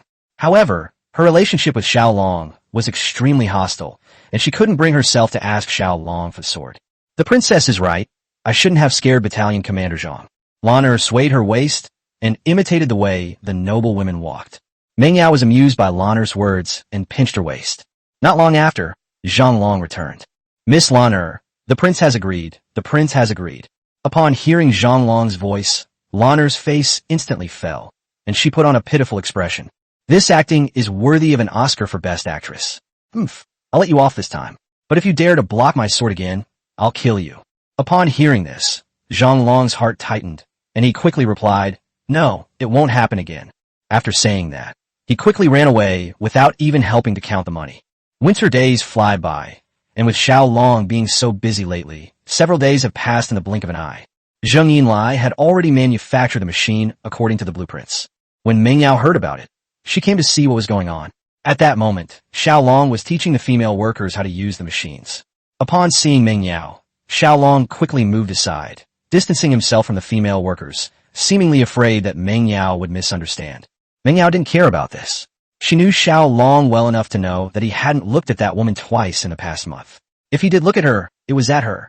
She was confident of that. Your Highness, this machine is so strange. Can it really spin thread? Meng Yao was fiddling with the spinning machine, but it wasn't working. Of course you can. Come on, let me show you how. Xiao Long picked up some hemp fibers and began to demonstrate. As the spinning wheel spun rapidly, fine hemp threads were spun. Wow, this spinning machine is amazing. It can spin more than 30 hemp threads at once. Meng Yao felt a chill run down her spine. The industrial level of the Apocalypse Empire was extremely low. Sometimes Xiao Long wondered if there was something wrong with this world. Why was the political system and cultural ideology so advanced, but the level of industrial development so poor? Not only were their weapons poor, but even their basic textile technology was ridiculously bad. A spinning machine can only spin one yarn at a time, and its efficiency is pitifully low. If it weren't for the tight schedule, and if Xiao Long had focused on the design, he could have easily made a spinning machine with 100 pairs of yarns, let alone 96. The looms were the same. They were all too outdated. So when Xiao Long's two machines came out early in the morning and Xiao Long demonstrated them, everyone was stunned. Even the usually serious women came over to watch the spectacle. Let me show you something even more amazing. Xiao Long demonstrated the loom again, and the weaving speed was also very fast. It's really amazing how such a machine can weave fabric so quickly and produce such delicate and soft fabric. Meng Yao picked up a piece of linen fabric and gently rubbed it on the back of her hand. The speed and quality are determined by the textile machine, while the fineness and softness are thanks to the spinning machine. Traditional spinning machines used to produce thick and loose yarn, but this machine has greatly improved the quality of linen yarn. Actually, this was just something Xiao Long modified from an old machine. It wasn't even the most powerful one. If you have the time and energy, it's not impossible to build a large, water-powered machine. Your Highness is truly an extraordinary person. He actually managed to create such a powerful machine. It can be said that no one has ever done it before or since. Don't you all agree? Of course, Your Highness is a divine being. Zheng Yinlai also admired Xiao Long greatly, and after he finished speaking, everyone around him agreed. Even the most apathetic women showed a hint of a smile. At this moment, Xiao Long scratched his head and smiled awkwardly. He felt a little embarrassed by so many women praising him. Meng Yao suddenly felt a sense of unfamiliarity with the king of Chu in front of her, wondering how he could have created these machines. Thinking about it, Meng Yao realized something was wrong. She didn't understand him at all, and her understanding of him wasn't enough. What else could he possibly come up with? Meng Yao was actually looking forward to the next surprise Xiao Long would give her. These machines aren't too difficult to learn. Experienced female workers can master them after a few tries. Minister Zheng, these 2 machines are not enough. Have a craftsman make another 20 sets. Then I will have them build a house in the west of the city, and we will open a textile factory. Xiao Long's words shocked Zheng Yinlai. This machine was already very efficient, and 3 or 4 sets could basically meet the market demand in Chuanzhou. Your Highness, 3 or 4 sets will suffice. Wouldn't it be a waste to get dozens? Zheng Yinlai tried to persuade him. What waste? You just worry that there will be too much cloth, and you won't be able to sell it. If you can't sell it all in Sichuan, you can sell in Jiangnan. Our goal is to export it. Exports? What are exports? Yes, what is an export? Zheng Yinlai was completely bewildered by Xiao Long's actions, and even Meng Yao, who was standing next to him, was baffled. Xiao Long slapped his forehead, took a deep breath, and patiently explained. Exporting is simply selling products from our Chuanzhou region to other places. It's that simple. Oh, I understand. Does buying things from outside constitute importing? Zheng Yinlai is indeed very clever. He has learned to apply what he has learned to other situations. Yes, it's imported. Upon receiving Xiao Long's affirmative reply, Zheng Yinlai pondered for a moment, then slapped his thigh and exclaimed in surprise. We import large quantities of cotton and linen, then weave them into fabrics and export them. If the volume is large, then a steady stream of wealth will flow into Sichuan, and we will become rich. Xiao Long made the right choice in appointing him as Minister of Industry and Commerce, and Zheng Yinlai immediately understood Xiao Long's thinking. In the future, we will not only export cloth, but also other things. As long as we make Sichuan prosperous, it will be difficult for the province not to become rich. Hearing Xiao Long's words, Zheng Yinlai felt excited again, and for a moment he felt that the future of Chuanzhou was promising. That's great. In the future, trade alone might be enough to support the entire Chuanzhou. It seems that Chuanzhou is really about to undergo a major change. Xiao Long patted him on the shoulder to show his approval, and also gave him instructions on the planning and personnel arrangements for the textile factory. It was almost dark when Xiao Long returned to the yamen. Zheng Banghua and his son Zheng Jianghe were still waiting for him there. Your Highness, there's a thorny matter I need to discuss with you. Zheng Banghua's expression was not good, and Xiao Long couldn't help but feel uneasy. What is it? Sit down and we'll talk. Xiao Long was the first to sit down by the stove. He was almost frozen stiff. Zheng Banghua said with a solemn expression, recently, there was a plan to build a steel plant on the fields in the west of the city. These lands belong to the Liu family, but he absolutely refuses to agree, saying that they are his ancestral property and cannot be touched. Xiao Long immediately understood what it meant. He feels the price offered isn't enough and won't sell. Zheng Banghua shook his head. I asked, and he said it wasn't about money. He said his ancestral graves are all here, and he won't sell it for less than 1,000,000 taels. Upon hearing this, Xiao Long was immediately enraged. How could there still be holdouts in this day and age? Chapter 47 Land Reform. He dares to ask for 1,000,000 taels. Xiao Long was quite annoyed. This was outrageous. They clearly didn't want to sell and were deliberately making things difficult. This Master Liu is a wealthy man in Sichuan. Most of the land in the west of the city belongs to his family. If he doesn't want to sell, we can't just forcibly take it from him. Zheng Banghua was also helpless. In the Qianxi Empire, agriculture was the foundation of the country, and the court attached great importance to land ownership. The law stipulates that no one can forcibly occupy private land, and violators will be cut in half at the waist. Although Chuanzhou is now his, he cannot arbitrarily violate the laws of the court, lest he give others grounds for criticism. Xiao Long narrowed his eyes. He had just been thinking of turning the fields on the west side, near the river, into an industrial zone, but Liu Yuanwei jumped out to obstruct him. In modern times, holdouts would be really hard to deal with. But what time is it now? Chuanzhou is Xiao Long's fiefdom, and Xiao Long has the final say. We can't break the law, so let's try a different approach. He doesn't want to sell, right? Fine. Write a notice that from the first day of the first lunar month, all land within Sichuan Prefecture will belong to the prefectural government. As for the original landowners, they can go to the state government office with their land deeds to receive a subsidy of 50 taels of silver per mu. The deadline is the 15th day of the first lunar month. Those who do not receive the subsidy after the deadline will not be accepted. The land rented by tenant farmers was uniformly allocated by the state government. The allocated land was under a contract system, and the tenant farmers were responsible for cultivating and managing it and paying rent and taxes. Cultivated land is divided into superior land, good land, and inferior land according to yield. The rent and tax are as follows. 2 dough of rice per mu for superior land, 1.5 dough for good land, and 1 dough for inferior land. Xiao Long kept reading, Zheng Bangwa kept writing, and Zheng Jianghe stood by, dumbfounded. After writing it, Zheng Bangwa showed the notice to Xiao Long for review. All right, make 3 copies, stamp them with my seal, and post them at the city gate first thing tomorrow morning. After Xiao Long finished speaking, he turned around, left the yamen, mounted his horse, and headed straight for the iron pot kiln, leaving Zheng and his son looking at each other in bewilderment. Isn't this going to drive the landlords of Sichuan crazy? After recovering, Zheng Jianghe said with a look of surprise. Zheng Bangwa had been writing without thinking much, but when he looked at the notice he had written again, he felt a chill run down his spine. His Highness has already said to post it, so what can we do? Post it. I hope His Highness will consider this carefully. He was helpless. Xiao Long's departure meant that the matter was already made up, and there was no room for discussion. But what if all the landlords come together to make trouble? Zheng Jianghe still had some reservations. This was blatant robbery. 50 taels of silver per mu of land. You couldn't buy land anywhere else at that price. What else could it be but robbery? Never mind. Trust the prince? Let's post it first. The Zheng father and son copied the notice and summoned some soldiers from the city defense army to post it. Within hours of the notice being posted, the entire city of Chuanzhou was in an uproar. Not only were the landlords outraged, but the tenants and ordinary people were also in uproar. The difference was that the landlords were all furious, shouting that the king of Chu was robbing and plundering, and had no humanity. The people cheered and spread the news. For them, the rent of only 2 dough of rice per mu of land was an immense blessing. Unless there is a year of famine, it is impossible to go hungry. Meanwhile, Xiao Long was completely unaware of this, as he was busy forging a sword for Lan'er.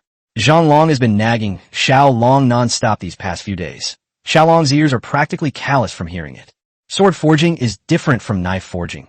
It requires a higher level of skill. The middle of the sword is soft, while the 2 edges are hard. Those veteran blacksmiths who forge knives didn't have this skill.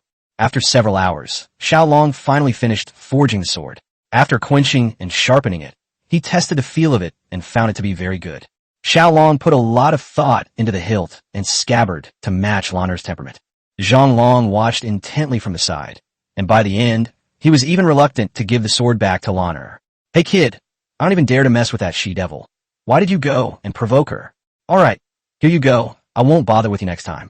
Xiao Long tossed the sword to Zhang Long, who nodded his head like a chicken pecking at rice and left with the sword.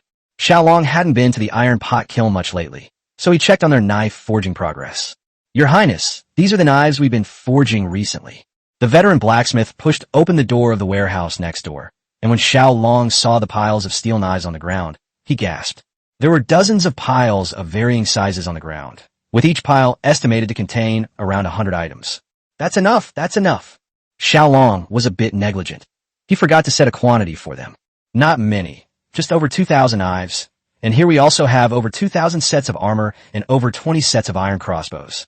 Xiao Long's heart skipped a beat when he heard this. This was hardly enough. That's enough. I, as a vassal king, can be equipped with 2,000 soldiers. Any more would give others cause for criticism. Let's not do it for now. Xiao Long dared not imagine whether 2,000 soldiers equipped with these swords and armor could fight against 20,000 men. Your Highness, if we're not forging swords anymore, what are we supposed to do? Play around all day? You have to find us some work to do. These veterans seem to have gotten addicted to forging knives. Alright, you can rest for 3 days. After 3 days, I'll let you work on some new stuff. After acquiring these, Xiao Long had a new idea. The battlefield is ever-changing, and relying solely on steel blades and iron armor is not enough, especially since Xiao Long knew the weaknesses of this equipment. Once the enemy discovers a weakness, anything can happen. What is that? Is it another powerful weapon? Upon hearing that there was something new, they all widened their eyes in curiosity. You'll see when the time comes. Hurry up and put out the stove and go rest. Oh, and one of you could tell General Yu to come to the yamen to see me first thing tomorrow morning. I need to talk to him about something. The next morning, before Xiao Long even got out of bed, chaos erupted outside the yamen. Xiao Long could hear all sorts of noises from a great distance. Bring out the king of Chu and give us an explanation for why he has seized our land. Yes, making the king of Chu come out and give everyone an explanation in person, and then offering only 50 taels of silver as compensation. Isn't that blatant robbery? I thought the king of Chu was a wise and righteous king, but I didn't expect him to be a petty man who only cares about profit. Knowing that the people have no money, he took advantage of us. Bah, how shameless. Anyway, these landlords all spoke more and more rudely than the last, and some even said vicious things. You say those words again. How dare you insult the prince? Believe me, I'll kill you with one blow. The veterans were usually very restrained, but when they heard someone insulting Xiao Long, they couldn't stand it and drew their knives in a flash. Just then, the Zheng family father and son happened to pass by, and all the landlords surrounded them. For a moment, they didn't know what to do, but luckily the veteran was quick-witted and pulled them out. Xiao Long came out wearing a coat and saw Zheng Banghua. Let all these people in. I want to see what they're up to. In a short while, 30 people rushed into the main hall of the Yamen and began to shout and make a scene at Xiao Long. As Xiao Long dressed, he listened to the people's complaints and insults. Suddenly, a gavel rang out. The crowd fell silent in fright, and then one by one they knelt down. Roaring in court, 20 strokes of the cane, offending and insulting kings and nobles, 80 strokes of the cane. Do you all think you can withstand 100 strokes? Xiao Long's words instantly reminded everyone of the fate of Huang Feixiang and those 1,000-plus bandits, and they all trembled with fear, daring not to utter another word. You think the money is too little? Fine, 1,000 taels per mu. Whoever agrees, come over here and write your name down. I'll have someone deliver the money to your home. The landlords below all bowed their heads, and not one of them dared to move. You may be alive to receive money, but you may not be alive to spend it. Is 1,000 taels not enough? Do you all want 1,000,000 taels? These words were directed at Master Lu, which startled him so much that he trembled. No, it's me. Master Lu's face turned red, and he stammered, unable to utter a coherent sentence. Xiao Long was somewhat annoyed and said impatiently, "All right, enough rambling.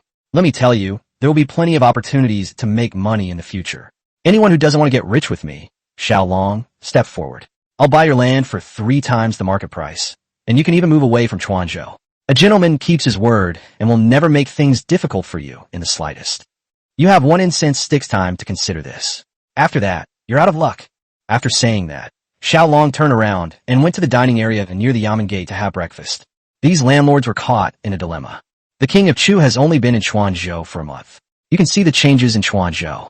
This is just the beginning. The king of Chu is taking care of the farmers. Do you think he would abandon you? I've heard that the king of Chu has invented a very powerful spinning and weaving machine. I've also heard that the king of Chu wants to sell cloth to the Jiangnan and Zhongzhou regions. This will require a large number of merchants to handle it. Isn't this a great opportunity to make money? The Zheng family father and son tried to persuade them, and some of them listened. The veteran who was dining with the king of Chu said to Xiao Long, "Your Highness, these old bastards are all smelly and disgusting. Why be polite to them? Just give each of them a few dozen lashes." Xiao Long let out a long sigh. There are few people in Chuanzhou who could do business right now, so keeping them around is still useful. The veteran, also puzzled, didn't ask any further questions. Xiao Long didn't use drastic measures to suppress them because he thought he would need a large number of business people in the future and couldn't afford to drive them away. Back in the main hall, most of the landlords chose to believe Xiao Long, while only a few chose to take the money and leave. Xiao Long also kept his promise and acquired the land at 3 times my price.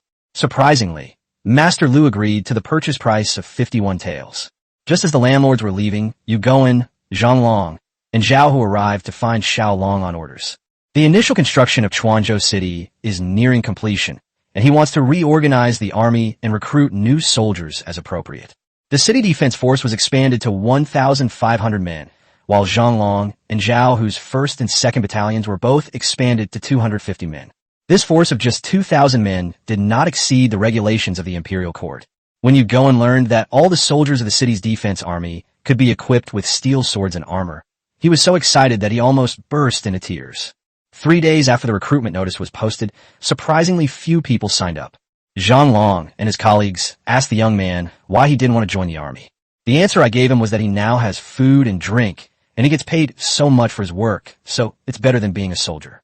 Xiao Long was speechless upon hearing this.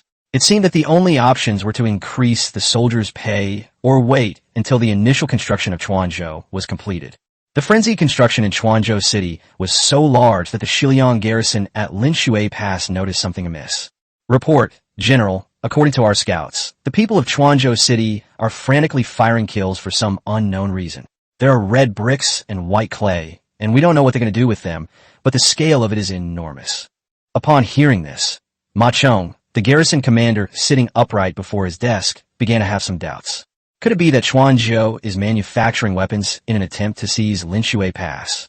Chapter 48, The Arrogant Tuoba Yulong. As a garrison commander, his first reaction would naturally be the safety of the city gate. But thinking about it, it was unrealistic.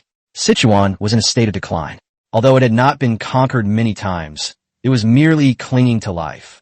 If it weren't for the fact that it was too desolate and barren, the king of Xiao would have sent troops to take the city long ago. Quickly send more people to gather intelligence. His Highness the Crown Prince will be coming to Chuanzhou to hunt in a few days. We cannot be careless in the slightest. Although Ma Chong was older, he had the demeanor of Lian Pe and was known for his skill in defensive warfare. His steady and reliable approach to work earned him the appreciation of the Northwest King. However, wave after wave of scouts from Xiao went to Chuanzhou City to investigate, but they found nothing. All I could see were people frantically burning firebricks, lime, and cement, or washing river sand, mining coal, and cutting down trees. But such a large-scale operation seemed too strange to them. The main reason is that they dare not get too close. If they were to come into the city to take a look, they would definitely be dumbfounded. Even Ma Chong's son, Ma Teng, personally went to the vicinity of Chuanzhou City to investigate, and received the exact same answer. Father, it doesn't seem like Chuanzhou is manufacturing weapons. The people doing the work are all ordinary people, and I haven't seen any soldiers supervising it at all. After Ma Teng finished recounting what he had seen and heard, he said to Ma Chong. After stroking his beard and pondering for a moment, Ma Chong gave the order. Pass down the order. The Crown Prince will arrive tomorrow. No one is to reveal anything about the situation in Chuanzhou City.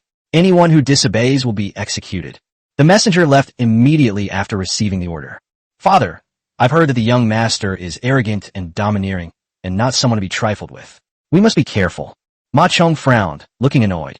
The king had a son late in life and spoiled him rotten. He just hopes to stay for a few days and leave soon. Even before the Prince of Xiao arrived, Ma Chong was already eager for him to leave, which shows how unpopular the prince was. In the year of the 60th cycle, the king of Xiao, Tuoba Feilei, had another son. This heir, Tuoba Yulong, was born with a silver spoon in his mouth and was showered with love and affection.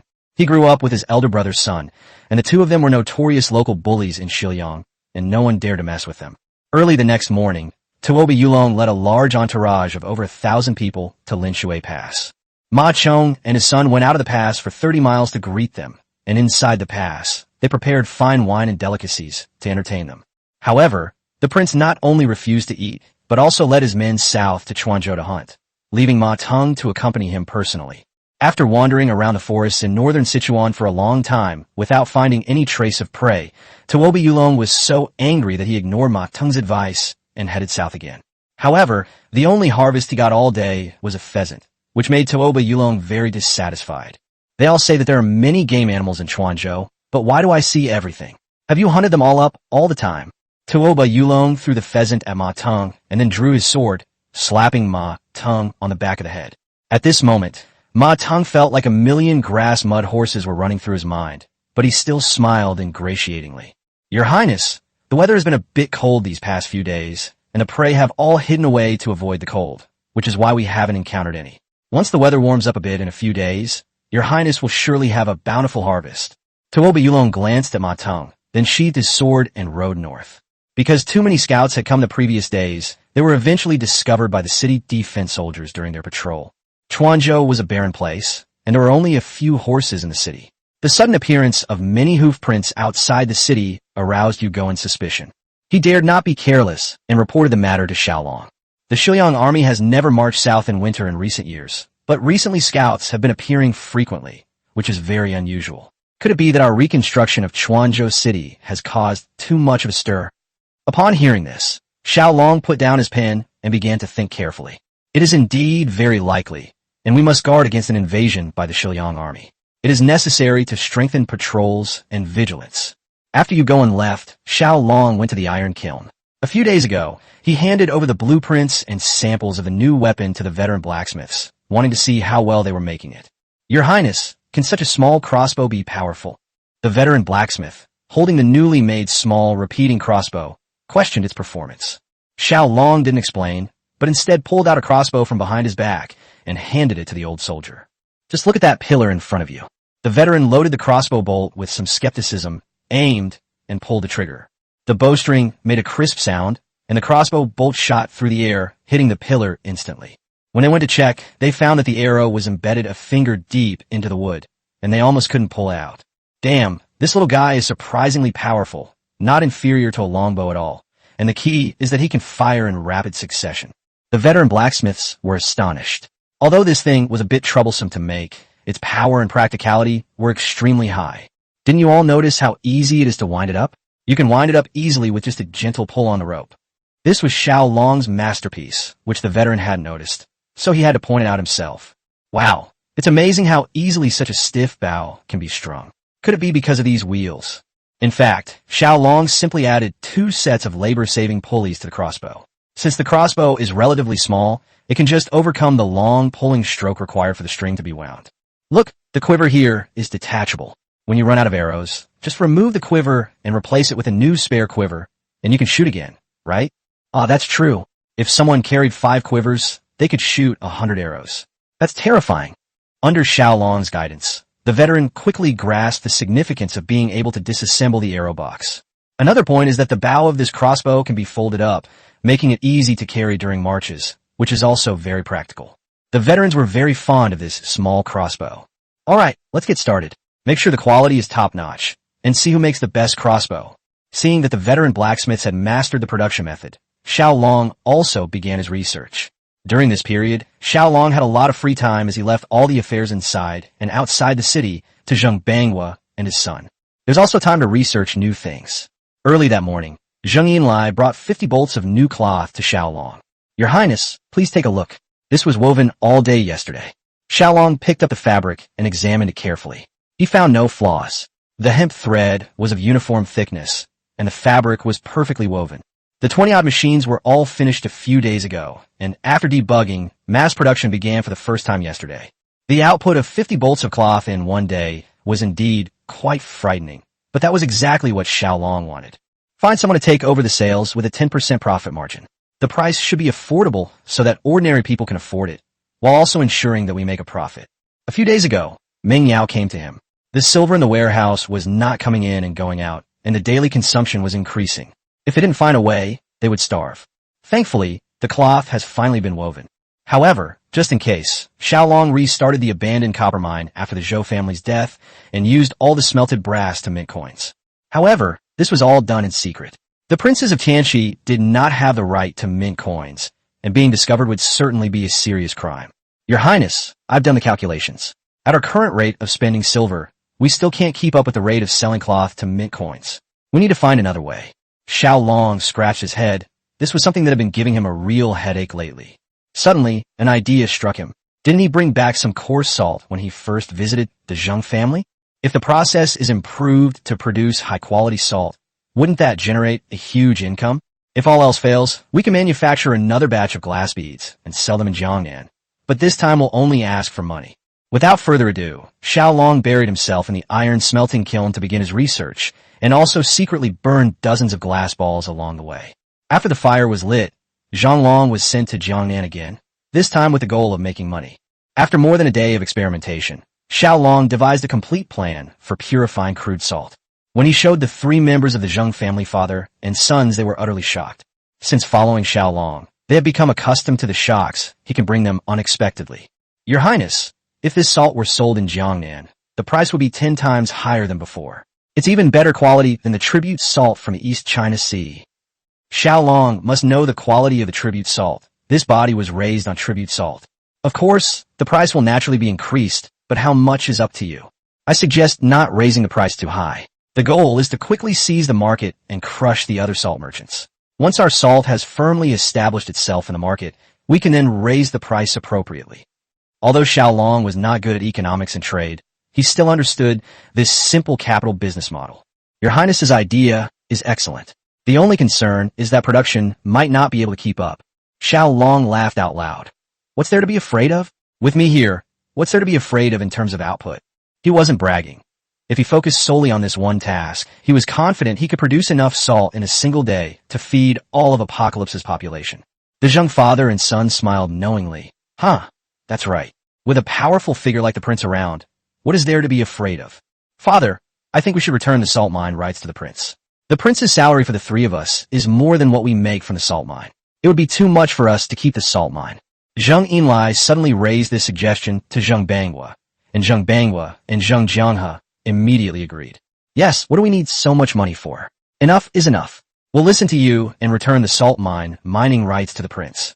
They didn't treat Xiao Long like an outsider, discussing things directly in front of him, which made Xiao Long a little embarrassed. However, Xiao Long did not refuse. In the future, the state government would need to spend money in many places, and it was necessary to have a stable income as a foundation. It's better for legal addictive substances like salt to be kept in the hands of government officials. Xiao Long was still discussing future plans for the salt mine with the Zheng family father and son. At this moment, General Yu and Zhao Hu rushed over. Your Highness, the sentries have spotted a group of about 20 Shiliang cavalrymen heading towards Chuanzhou. Should we eliminate them? After a moment of contemplation, Xiao Long resolutely said, Zhao Hu, have Monkey lead a team to follow them. They can't act rashly, but if they harm civilians, kill them. Chapter 49 by Yulong Soldais in Shuanzu. The monkey received orders and led a dozen veterans out of the north gate to lie in ambush in the woods to the north. At this moment, Tuoba Yulong and more than 20 people were looking out over Chuanzhou City from the hilltop north of the city.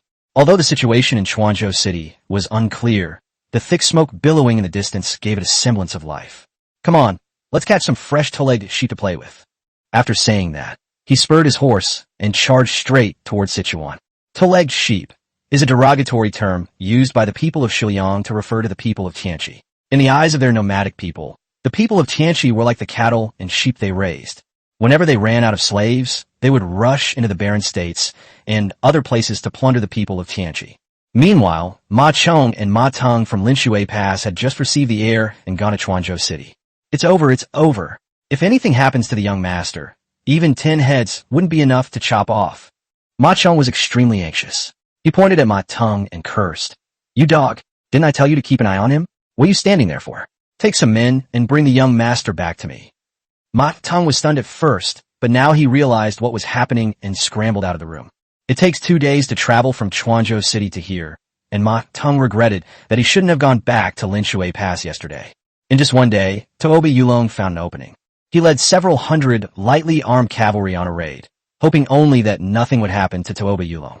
Little did they know that Tuoba Yulong had already arrived at the outskirts of Chuanzhou City and was observing from a small hillside outside a village.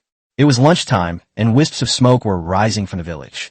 He also saw a young girl washing clothes by the river. If you guys rush into the village, those two-legged sheep by the river are mine. Tuoba Yulong spurred his horse straight towards the girl by the river. Delicious two-legged sheep. Wait for me, I'm coming. When the girl by the river heard the sound of horses' hooves and realized it was Shiliang cavalry, she ran back to the village in a panic. However, it was too late. How could she possibly outrun the tall warhorse? Tuoba Yulong was also in high spirits, so he took out a lasso, held it above his head, and spun it around. After aiming, he immediately threw the lasso, which snagged the girl. With a gentle pull, the girl fell to the ground. The girl struggled to get up, trying to break free of the lasso. But Tuoba Yulong gradually pulled the girl to his side. Oh my, these two sheep are quite handsome, huh? One of the attendants following behind leaned forward to take a look and let out a lewd and obscene laugh. Your Highness is lucky. The food looks fresh and delicious, ha. The girl was terrified and kept crying. This wasn't the first time she had heard what the consequences would be if she were captured by the Shiliang cavalry. She was completely desperate and dared not hope that anyone would come to save her. Let's go see what they've got. Tuoba Yulong led the girl toward the village entrance. A dozen or so Shiliang cavalrymen charged into the village, and cries of agony filled the air. Clearly, they had captured quite a few people as well. Tuoba Yulong, accompanied by his only follower, waited at the village entrance for their return laden with spoils. But after waiting for almost the time it takes for an incense stick to burn, there was still no sign of them leaving the village, and the village gradually returned to calm. In that instant, he sensed a dangerous aura, turned his horse around, abandoned the girl, and galloped north. But he hadn't run a mile when suddenly, with a whoosh, before he could react, a crossbow bolt pierced his chest. Feeling pain all over his body, he pulled on the reins, causing his warhorse to stop abruptly, and Tuoba Yulong fell headfirst to the ground. The moment he fell, he saw his attendants behind him also fall off their horses. Then the whooshing sound rang in his ears again, and several crossbow bolts struck his head again, causing everything to go black. Holy crap, this crossbow is incredibly powerful. One arrow can pierce through a head. It's terrifying. Two veterans came up and examined Tuoba Yulong's corpse. I found that the things the prince comes up with are getting more and more terrifying. I thought that having a precious sword, armor, and a large crossbow was already quite impressive, but now he has this iron crossbow. They practiced shooting at the iron crossbow a few days ago after they got it, and even when they shot at wooden stakes, they could feel its great power. But it was only after actually hitting the enemy that they realized how terrifying its power was. Hey, this guy's clothes are totally different from the others. Could he be a big fish? It was only when they were collecting the bodies that they realized Tuoba Yulong was different from the other Xiao Long cavalry. Never mind him. Take him back to the prince to claim credit. Just then, the monkey rode over on the warhorse it had just captured. It was only when it saw that Tuoba Yulong and the others had not escaped that it felt relieved. Quickly cover up the scene and take the bodies and warhorses back to the city. The two veterans quickly cleaned up the battlefield. Tuoba Yulong really deserved it. He was just hunting, but then he suddenly had some other thoughts, and he ended up losing his life. As soon as he approached the village, the monkeys knew what they wanted to do. So he quietly entered the village with about 10 veterans. 2 veterans were left behind to guard the escape route to the north, blocking the retreat. The Xiao Long cavalrymen entered the village, each carrying a curved sword in one hand and a rope in the other, and they seized anyone they saw. Xiao Long's order was that they could act if they harmed civilians. Although no one was killed at this time, if these people were captured by them, they would certainly not survive. What difference would that make from killing them? The monkey couldn't bear to watch any longer, and with a command, crossbow bolts pierced the bodies of the Xiao Long cavalrymen one by one. More than a dozen Xiao Long cavalrymen were instantly killed. On the way back to the city, more than 20 Xiao Long warhorses slowly approached Quanzhou City. If it weren't for the old soldiers' silver armor, the people would have been terrified. The people cheered for them from afar. Killing dozens of Xiao Long cavalrymen was a great relief to them. After entering the city, the monkeys were greeted with cheers and applause from the people. He arrived at the government office, surrounded by people like a celebrity leaving the airport. Monkey, well done, great job. Xiao Long was quite satisfied when he saw the 20-odd corpses of Xiao Long cavalrymen piled on the ground. When he saw the 20-odd war horses, a greedy glint appeared in his eyes. His horses were brought from the capital and were considered large and powerful in Quanzhou City. But compared to the Xiao Long war horse, it was just a small karami, much shorter. This horse is good. Pick one and keep it for me. Xiao Long was very fond of these horses and wanted to keep one for himself as a means of transportation. Your Highness, this horse, this is the one that the big fish rode. Not only is the horse better, but even the saddle is the best. The monkey led out the horse that Tuoba Yulong was riding from the war horses and even lifted the cushion on the saddle as it spoke. This was originally an unintentional act by the monkey, but in an instant everyone noticed something was amiss. The saddle under the cushion was surprisingly golden, like it was made of gold. Holy crap, this saddle! Xiao Long also noticed the anomaly and went over to examine the saddle. He immediately recognized it as gold, and pure gold, not just gold-plated. Only a fool would gild a mat. The gilding will come off when the mat and saddle rub together. Your Highness, this fish seems a bit too big. The monkey also realized something was wrong. A person who could use a golden saddle was no ordinary person. Even the general of Xiao Long might not have one. Xiao Long turned around and examined Tuoba Yulong's corpse. He noticed that Tuoba Yulong was also dressed in gold and silver, and with his youthful appearance, he had a bad feeling. Could he be the youngest son of the king of Xiao Long? The 9th prince had heard news of Tuoba Yulong from the border guards in his memories. At this moment, seeing the golden saddle and his attire, Xiao Long suddenly felt that it was highly likely. Yugon arrived late after hearing the news. He glanced at Tuoba Yulong on the ground, and his expression changed drastically. It's over, it's over. We killed the youngest son of the king of Xiao Long. Quanzhou City is definitely doomed. Chapter 50, Gambling with Life. What? He really is the youngest son of the king of Xiao Long. Xiao Long exclaimed in surprise.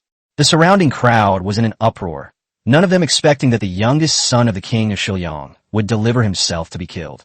Although everyone felt a sense of relief at killing him, a shadow instantly fell over them. Just as Yugon said, Quanzhou City is definitely doomed this time. If the king of Xiao Long knew that his most beloved youngest son had died in Quanzhou City, he would surely send a large army to invade, and Quanzhou would be utterly wiped out. General Yu, You can't joke like that. Do you know him? Xiao Long still couldn't quite believe it. How could the youngest son of the king of Xiliang appear outside Chuanzhou City? It was all rather strange. Your Highness, there's no mistake. Look at the pattern on his chest. That red wolf head signifies a prince's status. There's no mistake. Yu Guan had fought against the Xiliang cavalry for many years and knew the Xiliang people very well. What can we do? The king of Xiliang will surely retaliate fiercely, and we have no way to withstand him. At this moment, Yu Guan had already sentenced Chuanzhou City to death in his heart. He couldn't think of any way to resist the hundreds of thousands of troops from Xiliang. Even if the entire Tianqi Empire were to defend Chuanzhou, they wouldn't be confident they could hold it. At this moment, Xiao Long also fell silent. He couldn't help but feel uneasy. If Xiliang really launched a massive attack, the probability of being able to defend Chuanzhou City was definitely very low. He had long anticipated that there would be conflict with Xiliang in the future, and he even considered taking over Linshui Pass. With Linshui Pass, he could have guaranteed that Xiliang would not be able to defeat it. But now, not only is Linshui Pass out of his hands, but he also has to defend Chuanzhou City against Xiliang's hundreds of thousands of troops, which is undoubtedly impossible.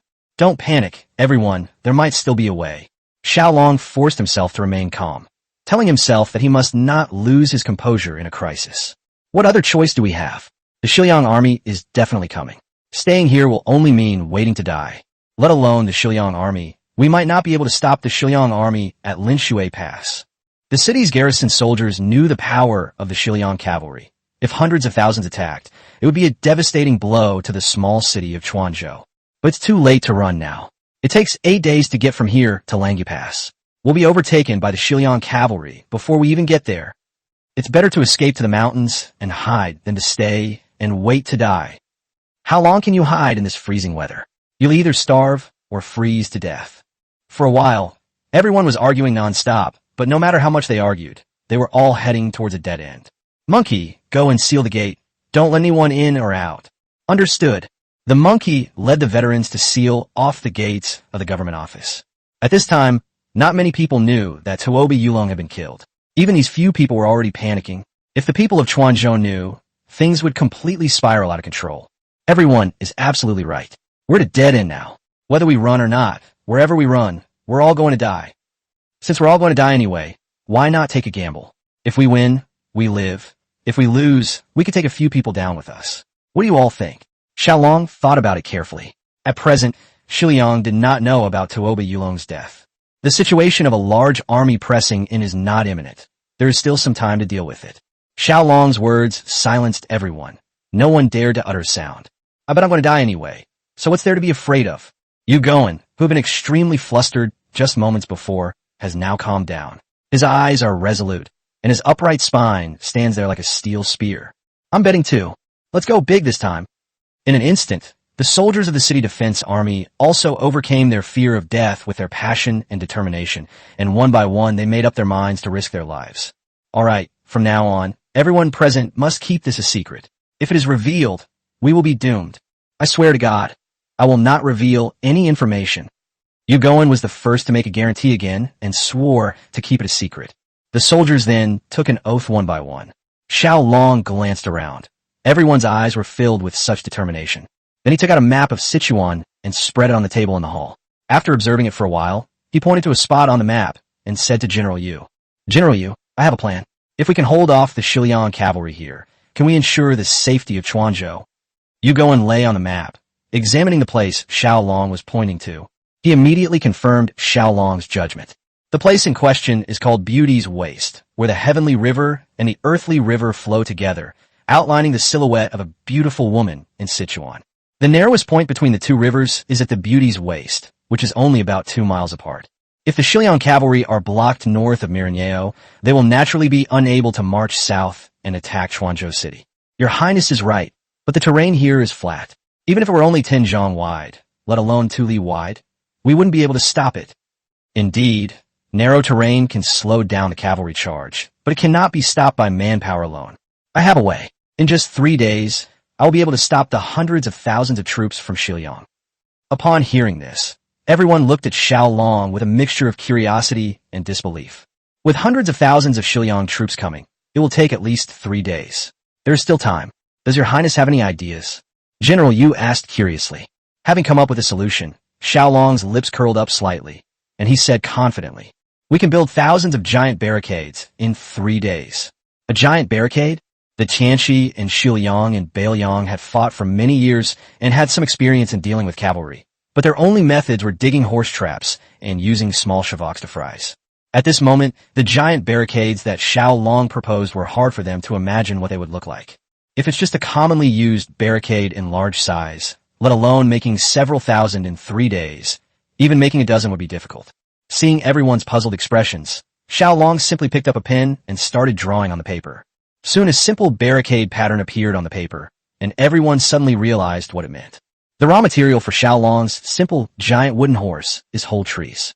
The large timbers were laid horizontally several feet high, and then the smaller tree trunks were placed diagonally on the horizontal frame in front of them, with the ends buried in the ground. Then sharpen the front end of the trunk to form the first row, and then build the second and third rows a few meters behind. In this way, as long as these 2 kilometers are lined with barricades, even 1,000,000 cavalrymen cannot cross them unless they abandon their advantageous warhorse and proceed on foot. But this project is too massive. Can it be completed in 3 days? The method is feasible, but as the soldier said, it's hard to say whether 3 days will be enough. Haven't you all seen the changes in Chuanzhou City during this period? As long as there are enough people, nothing will be a problem. Xiao Long pointed to the soon-to-be-completed Chuanzhou City outside and said, everyone suddenly realized that it might actually be possible. If everyone participated, it could certainly be done. General Yu, how many Liang soldiers are there at Linshui Pass? Yu Goen pondered for a moment. I estimate there are at least 3,000 people, but we don't know the exact number. Hearing that there were at least 3,000 people, Xiao Long was still a little worried. He was determined to finish the fortifications before these 3,000 people arrived. It only takes a day and a half to get from Linshui Pass to Mirenyeo, but these 3,000 people will be kept on the north side of Mirenyeo for more than a day and a half. So Xiao Long began to formulate a plan and assign tasks to everyone. Chapter 51, The Monkey and the Horse, Part 1. General Yu, lead the city's garrison soldiers to ambush the Xiliang cavalry who are coming to find Tuobi Yulong in the woods north of Mirenyeo. No matter how many there are, stop them all and don't let a single one get away. Your subordinate obeys. Yu Goen led the city defense soldiers away from the yamen. Zhao Hu, you take 200 veterans and organize a group of people to go upstream to cut down trees and transport the timber down the river to the Mirenyeo location. Your subordinate obeys. Zhao Hu also left with some of the veterans. Governor Zheng, you and your 2 sons are responsible for organizing the people to dig a pit and build a giant barricade at the waist of the mountain. Your subordinate obeys. The 3 members of the Zheng family, father and sons, also left the yamen and went out to organize the people. Monkey, you take a few dozen men and disguise them as Xiliang cavalry. Ride these Xiliang warhorses to confuse the enemy at Linshui Pass and slow down their arrival. Your subordinate obeys. The monkey turned around and beckoned to the scouts, who immediately began stripping clothes off the corpses of the Xiliang cavalrymen. When the monkey put on Tuoba Yulong's clothes, it looked somewhat like him. The monkey pulled Tuoba Yulong's warhorse over and leaped onto its back. Just as he was about to turn his horse around, Xiao Long pulled on the reins. Monkey, we're counting on you this time. Your mission is actually the most important and the most dangerous. Take care. For his plan to succeed, the barricades at Mirenyeo must be completed before the Linshuiguan garrison is fully mobilized. Therefore, the monkey's actions are crucial and also the most dangerous. 20 or so people may face hundreds or thousands of enemies, and one careless move could mean death. The monkey understood its mission, and its eyes were filled with determination and resolve as it looked at Xiao Long. Your Highness, rest assured, even if I, monkey, hand over my head, I will hold out until the very last moment. After saying that, the monkey yanked the horse's head, burst out of the gate, and headed straight for the North City. Xiao Long stood at the entrance of the yamen, watching the monkey's figure disappear at the end of the street, still feeling somewhat uneasy. However, this was not the time for him to be sentimental. Everyone had things to do, and he couldn't be idle either. He immediately took the blueprints he had drawn some time ago and rushed to the iron smelting kiln, hoping to build it before the war started. Meanwhile, 50 miles north of Chuanzhou City, Ma Tong was leading 500 cavalrymen on a rapid journey. They received news from the Crown Prince's temporary camp that Tuoba Yulong wanted to catch a few two-legged sheep to play with. You must go to the vicinity of Chuanzhou City. You won't find a soul anywhere else. Suddenly, a sharp-eyed soldier noticed something amiss. General, Look over there. Isn't that His Highness the Crown Prince? They're heading towards the camp. Ma Teng immediately reined in his horse and stared intently into the distance. Because they were quite far away, it was hard to see clearly, but judging from the warhorses and clothing, they were definitely not apocalypse people. Let's go. Let's chase after them and see. Ma Teng was somewhat excited. If the prince returned, then there was nothing to worry about. It was just a false alarm. As they raced after him at breakneck speed, His Highness the Crown Prince was also making his way with all his might. They could never close the distance between them much. Actually, this was all the monkey's scheme. He had already discovered Ma Teng's southward journey. They deliberately walked far north from them, so they could lead the group back. When they realize they've been tricked, they'll cling to them. And while the other side chases, the monkey can escape. If you don't chase them, then get close and shoot their men with crossbows. Even if we split up our forces, it will still relieve the pressure on General Yu's side. This was the strategy the monkey had devised before setting off. Just then, they encountered the Xiao Long army led by Ma Teng, so they acted according to the plan.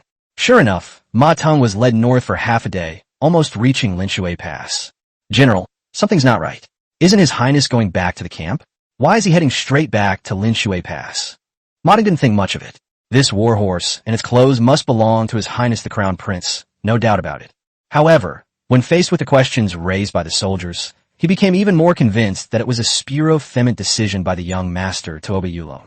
After spending these past few days with him, I've discovered that this young master's temper is unpredictable, so it's quite normal for him to go straight back to Linshui Pass. 5 miles from Linshui Pass, the monkey led the group back and ran southeast again. General, what is His Highness doing? He's at the gate but isn't going in. Where's he going this time? Without needing anyone to remind him, Ma Teng realized something was wrong. No matter how bad his temper was, why was he running back when he reached the closing door? No, this isn't His Highness. Quickly, chase after them and stop them. When they got closer, although Ma Teng couldn't see the prince's face clearly, he still noticed the problem. Tuoba Yulong was left-hand. He always held his riding whip in his left hand while riding a horse, and his sword was always hung on his right side. This man, however, was quite the opposite. He held a riding whip in his right hand and a sword hanging on his left. Suddenly, an ominous premonition rose in his heart. The prince had been killed. Otherwise, why would he be wearing the prince's clothes and riding the prince's precious horse? At this moment, his eyes were bloodshot, his body was covered in cold sweat, and he was lashing the horse's rump with his whip. The horse beneath him shot off like an arrow, heading straight for the monkey. This sudden movement alerted the monkey. Quick, they've probably spotted us. Quick, lead them in circles. The monkey took the lead and turned to shout to his teammates behind him. When the monkey's cries reached Ma Teng's ears, although he couldn't hear them clearly, he was certain it wasn't the Crown Prince. The Crown Prince's voice was too different from this one. Take some men and go around from this side, and stop them all. At this moment, Ma Teng felt like the sky was about to fall. If the prince was really killed, then his entire family of dozens of people would have to be buried with him. Now all he wants is to catch the monkeys immediately and get solid evidence. Once Ma Teng gave the order, a small team of 40 or 50 men left the main force to try and outflank the enemy. The monkey was already running close to the edge of the Milky Way, and, at this point, it had no chance to change direction. If we run southwest, we'll run into that particular squad. However, if you don't adjust your direction, you'll definitely be blocked, which would be even more dangerous. Everyone, follow me. The monkey shouted and led the group to rush southwest. Just as they were about to encounter the cavalry squad that Ma Teng had dispatched, Monkey took out the crossbow, hidden under his clothes, and shouted loudly, "Brothers, get your weapons out and take them down." The veterans behind them pulled out their crossbows, and when they were only a dozen paces away, they pulled the triggers. Swish, swish, swish. In an instant, dozens of Xiao cavalrymen were shot off their horses. This scene terrified the remaining cavalrymen, who immediately turned their horses around and created distance. The Xiao cavalry were also skilled with bows and arrows, and immediately drew their own bows and arrows to prepare to retaliate. However, the monkeys would never give them a chance to fight back. We chased after them and fired, even though the monkeys' accuracy with crossbows on horseback wasn't very high. Fortunately, they could fire in rapid succession, and there were many crossbow bolts. After a barrage of fire, only about 10 of the 40 or 50 men remained. The dense barrage of crossbow bolts pinned them down, preventing them from standing up and retaliating. They were completely outmatched and were quickly shot off their horses. The crisis for this small team is over, and Monkey and his crew had their fill of shooting. However, their speed decreased due to firing, and Ma Teng and his men caught up from behind. "Shoot them down. The monkey struck first, catching the team off guard. Ma Teng was furious. He didn't care about the other person's life or death. He just wanted to kill him first. The Xiao cavalrymen made their move, firing arrows at the monkeys and their companions. Chapter 52, The Monkey and the Horse, Part 2. The archery skills of Xiao cavalry were truly excellent. They would shoot men, never horses. Arrows struck the veterans in the back. However, these arrows bounced off the veterans' back as if they had hit a rock. The veterans grimaced as they were shot. They wore their armor underneath, and although the arrows didn't pierce it, the immense impact felt like hammer blows to their backs, causing excruciating pain in their internal organs. This scene terrified Ma Teng and the Xiao cavalry. How could this be? Were their backs made of iron? They must be wearing armor. Shoot the horses. Shoot the horses. Ma Teng knew that the physical body could not be as hard as a stone, and he immediately guessed the reason and adjusted his strategy. Nomadic peoples love horses, but this is not the time to cherish them, especially since they are no longer their own horses. The monkey heard Ma Teng's voice clearly and immediately felt a chill run down its spine. If the horse were hit by the arrow, it would either fall to its death or be hacked to death. Counterattack! Counterattack now! As the monkey shouted, it turned its crossbow around and fired 3 arrows at the Xiao cavalry behind it. Immediately, 2 Xiao cavalrymen fell from their horses and were trampled to death by the war horses behind them. The veterans also joined the monkeys in retaliating, emptying their arrow quivers in one fell swoop. Dozens of cavalrymen were immediately shot off their horses. After being attacked, Ma Teng's troops slowed down, giving the monkeys a chance to catch their breath. Monkey, if we keep running like this, the horses can't keep up. We have to turn back. The veterans behind them noticed that the horse's stamina was waning, and even whipping it couldn't increase its speed. If it continued like this, the horse would collapse, and then they would be doomed. Retreat quickly. Retreat to General Yu's side.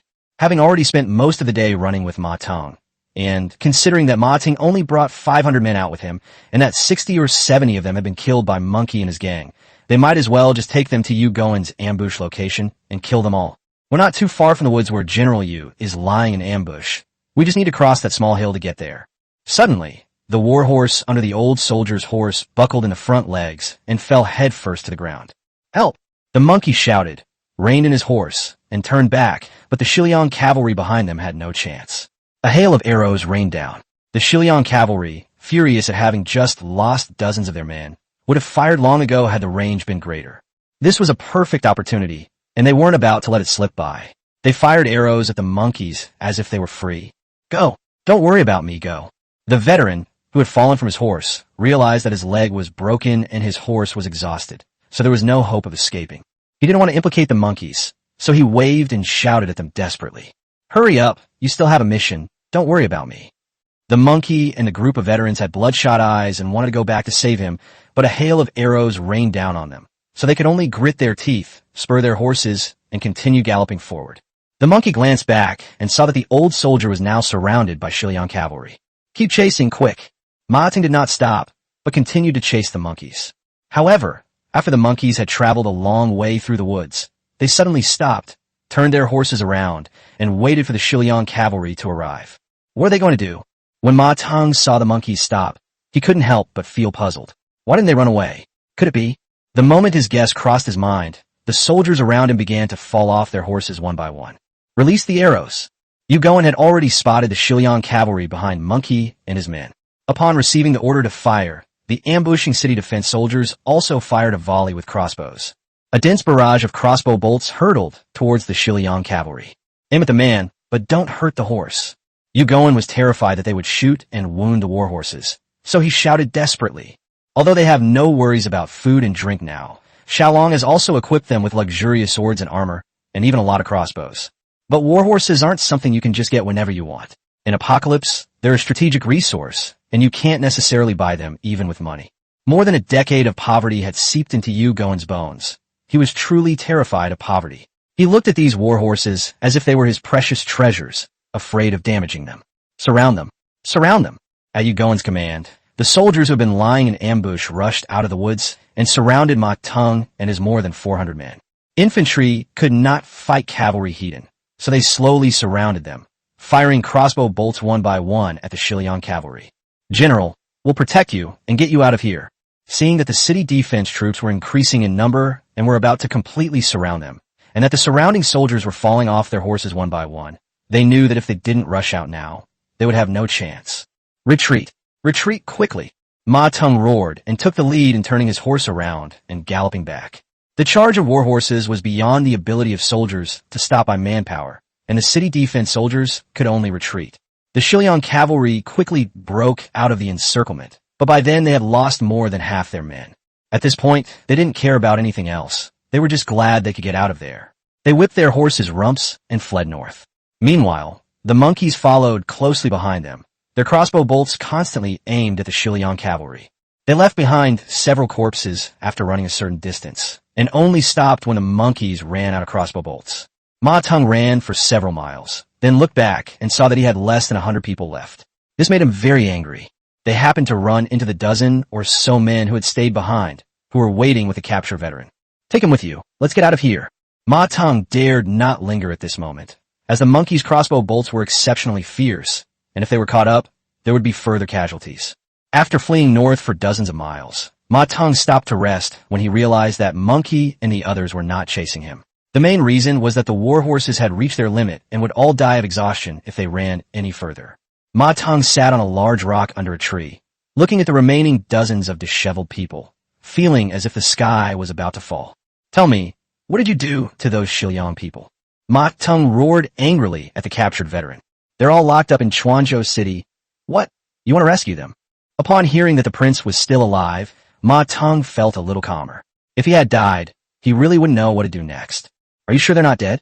Ma Teng thought about it and was still a little unsure, so he stared into the veteran's eyes again and asked, "Two are dead. The rest are alive. We captured them. Are you trying to save that young man?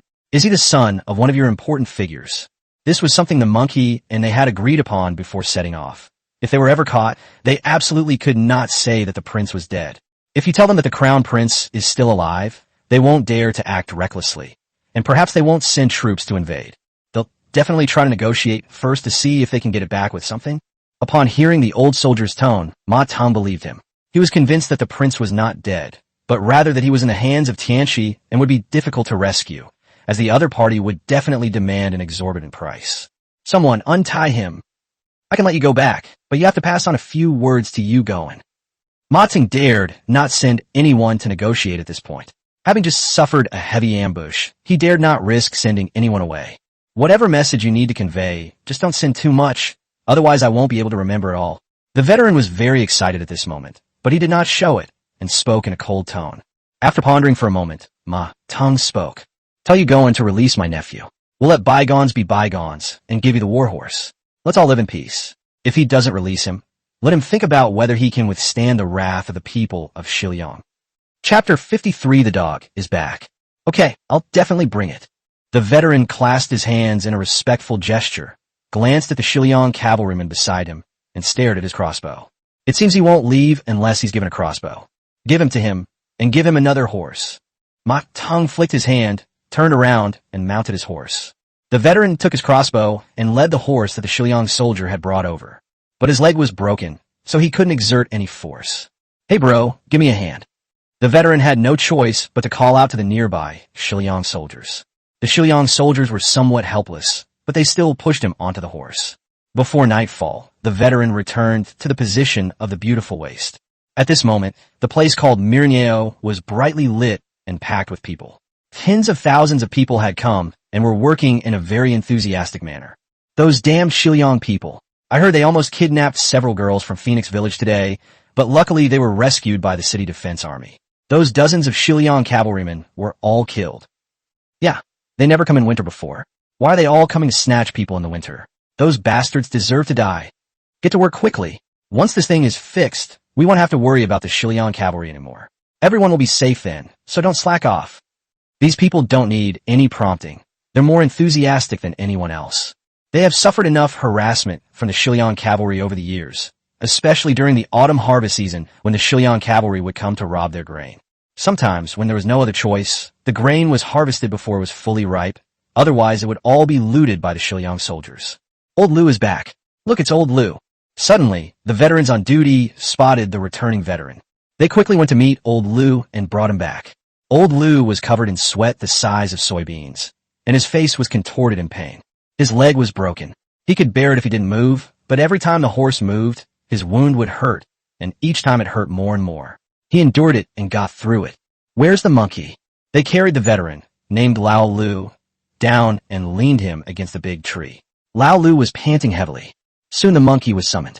Old Lu, what's going on? Old Lu recounted what Ma Teng had told him, and Monkey gripped his hand, extremely excited. Good job, Lao Lu. You fooled them, which bought us a lot more time. Our chances of survival in Quanzhou have increased even more. The monkey led a group of people to carry him back to Quanzhou City for treatment, and also went to report to Xiao Long. Upon hearing that General Yu had not only successfully stopped Ma Teng's army of several hundred men, but had also tricked Ma Teng and his men, Xiao Long was extremely excited. Great job, you guys did a fantastic job. After settling Lao Lu in, the monkey prepared to return to Mirenyeo when he suddenly noticed a familiar figure appearing on the street. Dog, brother monkey. Upon approaching, the two recognized each other in the dim light of the lanterns. Didn't you go back to the capital? Why are you back again? Are you reluctant to leave Quanzhou? Of course. I'll miss you all. I'm so happy to be with you. After exchanging pleasantries, Goer returned to Quanzhou and found that Miss Gongsun and Lana were not there. He heard from Lao Huang that they were working for the prince in an iron kiln, so he went to check on them. Wow, I've only been gone for a few days, and Quanzhou City has really changed a lot. What's that saying again, right? A scholar who has been away for 3 days should be looked at with new eyes. Ha ha. After entering the city, the dog walked along and was amazed by the tremendous changes in Quanzhou City. It was still nighttime. He would be even more surprised if he saw the entire city of Quanzhou during the day tomorrow. Hee, isn't our prince amazing? He arrived in Quanzhou in just 1 month, and the whole place has changed. Ha ha. The monkey escorted the dog to the iron smelting kiln, chatting about the things that had happened recently along the way. He was also told why there was no one in Quanzhou City now. What? You don't seem afraid at all. After the monkey finished speaking, he saw that the dog's face showed no fear, and he looked very calm. What's there to be afraid of? With the prince and you all here, we're not afraid, even if 100,000 heavenly soldiers and generals come. Ha ha ha. When they arrived at the iron smelting kiln, Goer met Meng Yao and Lan'er. Meng Yao was assisting Xiao Long, while Lan'er was desperately pulling the bellows. When Xiao Long heard that Goer had returned, he only glanced back at him before continuing to work. Now is the time to race against time. Only by getting these things done can they take their own destiny into their own hands. Doggy, is my dad's illness better yet? When Meng Yao saw the dog, she immediately ran over, grabbed the dog's shoulder, and asked it a question. The Marquis's illness has long since healed, and he is now full of energy, so he asked me to come and take care of you, Mississippi. Hearing that her father had recovered, Meng Yao finally felt relieved. A bright smile appeared on his face. Hey, you little rascal, come help me. My arm's about to break. Seeing that the young lady was smiling, Lana knew that the Marquis must be all right, so she quickly called Goer to help and squeeze some of his labor out of him. Upon hearing this, Goer took out a letter from his pocket and handed it to Meng Yao. This is a letter that the Marquis asked me to deliver to Mississippi. After saying that, Goer pouted and walked towards Lan'er with a reluctant expression. Meng Yao walked to the side, opened the letter, and read it by the light of the lantern. Miss, what did the Marquis say? Suddenly, Lan'er appeared behind Meng Yao, startling her and causing her face to flush red. Seeing her mistress's shy expression, Lan'er was curious about what was written in the letter and reached out to snatch it from Meng Yao's hand. Before Meng Yao could react, Lan'er grabbed her and took her away. Lan'er darted to the lantern beside her and started looking at it. You must be on good terms with the prince, and it would be best if you married him. That would be ideal. Lan'er read aloud as she looked at it. Suddenly, Meng Yao covered her mouth from behind. Stop reading it. It's so embarrassing. The two were playfully bickering and making a mess of things. But this did not affect Xiao Long at all. He didn't even hear the few words Lan'er recited. Fine, I won't care what happens between you and him from now on. Lan'er glanced at Xiao Long, who was engrossed in his work, and said, she used to always try to sabotage Meng Yao and Xiao Long's relationship, probably at Gongsun Ba's behest, and perhaps also to protect Meng Yao. What did you say? Don't talk nonsense. Although she said that, Meng Yao was still looking forward to it, but she was unsure whether Xiao Long liked her. Since arriving in Quanzhou, Xiao Long has been busy and rarely cares about her, only having a very short time to chat with her. A night passed, and Xiao Long, sporting dark circles under his eyes, saw Meng Yao and Xiao Long sleeping by the stove. He took the coat hanging to the side and covered Meng Yao with it, then found a leather apron and covered Lan'er with it. Although it's warmer near the stove, the winter wind still seeps in everywhere. As for the beauty waste, there's a lot of progress in just one night. The first row of scaffolding has been erected. We're just waiting for the timber to arrive. Once the timber arrives, sharpen one end, fix it in place, and the first row is complete. While waiting for the timber, they started digging the second row. At this pace, it can definitely be completed in 3 days. Once the second rank is completed, it will effectively block the cavalry charge. To facilitate the passage of infantry, the spacing between the barricades was still wide enough for horses to pass through. The spikes of the second row of chevaux de frise were positioned so that they were staggered with the gaps in the first row. When war horses charged in, they would collide with the spikes, thus achieving the purpose of repelling the enemy. Inside the Linshui Pass, Ma Chong slammed his fist on the table and roared. Does the man surnamed you have a death wish? Who gave him the guts? Ma Tung sat to the side, looking sullen. Last year I wrote a memorial suggesting that we should just take over Chuanzhou so we could have more land for raising horses, but the king just wouldn't listen. Sigh. In fact, the king of Shiliang did not want to take over Chuanzhou, but rather that there was another piece of land in Shiliang that Tianqi was eyeing. If he takes over Chuanzhou, Tianqi will definitely take over that land. That land is an excellent pasture, much better suited for raising horses and sheep than Chuanzhou. The king of Shiliang naturally wouldn't exchange Chuanzhou for Tianqi, which led to the current tacit stalemate. Gather the troops. I will personally lead the army to bring back the crown prince. Ma Chong took down the armor from the wall and began to put it on. Suddenly, a soldier entered the council hall. Reporting to the general, the messenger from heaven requests an audience. Upon hearing this, Ma Chong put down his armor and stepped forward, saying, Please come in. In a short while, a pale-faced scholar, wearing an overcoat, slowly walked into the council hall. Chapter 54 Sima E, whom I haven't seen in a long time. Who are you? Ma Chong sat high above, pointing at the pale-faced scholar below and asking a question. Greetings, General. My name is Sima. I have something I would like to ask you to take a look at. As he spoke, he took out a small box from his pocket, opened it gently, and handed it to the guard beside him. When the guard presented the small box to Ma Chong, his expression changed before he could even take it. When he picked up the item in the box and examined it for a moment, his expression became even more astonished. Ma Chong closed the box and quickly walked up to Sima. He respectfully returned the box and bowed with his hands clasped in greeting. I have met envoy Sima. Sima, he returned the greeting with clasped hands. Ma Tung, who was standing to the side, was stunned and somewhat bewildered. Please take a seat. Someone please serve tea.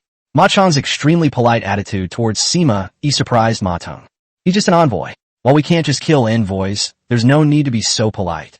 The envoy from Sima must have important business to discuss. Please explain in detail. Ma Chong dismissed his men and whispered something. But Sima Yi's first words were like a thunderclap. I came here specifically to deliver a message to the general. His Highness the Crown Prince is dead. The heads of Ma Chong and his son Ma Tung were ringing as if struck by lightning. What? The Crown Prince is dead? After recovering slightly, Ma Chong asked incredulously. Yes, they're all dead. All 20-odd people who went with them are dead. Not a single one survived. Sima Yi spoke slowly and deliberately, afraid that Ma Chong and the others wouldn't understand. Ma Chong slumped into a chair, his face ashen, his heart filled with despair. With the prince dead, it was as if his entire family of dozens of people had been sentenced to death. Nonsense. What evidence do you have that the crown prince is dead? I received news today that he is still alive. Ma Tung couldn't believe it was true. He had learned from the veteran that the prince was still alive, but now someone came to tell him that he was dead. This huge discrepancy was unacceptable to him. As for why Sima Yi knew the crown prince was dead, it was because he had been hiding in Chuanzhou City, mingling among the common people, working like them every day, and no one noticed him. That day, the monkey and his men returned with the bodies of the princes. He had seen it with his own eyes. All 20 out of them were completely dead and could not possibly be alive. Furthermore, he had already guessed from the patterns on the corpse that it belonged to the youngest son of the king of Shiliang. Do not be rude. This is the Red Lotus envoy, and the envoy's words are never false. Ma Chong also couldn't believe it, but he chose to believe the Red Lotus messenger rather than an apocalypse soldier. When Ma Tung heard that Sima Yi was the Red Lotus envoy, he felt utterly hopeless, realizing that the Ma family was doomed. To tell you the truth, all the people of Chuanzhou City are currently building fortifications at the Beauty's Waste location. If we have a few more days, once the fortifications are completed, the Shiliang cavalry will have no choice but to dismount and fight. Sima Yi's words were like a second bolt of lightning, turning the faces of the Ma family father and son deathly pale. What? They're preparing for war. Ma Chong's head felt like it was going to explode, and his thoughts were in complete chaos. What should we do? The prince is dead, and the Ma family will definitely be punished. If we don't take Chuanzhou immediately to avenge the prince, the entire clan will surely be executed. General, do not panic. I have come here not only to deliver a message to you, but also to carry the orders of the Holy Envoy. The Crown Prince was very displeased after learning that Xiao Long had killed bandits and corrupt officials in Chuanzhou. Therefore, he requested that the Holy Envoy of the Red Lotus send someone to kill Xiao Long. The Holy Envoy of the Red Lotus thought of Ma Chong at Linshui Pass. So Sima Yi was sent to deliver the order, instructing Ma Chong to capture Chuanzhou City and kill Xiao Long. And they assured that they would safely and properly resettle the people of Makong. She knew very well that if Ma Chong used troops without authorization, he would definitely be punished by the king of Xiaoyang, and might even lose his head. So, in order to put Ma Chong at ease, they had no choice but to make arrangements for Ma Chong's clansmen as well. Sima Yi gave a brief account of the recent changes in Chuanzhou, Xiao Long's identity, and the recent events that had occurred in Chuanzhou. Father, perhaps this is fate. Even if the crown prince doesn't die, we must still attack Chuanzhou City. Give the order. Ma Teng was filled with rage. He wished he could rush into Chuanzhou City right now and raze it to the ground. Wait a minute. This king of Chu in Chuanzhou is no ordinary person. Although he only has 2,000 men, they are all well equipped. We cannot be careless and must not launch a direct attack. During this period, Sima Yi carefully observed the equipment of the veterans in the city defense battalion and noticed that crossbows had reappeared. Last time, when he helped the bandits deal with Xiao Long, they suffered because of their poor equipment, and he didn't want to repeat the same mistake this time. My lord, what do you think we should do? Ma Chong had complete faith in Sima Yi and wanted to hear his advice. I think we should build a pontoon bridge immediately, cross the Di River, then head south, cross the river again, and take Chuanzhou City first. With Chuanzhou City in our hands, there will be lambs to the slaughter. With only 4,000 troops at Linshui Pass, it will be difficult to take Chuanzhou City heathen. However, if they were outside the city, it would be much easier, and they would certainly not lose. Very well, sir. We will do as you say. At Ma Chong's command, war drums soon sounded at Linshui Pass, and more than 4,000 cavalrymen were ready to go, heading straight for Diha in the west. The advance team began cutting down trees to build a pontoon bridge as soon as they arrived. At this time, however, the city of Chuanzhou was completely unaware of the actions of the Shiliang cavalry. In the afternoon, Wan Yang prepared the meal, and Xiao Long and Meng Yao were eating it. Your Highness, I'm back. Xiao Long led 2 veterans into the iron smelting kiln. Haha, you're pretty quick this time. How was your harvest? Xiao Long, carrying a bowl of rice, jogged over to greet Xiao Long. This time, Xiao Long mainly went to exchange silver, unlike last time when he had dozens of boatloads of grain to transport. So this time it was much faster. The other brothers are waiting at the yamen. What a haul. Xiao Long moved closer to Xiao Long, glanced at the food in Xiao Long's bowl, and held up 3 fingers in front of him. Is it all in cash? 3 fingers must mean 3 million taels. Otherwise, Xiao Long wouldn't have that expression. Xiao Long winked with a sly smile and said, Of course. Upon receiving a positive answer, Xiao Long couldn't stop smiling. You did a good job, old man. Wan Yang, get them a few bowls and let them have a bite before heading back to the yamen. Xiao Long kicked Xiao Long in the butt. You're staring at my bowl. You must be hungry. I really am hungry. Xiao Long grinned and chuckled foolishly. During the meal, Xiao Long Kai asked, Why is the city so empty? Where have all the people gone? Xiao Long gave Xiao Long a brief account of what had happened recently. Looks like I came back just in time. I wasn't even here last time, but I made it back this time. Xiao Long was very excited. He had long wanted to test his skills against the Shiliang cavalry and had not considered the potential dangers he might face. By the way, how did you teach General Yu the spear formation last time? The city's defense forces were fully equipped to deal with cavalry, but they were still not enough to withstand a cavalry charge. Some time ago, he asked Xiao Long and Zhao Hu to teach the city defense troops the spear formation when they had some free time. It was an enhanced version of the spear formation with improvements. No problem. They are all veterans, they can learn quickly, and they cooperate well. Dealing with the Shiliang cavalry shouldn't be a problem. Xiao Long's confidence stemmed from the fact that, as he said, the city's garrison soldiers were all seasoned veterans with a deep understanding of combat. Then I'm relieved. Xiao Long was worried that if the Shiliang cavalry from Linshui Pass charged in all at once, the city's defense forces might not be able to withstand them, and then everything would be over. After finishing their meal, Meng Yao and Lao Huang deposited the 3 million taels of silver into the treasury. Brothers, come with me to the iron kiln. The prince has given orders. Xiao Long shouted to the 50 veterans accompanying him. This is what Xiao Long instructed. When they arrived at the iron smelting kiln, there were already about 50 veterans waiting there, whom Xiao Long had called back. Battalion Commander, you're back. Do you know why the prince summoned us? The veterans gathered around Xiao Long. They had been waiting for half an hour and wanted to ask him something. How would I know? I'll just wait for your highness's instructions. Xiao Long gently punched the veteran in the chest as he asked the question. Come in, everyone. Xiao Long greeted them from inside the door. Inside the iron smelting kiln, there was a strange-looking iron cart-like object against the wall, covered with many large iron plates.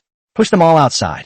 Although the veterans were very curious, they obediently pushed the iron cart to the open space outside. Your Highness, what kind of vehicle is this? It doesn't look like it's for hauling goods. Xiao Long stared at it for a long time, but still couldn't figure out what it was. Chapter 55 Tanks. This is called a tank. Tank. This is called a tank. Xiao Long grinned, looking smug. What's this tank for? It's such a strange thing. This is the sentiment of all the veterans. They all don't understand what the use of this thing called a tank is. Come on, you'll see once I've assembled it. Xiao Long pulled on a handle on the frame and yanked hard. The steel plates on the frame immediately started to move and slowly expanded outwards. When pulled to its maximum extent, the shape of a tank's outer perimeter appears. Then, Xiao Long opened the iron gate to the side and crawled inside, followed closely by Xiao Long.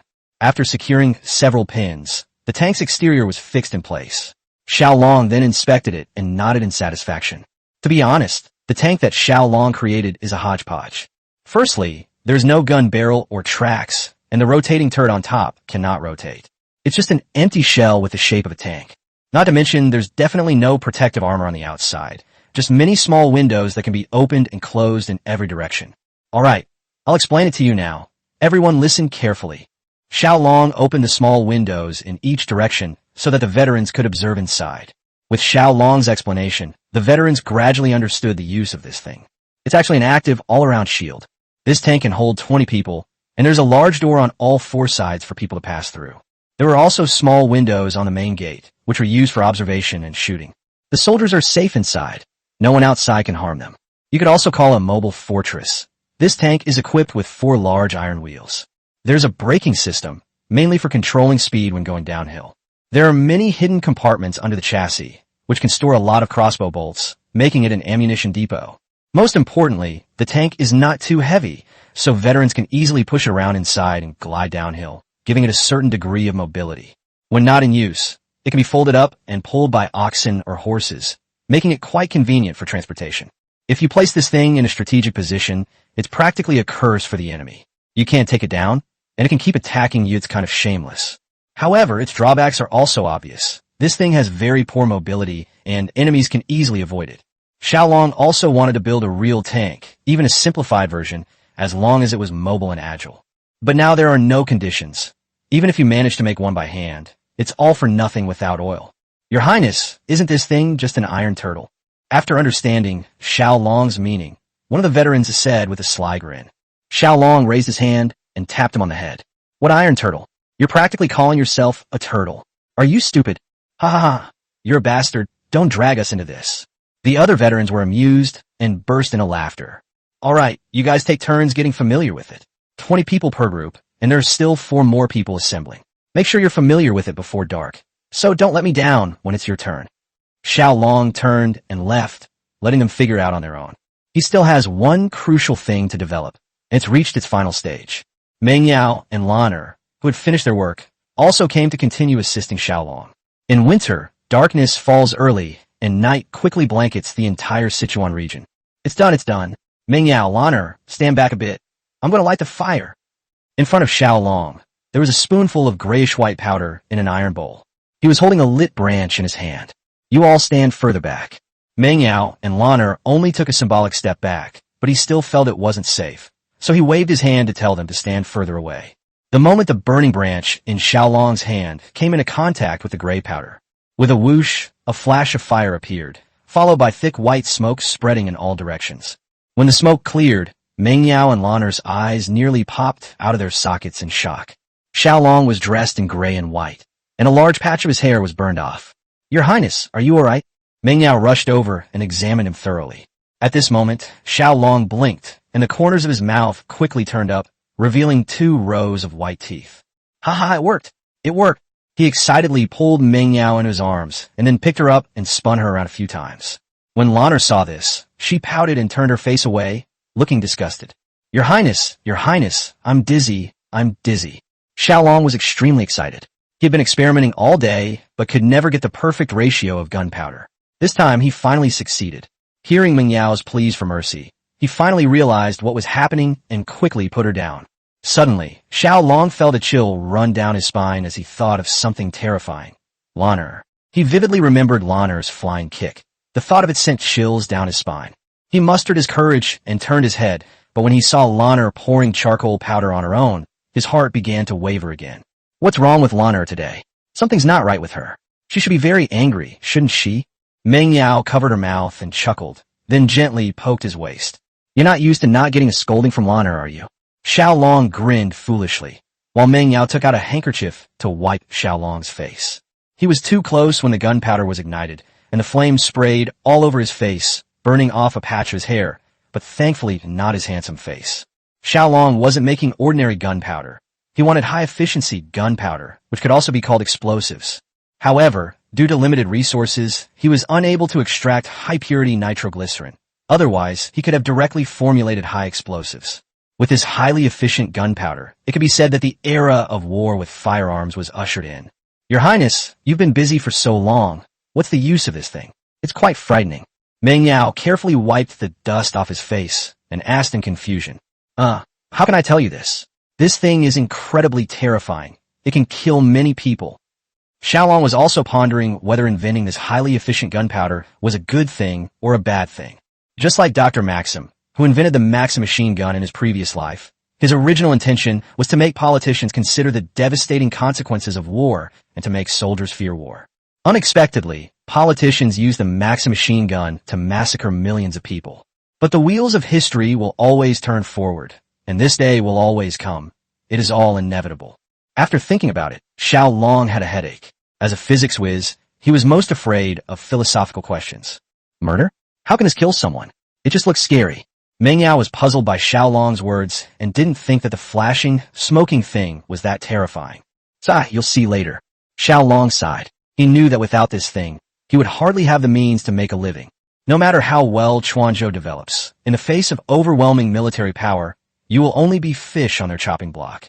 Your Highness, the remaining 4 tanks are assembled. At this moment, the veteran blacksmiths came to inform them. Give it to Battalion Commander Zhao, and then come back and I'll give you a new mission. Xiao Long's words instantly spurred these veteran blacksmiths on. Every time Xiao Long mentioned a new mission, he would concoct a new weapon. They didn't see any particularly powerful features in this tank, so it wasn't a surprise. They're really looking forward to seeing what the next one will be. Good. The veteran blacksmiths were full of energy. Meng Yao, you and Lanner should go back and rest first. You've worked hard all day helping me.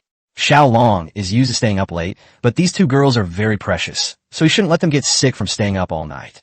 At a time when the safety of Chuanzhou is at stake, we have only done what we can. What's a little hardship for us? Meng Yao knew that Chuanzhou was preparing for war, so she volunteered to bring Lanner to help, which was very commendable. Listen to me, go back and rest. There's nothing more you can do to help me here. Hurry up. All right, Your Highness, please get some rest once you're done with your work. Meng Yao has finally left, and Xiao Long will now begin producing his firearms. Chapter 56. Hand grenades explode in Chuanzhou City. The next morning, Xiao Long had just gotten up and was about to wash his face when suddenly the sound of drums rang out from the north gate, a rapid, urgent sound. This is a signal of an emergency military situation, generally indicating an enemy attack. Brothers, hurry, put on your armor, and head to the north gate. Xiao Long didn't care about washing his face anymore. He turned around, picked up the armor, and put it on. Although the situation at the north gate is unknown, this drumbeat is not something anyone dares to strike casually. Falsely reporting military information is a serious crime, punishable by beheading. Xiao Long, who was dozing off, was awakened by the sound of drums. The iron smelting kiln was near the north gate, and the sound of drums was particularly clear. He ran quickly toward the city gate, where the soldiers were still desperately beating drums. Just as Xiao Long climbed onto the city gate, a dark mass of Xiliang cavalrymen rushed towards the north gate. Holy crap, what's going on? How did the Xiliang cavalry end up here? Xiao Long suddenly felt a little panicked. Judging from the formation on the other side, there were at least 4,000 or 5,000 people. Now is not the time to consider how these Xiao cavalrymen ended up here. At this time, Quanzhou City was practically an empty city, with only 4 soldiers guarding each city gate. The common people were mostly the elderly, the weak, the sick, and the disabled. The only ones in the city who could fight were Xiao Long's 100 veterans. What should we do? Xiao Long's heart pounded violently, and his legs trembled uncontrollably. He couldn't escape even if he wanted to. Xiao Long only had a skinny horse. How could he compare to the opponent's tall warhorse?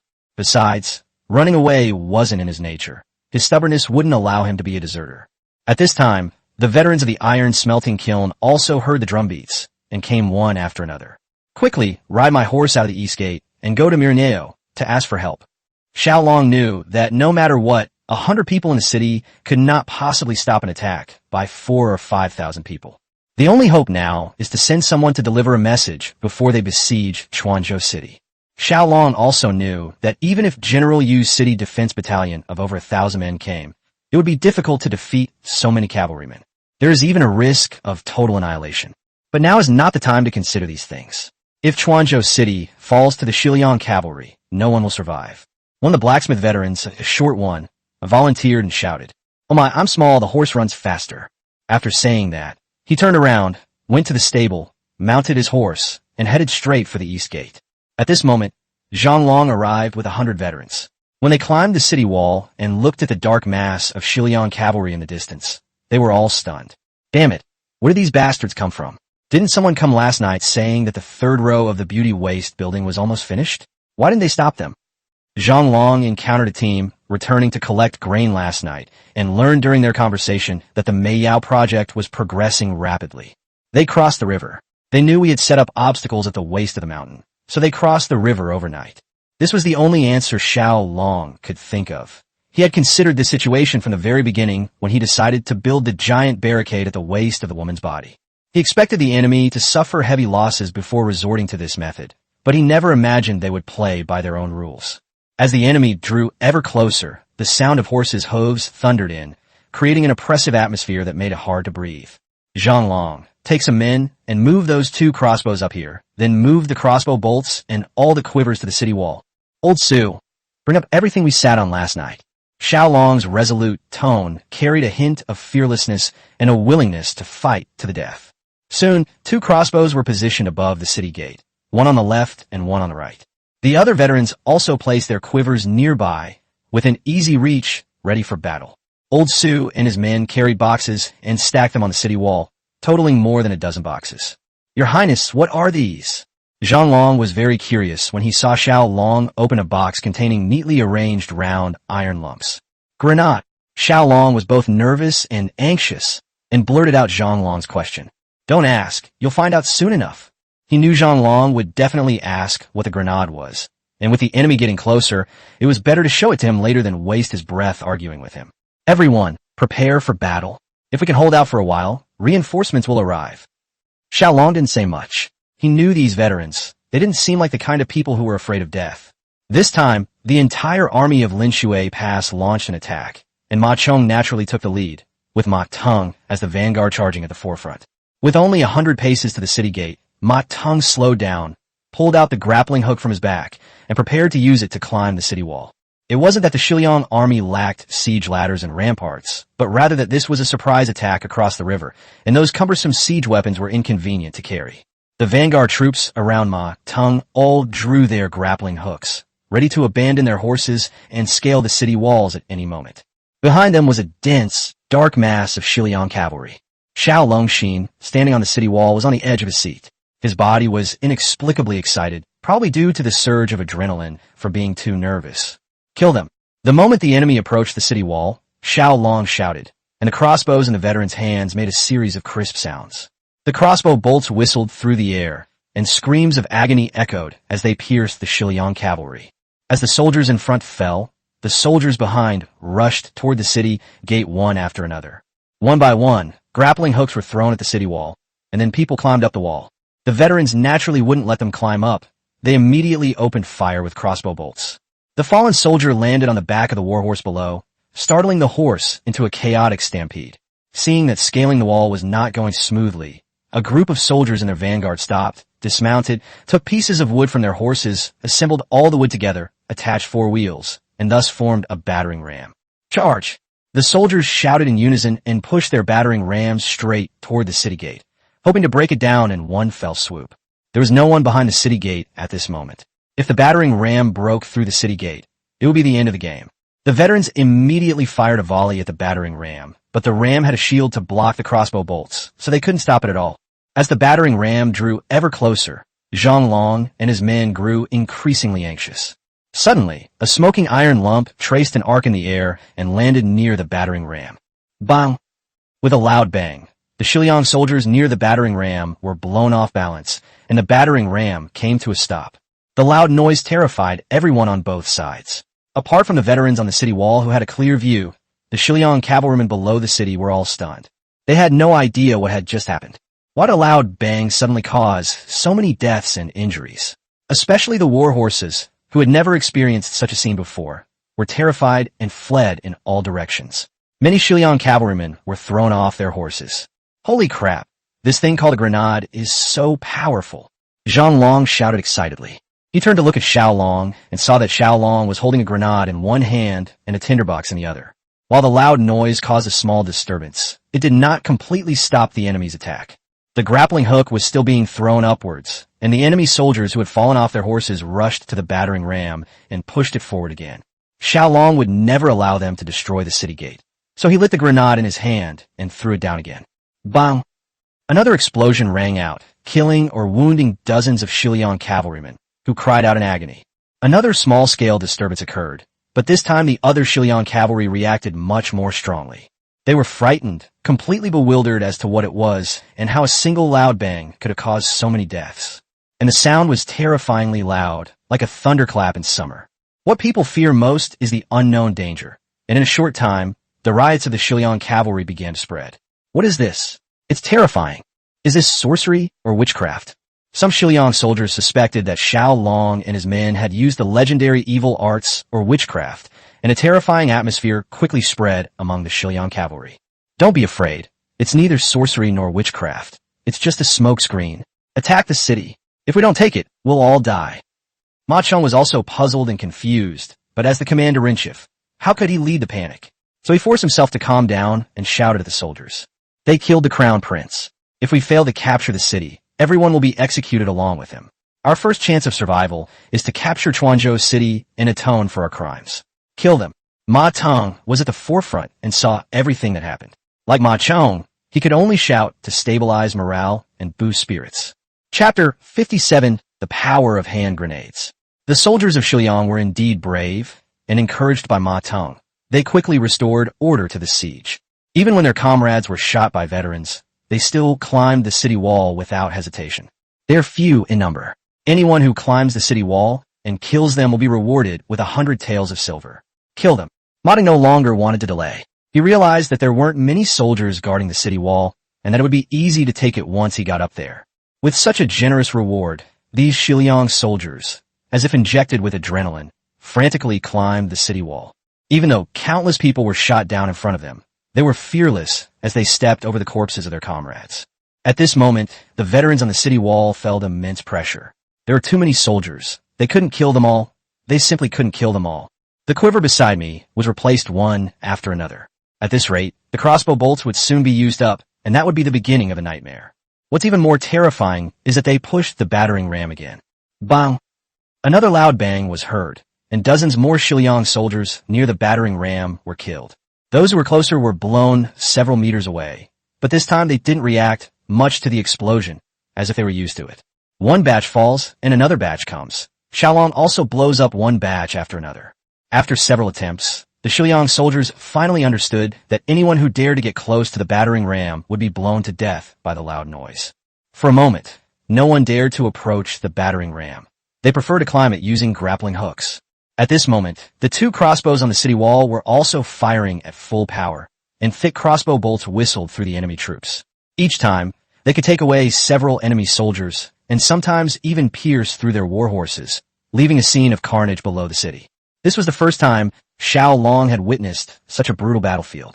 Although he was somewhat moved, he knew that this was not the time to be merciful.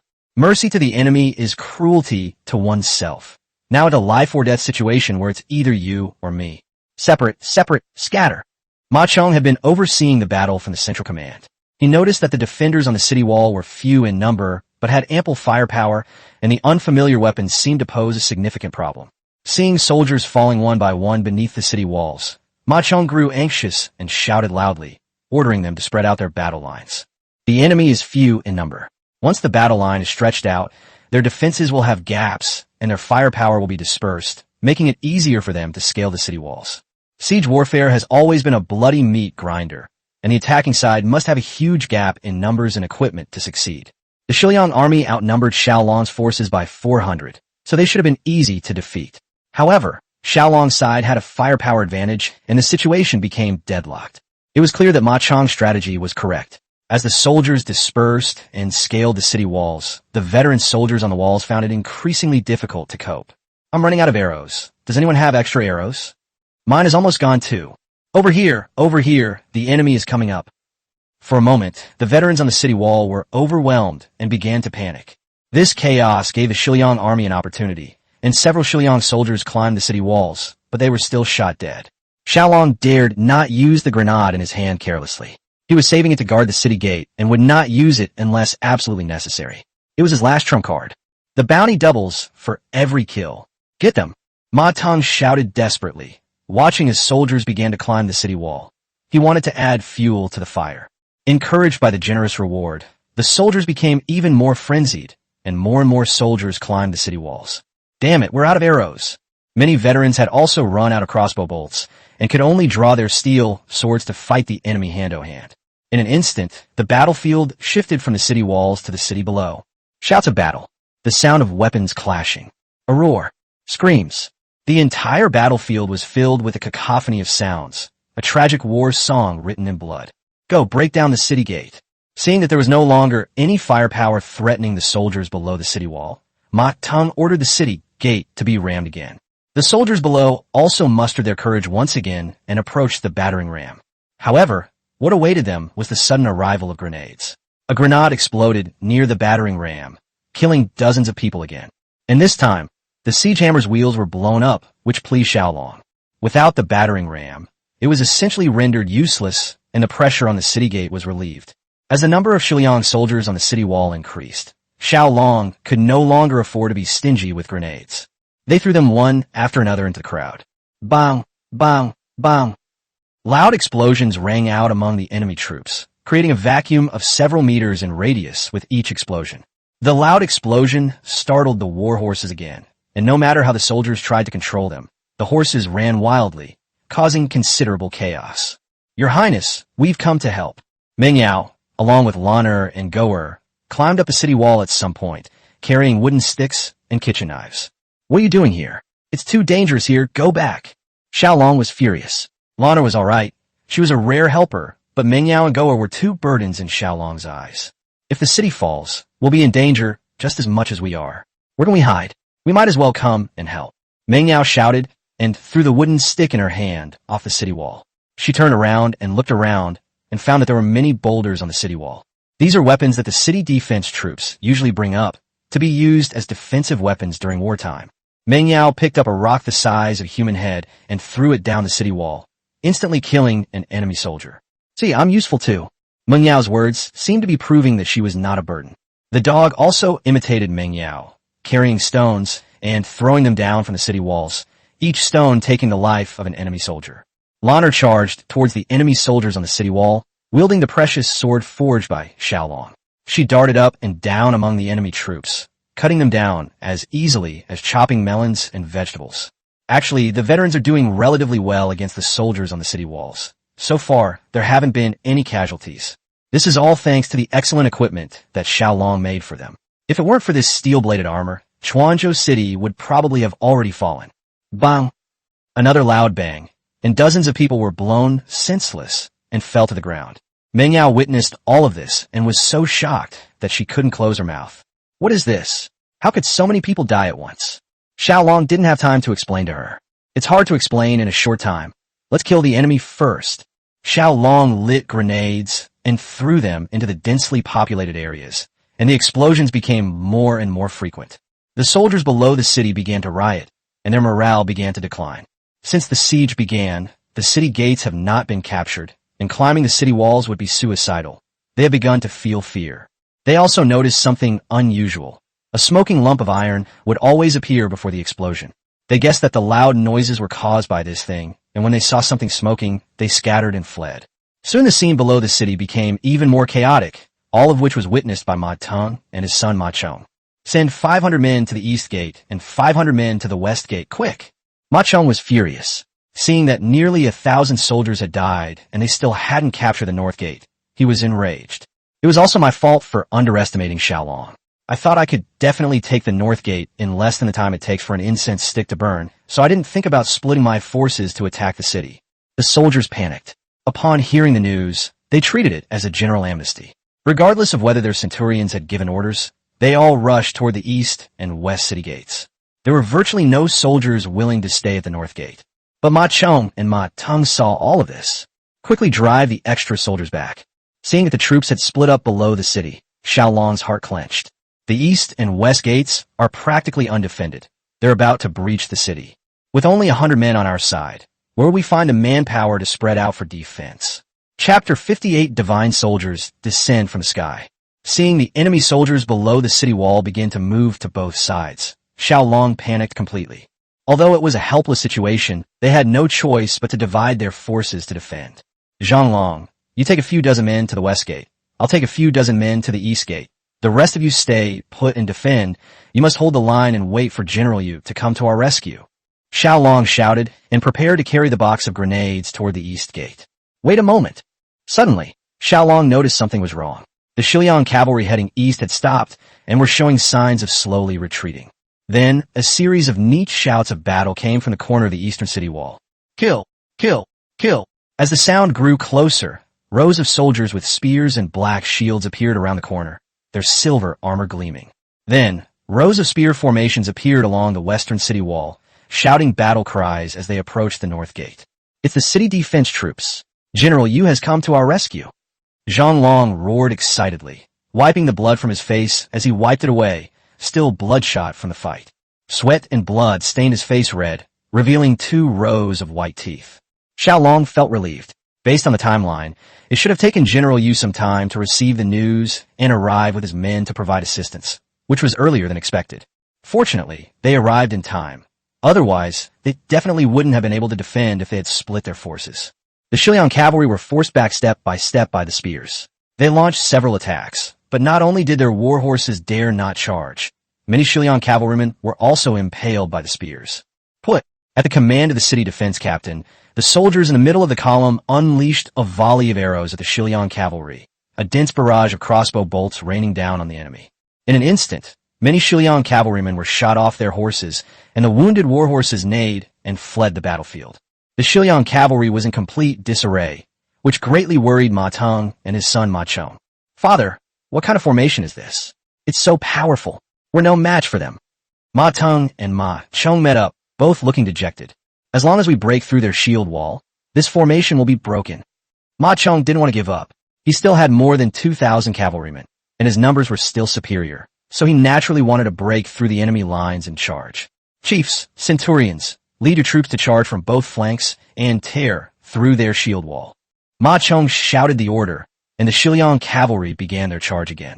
However, no matter how they charged, the Xiiliang cavalry could not reach their opponents at all, and when they shot with their bows and arrows, the arrows had no effect on the enemy. Surround them from both sides, quick! Yu Goen gave orders from the middle of the spear formation, and a city defense soldier raised a bamboo pole with a piece of red cloth tied to it, and gestured in the air. Upon seeing the flag signal, the people in the western camp immediately issued the order to encircle the enemy. With the encirclement by both sides, the Xiiliang cavalry were driven back to the north of the city. Dad, let's retreat. They've suddenly changed their equipment. We can't take them down. Ma Teng realized something was wrong. No matter how they charged, they couldn't break through the city's defenses. From the very beginning of the siege today, all we've faced are Xiao Long's grenades, the veterans' crossbows, and their steel swords and armor. Unable to harm the enemy in the slightest, while his own forces continued to dwindle, Ma Teng finally saw the reality. If we fail to defeat the king of Chu, our Ma family will all perish. We cannot retreat. Ma Chong received the mission from the Red Lotus envoy, from Sima Yi. Whether or not he could capture Chuanzhou was a matter of life and death for the Ma family. Ma Chong dared not give up. He would not give up until the very last moment. Father, we've lost if we can't take this city. Let's retreat quickly. If we preserve our strength, we can think of another way. But if we're surrounded, we'll really have no chance. Ma Ting almost cried as he tried to persuade Ma Chong. But Ma Chong remained unmoved, seemingly obsessed. Kill! Kill! Kill! Shots rang out. Suddenly, with a whoosh, a crossbow bolt whizzed past Ma Chong's ear, startling him so much that he tilted his head to the side. Bang! Bang! Xiao Long lit the grenades in his hand one by one and threw them frantically down from the city wall, each explosion taking away many men. Seeing that victory was within reach, Xiao Long no longer hesitated and threw all the remaining grenades he had down the city wall. Retreat! Retreat! Ma Chong was finally awakened by the sound of the explosion. Looking at the Xiliang cavalrymen who had suffered heavy casualties, Ma Chong's heart was bleeding. Upon hearing the order to retreat, the Xiliang cavalry charged like wild horses toward the opening that was about to be closed in. Let them go! Yu Guan shouted loudly. Why doesn't the general completely surround them? I can't believe it, asked Deputy General Xiao Hong, puzzled. Don't you understand the principle of leaving an opening when besieging an enemy? Xiao Hong immediately realized what was happening and ordered his soldiers to stop the encirclement. Suddenly, Xiao Long threw out the last grenade, as if to vent his anger. However, the grenade landed right next to Ma Chong and his son. Bang! After a loud bang, Ma Chong fell off his horse, while Ma Tong was hit in the leg by a piece of shrapnel, which tore a bloody gash in his leg. Father, father! General! The soldiers, realizing what was happening, jumped off their horses and went to check on Ma Chong. Ma Tong, enduring the excruciating pain, also jumped off his horse and crawled to Ma Chong's side. Don't worry about me. Quickly lead the soldiers and retreat. Ma Chong's chest, stomach, and arms were riddled with bloody holes, from which streams of blood gushed out. Father, I'll take you back. Ma Tong wanted to pick up Ma Chong, but his leg was injured and he couldn't muster the strength. Don't worry about me. Get out of here. At this moment, Ma Chong's chest was heaving violently, and his eyes were beginning to glaze over. He was barely breathing. Quickly, help the general onto his horse. Ma Tong instructed his soldiers to lift Ma Chong onto his warhorse and quickly retreat. Leaving them an opening only gives them a glimmer of hope for escape. It doesn't mean letting them leave. Kill them, Yu Guan shouted, and the city defense troops abandoned their long spear formation and charged forward, mercilessly killing the drowning enemy. The Xiliang cavalrymen were all scrambling to escape, their fighting spirit completely gone. They were ambushed and killed by the city's defense forces, suffering countless casualties. After they escaped the encirclement, the Xiiliang cavalry had less than 1,000 men left. Gather war horses and continue the pursuit. Many Xiiliang war horses were scattered on the battlefield. At Yu Guan's command, the city defense troops mounted their horses and chased after the Xiiliang cavalry. Previously, the Xiiliang cavalry had used their superior horses to harass Chuanzhou countless times, and the city's defense forces could only be led around like dogs. This time, grateful for the many war horses they had gifted him, Yu Guan was reluctant to let them leave in peace and took the lead in charging into battle. Kill! Kill! The city's garrison was in high spirits. They drew their steel swords and crossbows and pursued the enemy, unleashing a massacre. Ma Ting dared not return north directly from the location of the Beauty's Waste, so he could only return the way he came. When they reached the pontoon bridge over the river, the bridge had limited capacity, and many Xiliang soldiers crowded onto the riverbank. This gave the city's garrison an opportunity to carry out another large-scale massacre against them. Stop the pursuit. Seeing that the Xiliang cavalry had all boarded the pontoon bridge, Yu Guan ordered a halt to the pursuit. When the last Xiliang soldier crossed the river, they cut down the pontoon bridge. Ha ha! That's so awesome, so exhilarating. Looking at the remaining few hundred men in the opposite direction, Yu Guan laughed heartily, as if he wanted to vent all the grievances he had suffered at the hands of the Xiiliang cavalry over the years. The soldiers cheered loudly. This was the most exhilarating battle they had ever fought against the Xiiliang cavalry. At this moment, Xiao Long was slumped on the ground, leaning against the city wall and grinning foolishly. Chapter 59, Survival. Your Highness, are you alright? Meng Yao squatted down beside him, looking at Xiao Long, who was grinning foolishly, and asked with concern. Ha, I'm fine. Thank you, Meng Yao. At this moment, he felt incredibly relaxed, experiencing a sense of exhilaration, as if he had survived a disaster. Thank me for nothing, I just... Before Meng Yao could finish speaking, Xiao Long grabbed her hand. Looking at Meng Yao's hands, which had been cut several times while she was moving stones, Xiao Long felt a pang of sympathy. At this moment, the veterans on the city wall were all lying crookedly on the ground, some even sitting on the enemy's corpses. My body trembled uncontrollably from exerting too much force. They could no longer distinguish their teammates, as everyone's body and face were stained with blood. Old Liu, I thought we were definitely going to die in battle today, but I didn't expect to escape with our lives, haha. That was exhilarating. I killed more enemy soldiers today than I have in the previous decades. That was exhilarating. The veterans were all panting heavily, looking like little chimneys in the cold air outside. Xiao Long, tell everyone that we're all going to take a bath together later. Xiao Long stood up and looked at the veteran beside him. He was drenched in sweat from the battle and would definitely catch a cold and get sick if he didn't take a shower. At that moment, he really wanted to take a shower and didn't want to care about anything else. All right, I'll take some people to prepare. Xiao Long's legs trembled, but he managed to slide down the city wall by holding onto it. You and Lanner should go back quickly, take a bath, and change your clothes so you don't get sick. Seeing that Meng Yao was also sweating profusely from exhaustion and worried that they might catch a cold in the cold weather. At this moment, Lanner was sitting on the edge of the city wall, holding her sword and gazing into the distance. The wind from the west blew her long hair at her temples, giving her a rather chivalrous air. Okay. Meng Yao smiled sweetly, nodded, and felt a warm feeling in her heart. An hour later, Xiao Long and the veterans took a bath together in the iron pot kiln, lying in the comfortable water tubs and enjoying the moment. Damn it, I thought I was going to die today, but I guess I survived. I'm taking a bath now. It feels so damn good. That's right. I accidentally got kicked in the groin by some bastard. It hurt like hell. After I killed him, I stabbed him in the groin. Just thinking about it makes me feel so good. Ha ha. Listening to the veterans' casual conversation, Xiao Long smiled, closed his eyes, and enjoyed this moment of leisure. Where's the prince? After cleaning up the battlefield, Yu Goen returned to the city and met with Monkey and the others, asking about Xiao Long. They're taking a bath in the iron smelting kiln. The monkey said something casually and then hurriedly left. Take a bath.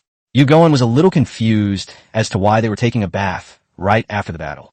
Arriving at the iron smelting kiln and entering the kiln room, one sees rows of wooden barrels, inside which lie the bodies of veterans. Looking at the blood-stained armor around them, he seemed to understand something. When he found Xiao Long, Xiao Long was already asleep in the wooden tub. He hasn't slept much these past few days. As soon as he takes a relaxing bath, he feels sleepy. Yu Goen didn't want to disturb him, but it was definitely not good for him to stay soaking in the tub indefinitely. So he went over to try and wake him up. Wait a moment. Suddenly, Xiao Long, who was standing next to him, stopped him, which puzzled him. Xiao Long waved his hand, and 5 or 6 veterans jumped out of the bucket. After wrapping themselves in their clothes, they lifted Xiao Long out of the bucket together. After drying him off, I dressed him and placed him by the stove. General Yu, His Highness hasn't slept much for several days. We can discuss this after His Highness has woken up. Yu Goen had been camped at Mireneo for the past few days and was unaware of Xiao Long's situation. Upon hearing the news, he nodded knowingly. Xiao Long slept for a whole day and woke up hungry early the next morning. When he got up, he found Xiao Long and the others eating meat, which smelled delicious. Damn it, you guys are eating meat and didn't invite me. That's so unfair. Xiao Long appeared from behind them, snatched a large pork rib from Xiao Long's hand, and started gnawing on it. This meat came from a war horse that was accidentally killed yesterday, and it was shared among everyone. We didn't dare disturb you while you were sleeping so soundly. We already saved some meat for you before we ate. Xiao Long rolled his eyes at Xiao Long, snatched the meat from him, and continued eating. You brat, how dare you speak to me like that? Xiao Long immediately straightened his face and glared angrily at Xiao Long. I was wrong, Your Highness, I was wrong, I deserve to die. Seeing Xiao Long's bad expression, Xiao Long felt intimidated and forced a silly smile as he apologized. Give it to me, you. While Xiao Long was begging for mercy, Xiao Long swiftly snatched the meat from him and began to devour it with a grin. Ha ha ha. The other veterans witnessed this scene and burst into laughter when they saw that Xiao Long had been tricked by Xiao Long. Xiao Long has always been an approachable person, both in his past and present lives. He doesn't like to put on airs or act superior, and prefers to get along with veterans like friends. Over time, the veterans came to regard him as a friend, and their gratitude and affection for Xiao Long grew stronger. General Yu came by earlier, but seeing that you were still unconscious, I sent him back. Should we call him over? Xiao Long asked while gnawing on his meat. No need, I'll go find him later.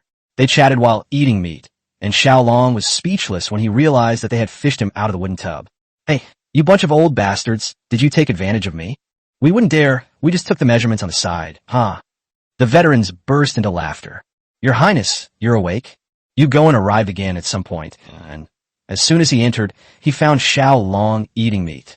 You've come at the perfect time. What do you need me for? Yu Goen had no other reason for seeking out Xiao Long than that he had suddenly seized several thousand warhorses and had nowhere to house them. Since the land was reclaimed by the Guizhou government, Xiao Long had said that all land use must be planned before it can be used.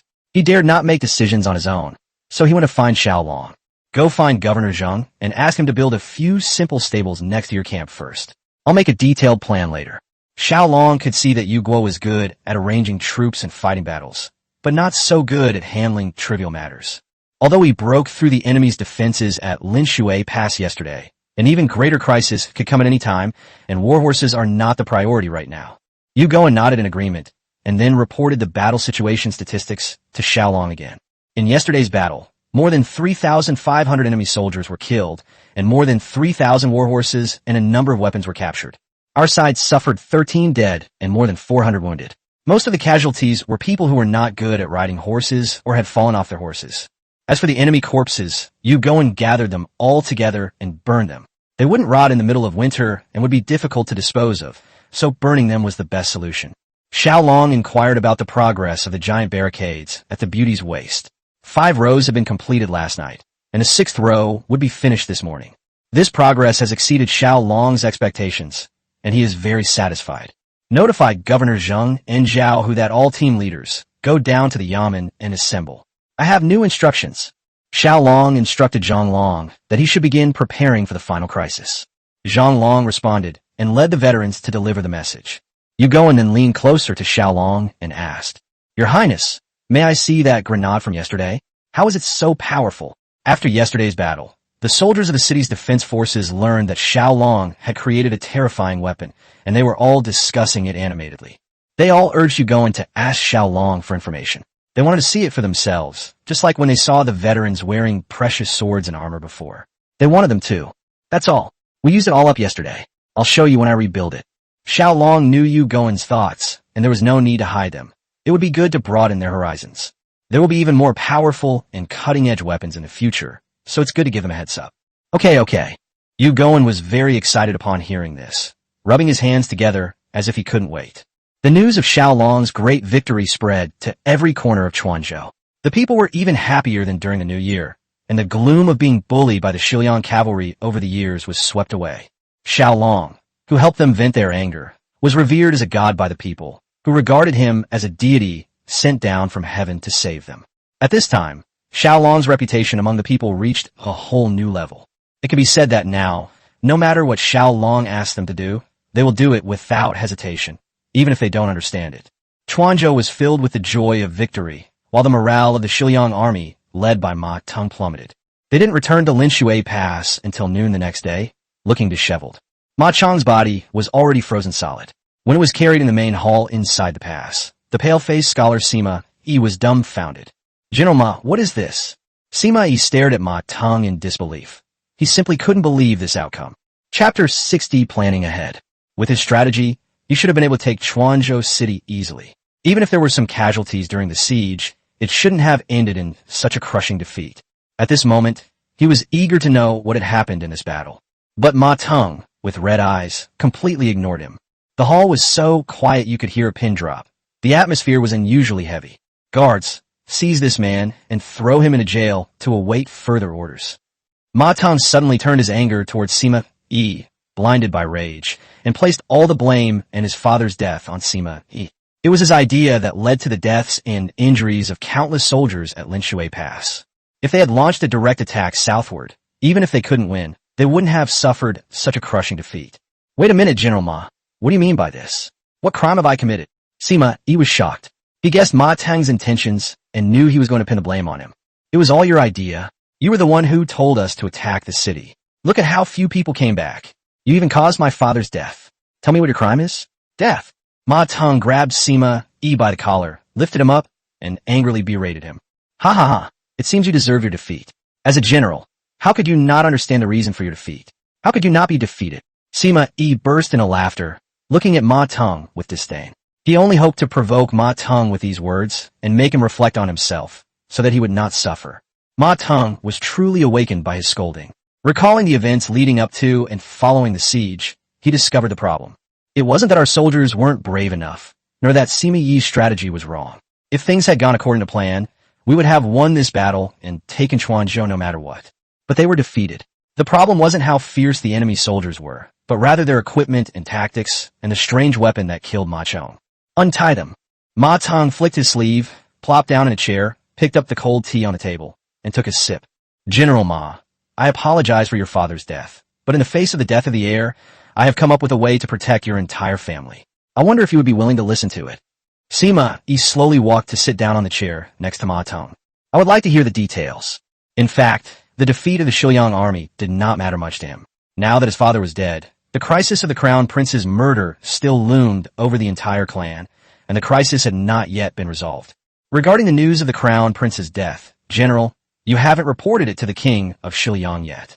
Then just say that the Quanzhou army launched a surprise attack on the crown prince's camp, and General Ma Chong protected his lord with his own body and died under the enemy's blade. The crown prince was not spared either. General Ma led his troops to avenge him, but the attack on Quanzhou city failed. By exaggerating the strength of the Quanzhou army and shifting all the blame onto them, we can vent the king's anger on them. The Ma family will not only escape punishment, but will also be rewarded. Sima Yi's move of using a substitution technique was very clever. He used Ma Chong's death to resolve the Ma family's crisis. After hearing his words, Ma Teng felt enlightened. Although his father had died, the entire clan had been saved, so his father's death was not in vain. Sir, your insight is truly admirable. I apologize for any offense I may have caused earlier. Ma Teng finally calmed down completely, and under Sima Yi's guidance, he wrote an obituary and had it sent back to the capital. Sima Yi later inquired about the details of the battle, and he could hardly believe what he had heard. He developed a deep fear of Xiao Long, feeling that Xiao Long was becoming increasingly mysterious, even terrifyingly mysterious. He had personally witnessed Yu Goen's spear formation and believed that it would be even more powerful with better weapons and equipment, which he could understand.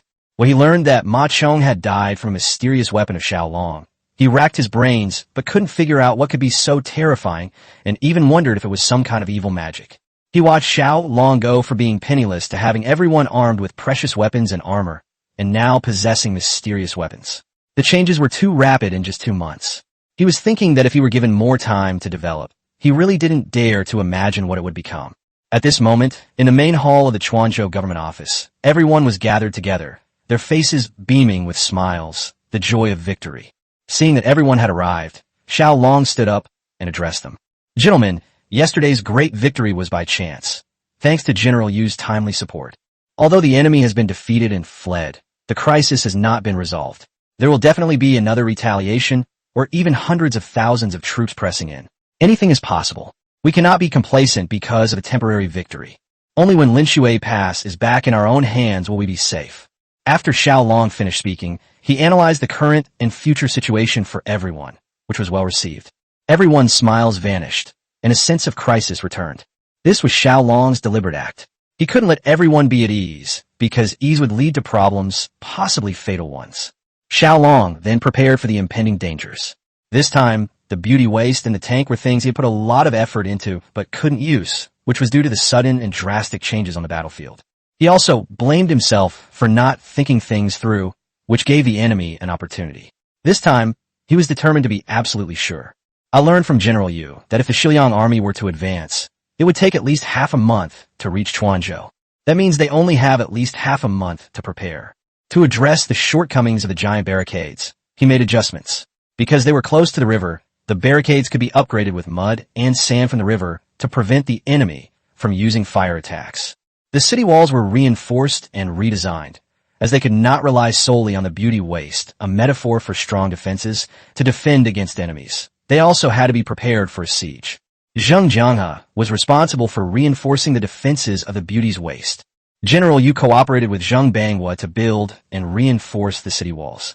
Zhao, who was in charge of the defensive fortifications along the riverbank. The monkey was responsible for gathering intelligence. Only Xiao Long was left out by Xiao Long. The others were on a defensive mission. Xiao Long wanted to mold Zhang Long's group of veterans into a sharp blade, a formidable spear. He didn't make enough grenades the day before yesterday, and he didn't make many in one night.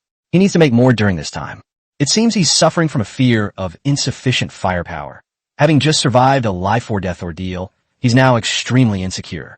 The Lunar New Year is just a few days away, and we still need to consider the people. There are still dozens of houses that haven't been completed, and we can't let them spend the new year without a home. Does anyone have any further comments? If not, everyone can go about their own business. Xiao Long looked around at everyone and then spoke. Your Highness, the weather has been too cold lately, and many people have suffered from frostbite. We've been so busy lately that we haven't had time to sell the cloth. Could you perhaps spare a few people to help sell the cloth? When Zheng Bangwa brought up this issue, the other team leaders echoed his sentiments, saying that although the people had money and food, they couldn't buy anything. Since the bandits burned Chuanzhou city to the ground, there's basically nothing left to sell. How many bolts of cloth have those female workers produced recently? Zheng Jianghe blurted it out without thinking. There are more than 2,300 bolts of cloth. There's plenty of cotton thread, but the hemp is almost gone. At most, we can produce another 3,000 bolts of cloth before we run out of hemp fibers. Xiao Long pondered for a moment before speaking. Sell it all at cost price. Let's get through this winter first. Zheng Bangwa, however, was somewhat displeased, mainly due to his businessman's mentality. Your Highness, we've worked so hard to produce so much cloth, but we haven't made a single penny. How will the state government maintain its enormous expenses in the future if it has no income? Xiao Long grinned. Governor Zheng, don't worry. Once Sichuan is safe, making money will be no problem. We can make money anytime. Population doesn't just appear out of thin air. As long as there are people, we can make money. Although Zheng Bangwa was reluctant, he couldn't say anything more since Xiao Long had already said so. Selling at a low price is fine, but there should be purchase limits, and the sale should be allocated to each household. Don't let some people buy them all, just because they're cheap, leaving the rest of us with frozen food. Xiao Long realized this, and immediately added, human nature is inherently greedy, and there will definitely be such people. Over the next few days, Chuanzhou City regained its former vitality, and all the houses were rebuilt, which meant that Xiao Long had fulfilled his promise. The Lunar New Year is just around the corner, and the city of Chuanzhou is becoming increasingly lively. Some of the better-off families have even put up couplets on their doors, adding a touch of the festive atmosphere. Meanwhile, in the distant capital of Xiaoyang, a somber and tense atmosphere permeated the imperial palace. This all stemmed from the news of the crown prince's death spreading. Chapter 61 Chuanzhou must be saved. The main hall of the Western Liang Imperial Palace. The king of Xiaoyang was furious, slamming his fist on the dragon throne and roaring. Send an imperial edict to Duan Tianda, ordering him to immediately mobilize an army of 200,000 and march on Chuanzhou. He is to kill every last man and dog in Chuanzhou within a month and raze the city to the ground. The messenger received the order and left quickly, while the officials below the court dared not utter a sound, bowing their heads as if they were mourning for the crown prince. Because the crown prince was notoriously arrogant and domineering, he offended many high-ranking officials, some of whom were secretly pleased. Your Majesty, this king of Chu has gone too far. Knowing the prince's identity, he still murdered the prince, leaving not even his remains. I suggest capturing him alive and sending him back to the capital. Only by cutting him into 1,000 pieces can we vent our anger. The minister, who was usually the most adept at flattery, stepped forward and broke the dull atmosphere. Yes, that's how it should be. He should die the good death. Many ministers immediately echoed this sentiment. The king of Xiaoyang, his eyes bloodshot and his heart filled with resentment, roared through his heavy breathing. Send another decree to Duan Tianda. Capture the king of Chu alive and send him back to the capital. I will personally have him skinned alive. Then another minister stepped forward to speak. Your Majesty, I believe that if what General Ma Tong said is true, Emperor Tianqi arranged for the Prince of Chu to be stationed in Chuanzhou. He must be trying to use his talents to counter our Xiaoyang. We should take advantage of this opportunity to take Chuanzhou and then seize Langya Pass in one fell swoop, keeping a watchful eye on Tianqi's heartland. In this way, Tianqi will not dare to invade our Longxi pasture. As soon as this minister finished speaking, another minister stepped forward to speak. Your Majesty, Lord Hu's words are quite right. However, I believe we should also send a letter to Bailiang to form an alliance and march south together to seize Qingzhou, encircle Yongzhou, and then gradually annex it. One suggestion after another was put forward, all of which were of great benefit to Xiaoyang and feasible. After a moment's thought, the king of Xiaoyang granted all his requests.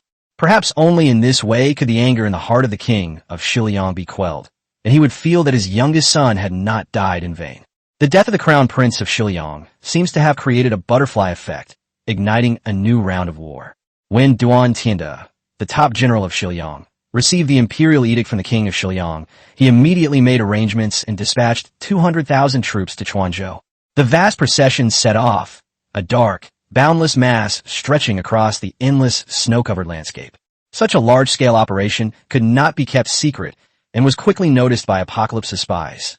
Thus, an urgent military report was swiftly sent to the Tianqi court. Tianqi deployed heavy troops in Qingzhou and Yongzhou and continuously reinforced the border to prepare for defense. However, when the second military intelligence arrived, the imperial court breathed a sigh of relief. The enemy's target was Quanzhou. Quanzhou, having lost Linshui Pass, was essentially a liability. It brought no benefit to the court and instead drained its resources. If it weren't for the need to maintain the dignity of the Tianqi Empire, the court would have abandoned it long ago. In the imperial court, the emperor sat high on the dragon throne. Your Majesty, I believe that Quanzhou is bound to fall and there is no need to send reinforcements. It would be better for our army to take advantage of the situation and attack Longxi. If we can obtain the pastures in Longxi, we will have a place to raise horses, which will be beneficial to the court. Left Chancellor Li Zibai stepped forward to make a suggestion, which was approved by most of the ministers, who all seconded it. The Left Chancellor's words are quite right. With the Xiao army attacking Quanzhou, Longxi will surely be left with weak military forces. This is the best opportunity to take Longxi, and we must not miss it. Although the emperor agreed and had the same intention, there must be his own prince in Quanzhou, and not rescuing him would make him seem heartless. Right Chancellor Chang Sun Muyun keenly observed the emperor's expression and guessed his thoughts. Your Majesty, I believe that Quanzhou must be saved. Although the chances of saving it are slim, we cannot let the hearts of the people of the world be broken, and we especially cannot let the hearts of the people of Quanzhou be broken. I think we should send 5,000 infantrymen out of Langyu Pass to reinforce them. The Right Chancellor's move was brilliant. He didn't mention the third prince, the Prince of Chu, and used the common people as an excuse.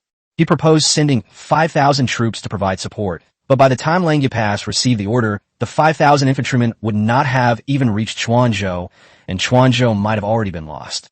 It silenced the people's complaints without losing a single soldier. It was just for show.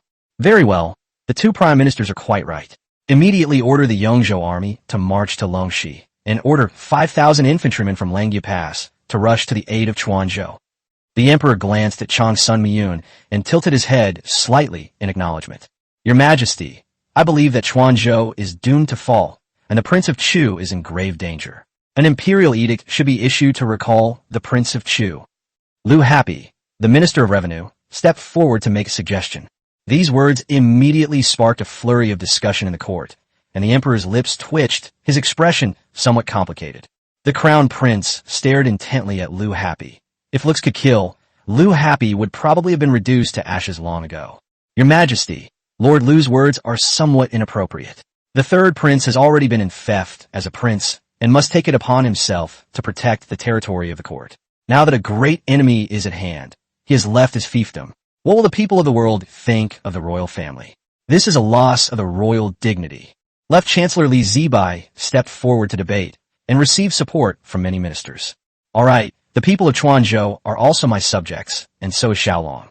As a vassal king, how can you let personal matters interfere with public duty? Enough said. Although the emperor was reluctant, he was helpless. Sometimes even the emperor could not do as he pleased and had to make choices when faced with a political situation. Upon hearing this, the crown prince's lips curled up slightly. He was happiest during court today, knowing that Xiao Long was definitely doomed this time. Upon returning to the East Palace and entering his own bedroom, he burst into laughter. Ha! Third brother, let's see how you survive this time. 200,000 soldiers, one spit from each of them will drown you. Oh my, it's rare to see the crown prince so happy today. The Crimson Lotus envoy emerged from behind the screen with a graceful figure. I don't know what happened to Xiao. They directly sent 200,000 troops straight to Quanzhou. You did a great job this time. You were so ruthless. The crown prince thought this was Holian's doing and praised her highly. All right, your highness can finally put one of your worries to rest. Now we must hurry up and carry out the next part of the plan. The longer it drags on, the worse it will be for us. Holian did not refute. Originally, She only allowed Ma Chong to take over Chuanzhou on his own initiative, but she did not expect that Ma Chong would actually persuade the king of Xiao, which surprised her.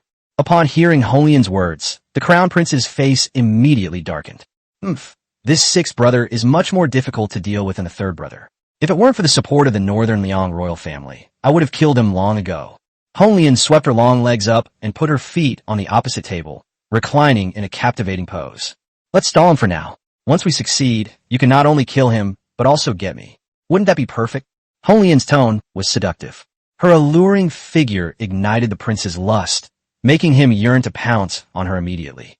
Some were happy, some were sad, but the most saddened was Gongsun Ba, the Marquis of Guanyi. His precious daughter is in Chuanzhou. If Chuanzhou falls, Mengyao will naturally not be able to be protected. Even if she doesn't die, she will have to endure inhuman torture. He has already sent people to Chuanzhou at top speed, hoping to bring Mengyao back before Shiliang falls. As for King Xiao Long of Chu, although he had high hopes for him, he was powerless to save him. Liu Happy's single sentence provoked considerable opposition. If he allowed more people to speak out, the emperor would surely become suspicious. Tomorrow is the Lunar New Year, and Gongsun Ba is sure to have a bad one. However, the situation in Chuanzhou, the eye of the storm, is quite different. Although the people are poor, they are more positive and optimistic than in previous years, and they are doing their best to welcome the new year. That afternoon, a notice from the Chuanzhou government office caused a stir throughout the entire Chuanzhou. Chapter 62, The People's Expectations.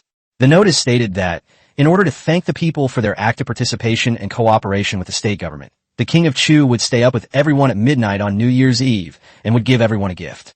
He asked everyone to look towards the sky above the state government office at midnight. Although the people did not know what the king of Chu was going to do, they were all talking about it. Hey, what do you think the king of Chu wanted us to see? What's so interesting about a pitch-black sky? How would I know? We'll find out when we come out.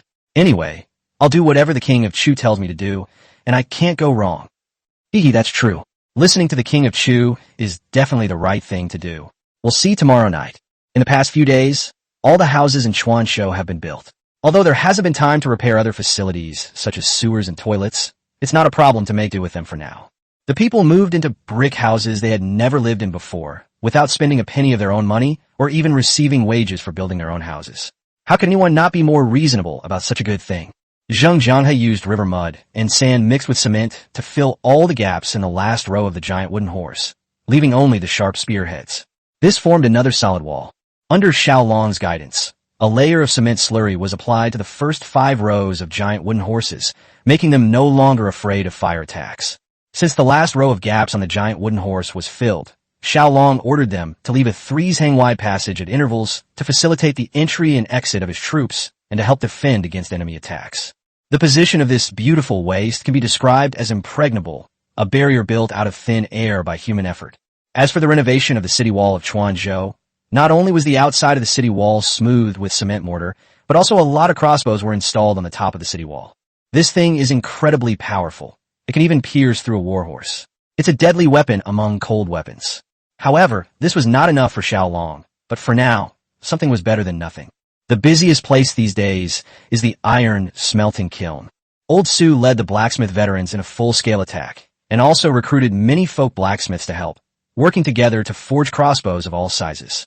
Xiao Long's grenade casings were also produced at an astounding pace. The fragmentation casings of the grenades did not require steel. They could be mass-produced by simply casting molds from molten iron. Then find some female workers to fill it with gunpowder and fuses.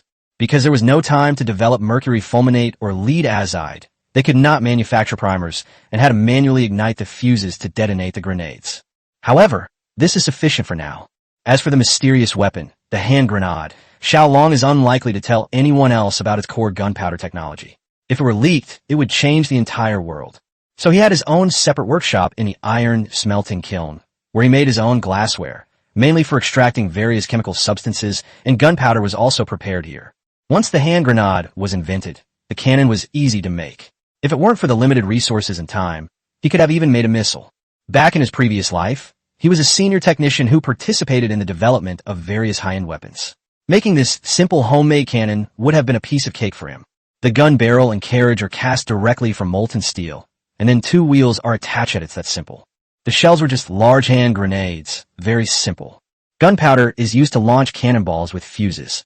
The cannonballs explode when they hit the enemy, causing casualties. To increase the lethality, simply fill the shells with steel balls or small iron pieces. Xiao Long didn't rest during the New Year holiday. He spent the whole day building this cannon. He will conduct a test firing tonight. The gift he wants to give to the people of Chuanzhou is to launch fireworks using this cannon. Your Highness, it's time to go back to the Yamen for the New Year's Eve dinner. The food is all ready. Old Huang rushed over and said to Xiao Long, who was polishing the cannon barrel. Okay, I'll be right there. Xiao Long reluctantly headed towards the Yamen. Your Highness, we've been waiting for you. No one dares to sit down until you arrive. Meng Yao gazed towards the iron smelting kiln from the entrance of the Yamen. When she saw Xiao Long arriving, she took small steps forward to greet him. I'm sorry to have kept you all waiting.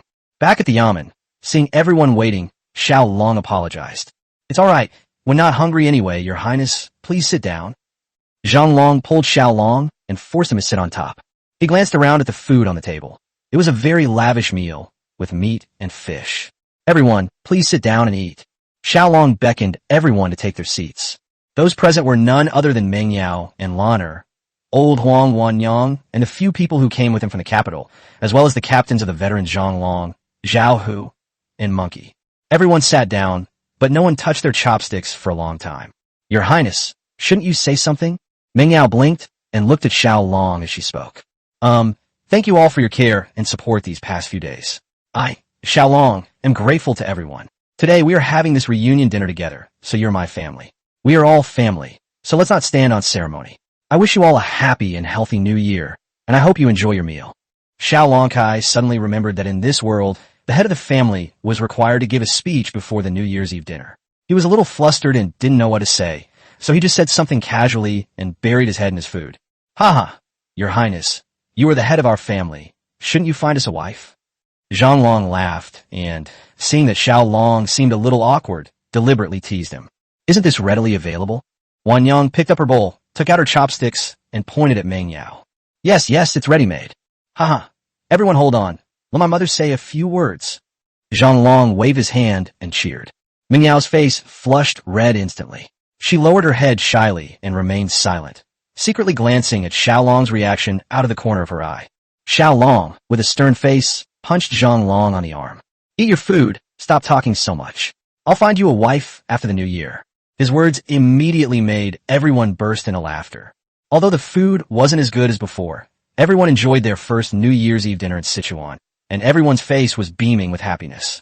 Meng Yao's eyes were a little dazed, and her heart felt warm, as if there really was a feeling of home. Today, the city of Chuanzhou is filled with laughter and joy in every household. Some people's houses were dilapidated, with cold winds howling inside, and they could only eat rice porridge and withered vegetables. But the smiles on their faces remained unchanged, which was much better than in previous years. Because they bought cloth these past few days, many people have put on new clothes, which not only keep them warm on the body, but also warm their hearts. Old woman, bring our son over here and let him kowtow to the prince quick. Old Wang was offering incense to Xiao Long's memorial tablet. After kowtowing 3 times, he got up to take care of his wife. Old Wang's wife also put their 1-year-old child on the ground and helped him kowtow to Xiao Long. This is a common situation today. They are expressing their heartfelt gratitude to Xiao Long. Dad, I'll join the army after the new year. I heard there might be fighting again. There aren't many soldiers in Chuanzhou, and I want to do my part. A skinny young man of 18 or 19 said this while drinking rice porridge. Go ahead. Anyway, your mother and I can work and earn money. We'll have enough to eat and drink and won't go hungry. We'll save the money to get you a wife and have a big, healthy son. That's our biggest wish. Although the child's father was getting old, he was not senile. If Chuanzhou City fell, not only would his grandson die, but his son would also perish. It would be better to let the son do some work. Night slowly enveloped the entire city of Chuanzhou, but recently, the city was ablaze with twinkling lights. People outside the city even lit bonfires outside their houses, symbolizing a prosperous and thriving year ahead. People in the Tianqi era had a tradition of staying up all night on New Year's Eve. No matter how tired they were, they would stay up until after midnight before going to sleep. At this moment, Zhang Long and Zhao Hu pushed back a large iron cylinder in the courtyard of the Chuanzhou government office. This is the first red-clothed cannon that Xiao Long has completed. Meng Yao and Wanyang stood around with lanterns, all wondering what was going on. You said one thing, I said another, but no one could guess it. Battalion Commander Zhang, you've been spending a lot of time with the prince these past few days. Do you know why? Wan Yang leaned closer, wanting to get an answer from Xiao Long. How would I know? This is the first time I've ever seen this thing. I'll ask the prince when he gets back. Xiao, who held up a lantern and peered into the muzzle of the cannon, but found nothing. Then he reached his arm in and touched it, only to find his hand covered in ash. As they were talking, Xiao Long returned with Old Yellow Dog and Tiger, each carrying a large wooden box. Chapter 63, Dazzling Fireworks. The three of them put down the wooden box.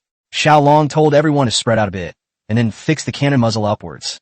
Then he took out a packet of black powder from the wooden box and poured it into the cannon barrel, and then took out a fuse and inserted it into the small hole at the rear of the cannon barrel. Finally, he took out a round, paper-covered lump from a wooden box next to him with a small tail on it. At this moment, Xiao Long seemed to understand something. This thing looked somewhat similar to a hand grenade. Your Highness, this looks almost like a hand grenade. But he didn't understand why Xiao Long was making this iron cylinder. Don't ask. You'll understand when you see it. Xiao Long was busy putting the fireworks in and didn't have time to explain it to him. Even if he did explain it, the boy might not understand. It's better to wait until he's seen it all before making a decision. Xiao Long placed the fireworks, stood up, dusted off his knees, and asked Lao Huang, "What time is it? Is it almost midnight?" Old Huang ran over to the water drop timer at the yamen and took a look. It will be midnight in a quarter of an hour. Xiao Long clapped his hands in satisfaction, looking at his masterpiece of the past few days with great satisfaction. Meanwhile, many people in Chuanzhou had already left their homes, having learned of the news posted on the notice today. We've been discussing it all day, and I'm really curious to know the result. As midnight slowly approaches, after telling everyone to move away, Xiao Long took out a tinderbox and lit the fuse on the cannon barrel. As the fuse burned into the barrel, a sudden loud bang rang out. Sparks flew everywhere, and the fireworks shell shot into the sky, trailing a sparking tail. People in the distance also noticed the sparks slowly rising into the sky. Suddenly, a dazzling light flashed above the government office, followed by countless sparks falling like shooting stars. Then a deafening roar followed, startling the people who scattered and ran for their lives. But that brief moment of firelight was truly beautiful, dazzling, illuminating the entire city of Chuanzhou. However, not long after, they saw another spark slowly rising into the sky. Then another huge burst of light appeared, this time not only white, but also red and green, making it a truly magnificent sight. Bang! Then came another loud bang, but this time the people didn't seem as afraid. The people of Chuanzhou cheered with joy at the sight of such a magnificent fireworks display. They also understood that this was the gift that the king of Chu had mentioned in his proclamation, which was intended for them. Every now and then a dazzling firework would light up the sky, and they would all shout, "Long live the king of Chu." The most excited were undoubtedly Meng Yao and Lan'er. They were closest to the camera, and although their necks ached from looking up for so long, they thoroughly enjoyed themselves. "Your Highness is amazing. This is so beautiful." Yes, it's so beautiful. Like all girls, they were powerless against the allure of dazzling fireworks. Xiao Long prepared 12 firework shells, which he made in his spare time. In his previous life, he and his roommates had secretly made fireworks when they were in college. Then they secretly set them off on the beach. Fireworks are actually not difficult to make. They are simply small projectiles arranged in order inside a large projectile, with magnesium powder, copper powder, and some other metal powder added to the projectiles. When gunpowder ignites these metallic elements, a flame test occurs, producing a dazzling array of colors. Although Xiao Long was extremely busy, seeing their happy faces filled him with a great sense of accomplishment. "Master, the prince must be a god descended to earth. Otherwise, why would he be able to make the heavens thunder and the gods shower us with auspicious omens? Don't you think so? I also think that this prince is either a god or a bodhisattva. He came to save us because he saw that we in Sichuan were suffering too much." Some superstitious people regarded the fireworks show as an auspicious omen from heaven and believed it without a doubt. After the fireworks ended, the people were still unable to calm down. They banged drums and gongs and cheered loudly, making the whole city of Chuanzhou strangely lively. "Father, with the king of Chu here, how can Chuanzhou not prosper? Now I feel that the grievances I suffered before are nothing at all. Now, our Zheng family, and even the whole of Chuanzhou, have finally seen the light at the end of the tunnel." The entire Zheng family watched the fireworks in the courtyard. Zheng Jianghe listened to the cheers of the people of Chuanzhou and spoke with emotion. "Indeed, the king of Chu is approachable and always thinks of the people. In my opinion, he is likely to be a wise and virtuous ruler." Zheng Bangwa stroked his goatee, lost in thought. "Father, Please don't say such things in the future. The safety of our Zheng family is a minor matter. The safety of the king of Chu is the most important. Zheng Bang's words startled Zheng Yinlai and his brother. Although they agreed with their father's words, they couldn't say them out loud. Ha! It was your father who lost his composure. Zheng Bangwo laughed heartily, clearly unconcerned. The city of Chuanzhou was bustling and peaceful, but Duan Tianda's 200,000 strong army was in a terrible state. Just a few days after setting off, they encountered a blizzard, leaving over 200,000 people shivering in the freezing cold. They only had half a day of rest during the spring festival, and now they were setting up camp in the wind and snow, which made the soldiers complain. What's wrong with the king? Does attacking Chuanzhou require so many men? Sending 20 or 30,000 brothers would have been enough. We're suffering because of this. That's right. With just a word from the king, we're running ourselves ragged, and we can't even have a peaceful new year. Duan Tianda and his deputy passed by, the soldiers completely unaware. Ahem, you guys get to work. Duan Tianda coughed twice, said something, and left. He was also angry. Sending him, the top general of Xiao, to defend a mere city of Chuanzhou with only 1,000 or 2,000 soldiers was a joke. It's one thing to send someone to attack Chuanzhou, but to take 200,000 men with you? Are you afraid your soldiers will get too fat and be unable to walk? But an imperial edict is an imperial edict, and no matter how angry he was, he could not disobey it in the slightest. The king of Xiao gave him a month to conquer Chuanzhou, but he actually wanted to wait until after the new year to set off. The main concern was that the blizzard might be too severe and block the roads. In his eyes, as long as 200,000 troops appeared at the gates of Chuanzhou, he wouldn't need to fight. The people and officials inside the city would open the gates and surrender.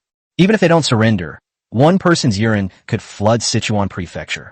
7 days later, Duan Tianda finally arrived at Linshui Pass. Ma Teng traveled 10 miles to greet them. General Duan, you have had a long journey. I have prepared a banquet to welcome you back. Ma Teng approached Duan Tianda's horse, reached out, and pulled Duan Tianda's mount over, leading the way with the horse. General Ma, there's no need for that. We both serve the king. Let's just do our jobs well. Duan Tianda didn't give Ma Teng a friendly look when he learned that not only had more than 4,000 men from Linshui Pass failed to capture Chuanzhou, but they had also lost more than 3,000 men. If they weren't so useless, I wouldn't have to suffer like this. Even if I took over Chuanzhou, it would be a tiny achievement. Duan Tianda pulled on the reins, and Ma Teng's reins came loose, creating an awkward atmosphere. Linshui Pass was not a large pass and could not accommodate an army of 200,000. Duan Tianda directly placed his army inside the pass and set up camp at the foot of the mountain on the Sichuan side. Evening, Duan Tianda entered the banquet and took his seat. General Ma, tell me about the situation in Chuanzhou. Duan Tianda clearly looked down on Ma Teng, his tone cold and harsh. Reporting to the general, a king of Chu recently came to Chuanzhou. While eating and drinking, Duan Tianda listened to Ma Teng's endless chatter. Okay, I understand. After Duan Tianda finished eating and drinking, he wiped his mouth and got up to leave. Ma Teng watched Duan Tianda's departing figure, a fierce glint flashing in his eyes, but it vanished in an instant. General Ma, it seems this general is rather arrogant. Sima Yi appeared beside Ma Teng without warning, startling Ma Teng. That's just how a great general is. Naturally, he's arrogant. Ma Teng said awkwardly. It seems this general is about to suffer a setback. Sima Yi's lips twitched slightly, and he said calmly. Ma Teng snorted coldly. Humph. It would be best if he suffered a big fall. Look at his smug look. The monkey scouts discovered the 200,000 strong army of Xiao as soon as they set up camp below the pass. Based on the number of tents, they estimated that there were around 200,000. Xiao Long was busy working in the iron kiln when a monkey rode up on a warhorse at full speed. Your Highness, they're here. The army is here. Chapter 64, The Army Presses In. What's going on? Don't rush, tell me slowly. The monkey was exhausted from riding the horse and was panting heavily. Xiao Long helped him sit down. Approximately 200,000 troops from Xiliang arrived at Linshui Pass and set up camp inside the pass. How many? I estimate it to be around 200,000. Xiao Long was somewhat surprised. Although he had considered the possibility of a large army coming, he estimated that the worst-case scenario would be around 200,000. I never expected it to turn out to be the worst possible outcome. They currently only have 2,000 soldiers in Chuanzhou City, and the total population, including all the civilians, is only 50,000. Your Majesty, I've heard that the army from Xiliang has arrived. Zhao Hu also rushed over. Yes, Zhao Hu, you come at the right time. Have Governor Zheng issue a notice ordering all residents outside the city to move into the city for refuge. Go now. Xiao Hu left in a hurry. Monkey, your men must keep a close eye on their movements. Report to us immediately if there's any disturbance, and also summon General Yu. After the monkey left, Xiao Long slowly sat down, his face grim. 2,000 men against 200,000. This is something no one would dare to imagine. Although he possessed weapons far ahead of their time, he was still somewhat apprehensive. Even if the other side had 200,000 pigs, 2,000 people couldn't catch them all. But what's coming will come eventually. No matter what storms rage, let them come. If I win this time, then the Tianxu dynasty, the Western Liang and Northern Liang will all tremble at the mere thought of Quanzhou. There's no need to keep a low profile anymore. Your Highness, I heard that the Western Liang army has arrived with 200,000 troops. Is that true? Yu Goen hurried over, his voice preceding his arrival. Yes, it's here, around 200,000. Xiao Long's heart had calmed down by now, and the number sounded quite ordinary. My God, what are we going to do? There are too many. We definitely can't defend Quanzhou City. Yu Goen was so anxious that he paced back and forth, not knowing what to do with his hands and feet. It's no wonder he said such discouraging things. Anyone would have said that. Let alone the fact that Quanzhou only has 2,000 people. Even 20,000 people would be apprehensive. Is General Yu afraid? Xiao Long said coldly. Fear? What's there to be afraid of? I, Yu Goen, am not afraid of death. What I fear is the suffering of the people behind me. He was instantly provoked by Xiao Long's words. The pitch was set extremely high. All right, since General Yu isn't afraid, let's make a big bet together. If we lose, we'll die together. If we win, we'll be remembered in history. Xiao Long stood up and grabbed Yu Goen's wrist. All right, I'll gamble big with your highness. There's no turning back anyway. Me too. I'll gamble big with your highness. Xiao Long rushed over as soon as he received the news. Inside the Quanzhou government office, in addition to military officers such as Yu Goen, Xiao Long, and Xiao Hu, the Zheng family father and son, along with a host of officials of all ranks, were all present. This time, Xiao Long did not conceal the news of the enemy army. As soon as the announcement was made, all the people in the city knew that the Xiliang army was pressing in. A sense of oppression and terror was spreading. Countless eyes were fixed on the state government office. They knew there would be another major battle, and they also knew that the king of Chu had been actively preparing for war. But the army of 200,000 was something they never expected, and the people were prepared to die. I won't say much more. I'm sure everyone already knows the news. This time we are facing an enemy 100 times our size. We've spent almost half a month preparing, and the time to test our results is almost here. We have almost 3 days left to prepare, so I've gathered everyone here to assign tasks. I hope we can all work together to overcome this challenge. Xiao Long began assigning tasks to everyone. The tasks of Zheng Banghua and his son, as well as the officials of all ranks, remained basically the same, to seize every opportunity to build defensive fortifications. The tasks of military generals, such as Yu Goen, have changed.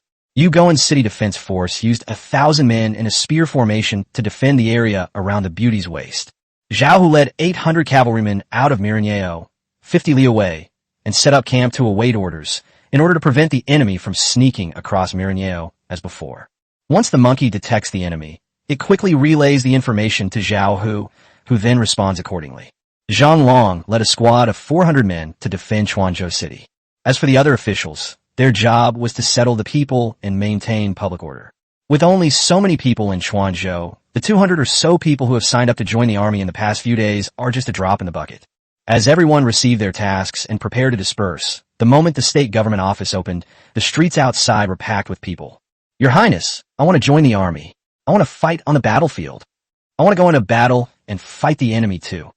Most of those who came were young men, but there were also quite a few older men, all clamoring to go into battle and fight the enemy. They didn't come when we were recruiting soldiers before, but now that the army is pressing in, they're only coming. It seems like they're acting out of self-interest. It's not really their fault. They're used to poverty. Now that they have food and wages, who want to join the army? And war is dangerous. With a massive army pressing in and their lives hanging in a balance, their willingness to join the army is a necessity forced upon them by the circumstances. Human nature is the same at all times, and Xiao Long doesn't blame them. Okay, thank you all for your support. Those who are willing to join the army, please line up here to register. Xiao Long shouted loudly, believing that only his words could stabilize the current situation. These civilians had never held weapons before and didn't know how to fight the enemy in real combat, but throwing stones at the city wall would do. They could also have the veterans teach them how to use crossbows. Anyway, there were many people on the other side, so even if their aim was a little off, it wouldn't be a big problem. By the afternoon, more than 800 people had signed up to join the army, including both the old and the young, which was quite a fighting force. Xiao Long will be in charge of the training for the time being, mainly practicing the use of crossbows and heavy crossbows on the city walls. Xiao Long spent the rest of the day in the iron smelting kiln. There's so much to do here. He has to develop new things and also coordinate the workers to produce weapons. He wanted to find someone to help him, but there was no one who understood firearms. He didn't trust anyone to help him. If something went wrong, it could cost him his life. In Quanzhou City, everyone was busy with their own affairs in a tense but orderly manner within just one day. However, the Xiao army at Linshui Pass remained calm and rested for 3 days in a row. For the past 3 days, the monkey has been keeping a close eye on their every move. But besides eating and sleeping, they occasionally feed the horses or go hunting in small groups of dozens of people in the mountains. These 3 days also bought valuable time for Quanzhou City. On the morning of the 4th day, the Xiao army began its operation, with 200,000 troops slowly heading south. It didn't even send out scouts. This wasn't because Duan Tianda underestimated the enemy, but because it was an impossible situation. The other side only had a few people. How stupid would they be to lay an ambush of 200,000? They approached Quanzhou at a leisurely pace. The news was quickly relayed back to Quanzhou, and Zhao Hu led 800 cavalrymen in a slow retreat until they reached 5 miles north of Mirenyao. Yu Goen, on the other hand, held onto the woman's waist tightly, ready to fight at any moment. Mr. Sima, do you think Duan Tianda will be able to successfully take over Quanzhou this time? Looking at the Xiao cavalry heading south from the pass, Ma Teng asked Sima Yi beside him. Sima Yi pondered for a moment, then smiled slightly. Whether we can win is still uncertain, but I have a feeling he will definitely suffer a great loss. Chapter 65, The Great Battle, is about to erupt. As Duan Tianda's 200,000 strong army slowly approached Mirenyao, Zhao Hu's 800 cavalrymen retreated into the giant barricade. The monkey scouts traveled along the river in small boats to gather intelligence on the enemy's movements. When Xiao Long learned that the enemy had no other tactics and was all closing in on Mirenyao, he also stopped defending the city and led Zhang Long's 400 men to reinforce Mirenyao. As more and more civilians joined the army during this period, the defensive force of Mirenyao has reached about 3,000 people. Although we are far outnumbered by the enemy's army of about 200,000, the advanced equipment we have equipped has significantly increased our combat strength. Duan Tianda had heard Ma Teng mention the giant barricades, but he thought Ma Teng was exaggerating the fortifications to make his defeat sound better. Report, General. The enemy has built tall fortifications at the Beauty's waist position ahead, making it difficult for our army to advance. Duan Tianda pointed with his whip. Tell me in detail. The scout explained the barricades at Mirenyao in detail, which surprised Duan Tianda. It's astonishing that such a small city as Quanzhou could build such massive defensive fortifications, just as Ma Teng described. No matter how fortifications are impressive, his mere few thousand men don't think they can stop my 200,000 strong army. Wishful thinking. Full speed ahead and take them down. At Duan Tianda's command, the 200,000 strong army immediately sped up, and their war horses began to gallop. The trembling earth rumbled loudly. Your Highness, General Yu, the enemy has launched an attack. A veteran member of the scout team rushed to report. Pass down the order. Everyone prepare for battle. The moment of life or death has arrived. Xiao Long roared, clenching his fists and staring intently at the north. At this point, the last row of the Beauty Waste building had been transformed into a high wall. Xiao Long and Zhao, whose more than 1,000 soldiers were all on high alert, waiting in battle. As the earthquake trembled more violently, the sound of horses' hooves thundered, and a dense array of Xiao cavalry appeared in sight. Last time, 4,000 men were enough to shock Xiao Long. But this time, the oppressive feeling brought by 200,000 Xiao cavalry made him feel too insignificant. Suddenly, the high wall seemed to shrink, giving Xiao Long a profound understanding of what it meant to feel like Mount Tai pressing down on him. Xiao Long wasn't the only one who felt this way. All the soldiers at Mirenyao were extremely tense at this moment. Some new recruits couldn't withstand the pressure and were so scared that they wet their pants. Even so, they did not back down because they knew there was no way out in this battle. Xiao Long swallowed hard and found his hands trembling slightly. He rubbed his face, watching the Xiao cavalry getting closer and closer. He shouted loudly, We swear to defend Chuanzhou to the death. We swear to defend Chuanzhou to the death. We swear to defend Chuanzhou to the death. His shouts rang out with the sound of war drums, and the soldiers shouted in unison. At this moment, every soldier was filled with fighting spirit, not only instantly dispelling their fear, but also feeling a surge of excitement. Avenge the prince. 10 taels of silver for each person killed. Kill them. Kai Guang, the vanguard general of Xiao, shouted loudly to boost morale. The Xiao cavalry charged toward Mirenyeo with roars of excitement. This was a tradition of the Xiao army. Rewards were given for the number of heads taken. The soldiers brandished their scimitars, roared, and charged forward on horseback. 100 steps. 10 steps. A great war is about to break out. Kill. The soldiers on the high wall shouted and pulled the trigger, and bolts whistled as they shot towards the Xiao cavalry. The Xiao cavalry clearly underestimated the strength of the giant chevaux-de-frise. When they charged forward, their horses became immobilized as soon as they got close to the giant chevaux-de-frise. The war horses behind them blocked their retreat, and there was a high wall in front of them. They held up small shields to defend against crossbow bolts. However, a large number of soldiers were still shot dead. Kill. Crossbow bolts rained down on the Xiao army, causing countless casualties. At those passageways, the spear formation fiercely resisted the enemy's attack, each spear thrust piercing either a soldier or a warhorse. No matter how the enemy charged forward, they could not shake the spear formation. So what if they outnumber us? They can't touch us. They're sitting ducks since they can't run. It's so satisfying to kill them. Not long after the battle began, the soldiers of Chuanzhou became more and more excited as they fought, and they had no trouble dealing with these lambs to the slaughter. Seeing that they had withstood the first wave of attack, Xiao Long felt a little relieved. I think it was the right decision to build these giant barricades.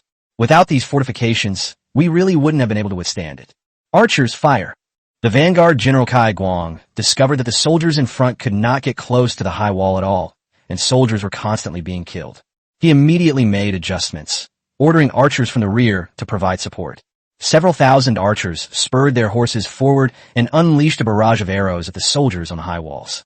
With a whoosh, arrows flew in, and the soldiers on the high wall immediately lowered their heads without retreating. Clang, clang, clang, a series of crisp sounds rang out from the high wall. Ouch, ouch. Many soldiers cried out in pain. This is nothing more than the pain from the kinetic energy of an arrow hitting armor and being transmitted to the body. It's like being poked with a stick. It hurts, but it's not fatal. Damn it. Why are they all shooting at my head? My head is buzzing. Many soldiers complained, but their hands never stopped, repeatedly aiming and firing. Holy crap. Their armor is so strong. It's impenetrable. The Xiao soldiers in front of the barricades were greatly shocked to see the enemy soldiers who were unharmed after being shot. Zhao Hu, let them taste the power of crossbows. Seeing the one-sided massacre, Xiao Long decided to give the locals a greater deterrent and shouted directly at Zhao Hu, who was not far away.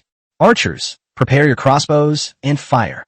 At Zhao Hu's command, heavy crossbows fired thick bolts, which whistled as they rushed toward the enemy, carving a gap in their ranks. Then the crossbows not far away also fired. The woman's waist was 2 miles wide, and there was a heavy crossbow every 10 meters. Zhao Hu's orders spread outwards from the center, and thick crossbow bolts hurtled through the enemy ranks. Each crossbow bolt could kill several enemy soldiers. Holy crap! How can there be such a huge arrow? My goodness, that's terrifying. Many soldiers in the Xiao army were terrified by the thick crossbow bolts. They had never seen such a terrifying weapon of mass destruction. This is all because Xiao's military industry was not advanced. Apart from being good at cavalry charges, they made no progress in military equipment. General Kai, this won't do. We can't break through. We've suffered too many casualties. Some centurions reported to Kai Guang, but in fact, Kai Guang had already seen it all without needing to report. Move the city ladders, cloud towers, and catapults up here. The cavalry charged upwards, scaling the high walls, while the soldiers behind them were also busy assembling siege ladders and towers' powerful siege weapons. The Xiao cavalry's greatest advantage was its speed and agility, but they still needed siege equipment to conquer cities and fortresses, since warhorses couldn't climb city walls. They made these siege weapons detachable, disassembled them during marches, transported them by horse-drawn carts, and then reassembled them on the battlefield. Soon, dozens of siege ladders and other siege equipment were slowly rolled out and approached the high wall. Xiao Long had already noticed this scene. Xiao Long, where's my Italian cannon? Aim it at those catapults. They're too dangerous. Take them down right now. Chapter 66. The cannon shows its power. Ever since the fireworks were launched on New Year's Day, Xiao Long's 400 men have been taking turns learning how to use the cannon. Through continuous casting in the iron smelting kiln, nearly 100 cannons were produced in just a few days. About 60 gates were erected on the city wall of Quanzhou, and the rest were all pulled up to the Mirniao area. When they came to provide support, Xiao Long and his men brought ammunition with them. The cannons had already been loaded with shells before the big battle, just waiting for the crucial moment. When Xiao Long discovered the catapult, the Italian cannon had no choice but to be used. Xiao Long's steel armor could stop arrows, but not stones.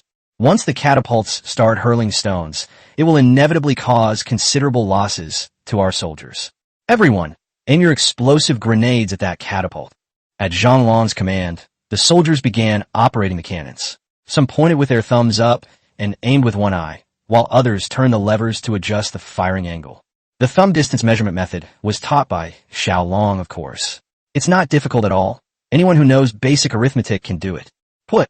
At Xiao Long's command, a loud boom resounded, and a plume of white smoke rose from the high wall. Then, a loud bang suddenly erupted in front of the catapult in the Xiao army, sending dozens of Xiao soldiers and their horses flying in the blast wave. Holy crap, we're getting closer. The soldiers who had just adjusted their distance were somewhat annoyed to find that they hadn't hit the catapult. They quickly adjusted the distance forward, while another soldier continued to load gunpowder and shells. To ensure precision strikes, Xiao Long standardized the weight of the propellant and shells for each mission, thus ensuring that the target was hit in the same spot every time.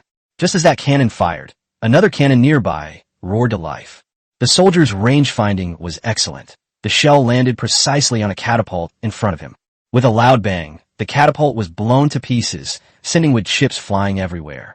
The soldiers standing nearby suffered the most. Not only were they blown away by the blast wave, but some were also hit by flying logs, resulting in numerous deaths and injuries. In an instant, sounds erupted from the high walls, and the sounds were even louder among the enemy troops, as local catapults were blown to pieces one by one. The bombs that landed on the catapults exploded among the enemy troops, causing numerous deaths and injuries. The huge explosion startled the war horses, causing them to flee in all directions and become completely uncontrollable. The enemy's battlefield was thrown into chaos. Oh, what is this? What's going on? Thunder! Thunder! As shells exploded one after another among the enemy troops, the Xiao soldiers screamed in terror, unable to comprehend what was happening. Many people thought it was thunder from the sky hitting the ground, which is what they mean by thunderclap. The Xiao army was thrown into chaos, and the soldiers attacking the wall at the front were also frightened by the huge explosion and retreated. Some of them had just climbed onto the wooden stakes of the front row of barricades when they were so frightened that they jumped back down. Don't panic, Kai Guangda shouted, trying to maintain order, but no soldiers paid any attention. Some soldiers wanted to run away, but their war horses were out of control. Xiao Long saw this scene and was overjoyed. There were so many of them, all crammed into the open space of 2 miles, it was too crowded. They were perfect targets to be bombarded with cannons. Xiao Long switched to high explosive rounds and unleash a barrage. Roger that. Load them all with lethal ammunition and fire at the dense enemy formation. Xiao Long immediately gave the order. The soldiers were very obedient. Some even put the explosive grenades back after taking them out. A fragmentation shell is an artillery shell filled with countless steel balls or iron fragments. When a shell explodes, these steel balls and iron fragments scatter in all directions, just like a bullet. High explosive bombs do not contain steel balls. Instead, they contain more explosives and rely entirely on high-energy explosions to destroy targets through detonation and shock waves. Using different bombs for different targets was the most basic military knowledge Xiao Long learned in college.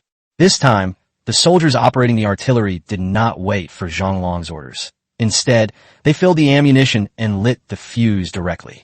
Bang! Bang! Bang! Loud explosions echoed among the enemy troops, each shell clearing a vacuum zone within their ranks. Each shell could take away dozens of soldiers and war horses. The power of fragmentation rounds was devastating to soldiers and war horses.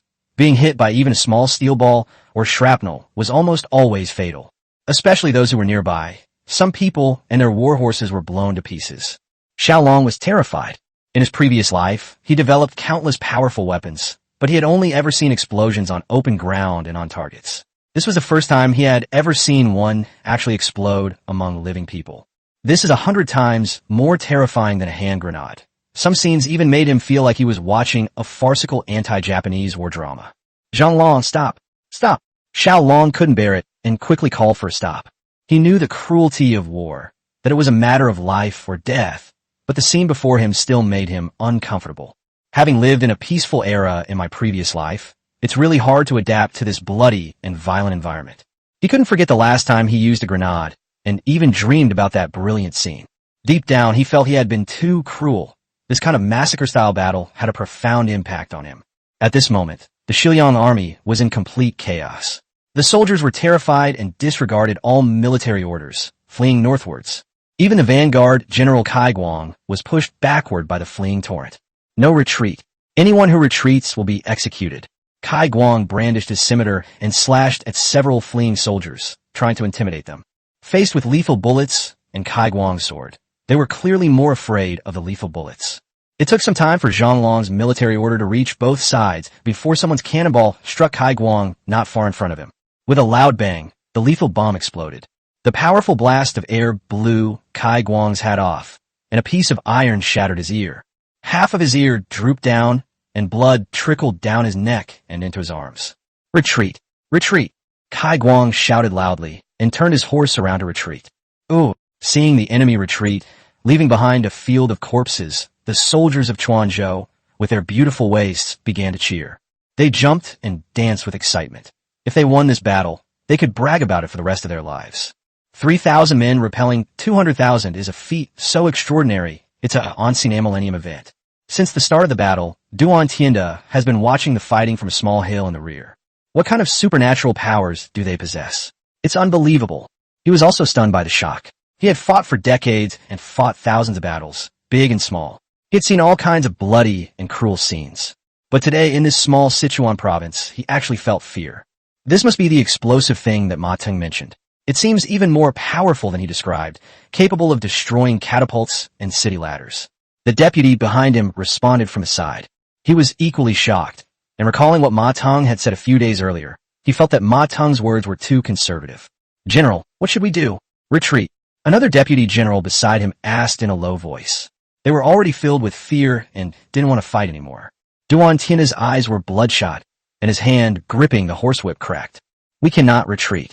We cannot let those soldiers die in vain. No matter how powerful their abilities are, they are still only a few thousand men. As long as we break through the high wall, we will win. As expected of the top general of Xiao Long, he has a strong mental fortitude and excellent